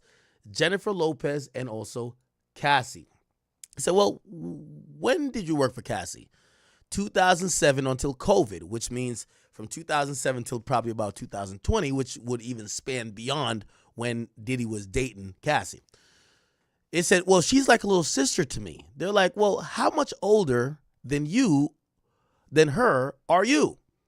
Myla Morales says, a few years. AUSA says, did you see her with injuries on her face at any time? She says, yes, in 2010, the Grammy weekend, Princess Party. Were you with her? Yeah, it was in Beverly Hills. I fell asleep in the room and woke up to a commotion. Cassie walked in, then Sean, asking where the fuck is she? AUSA says, what did he do? He walked into the bedroom and he shut the door. AUSA says, what did you hear behind the door? Myla Morales says, yelling and screaming, both of them. Then Sean Combs left. AUSA says, what did you see? Morales says, Cassie, she had a swollen eye and knots on her head, I guess. I packed her things up and we went to my house. Then it says, well, my doctor friend came and examined her to see if she had a concussion. So what were you afraid of? I was feared for my life. Estavio says, objection, move to strike. Judge says, overruled. AUSA says, how long did she stay? And I guess the answer was a few days. The AUSA says, have you done interviews about this? Myla Morales says, yes, a couple. He said, were you paid? No. Did you provide evidence? Only about photos of me and Kim Porter in the early 2000s. Were you paid? Yes, $1,000, I guess, for the photos. No further questions. Okay, so let me see if I can find that interview, because anytime the prosecutor brings up Myla Morales interview, anytime they bring up someone and then they bring up some evidence that's not there, that is to try to neutralize what this person could say. Okay, so there's two interviews. There's one with CNN and one with Don Lemon. Should we go for the shorter one or for the longer one? Here we go. But so screaming, and then when she came out. We're there to do a job. It felt like, just because I looked at Cassie as like a little sister, I'm like, oh, not the best idea to date somebody like Puff. When did you realize, because I know that you said you were there and you knew this stuff was happening. So you didn't, in the beginning, you didn't see, something off about his relationship with women. But when did it start with Cassie? When did you notice? Was it with Cassie? Was it with someone else? It was with Cassie, actually. I mean, like, obviously Puff is Puff, and he's just going to be who he is. And we kind of like turned a blind eye because he's such a powerful person and we can't really, there's nothing that we can do. Puff is going to be Puff. And that's no excuse as to his behavior, but, we kind of like turned a blind eye because we're there to do a job. And later on, I witnessed something that I didn't want to witness. And, that was in 2010. And that's when I firsthand saw something that I didn't want to see. I know it's tough for you, but I think it's important that you share so people know. What did you witness in 2010?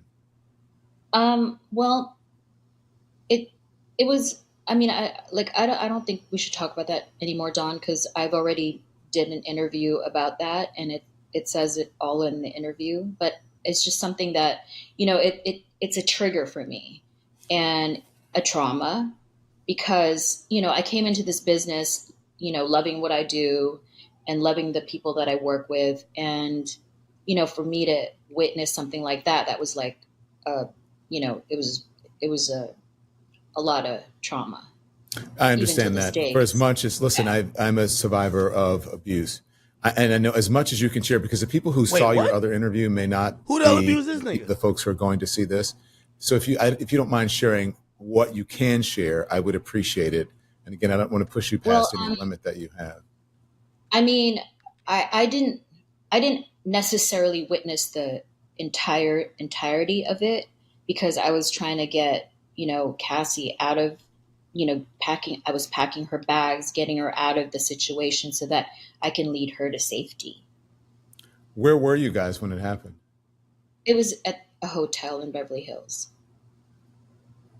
And were you in the room or did she come to you for help? No, I was outside of the room and I was just packing her bags because the commotion started happening. Was this a time? I know that there was a time when you were with him and he said he came into the room and asking where she was. Is that correct? Yeah, that was the same day. That was the same time. Where the F is Cassie?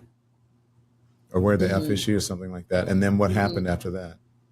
And then the door closed and whatever was going on in there, and I could just hear screaming. And, the first thing that I can think of was just pack her bags and let's get out of there. So screaming, and then when she came out, what happened? What did you see? She was not in, obviously she was not, she was like badly beaten. Bruises, just all, knots on the head, her black eye, everything. It was terrible. You could hear this from outside of the door. Mm-hmm. Were there others around? No, there was just the three of us. Were you trying to get in? No, I was trying to get her out, because all I can hear was get the hell out of here. And, I was packing her bags up so that we can get her to safety. What did she say to you, Milo, when she came out?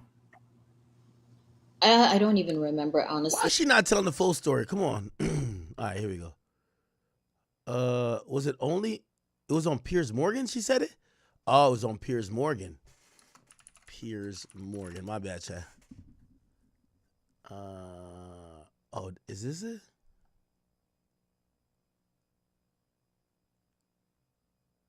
I think this is it. Here we go. Is how many people were audio tape factor everybody wanted to go to where the person call me wanting to, and he was like, "What? Like I'm a girl? Like I'm a hot?" Knew it was happening because he was. Oh, here we go. Absolutely is really difficult for me to explain. Here we go. Industry years or so, yes. By the way, again, this is the person on the stand. Oh, look at Vlad. Look, yo, Vlad, man. Every time I see Vlad, man, I feel like Vlad living his 8th childhood. So around As well 5 as years Kim or so. Porter. I was 5 years or so, yes. And how much time did you spend with him? I spent a lot of obviously I did his male grooming. So we did a lot of, it was strictly professional, and we spent video shoots, photo shoots. I traveled the world with Kim and Sean because, he invented the he invented the entourage. So I would travel with Kim and Puff to Saint-Tropez to make sure that Kim was ready for the paparazzi. And what was he like? I mean, when you were around him then, albeit this is quite a long time ago, 20 years ago, but what was your assessment, being that close to him for that length of time? What was your assessment of his character? Well, Puff was a perfectionist, and he was just a completely hard worker. He wanted everything to look grandioso. And, he taught me really everything I know about the industry, as far as being super professional, super just, everything was so just grandioso. But has your view now changed? Absolutely. This is 24 years later, and it's shocking to hear all these allegations. It's completely shocking. Shocking to hear them? Is it surprising, given everything that you may have gleaned about him in that period? It is surprising. Yes, it is. It's been, hearing all of this. I owe a lot to... Yo, y'all believe her? To Puff with my career because, I've worked with the biggest photographers in the world, the biggest directors in the world. And, we've met, we would go to Paris Fashion Weeks. We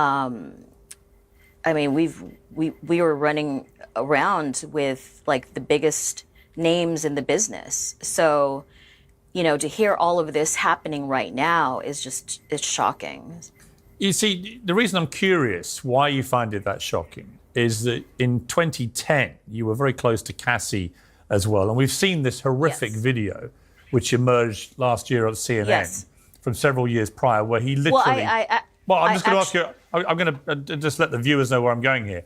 There was this appalling video that we're now seeing where he literally beats her up in public, in a hotel, on a floor of a hotel, but in a public area. And it was absolutely despicable. Now, you said about that it wasn't a one-off, that when Cassie was beaten up on a separate occasion in 2010, you took her in, you said. We didn't even want to go to hospital, so I had a doctor friend of mine come and take a look at her. She was badly bruised, had knots on her head and a black eye. We were scared. I still have PTSD talking about it. That's nearly 15 years ago. So my only question to you is, given what you witnessed then, given what you knew had happened, and given what we all then saw with the second incident on that horrific video, actually, why are you that surprised about these allegations that have come to light? For me, it's just reliving the whole situation over again, and that to me is the shocking part of it. I block that. That's PTSD. That's trauma that I experienced from back then, and reliving it is really difficult for me to experience because I've known Cassie since she was 17 years old, and I was like her big sister, as well as her makeup artist. And just watching all of this it's absolutely shocking. Right, but the reality is disgusting. Just based on what you witnessed that day in 2010, and based on what we've all seen in that other video, the guy at the very least was a person who beat up women.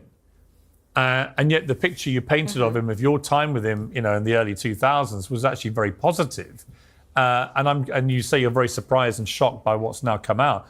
I wouldn't be shocked if I'd seen what happened to Cassie at first hand and the way you did. I think this guy's a monster. And I'm curious why that isn't what you're thinking, or have you blanked that out? Oh, I've absolutely blanked it out all these years because it's something that I was very focused on my career. And so what happened then, obviously we couldn't discuss with anyone. So I had to blank it out of my brain.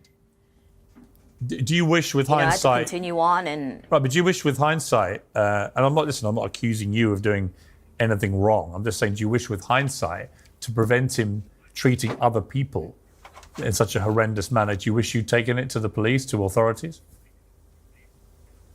Of course, absolutely. But, these are things that we couldn't do because we were terrified of Sean. Right, see, that's really interesting because that wasn't how you described him at the start of this. So tell me about that. Clearly there's another side to this guy, to the one that you painted when we first started talking. And the other side to him is appalling, isn't it? He wielded this power, this influence, this terror over you. Tell me about that.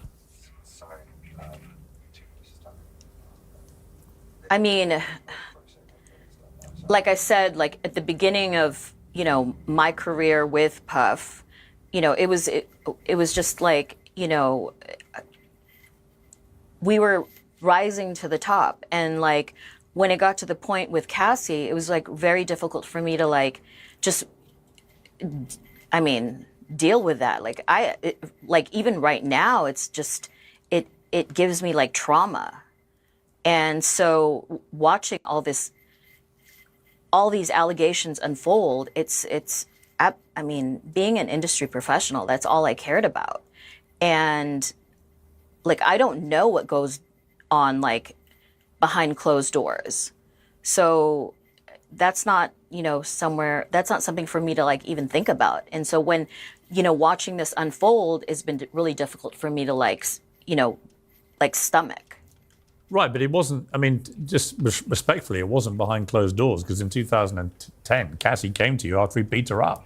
Well, no, but I was there. I was actually with her that night. Right, but that's what I mean, is that you knew it was happening because you were there. Mm-hmm. Do you feel any sense of guilt that you didn't report it?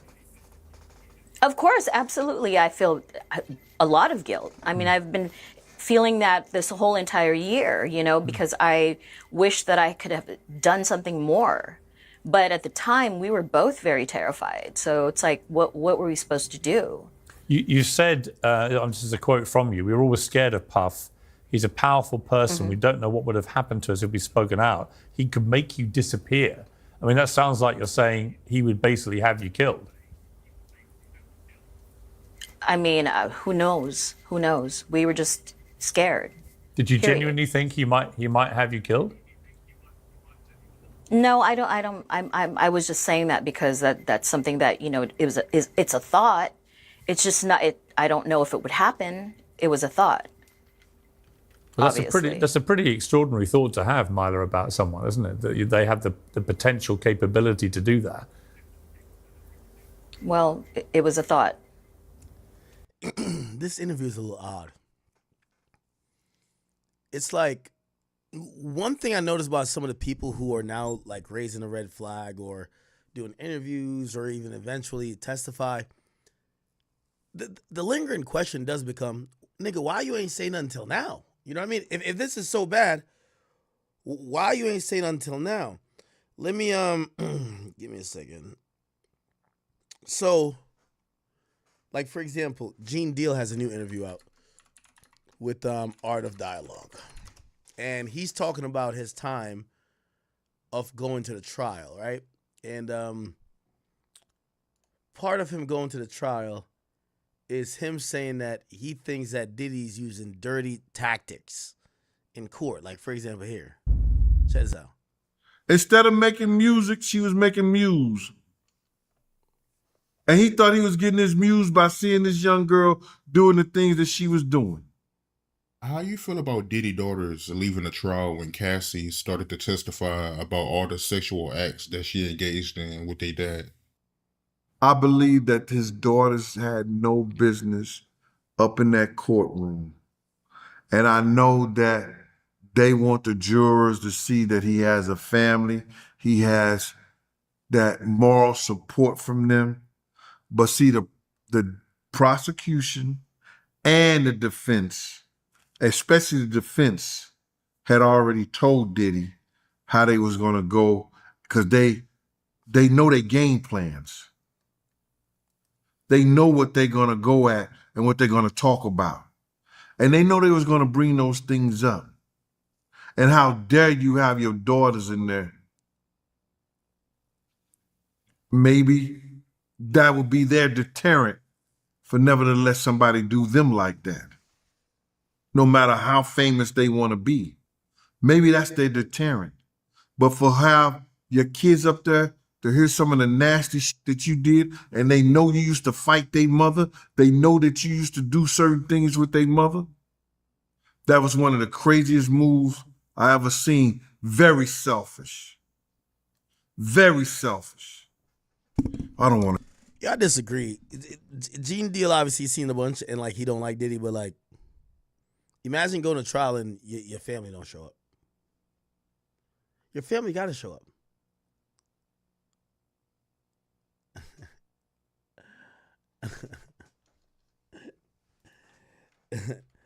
Okay, let me read some donations. You got some good donations coming in. All right, holy.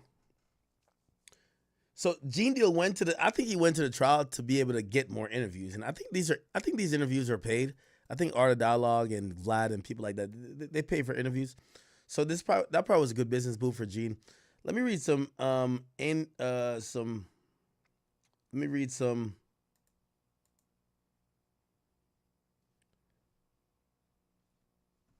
Okay, I'm reading some donations right now. By the way, the last Pharaoh, thank you for the 5. He says, Ak, how do you feel comfortable calling Kid Cudi or any man pussy when Vic Mensa called you a bitch, said he wanted to slap you to your face, and you were like, blah, blah, blah, blah.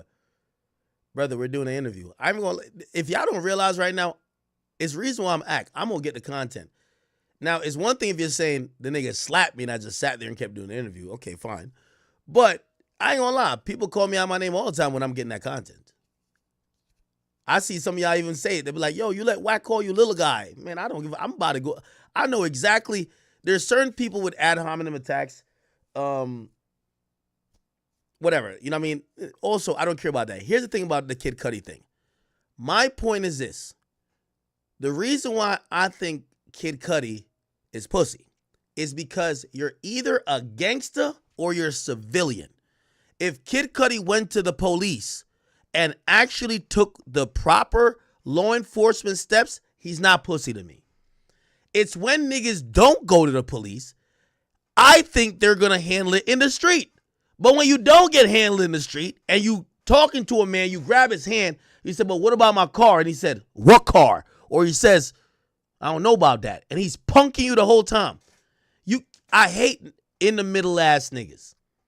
If you're on the sidewalk, be on the sidewalk. If you're in the streets, be in the streets. When I see a situation that occur and you don't want to go to the police and you're acting like, I don't know why you acting like maybe, yo, Diddy, let's meet up. You know you don't want to meet up with Diddy. You should have, and here's the thing. Here's another thing I think is just his pussy. It's like, you're testifying against him now in a RICO case. You should have been testified against him back then. So who are you fooling? I don't get it. Who are you fooling? You should have testified back then. So that's, just to be very clear, it's not about this bravado or being able to do something or whatever. It's, yo, you're a civilian or you a street nigga. At the end of the day, we all men. By the way, do I think if Diddy put his hands on Kid Cudi, was he gonna curl up in a ball? No. But the niggas started violating you. The nigga kicking your funky dog, throwing him in the motherfucking bathroom door, locking him, running through your fucking house. He's blowing up your car, and you're not getting no get back. If anything, you apologize for fucking with this girl. He's punking you. Again, I'm not telling Kid Cudi to risk his freedom and everything else for Diddy. But, bro, go to the police. Go to the police. You can't be an in-the-middle ass nigga. I hate those people. Are you on the sidewalk, a civilian, or you're a gangster? Just pick a side. And if you don't pick a side, those are the people who want props for not telling, and they should have told. Because put it like this. Kid Cudi waited. This happened in 2011. Bro, you waited 14 years, nigga, to come testify in a federal trial, probably because they subpoenaed you, bro. Why you ain't, when he was doing all that shit to terrorize you back then, why you ain't handle it legally then? I can't give that nigga no type of credit. You ain't fully handle it legally then because you were one of them niggas who was like, oh, I'm going to keep it in the streets. But now you're not keeping it in the streets. Are you keeping it in the streets or not? That's what I'm saying. I would have put Diddy back in jail back in 2008. He fucked around with a nigga like me. That nigga would have been serving life. I would have gave the best testimony in life. I'm not the nigga to be like, oh, we not keeping it nowhere. The in the middle ass niggas are the confusing niggas. And I think those are the real bitches because they're too scared of public perception. I'm not scared what y'all think about me. Act is act. You do something to act, you know you finna tell him. He definitely liable. I don't put a statement on your ass. When you see niggas like Kid Cudi, they're not even street where they scared what people's perception of them is gonna be. So that's why they don't follow through. To me, that's pussy. To me, if you do something to me, I'm going to the police. I'm a civilian. I have no fear or care what you're gonna think about me. This matter of these gangster niggas. That's why I know some of y'all might be like, yo, act sometimes you be playing both sides. No, the gangster niggas, you're supposed to get back. You not Jesus. You have two options. Are you a civilian? Call the cops. If you not, go get your get back. If you playing in that avenue. But if a nigga constantly punking you and you a street nigga and you don't do nothing, or you see things in a street lens and you don't do nothing, you pussy. Pick a side, nigga, because I know what side I'm on. My side is called 911. Your side is called, we going to keep it in the streets. Well, if you never do nothing or you don't get no get back, you're just called a bitch and pussy. Sorry. I don't want my in my book. You don't got to be in your book. That's my book. Daughters to hear me. You know, how they talk about this girl, talking about how I beat her, how I did this, pee in her mouth, all this. Somebody says, I'm glad you said that. Dank MTL says, you were waiting for Meek with your strap. Ladies and gentlemen, I've always told y'all this. Never misconstrue somebody who's a law-abiding citizen down for self-defense with street shit. Never confuse self-defense with street shit. Meek threatened my life. If I'm a street nigga, I don't let a nigga keep threatening me without me going to see that nigga. I'm a law-abiding citizen. Meek or anybody that's close with him come over here. I'm knocking all their heads off legally, calling the cops, handing my gun over, going to go do a 3-hour interview with the best lawyers in the country, and I'm over here millie rocking on his grave. That's how it works. That's not gangster. That's being a law-abiding citizen. Never, self-defense ain't gangster shit. What Lil Tim did wasn't gangster shit in my book. That's self-defense. That's what y'all don't get. King Von tried to do gangster shit. Oh, I see a nigga I don't like, I'm gonna step to him. What Lil Tim did was self-defense shit. That's why I've never advocated for that nigga to go to jail. And I love Von. Never confuse gangster shit for self-defense shit. Remember that. Let's keep it going. Nah. I heard it was so disgusting that one time they had to walk out. It's certain things. Yo, Gene Deal really hates this nigga Puff, bro. By the way, honestly, I think it was kind of like orchestrated in a way to where his kids wasn't gonna be in it this whole time. Give me a second, Chad. I gotta go grab some food. You don't do as a real man. And that just goes to show you, brother ain't never been a real man. I was on your channel some days ago and you was on live and you made a comment saying that you wanted to go up to the court so you can look at Diddy and D-Rock in their eyes because of something they said about you. Diddy and D-Rock did a video on me some years ago. And they got these clowns out here replaying it, and he was talking about me, and I was wondering, you know, like, out of all the stuff that I told him about, I told him that night that when Big died, when Big got murdered, that we shouldn't go to this party. I told him that if we don't do something about these doors and do this, some people's gonna die at City College. It's a couple other incidents that we were in that I had told him prior to the stuff going down that something was gonna happen, and it happened. And I don't know if it's because I may be blessed by God or I'm just a fool, because I was raised with that old saying that the Lord watch out for fools and babies. So out of all this stuff and the stuff that he's done to me personally behind the scenes, you understand, telling people not to F with me, telling people if they do things that they was not gonna work in the industry, they was gonna this, that, other, then sending these old sucker industry dudes after me. I was just saying, listen here. I think the greatest, and I want to say, get back was him to see me in court, and I look him up in his face, and I say, I don't want to hear that shit. And walk out the courtroom. Why you ain't go? I'm in St. Louis, brother. I will be there soon. What did D-Rock say, out of curiosity?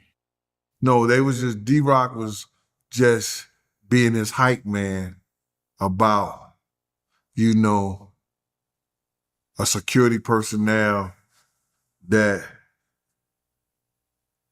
ain't got no business talking about what he was talking about, because I don't owe you nothing. Brother, you owe me your life. Because had I not told our driver to run the next 3 lights, we'd have been sitting at that light. And those guns that hit Big may have hit you and may have hit me. Because Big's whole door was shot up, his door and the door behind him, and I was sitting behind you. The reason I told our driver to run the next 3 lights was because I had just took a course from the DEA, the Drug Enforcement Administration, and it was surveillance and interrogation. And I was blessed to remember, run 3 lights or take 3 rights. And I told our driver to run the 3 lights, the next 3 lights. Not that particular light, but the next 3 lights, run them. So him and D-Rock did what they did. And I think me being in the courtroom, looking him in his face and walking out would be poetic justice.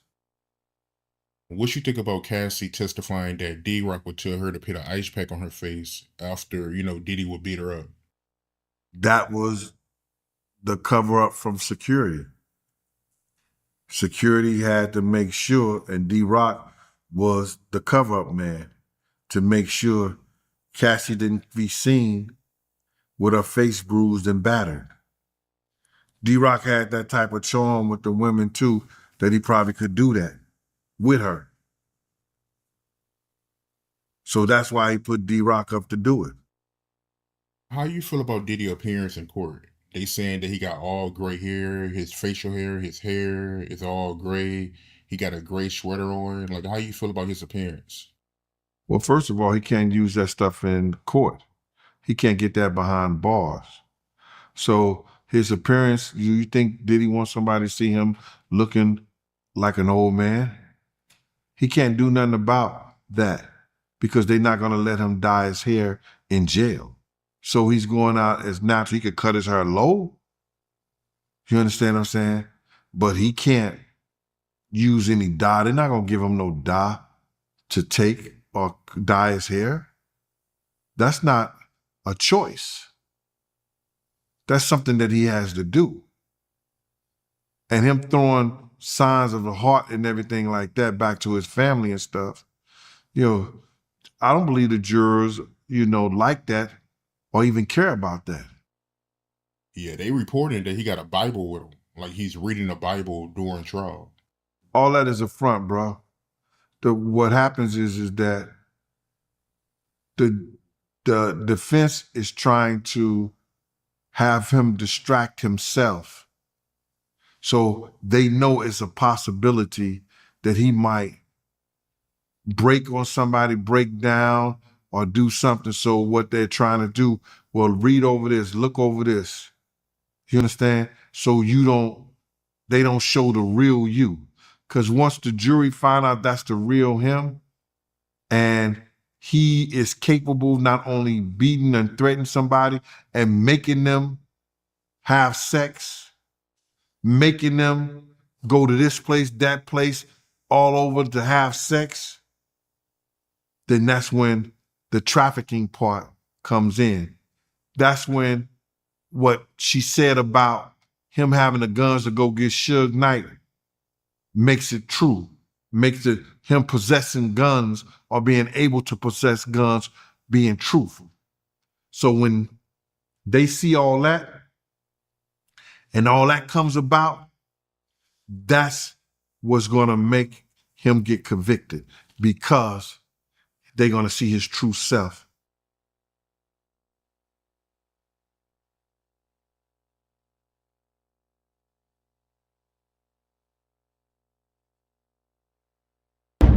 Great job. And then, as far as these women are concerned, he did it to Misa.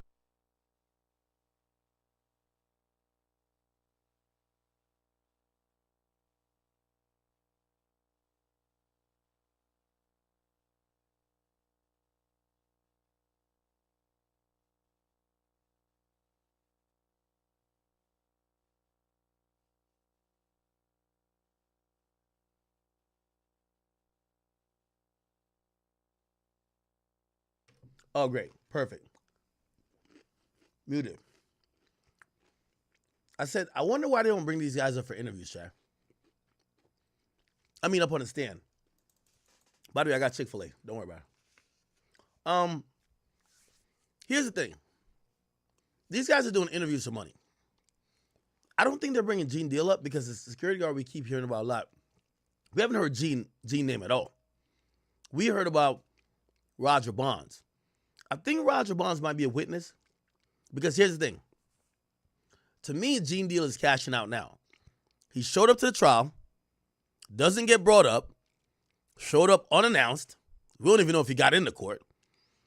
He said he did. He shows up, and now he's doing interviews. He's cashing out. Roger Bonds, who, by the way, remember at a certain point he had said he was going to spill the beans with Diddy if Diddy didn't take care of something with his son or something like that. So he was focused on money too. Eventually this Vlad, Art of Dialogue, and a couple places that paid him. Right now it would be the time for Roger Bonds, if he's not being called by the government, to do interviews. Do interviews right now. Yet he's being quiet. Now, I think he's being quiet because he's going to get called. His name has been mentioned a couple times. D-Rock name is mentioned. We don't hear Gene Deal. Whenever he gets brought up, I think he's going to do a shit ton of interviews and get a lot of money. But it's interesting. These guys have all stories. And by the way, the story that he's talking about, Roger Bonds was around for, not him. So I'm going to actually click off of this for a second. Chat, did y'all see this? I'm going to eat real quick. I ain't eat during deposition, so I'm sorry. I hate eating on stream. Trust me.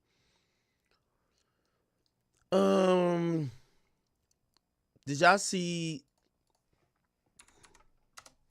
So remember the whole thing about like this idea, which by the way, we got to give it. I'm gonna give it to Whack because he's injecting this theory. There's this theory that Lauren London was involved in the freak-offs. He sat with Charleston White the other day, and he brought this up. Check this out, chat. Nip and his baby mama, right? You think after all these years, the baby mama wouldn't have stood up and said something if I was bullshit? How you want to put up? How many you want to see is like, Yeah, I got it. You're talking about content, right? You do seem to have a lot of content. One of them, One of them ones that I'm very questionable about is this Nipsey Hussle video. What about I don't buy it. Oh, you know, I got a little thing I do. I just tell you put some money up. How much money you want me to put up? Whatever you want to put up. How many you want to see is like about 15 different text messages, probably like 10, 12 videos. How many of them you want to see? I mean, I got 5 on it. 5 what? 5 bands. Per video? Nah, hell no. I want to see if there's any truth to it. You believe it? That ain't go question me trying to talk about nobody. No, I done repeated it, so obviously I believe it. So Nigga, listen, I done went and repeated it, so obviously I so believe here go it. the thing, right? This is real shit. Sometimes you gotta dissect certain things, right? Yeah. Now let me ask you a question. I told you who the players were in the video, right? I said it's a dude from Louisiana, Nip, and his baby mama, right? You think after all these years the baby mama wouldn't have stood up and said something if I was bullshit? I don't know. Come on, bro. So when he said it, I said some shit about the character, trying to explain some shit, and my life been threatened. What you mean? What you mean? You know when I said Nip, but not Earmus. So I explained that, and my life was threatened. When this came out and said that, I sat back and said, man, they finna kill that. If he lying, they finna do something to that. So let me ask you a question. And ain't nobody done What's nothing. your issue with? Look, I don't got it. That's his sexual preference. Diddy up there wilding. Yeah. He finna let people know he was hitting Nip baby mama. You see, it's coming out because you know Cassie and her was best friends. So when a playing like the way Diddy playing, this is real shit. My woman right there. My woman's right there. Diddy everybody in the industry that we like. If I tell my woman that I don't disagree with. Listen, They don't rub it. Come on, you think if Diddy told Cassie make that happen with Laura, it wasn't gonna happen? You heard Nick? I think they have incredible power. I would doubt nothing that comes out of that camp over there. I doubt Okay, nothing. so that's what I'm saying. We learn more shit than we ever needed. But to my know. question to you is, because outside of his sexual preference, what problem did you have with Nick? He a rolling 60s neighborhood crip, which is a detrimental organization to Black America. Okay, now hold on. So will the kids listen to somebody that's not that, even though they're into that, to keep them from being that, or will they listen from the individual that's telling them not to be that, and you could do something different? Look at me. That individual. That's only a small portion of our kids that's going into that.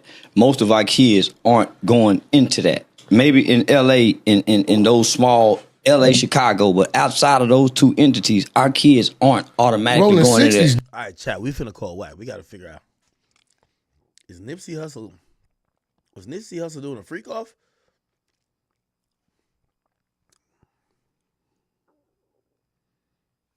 Okay.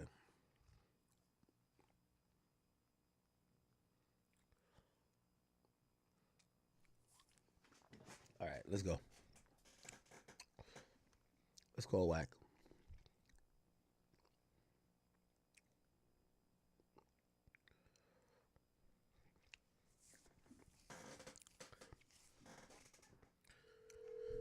Oh, man. You ready?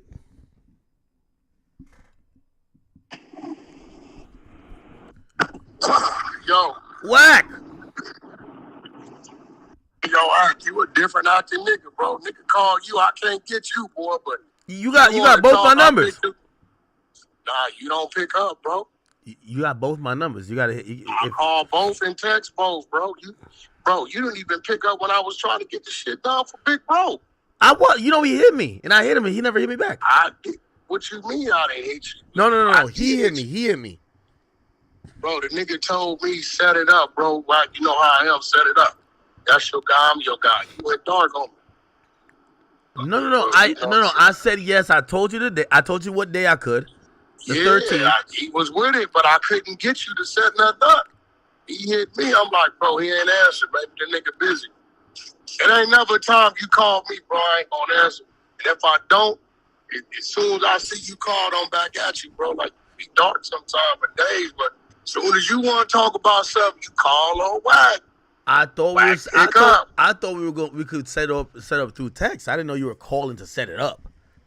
I mean, even through text, you stopped responding. No, I said the 13th. You say New York. Then when I hit you back after that. You didn't respond no more. No. He hit me. You send the text messages. I'll send you a message with him. He said, hey nephew. he said this Uncle Snoop, Hold on. I'm gonna send it to you. But he never responded back to me because I said, what's up, Snoop? Bro, the nigga told me to say, bro, that's an artist. Get what I'm saying? So he out there running around, ripping and running. He waiting for me to tell him what it is. He just letting you know it's real. You get what I'm saying? So if he was gonna hit you, he'd have just hit you. I would have never hit you. I'm only hit you because he's telling me to hit you. Actually, you're right because I thought he didn't hit me back. I just looked it up because I was gonna say the screenshot. Just like 6ix9ine setting some shit up, bro. You know that nigga he get to doing some other shit. He done told, hey, Whack, set up whoop. Yeah. Okay. He gonna hit you to let you know it's real. That was just him letting you know. You know what I'm saying? But I'm like, I see him do the Breakfast Club. Bro, listen. I hit you 5 days before he got there. Because he told me, he asked me, you think I could come to me? I said, yeah, that ain't no problem. That's bro, let me set it up. Okay, all right. This is my last excuse. It was my birthday. You know what I mean? I just turned 25. That wasn't your fucking It was my birthday on the 17th. I turned 25. Not the 13th, bro. No, it wasn't the 13th, but it was the 17th. Yeah. And I remember I had my show. I had a show on the 15th, and then my birthday was on the 17th. Hey, listen, bro. You didn't even wish me I just was trying to get you. I know I put y'all on the jack. I thought it would have been a great build, bro. He had a project. Yeah. There was some content involved. So that's all I was trying to do. I mean, I don't know. Whack, you ain't even wish me a happy 25th birthday, bro. Man, you got to remind me, bro. I told you prison got me fucked up, bro. I'm numb to that shit. I forget my own birthday, bro. I ain't gonna lie. It is hard to keep up with birthdays. This is like back in the day, they had Facebook where they would have the birthday calendar. I don't know how you keep up with birthdays now. Nowadays, it's like the older you get, you ain't looking forward to them. Yeah, I know. I'm dreading turning 30. Nah, you what? You 30 years old now? No, I'm 25. Oh, okay. That's what you say. All right, 25. Yo, Whack. What up? What's up? Lauren London was in them freak offs, was she? I mean, here go the thing with that. This is another thing I don't understand with people. No, you connecting dots, but it's like,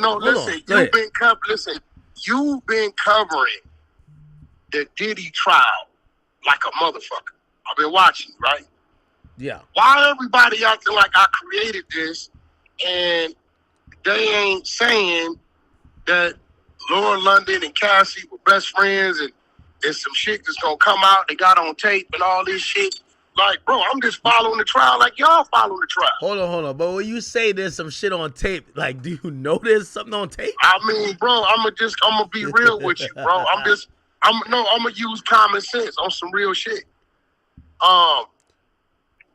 You hear Nipsey in interviews saying that Lauren London introduced me to Puff. Right? By the way, and that's why I say this is why you're one of the best media personalities. Yo, I never knew that. I spent yesterday on stream Googling it. You're right. Listen. Okay, so that means that Lauren London already had a prior relationship to her even fucking with Nipsey. Right? Now let's remember Lauren London's circle. Laura London's circle don't come from Nipsey. Her circle's minimized with Nipsey. Her circle come from Lil Wayne, being around Lil Wayne. Let's get it. Just keep it real. Yeah. Hey, hold on real quick. You get what I'm saying? Hey, hold on real quick. Hey, Jose said, "Ack, I'm disappointing you. You ain't show Wack no love. Wack, my man. What you mean?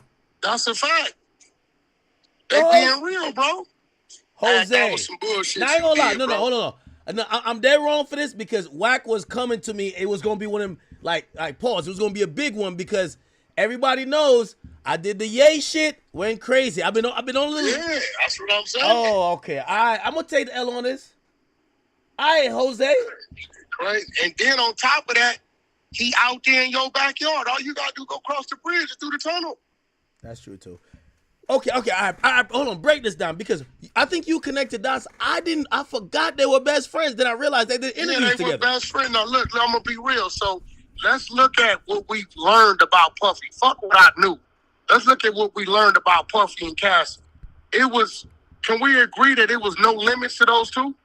Yes, they like doing a lot of shit. Okay. So if these two people were already best friends interacting, right? I can send you photos that Puffy and Laura London took that they tried to have taken down in the all-white shit, modeling Puffy's glasses and clothing and shit to where even the crowd, this is after Nipsey died, right?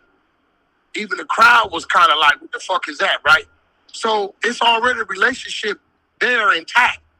Now, Puff is living the swinger type lifestyle. That was his very bitch obvious. is living. His bitch is living.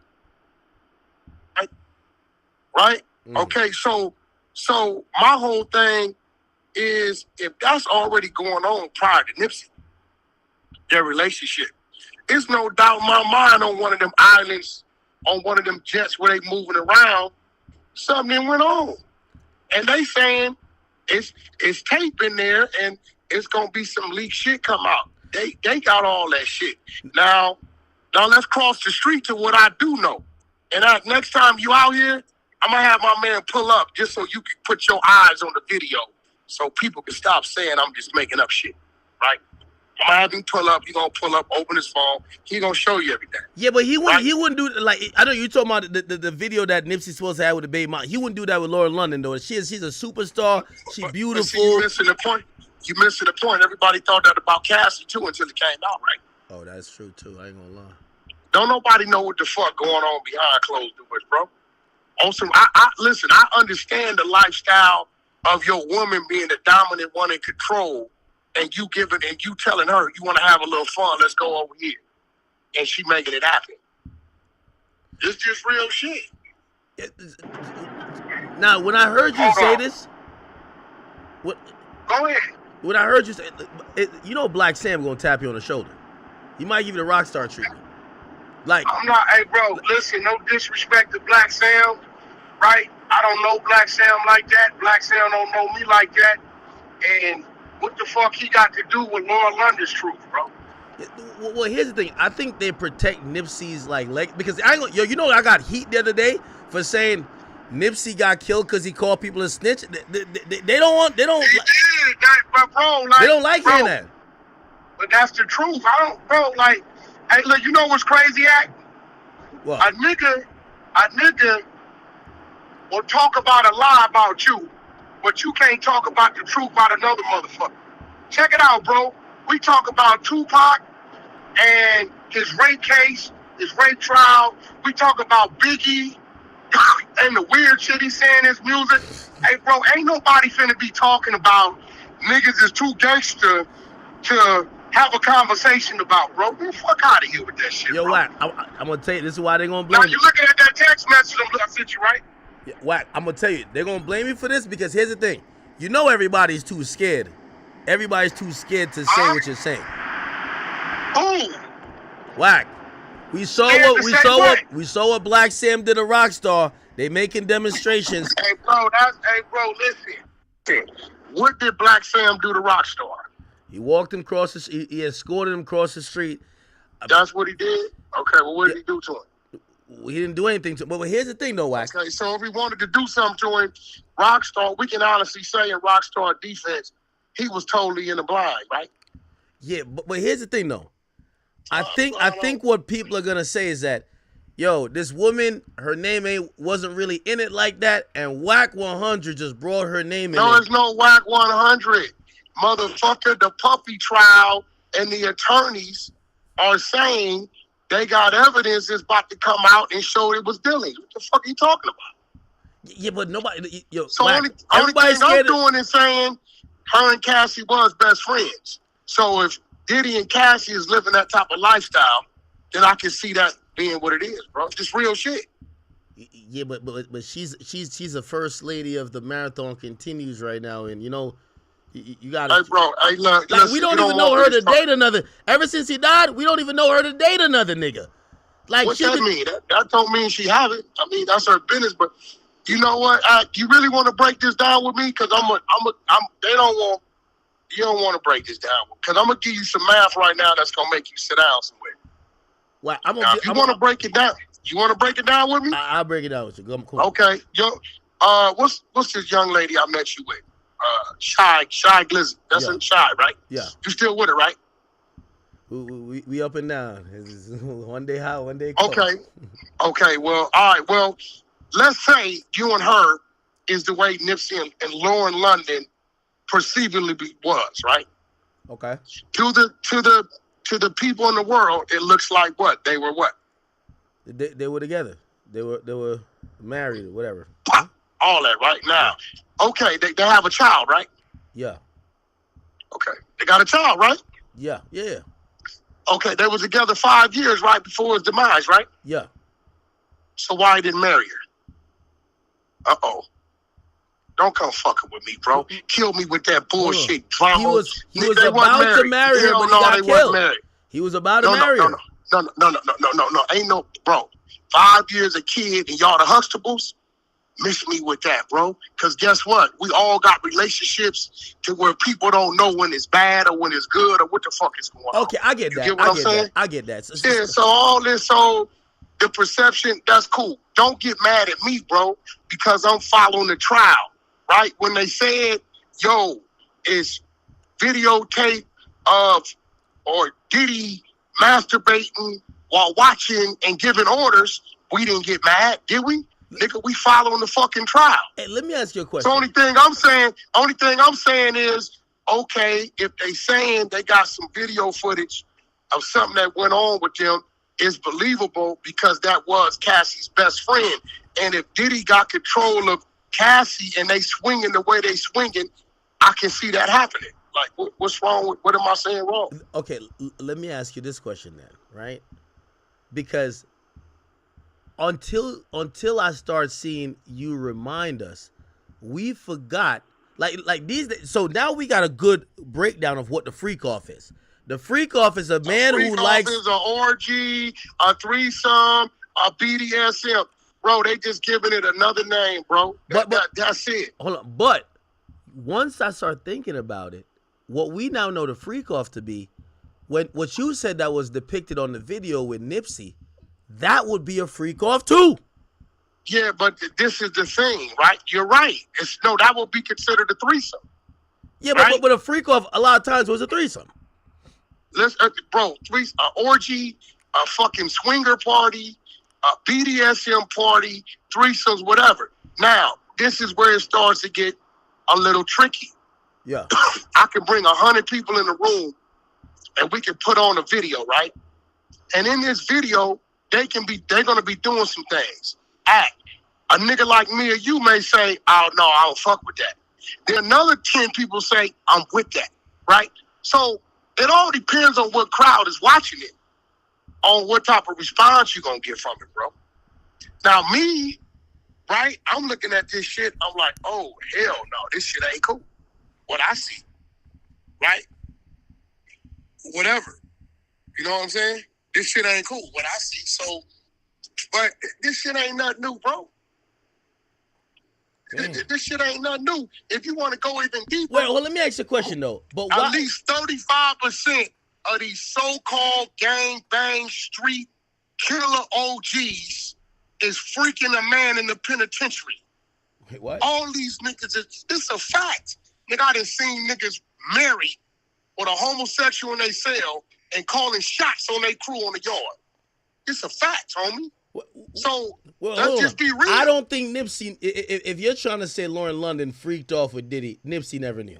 Ain't no way. No, I don't know. Listen, what I'm saying is I know Nipsey was into it because I seen the tapes. Right? It's a fact. Vlad even told you don't bet whack because the same motherfucker he talking about sent me a screenshot of the tape, of the video. He told you that, didn't he? Yeah, he did. Right? This is real shit, right? So I know he was into it. I read the text messages, bro. The request. You know how they say Diddy was requesting shit? I read it. Now, if a nigga want to get back, and this was crazy, right? On some real shit, bro. If I die tomorrow and they got videotape of me doing some way out freaky shit that you don't agree with, don't say that ain't me, my nigga. That's me. What the fuck? Don't get mad about niggas saying, look at whack. You get what I'm saying? Don't get mad at that because that's me. Now, here's the thing, though. Do you think Nipsey learned that behavior from Lauren or Diddy? I don't know, bro. I don't. See, this is the thing. They keep making accusations that they got shit on tapes on Diddy's side, right? Nipsey said Laura introduced me to Diddy. You get what I'm saying? We all know that Diddy will play a nigga close. Yeah, but I'm I can't see Lauren getting down like that. She's a classy woman. Hold on. She classy. She too classy for that. Hey, bro, listen, you could be a classy woman with your sexual preferences. That don't make you not classy. I ain't never said she's a whore on the corner on fucking back page or no shit. Nobody never said that. What y'all rules say? No. Christians are the freakiest women of all the religions, right? Gene Deal said Ja Rule was in a room with Diddy, so we need Ja Rule to answer to that. Hey, bro, listen, I went down none of that. It's a whole lot of shit I know some of these motherfuckers didn't do. I didn't see motherfuckers do. I done been in the clubs and seen some NBA players, well-known, niggas straight grab a nigga ass. I done seen it. Right there in New York. Dead homies. Wait, what? Watched it. What's that little club at? It's right like by the fucking West Side Highway. It's like it's right up under it. Man, it's like in a crazy death trap type location. It's literally right up under the West Side Highway. I don't go to New York right like there. that. Somebody gonna say it. But I didn't seen all kind of shit. You know what I'm saying? That's their thing. Whatever, that's their thing. You know what I'm saying? Like a nigga's sexual preference is a nigga's sexual preference. Like I would think that like this is how we look at. And again, I'm not from the West Coast. I'm not from a certain type of life. You my man, but I don't know how people. I think they look at Nipsey like he's a god out there. When you say that, but see, this is the thing, bro. When you and say all that, y'all gotta stop. All y'all gotta stop fronting. No, all y'all gotta stop fronting, bro. Like on some real shit. Like I give Tupac. I don't even give Biggie the legend status at the time of his death. He became that. Yeah. Movies, remixes, all that shit. When Pac died, his body of work, who he was a living legend. He was a legend. Yeah. Like you can't take because he was 25. We looking at the age 25. Biggie died the second album hit. Over time, movies and all kind of shit, he became that. Nipsey has since became that in my book. I checked his numbers. Everything is up. But at that time, bro, you wasn't reporting back then on what was going on with that, bro. You got to remember, I'm a nigga that took him to New York. Wack took Nip to New York. Yeah. I put him on the radio. Had his shit spinning in all the fucking strip clubs. So a nigga can't tell me what it was and what it wasn't. You get what I'm saying? Yeah. So did he become that? Yes. Okay, cool. It's been like 5 years or whatever. But come on, bro, let's stop fronting. At that time, and I'm going to be real. Okay. Was Crenshaw's shirts the thing to have before he died? You heard anybody in a frenzy about ordering a Crenshaw hoodie shirt? As soon as he died, you saw every celebrity and what? Crenshaw shirts. This is what the motherfuckers do. Now, let me take you somewhere else. Outside of DJ K. Slay, Shade 45 in the Drama Hour, Hot 97 late night. You heard Nipsey music in rotation in New York? Nah, they never used to play it. I ain't gonna lie to you. But yet, when he died, they did a Nipsey hour, right? Yeah, they started playing. I'm the first nigga that said he had 3-4 songs that should have went, whatever reason they didn't. So, at the end of the day, bro, niggas can't talk about Kool Mo D and LL Cool J and Eazy-E having AIDS and Pop with a rape case and Biggie with his lyrics in there and MC Ram when he said what he said and all these other motherfuckers, and all of a sudden that conversation is off limits. Nah, bro. Wait. Some people might think that this is you know, since especially Big U and him got locked up, you're picking at the 60s because I think they're protective towards. No. First of all, I didn't expose it, nigga. Y'all exposed it. Well, expose what? The sex tape? Me. I never exposed it. The sex tape existed. Hassan Campbell did that. You know that. Nah, I agree with that. Hassan definitely exposed that. Yeah, he exposed the shit, nigga. Big U came to my house. Big U came to my house to expose the shit, and I wouldn't do it. Big U wanted to put it out? On my mama, he did. The nigga said Lord London wasn't cooperating, but he had control over the other baby mama that's in the sex tape. Put the shit out, he gonna take her and blow her up off the publicity. It's a fact. This back when he said, remember them contracts I showed you? Yeah. When he wanted me to attack this state for 30%, all this shit? Yeah, but I wouldn't do it. So, end of the day, I'm not no bitch ass nigga. If a nigga say, yo, whack, Hassan just released some recordings, you saying whoop de whoop, what I'm gonna say? No, that ain't me. That's me. That's what it is. Is it true? Yeah, it's real. So wait. So suppose some people are saying, all right, we get that, but why are you trying to lump up Nipsey in this Diddy shit? Because you know this is. I'm not trying to lump up shit. Tell these weirdos. Yeah. Everybody else could read the blogs and it's cool. The minute I read them, it's a problem. Yeah. I think some people didn't know that she was the friend of Cassie. So I think we on the 100 side of Clubhouse. They put a clip up. They say, whack, this clip says that it might be some shit coming out. Tying Lord London to Cassie and Diddy, and possibly, then they said some way out shit. Diddy might have had something to do with the murder. They were reaching on some dumb shit. I'm like, I don't agree with that. Diddy had something to do with the murder shit, but we do know that Cassie and Lord London was best friends. Like, that's what's real. So if Diddy and Cassie is swinging the way they swinging, if Diddy and Cassie is swinging the way they swinging, it's possible. And Puff got 250 cameras around now.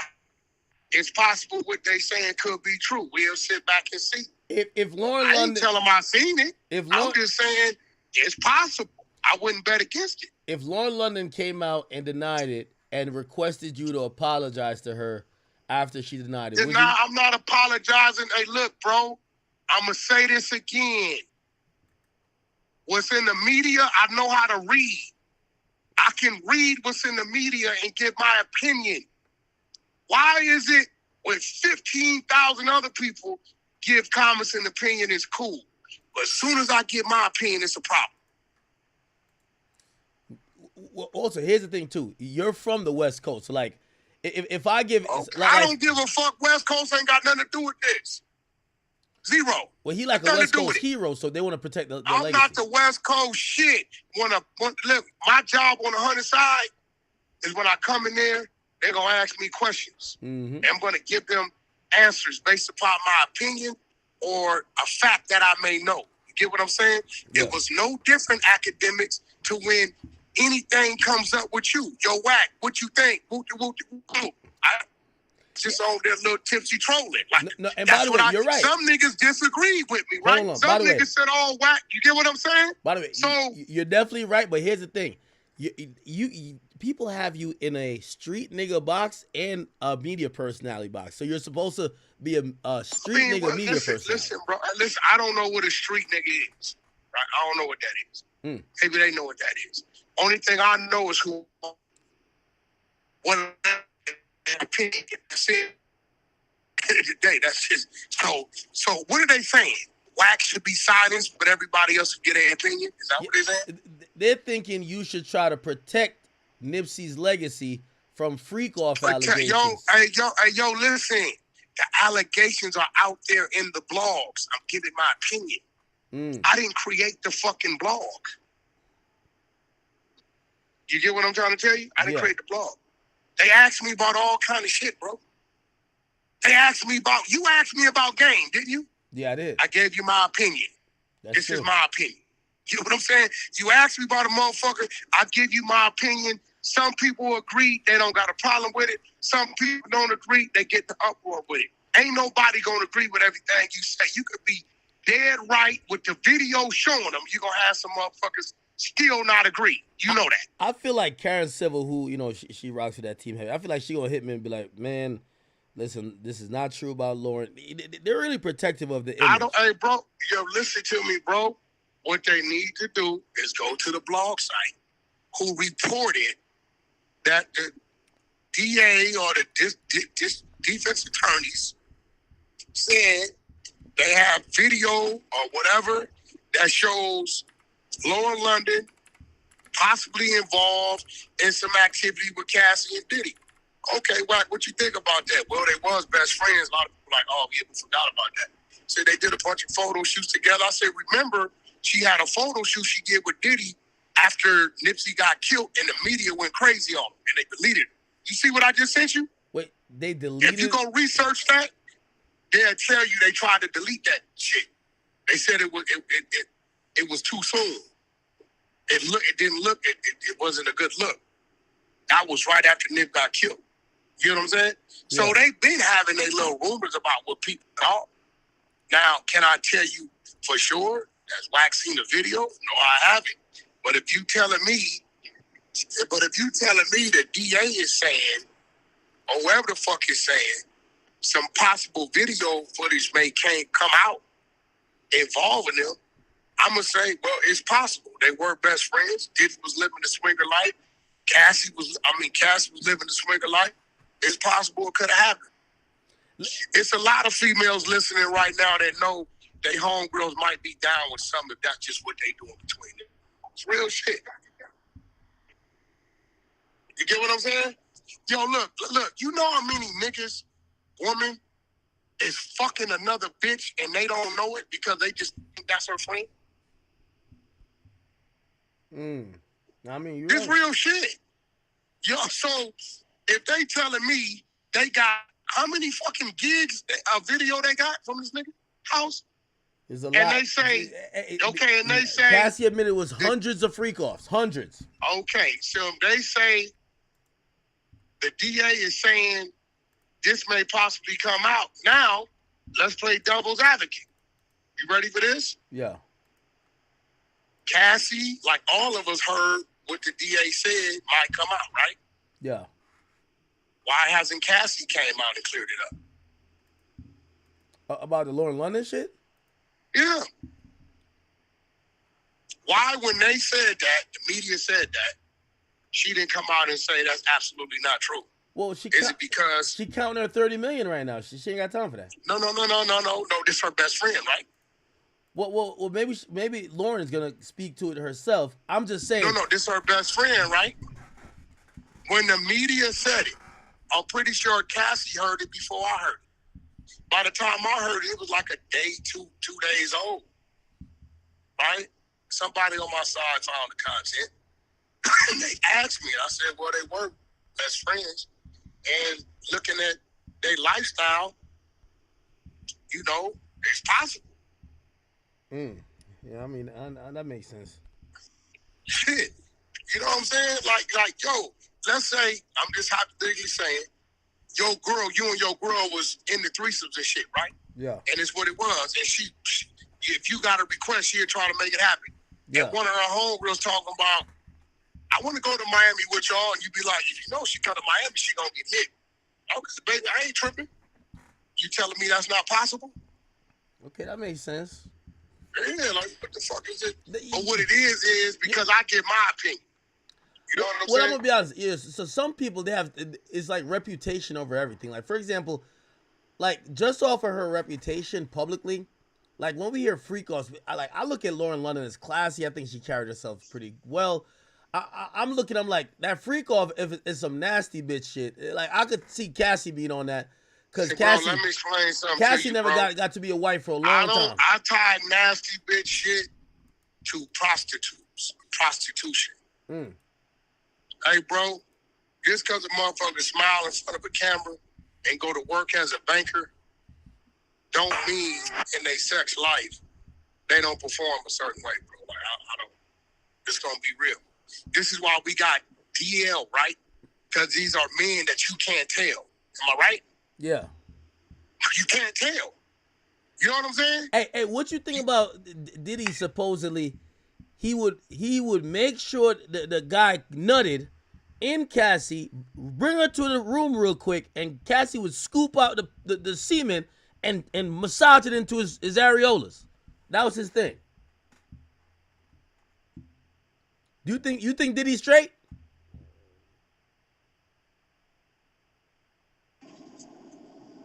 Yo. You hear me? Yeah, I'm gonna be. Listen. So let's run through it. So Diddy's in the room. He's naked in the chair. Yeah. He's masturbating. He's instructing the dude what to do to Cassie and Cassie what to do to the dude, right? Yeah. Everything possible, right? Bro, let's not forget Cassie's still a little scorned and she want to embarrass the nigga. If Diddy's doing all that in front of the dude, why would he have to leave the room to do that? I think she just added that on there, bro. He's doing everything else right there in the room in front of the individual, bro. Yeah, he is jerk. But You get what here's the I'm saying? thing. He's He doing doesn't, everything else. He don't I just interact think with the dude though. So like for example, she said one time the dude looked at Diddy and Diddy got mad saying, "Fuck nigga, don't look at me. Look at her." So maybe Diddy was in the closet. I mean, I don't know, bro. I mean, listen. At the end of the day, Diddy ain't the first and Diddy ain't the last. Everybody is doing something sexual with their partner that a group of people wouldn't agree with. Now I agree with And that. another group of people would say that's their norm. I agree with that. Hey, did you see what happened today with Kid Cudi? Oh my God, that's crazy. No, I didn't. I mean, but Kid Cudi can't. No, he can't say he saw Diddy do nothing. No, but I think Brian Steele, who's a monster, I think he helped. He cross-examined Kid Cudi. You know what Kid Cudi said? Kid Cudi said, "I'm gonna come clean." Cassie was playing both me and Diddy. And then he admitted, because remember, the whole thing is Diddy got his car blown up and got his house, people ran up in his house. You know what he ended up saying? He said, when I found out, Cassie told me she gave Diddy my address. The nigga ran up in Kid Cudi house. There's no sign of forced entry. That means the nigga had a key. Cassie lined up Kid Cudi for Diddy the whole time. Remember, Kid Cudi was like, you said what?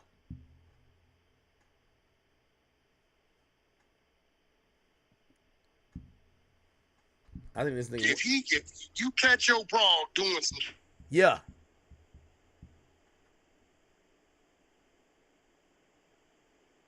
I think whack in the desert right now. Here, whether it's out of I'm trying to keep you, I don't know. She gonna give everything up. But hold on though, you don't think that takes away this idea of her being a victim? Because I don't listen. I do see her as a victim. Oh yeah, she got her ass beat. Violence. Yeah, she got her ass I see beat. her as a victim when it comes to domestic violence, but when it comes to they orgies and swinging, I see her as a willing participant. Yeah, I think what's not domestic violence. Yeah, I see her as a victim with that. I'm not gonna say she not. I think what's not really like put out there is like Diddy was like nobody supports Diddy being an abuser, but Diddy was a cheater. He had multiple girls, but Cassie also had multiple niggas. You can't call Diddy a cheater. How you call a nigga a cheater? I gotta understand it with his woman. Because the woman clearly wasn't in a understanding that. That's a motherfucking lie. Because Kim Porter never went nowhere. Yeah, but she got the kids. If you read some of It these, don't matter. That don't matter. Like, hey, bro, he didn't. hey, he I never read it. hid. Whack. I could send you the messages because listen, I got it. I got all the exhibits. Cassie went off on Diddy one time and said, "This was in this what you could tell the relationship was changing. It was after 2013, so they've been together for 5-6 years." She said, "This year, I'm not dealing with no more bullshit from you." And she said to him, she pointed out a picture I guess he took and said, "Why you got me in this picture looking like the side chick? I ain't no fucking side chick." And basically, you could tell the more she got with him or the more she was with him, she was looking at him. She also tried to check him one time because he told her, you got to remember, in the beginning of the relationship, she was 22. She was going for anything. At the end of the middle to the end, she tried to check him. She said, I get you want to go on vacation with your kids, but why are you going on vacation with your kids and Kim Porter? That ain't normal. She tried to check him. And he told her, bro, at the end of the day, that's my point. That wasn't never no fucking secret, bro. Never no secret. But okay, you checking him, but he still went. Did he go? He of course he went. Okay, did he come back? Was she there when he came back? She was definitely there. Okay, then. So what we talking about, bro? She was definitely. Hey, the only thing that nigga told her, I'm gonna try not to take too many pictures. I'm gonna try to just. That's when I realized. I said, "Damn, that nigga Diddy is a cold piece of work." But so you think that she was with the whole thing? Definitely. I mean, I don't think she was in agreement to get beat, but I think when it came to the partying and the swinging, and it's times, bro, where they said Cassie was the one that called him and told him to pull up and had everything. Diddy wasn't even there. Also, here's the thing too, and this is why I said Diddy was a wild boy. The defense started proving a lot of the prostitutes. Cassie used, she's a beautiful woman. Once they start realizing what was happening, they started to fall in love with Cassie. So already don't even matter, because when Cassie got up there, the whole story changed, bro. What do you mean? She is almost like she was performing for Diddy. Yeah, no. Towards the end, she was basically saying, "Yo, if that nigga will get right, I'll leave this fuck nigga right now. I want to get back to that." She kind of sounded like she wanted to go back, or not really want to go back, but she wished it didn't end and it didn't go bad. She says, they ask her, "Do you still have love for him?" She said, "I got love for what we had." I think it only went bad because he found out she was cheating with the trainer. And that wasn't something he agreed to. It's the only reason why it went bad. Yeah, I personally think he left her. Not she left him. He did. Well, in court, they put it like she left him after he wrote the thing saying, "My soulmate is Kim Porter," when Kim Porter died. And I'm like, nah, she tolerated a lot more shit for her to leave over one caption. That was an Instagram post. Yeah, I mean, at the end of the day, bro, I'm saying, dude, lifestyle was his lifestyle. I don't think he was ever on some, I'm with you and you only. I mean, it's obvious, bro. Listen, I'm going to be real. She was living the fantasy life. What woman, a lot of these women want to do what men do. Get fucked by other dudes, still get taken care of, ain't no problem in having fun. She had the best of both worlds. Did she not? Nah, she did. You know what I'm saying? And then she can even order the ones that she favored with him not being there. That's a fact. So, I mean, no, I don't, when it comes to the domestic part, yeah, I see that. But the other shit, nah, I think she was a willing participant. Yeah, nah, it's if you could call it right now, do you think Diddy's beating this case or he getting convicted? Nah, I don't know how it's gonna go. I don't know how it's gonna go with that drug mule, the white kid they caught, finna get on the plane. Remember, they let him go.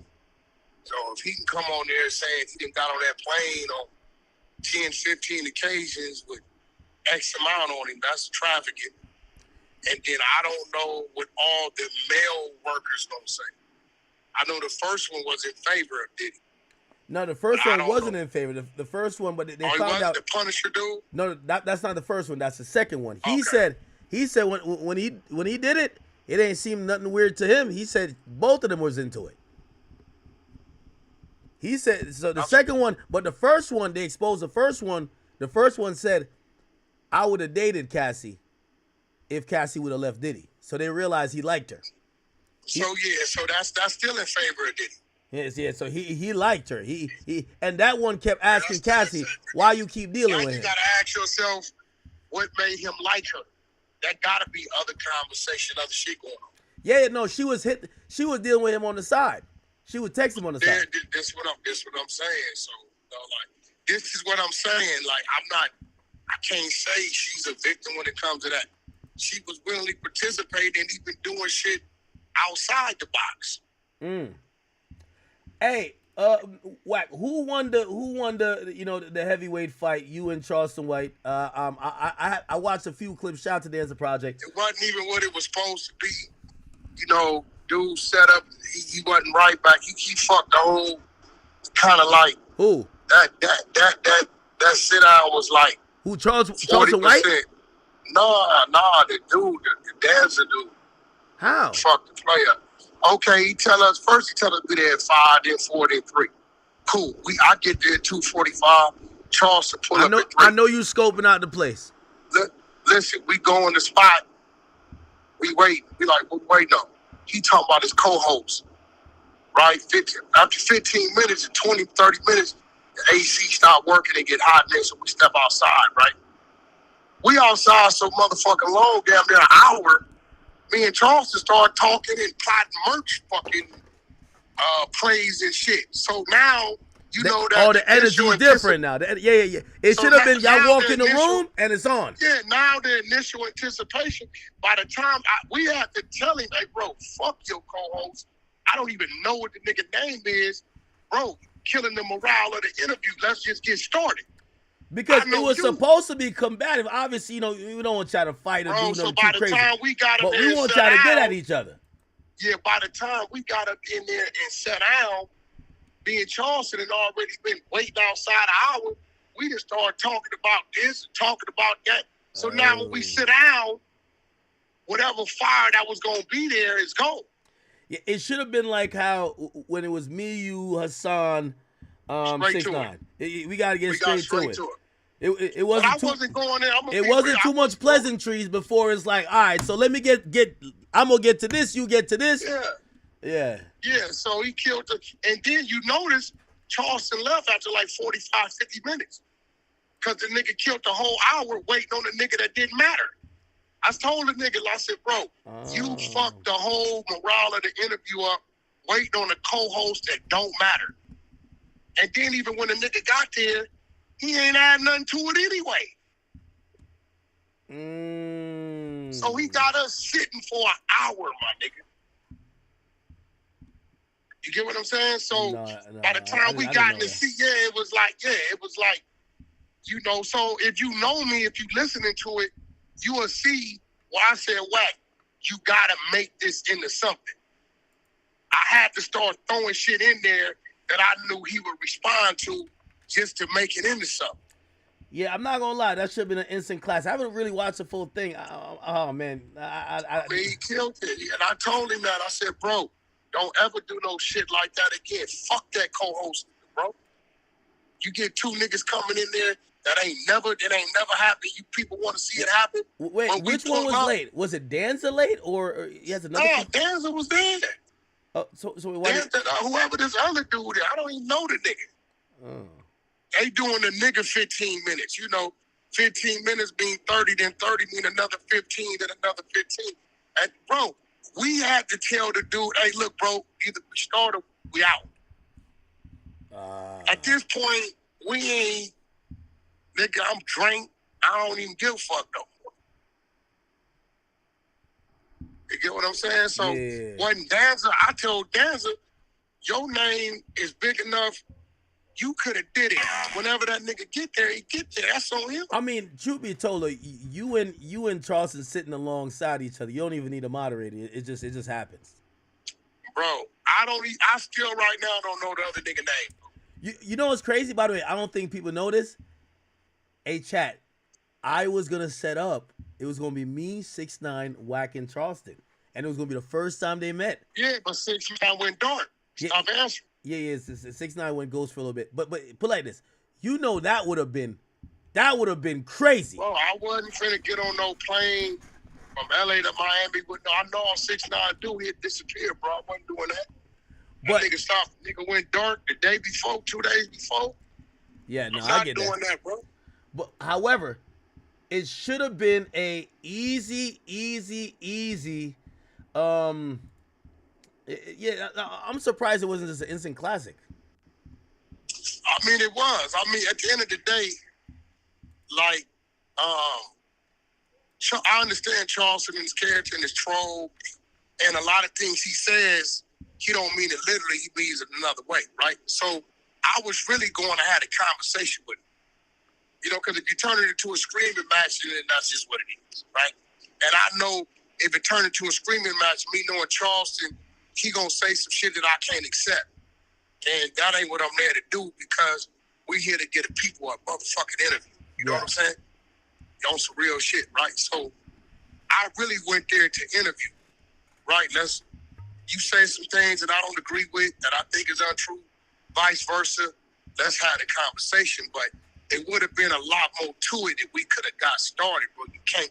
That's like two boxers anticipating coming into the ring, and you telling them both to sit in the corner for an hour, and they didn't got up after 20 minutes, start talking in the middle of the ring about who they sparring with, what kind of car they drive. Nigga, by the time the fight start, they damn near friends. Yeah. Damn. I told dude, because he texted me, Whack, what do you mean this is fire? I said, it's fire to you. I had to turn that into something. You notice after 45 minutes, it's just me. Charleston had to go. The nigga had a 5:30 somewhere, so we there at 3 o'clock. Nigga killed the whole hour and something waiting for a nigga that didn't matter, bro. Yeah. Jeez. Dude did not matter. Whoever dude was, respectfully, he didn't matter, bro. Nigga come in talking about he was out of fucking some shit for a 3-year-old, bro. Like, you know what I'm saying? Like, what we talking about? Man? You know what I'm saying? Man, oh man. All right. Yeah, that kid killed it. It's like, you know that initial anticipation. You know what I'm saying? Yeah, You know I'm gonna be honest with you. That is the most anticipated sit down. So put it like this. This is kind of how I scored everything. I said, all right, I think we could at this point say you sat down with Hassan. I especially how it played out, I think it went in your favor. And so who's next? I feel like oh, by the way, what's going on with this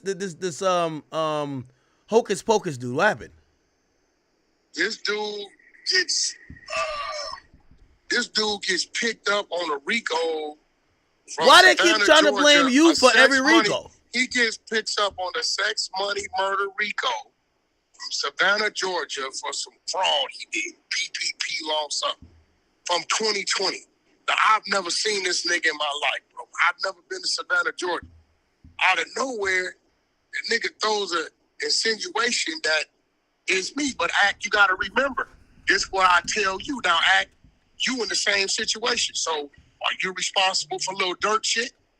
Because they reference, you asked him the question. You didn't have to ask him the question. Oh, yeah. He didn't have to answer it. I'm about to break down the paperwork on that, too. Now you about to feel, because you like no jumper. I said, yo, bro, if a nigga want to get up there and start saying shit, right? I don't know what a nigga gonna say, bro. I don't know what a nigga gonna say. Now, the only thing, though, there's a little bit of a difference to it. Like, first of all, I think the Dirk shit's a reach. Like, it's different. Yo, play this. Adam will bring up niggas. Yo, Adam brings up people that's not even media or entertainer niggas. He brings up straight criminals. Like, yo, it's like you can't. Yo, he's interviewing people that, you know, there shouldn't even be a mic in front of them. Oh, no, it just hung up. Let me call him back.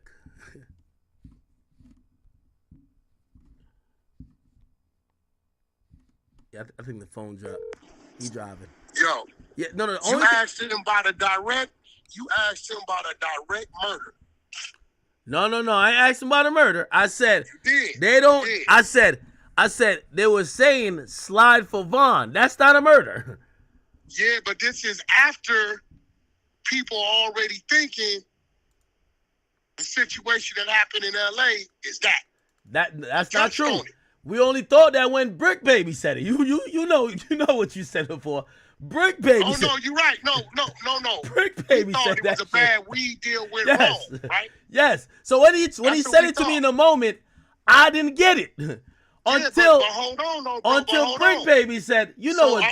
What I'm saying is, is it your fault that the feds referenced that? That's your fault. Oh no. And by the way, it's not the first then time I've heard. You need to stop saying, "Oh, look what the dude said on No Jumper." Yo, bro, that nigga. I just heard a nigga the other day saying a nigga shot him and he shot the dude everywhere. Okay, here's right.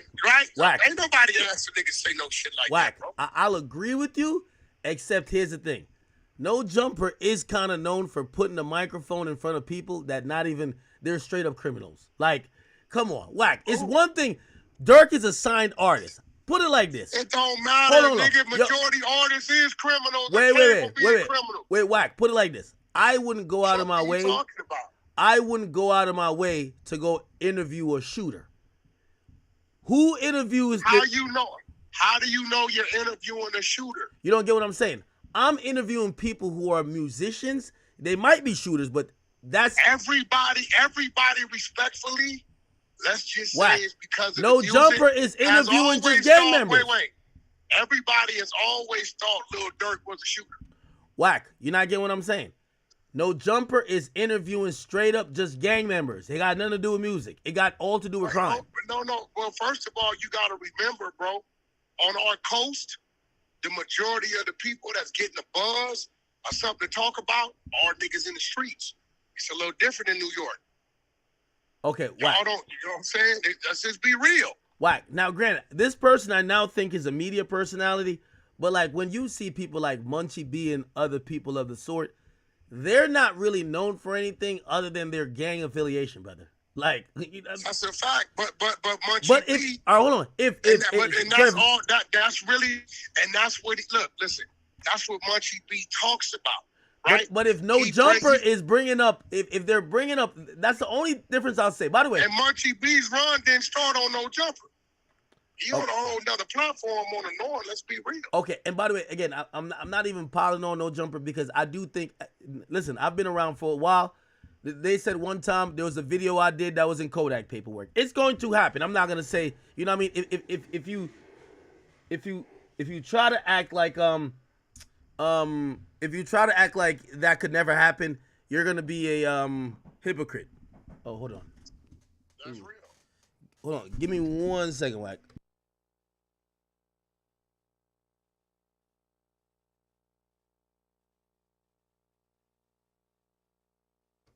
Hold on, chat. Give me 1 second. I gotta play a video real quick. Just keep watching this. I'll be right back. Emergency. He did it to Kim. He did it to Cassie. He did it to girl Gina that we know of. He was trying to beat one of those girls up on UT or MTV when they had that little program and stuff.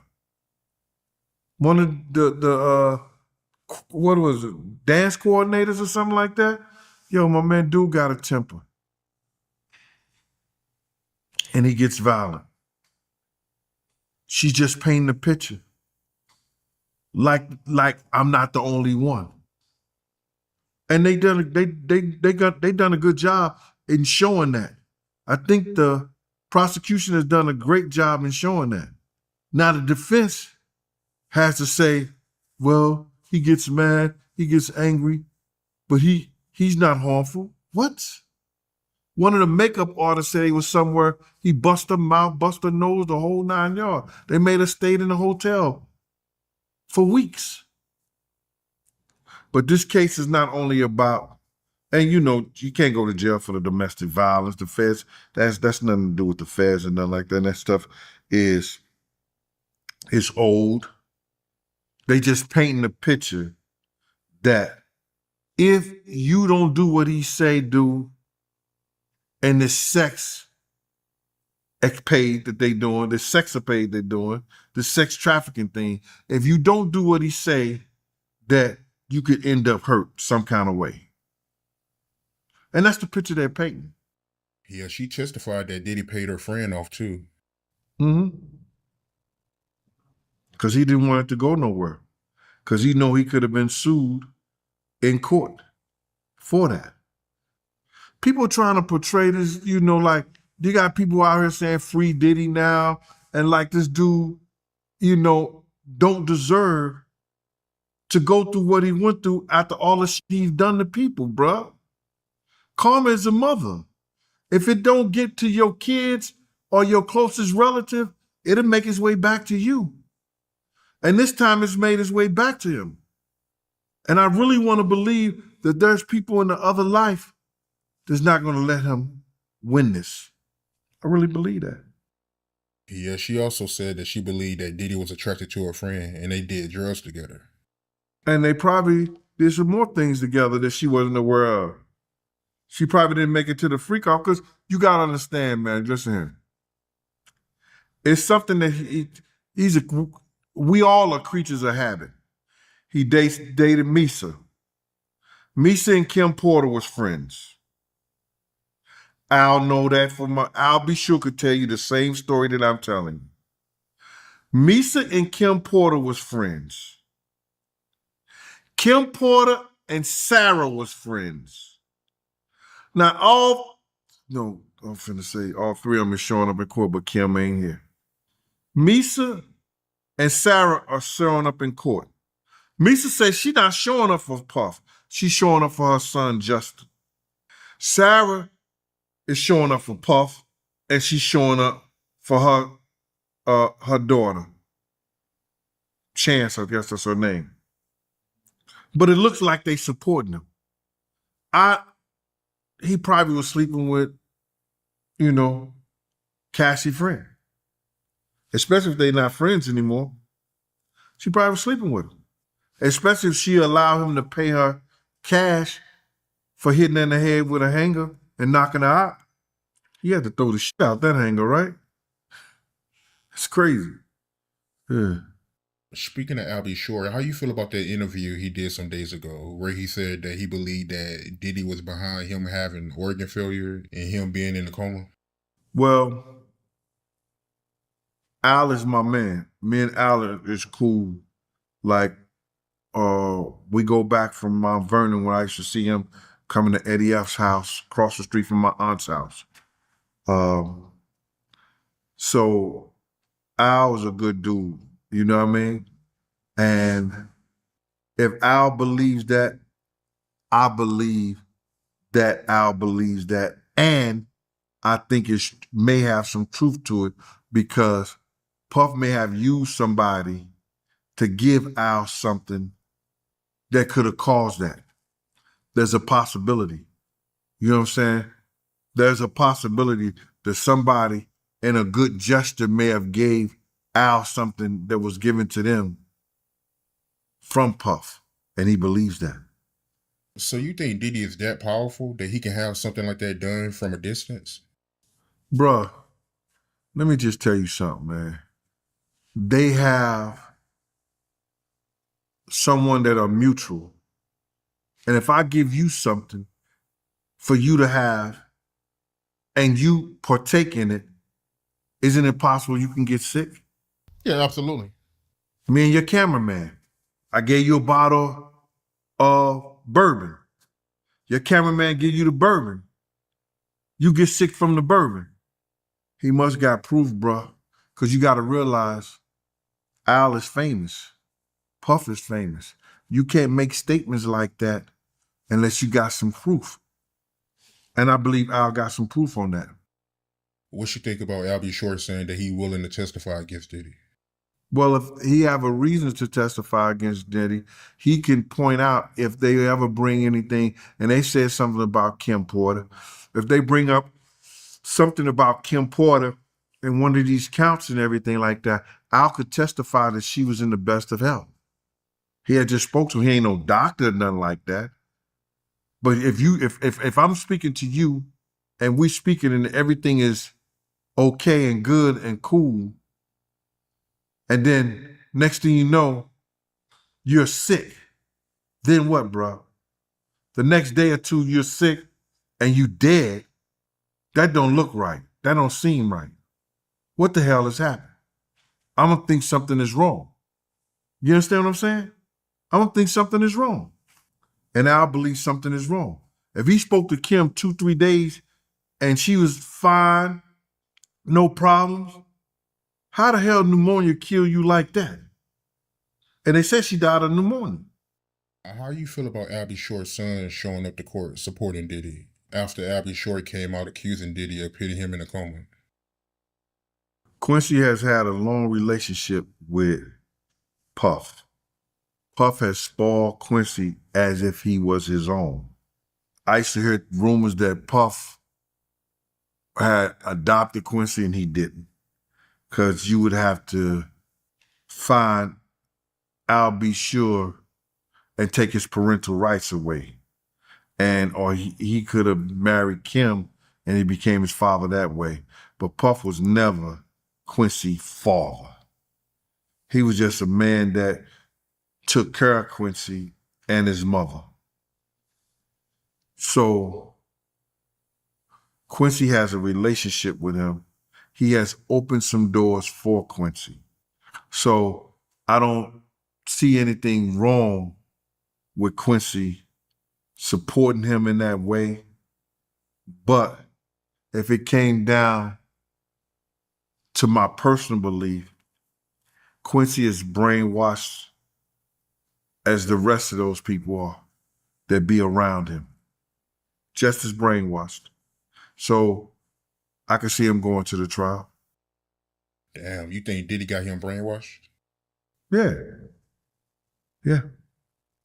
But I think that he's going to see the light. I think Quincy is going to see the light and going to understand that Al is a good dude. And because of his mother, Al did not go at Diddy and go back at Diddy. Because Al, he may not have had as much money as Diddy, but Al had enough dudes in the street that would have went to war with Al. How you feel about Cassie testifying that Diddy would take her phone, iPad, and computer for punishment? Like she was a kid, right? Yeah, that's what I'm thinking. Like, damn. Puff treated her like a kid, so she could, they took that so she couldn't get in contact with nobody, bro. Let nobody know. You know what I'm saying? That wasn't just a punishment that she did something. How you do something wrong? You're a grown-ass woman. That's probably after one of them freak-offs and got one of those beatings that now she can't take pictures with her iPhone and now she can't take pictures or put nothing and show somebody and save it. First thing happened. Look, Kim Porter comes up dead. You don't see no iPhone, no computers, no nothing. Why?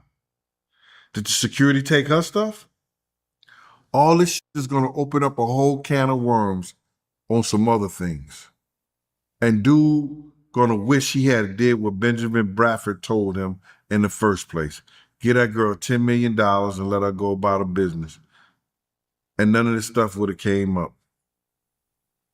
Not like it did. What you think about Cassie testifying that Diddy accused her of having an affair with Michael B. Jordan? Well, if you done freaked the girl out that much, you think that she gonna freak off with anybody. And if a dude like Michael B. Jordan is in South Africa and he run into Cassie, what else he gonna think? Especially if she was seen with him. He done showed her how to give fellatios. He done showed her how to freak. He done did all this shit to her. Why wouldn't he think that she'll pick and choose somebody that she probably want to be with? She also testified and revealed that she got a urinary tract infection from freakos and she got sores on her tongue. Man, listen to me. Those people were having unprotected sex. They was having unprotected sex that it's a guy named Jonathan Odie. Jonathan Odie was the guy who came out with all this information about the freak-off over 6 or 7 years ago. He ran into Trump's place and shot it up. The feds took him up at one of Trump's headquarters and shot it up. The feds took him into custody. He started telling his story. He told the story about Khaled, Ross, and Diddy, and Cassie. He said in the interim of that, he contracted herpes and other stuff. He sued Puffy and Cassie and them. He threatened to sue them and stuff like that. They wrote him a check for $2 million. This was proven by the federal government because he had zero money in his bank account one day, and 2 weeks later, he had over $2 million, and he bought 2 properties, one property worth $440-some thousand, and another property worth like $800-some thousand. So the man got $2 million from somebody somewhere. You understand what I'm saying? Yeah. So now, for you to think that Cassie had those swords, somebody else had those swords too, one of their sex workers, that he got $2 million from them for having it. So I believe that. She got a witness that said that he contracted that from them and was paid off. And Jonathan Odie, if I'm not mistaken, he was the white guy, right? That was a sex worker for Diddy and Cassie? Yeah, I think he's Middle Eastern. He Middle Eastern. You know what I'm saying? He Middle Eastern. Yeah, he look crazy now, yo. I mean, I wonder what they seen in him. Bruh, you talking about now. You know what I'm saying? We all look crazy with years and age and stuff on that. But if you seen some of his pictures back in the day, you understand? They did it. They picked him from his pictures from back in the day. But now, he been sitting in a prison eating prison food. You know what I mean?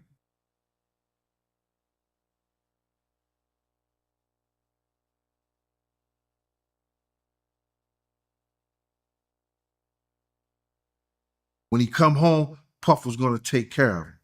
And he became head of Puff security, making sure Puff was all right. Puff also gave him that clothing line, which was Bully. It was Big's ideal, but it was Invisible Bully. You understand? Gave him that clothing line. They was doing a little work, and he was doing the T-shirts and everything like that. And I guess Puff was actually, you know, paying him back for helping him get big to that party. I'm glad Miss Wallace ain't here, brother, to see and hear what we're finding out about D-Rock now and the things that he did and how he was, you know, so close to Puff and doing some of the things with Puff. And it's crazy right now. I'm glad Miss Wallace is not here to hear that because she was somewhat fond of D-Rock. You understand? She was really fond of D-Rock. But it's crazy, man, how all this stuff is going out. And I told this story, and now it's become viral on a lot of platforms and a lot of things is going viral on the internet that D-Rock helped line Big up, you know, for that night Big got murdered. You understand? And it was crazy, and it goes through my mind every time I hear something about that when I'm seeing D-Rock hold his head talking about, yo, they got my man, they got my man, the night Big got shot up. So I just wanted to bring that out there, bro.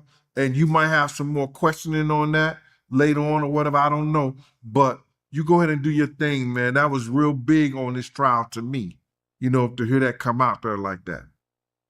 Wow, man. But speaking of Suge, Cassie testified that Diddy stopped in the middle of a freak-off when D-Rock came in the room and told Diddy that Suge was at a diner. You know anything about that? Can you break that down?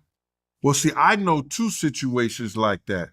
See, Cassie told the story on the witness stand about how Puff and her was in a freak-off, and then D-Rock intervene or whatever like that, and they masked themselves up in all black, took the guns out the safe, and went to find Suge.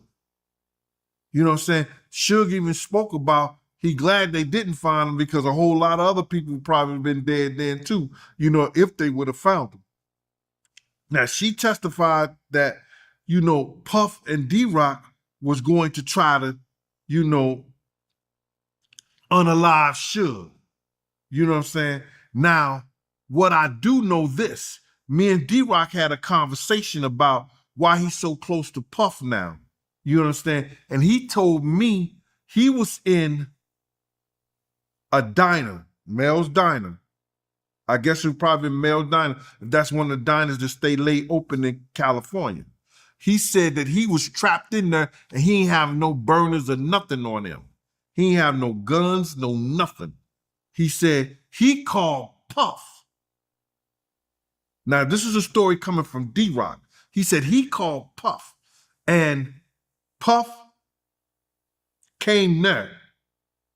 But if Puff would have came in the diner, they would have known something. He didn't come to the diner. He sent Cassie in there with the burners. And Cassie gave D-Rock the gun in the diner. Now, this is coming from D-Rock. The story Cassie told is that it was a whole different story from what D-Rock had told me, because D-Rock said he was in the diner himself. And Puff came down there with the guns, sent Cassie in there and gave him one, and was outside waiting on him to come outside.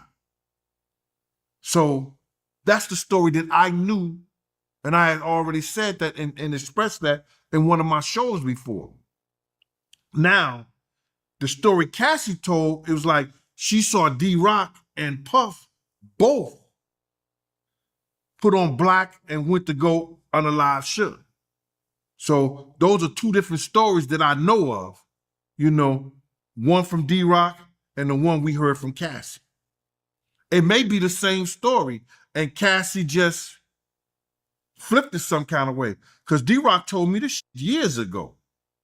And then maybe Cassie just, you know, flipped it in a certain kind of way because she took the gun to D-Rock, according to D-Rock. Crazy, man. But to get into this lawsuit, right, Cassie, she testified that Diddy would force male escorts to urinate in her mouth during free-calls.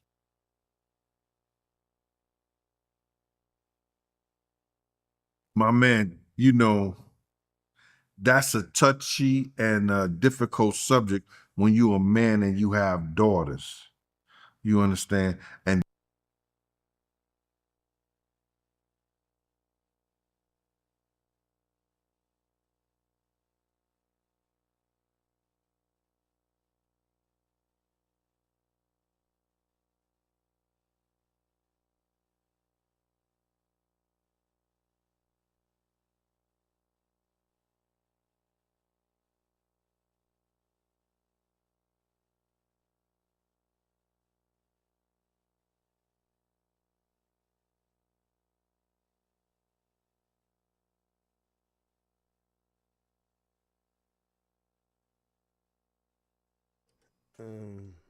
Yeah, I guess that's a good way to end the stream.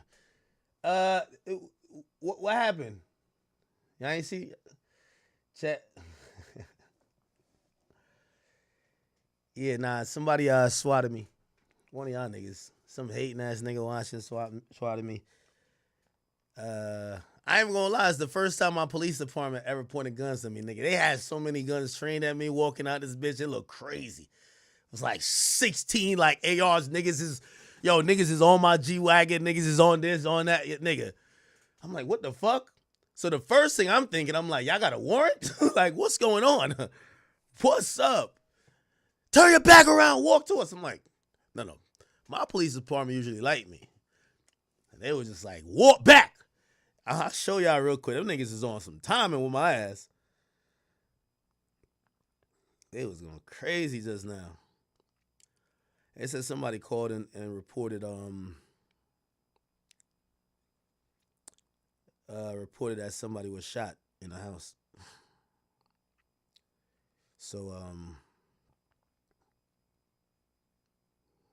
yeah, that shit's crazy. I told him, I said, bruh, could y'all go explain to because they shut the whole block down. I'm like, could y'all go explain to my neighbors what's going on? Because y'all gonna have me. My neighbors already probably think some shit going on with me, bro. Like,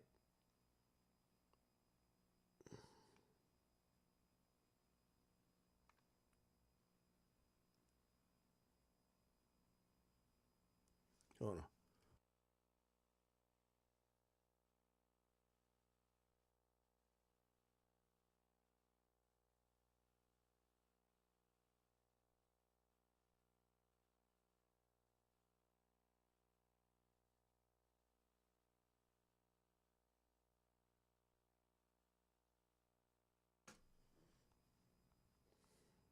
Nah, they were going crazy just now on me, Chad. I kid you not.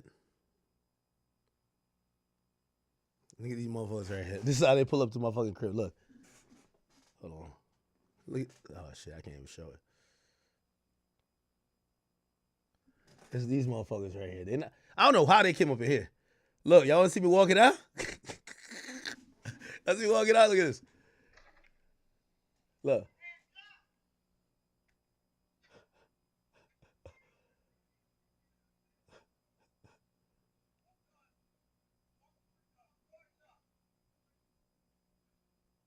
They got my ass. Get your ass on out of here, nigga. It's all good.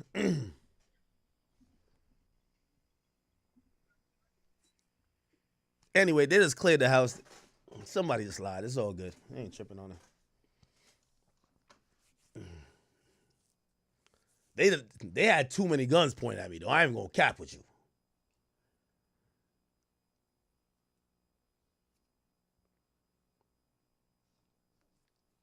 Anyway. I don't even know how to. No, so I explained to them because like so this is what they told me. They got my number, but I just switched phones low key. My phone dead. I gotta go charge that phone. They said we try to call you. That's why they said we try to call you to try to confirm like what's going on with you. Your phone is dead. So this phone remember I switched phone numbers. This phone go to a different number. So they was like, oh, this shit real. So they brought out the whole fucking department here. But it's all good. Like, they put me in the back of the car for like 2 seconds and they cleared the shit. And then the captain actually came down. The captain came down, was just like, you good? Everything's straight. I appreciate the cops in my town. They got to do their job.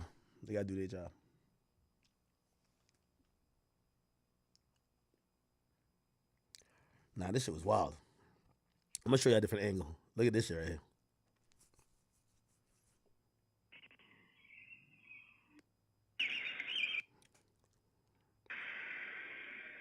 But yo, whoever who did that, bro, like, I don't really.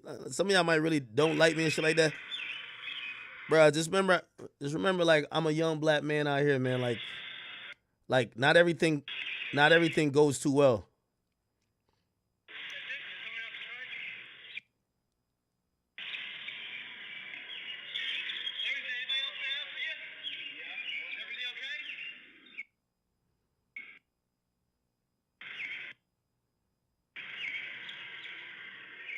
Niggas ran up on me right there, look.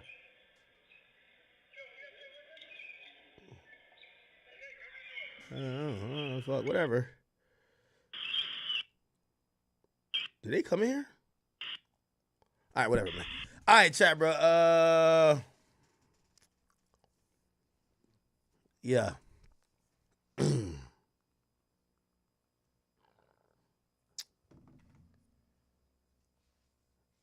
I'm gonna get off stream and go drink.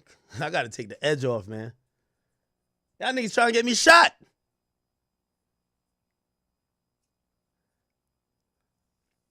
They said somebody called in claiming they were my sister. And they said, we know you. We don't know you to have a sister, but it felt credible. And I'm like, okay. Yeah, I don't got a sister.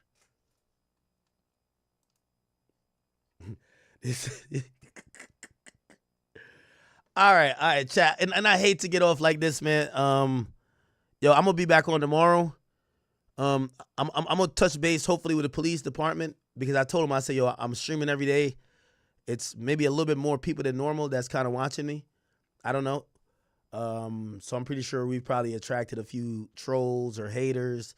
So, matter of fact, am I getting off? Actually, I'm not getting off. Wait, no, I'm getting off everything else but Kick. Yo, everybody go to Kick, man. Everybody go to Kick. I'm about to go gamble on Kick and drink, man. I'm gambling. Yeah, I'm done with topics today. I'll be back on tomorrow. Everybody go to Kick, bro. Where my liquor at? Man, you almost got me shot just now. Yo, I'm seeing nigga. I'm watching one nigga's like fidgeting with his finger on the trigger. I'm like, hold on, brother. Like my hand is up. Nigga, my hand is up so high, I'm on my tippy toes. Ah! Oh, man. All right, hold on. Y'all, I'm going to see if I can hear the audio. What was they saying? Cause I got a camera by my gate. Here we go. Let me see.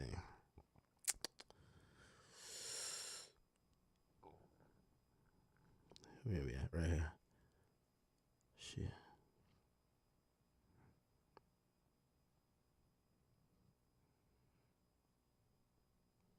Here we go.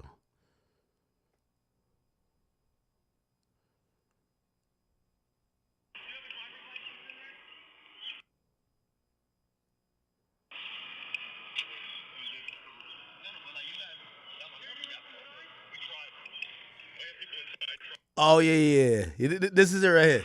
Look. Don't look at my house, you bitch ass niggas. Don't worry, I'm gonna still be here. Oh shit. Look, this is. I'm gonna show the bottom. So they shouting at me.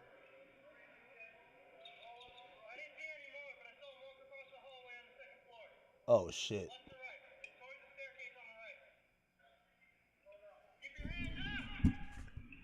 Yeah.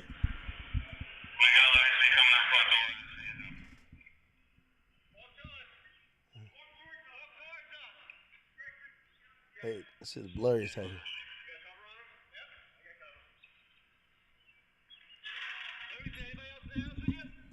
Man. See, hold on.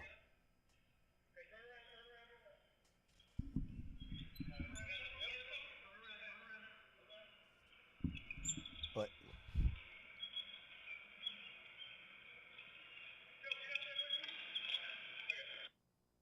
They ain't put me in cuffs though. W Police Department.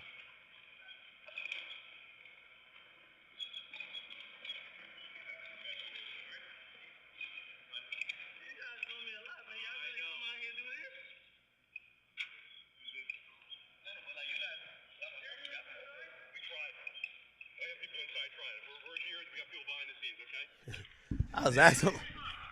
So I asked them if they didn't call me. I said, damn, well, y'all niggas ain't call me or something? They said, nigga, we tried to call you. We was trying to call you, but we couldn't get you. I'm about to go charge that phone too before y'all niggas do that shit, dumb shit again. All right. Yeah, I'm going on kick. I'm about to gamble, play some music, and get drunk. Cause y'all done got my yo, chat. So they trying to put me in the back of the police car. I'm gonna get the body cam shit for this though. I ain't gonna lie. Oh, yeah, little bitch ass body cam niggas. I'll get my own body cam this time. All right. Yo, I was like on edge. Cause he's like, yo, we gotta put you in the back of the car. I gotta like secure you. I'm like, nigga, you pat me down, nigga. Just watch me right here, bro. He's like, nah, we gotta put you in the car. Nigga, I was like Drewski on some shit. I told him, I said, nigga, you know I'm fat as fuck, nigga, and I'm mad claustrophobic. He said, could I just sit here with my foot outside the door?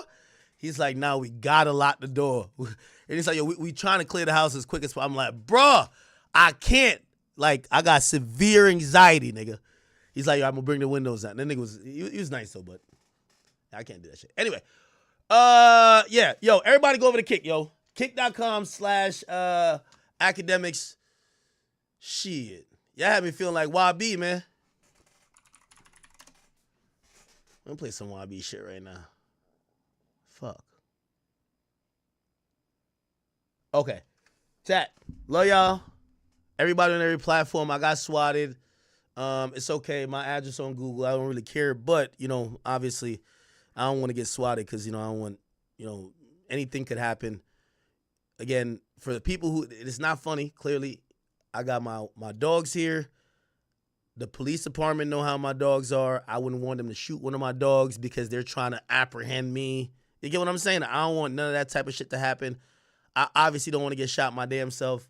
So, like, for the people who do think that type of shit is funny, please, like, you know, I ain't trying to say try with nobody else, but please go do it to them white streamers, man. Like, they good. Like, I'm still black. They don't even look like I should be up in here. You know what I mean? So, anyway, I'm going to play this song, and I'm getting off of YouTube. Yeah, I'm getting off YouTube and Rumble. So, everybody go to Kick.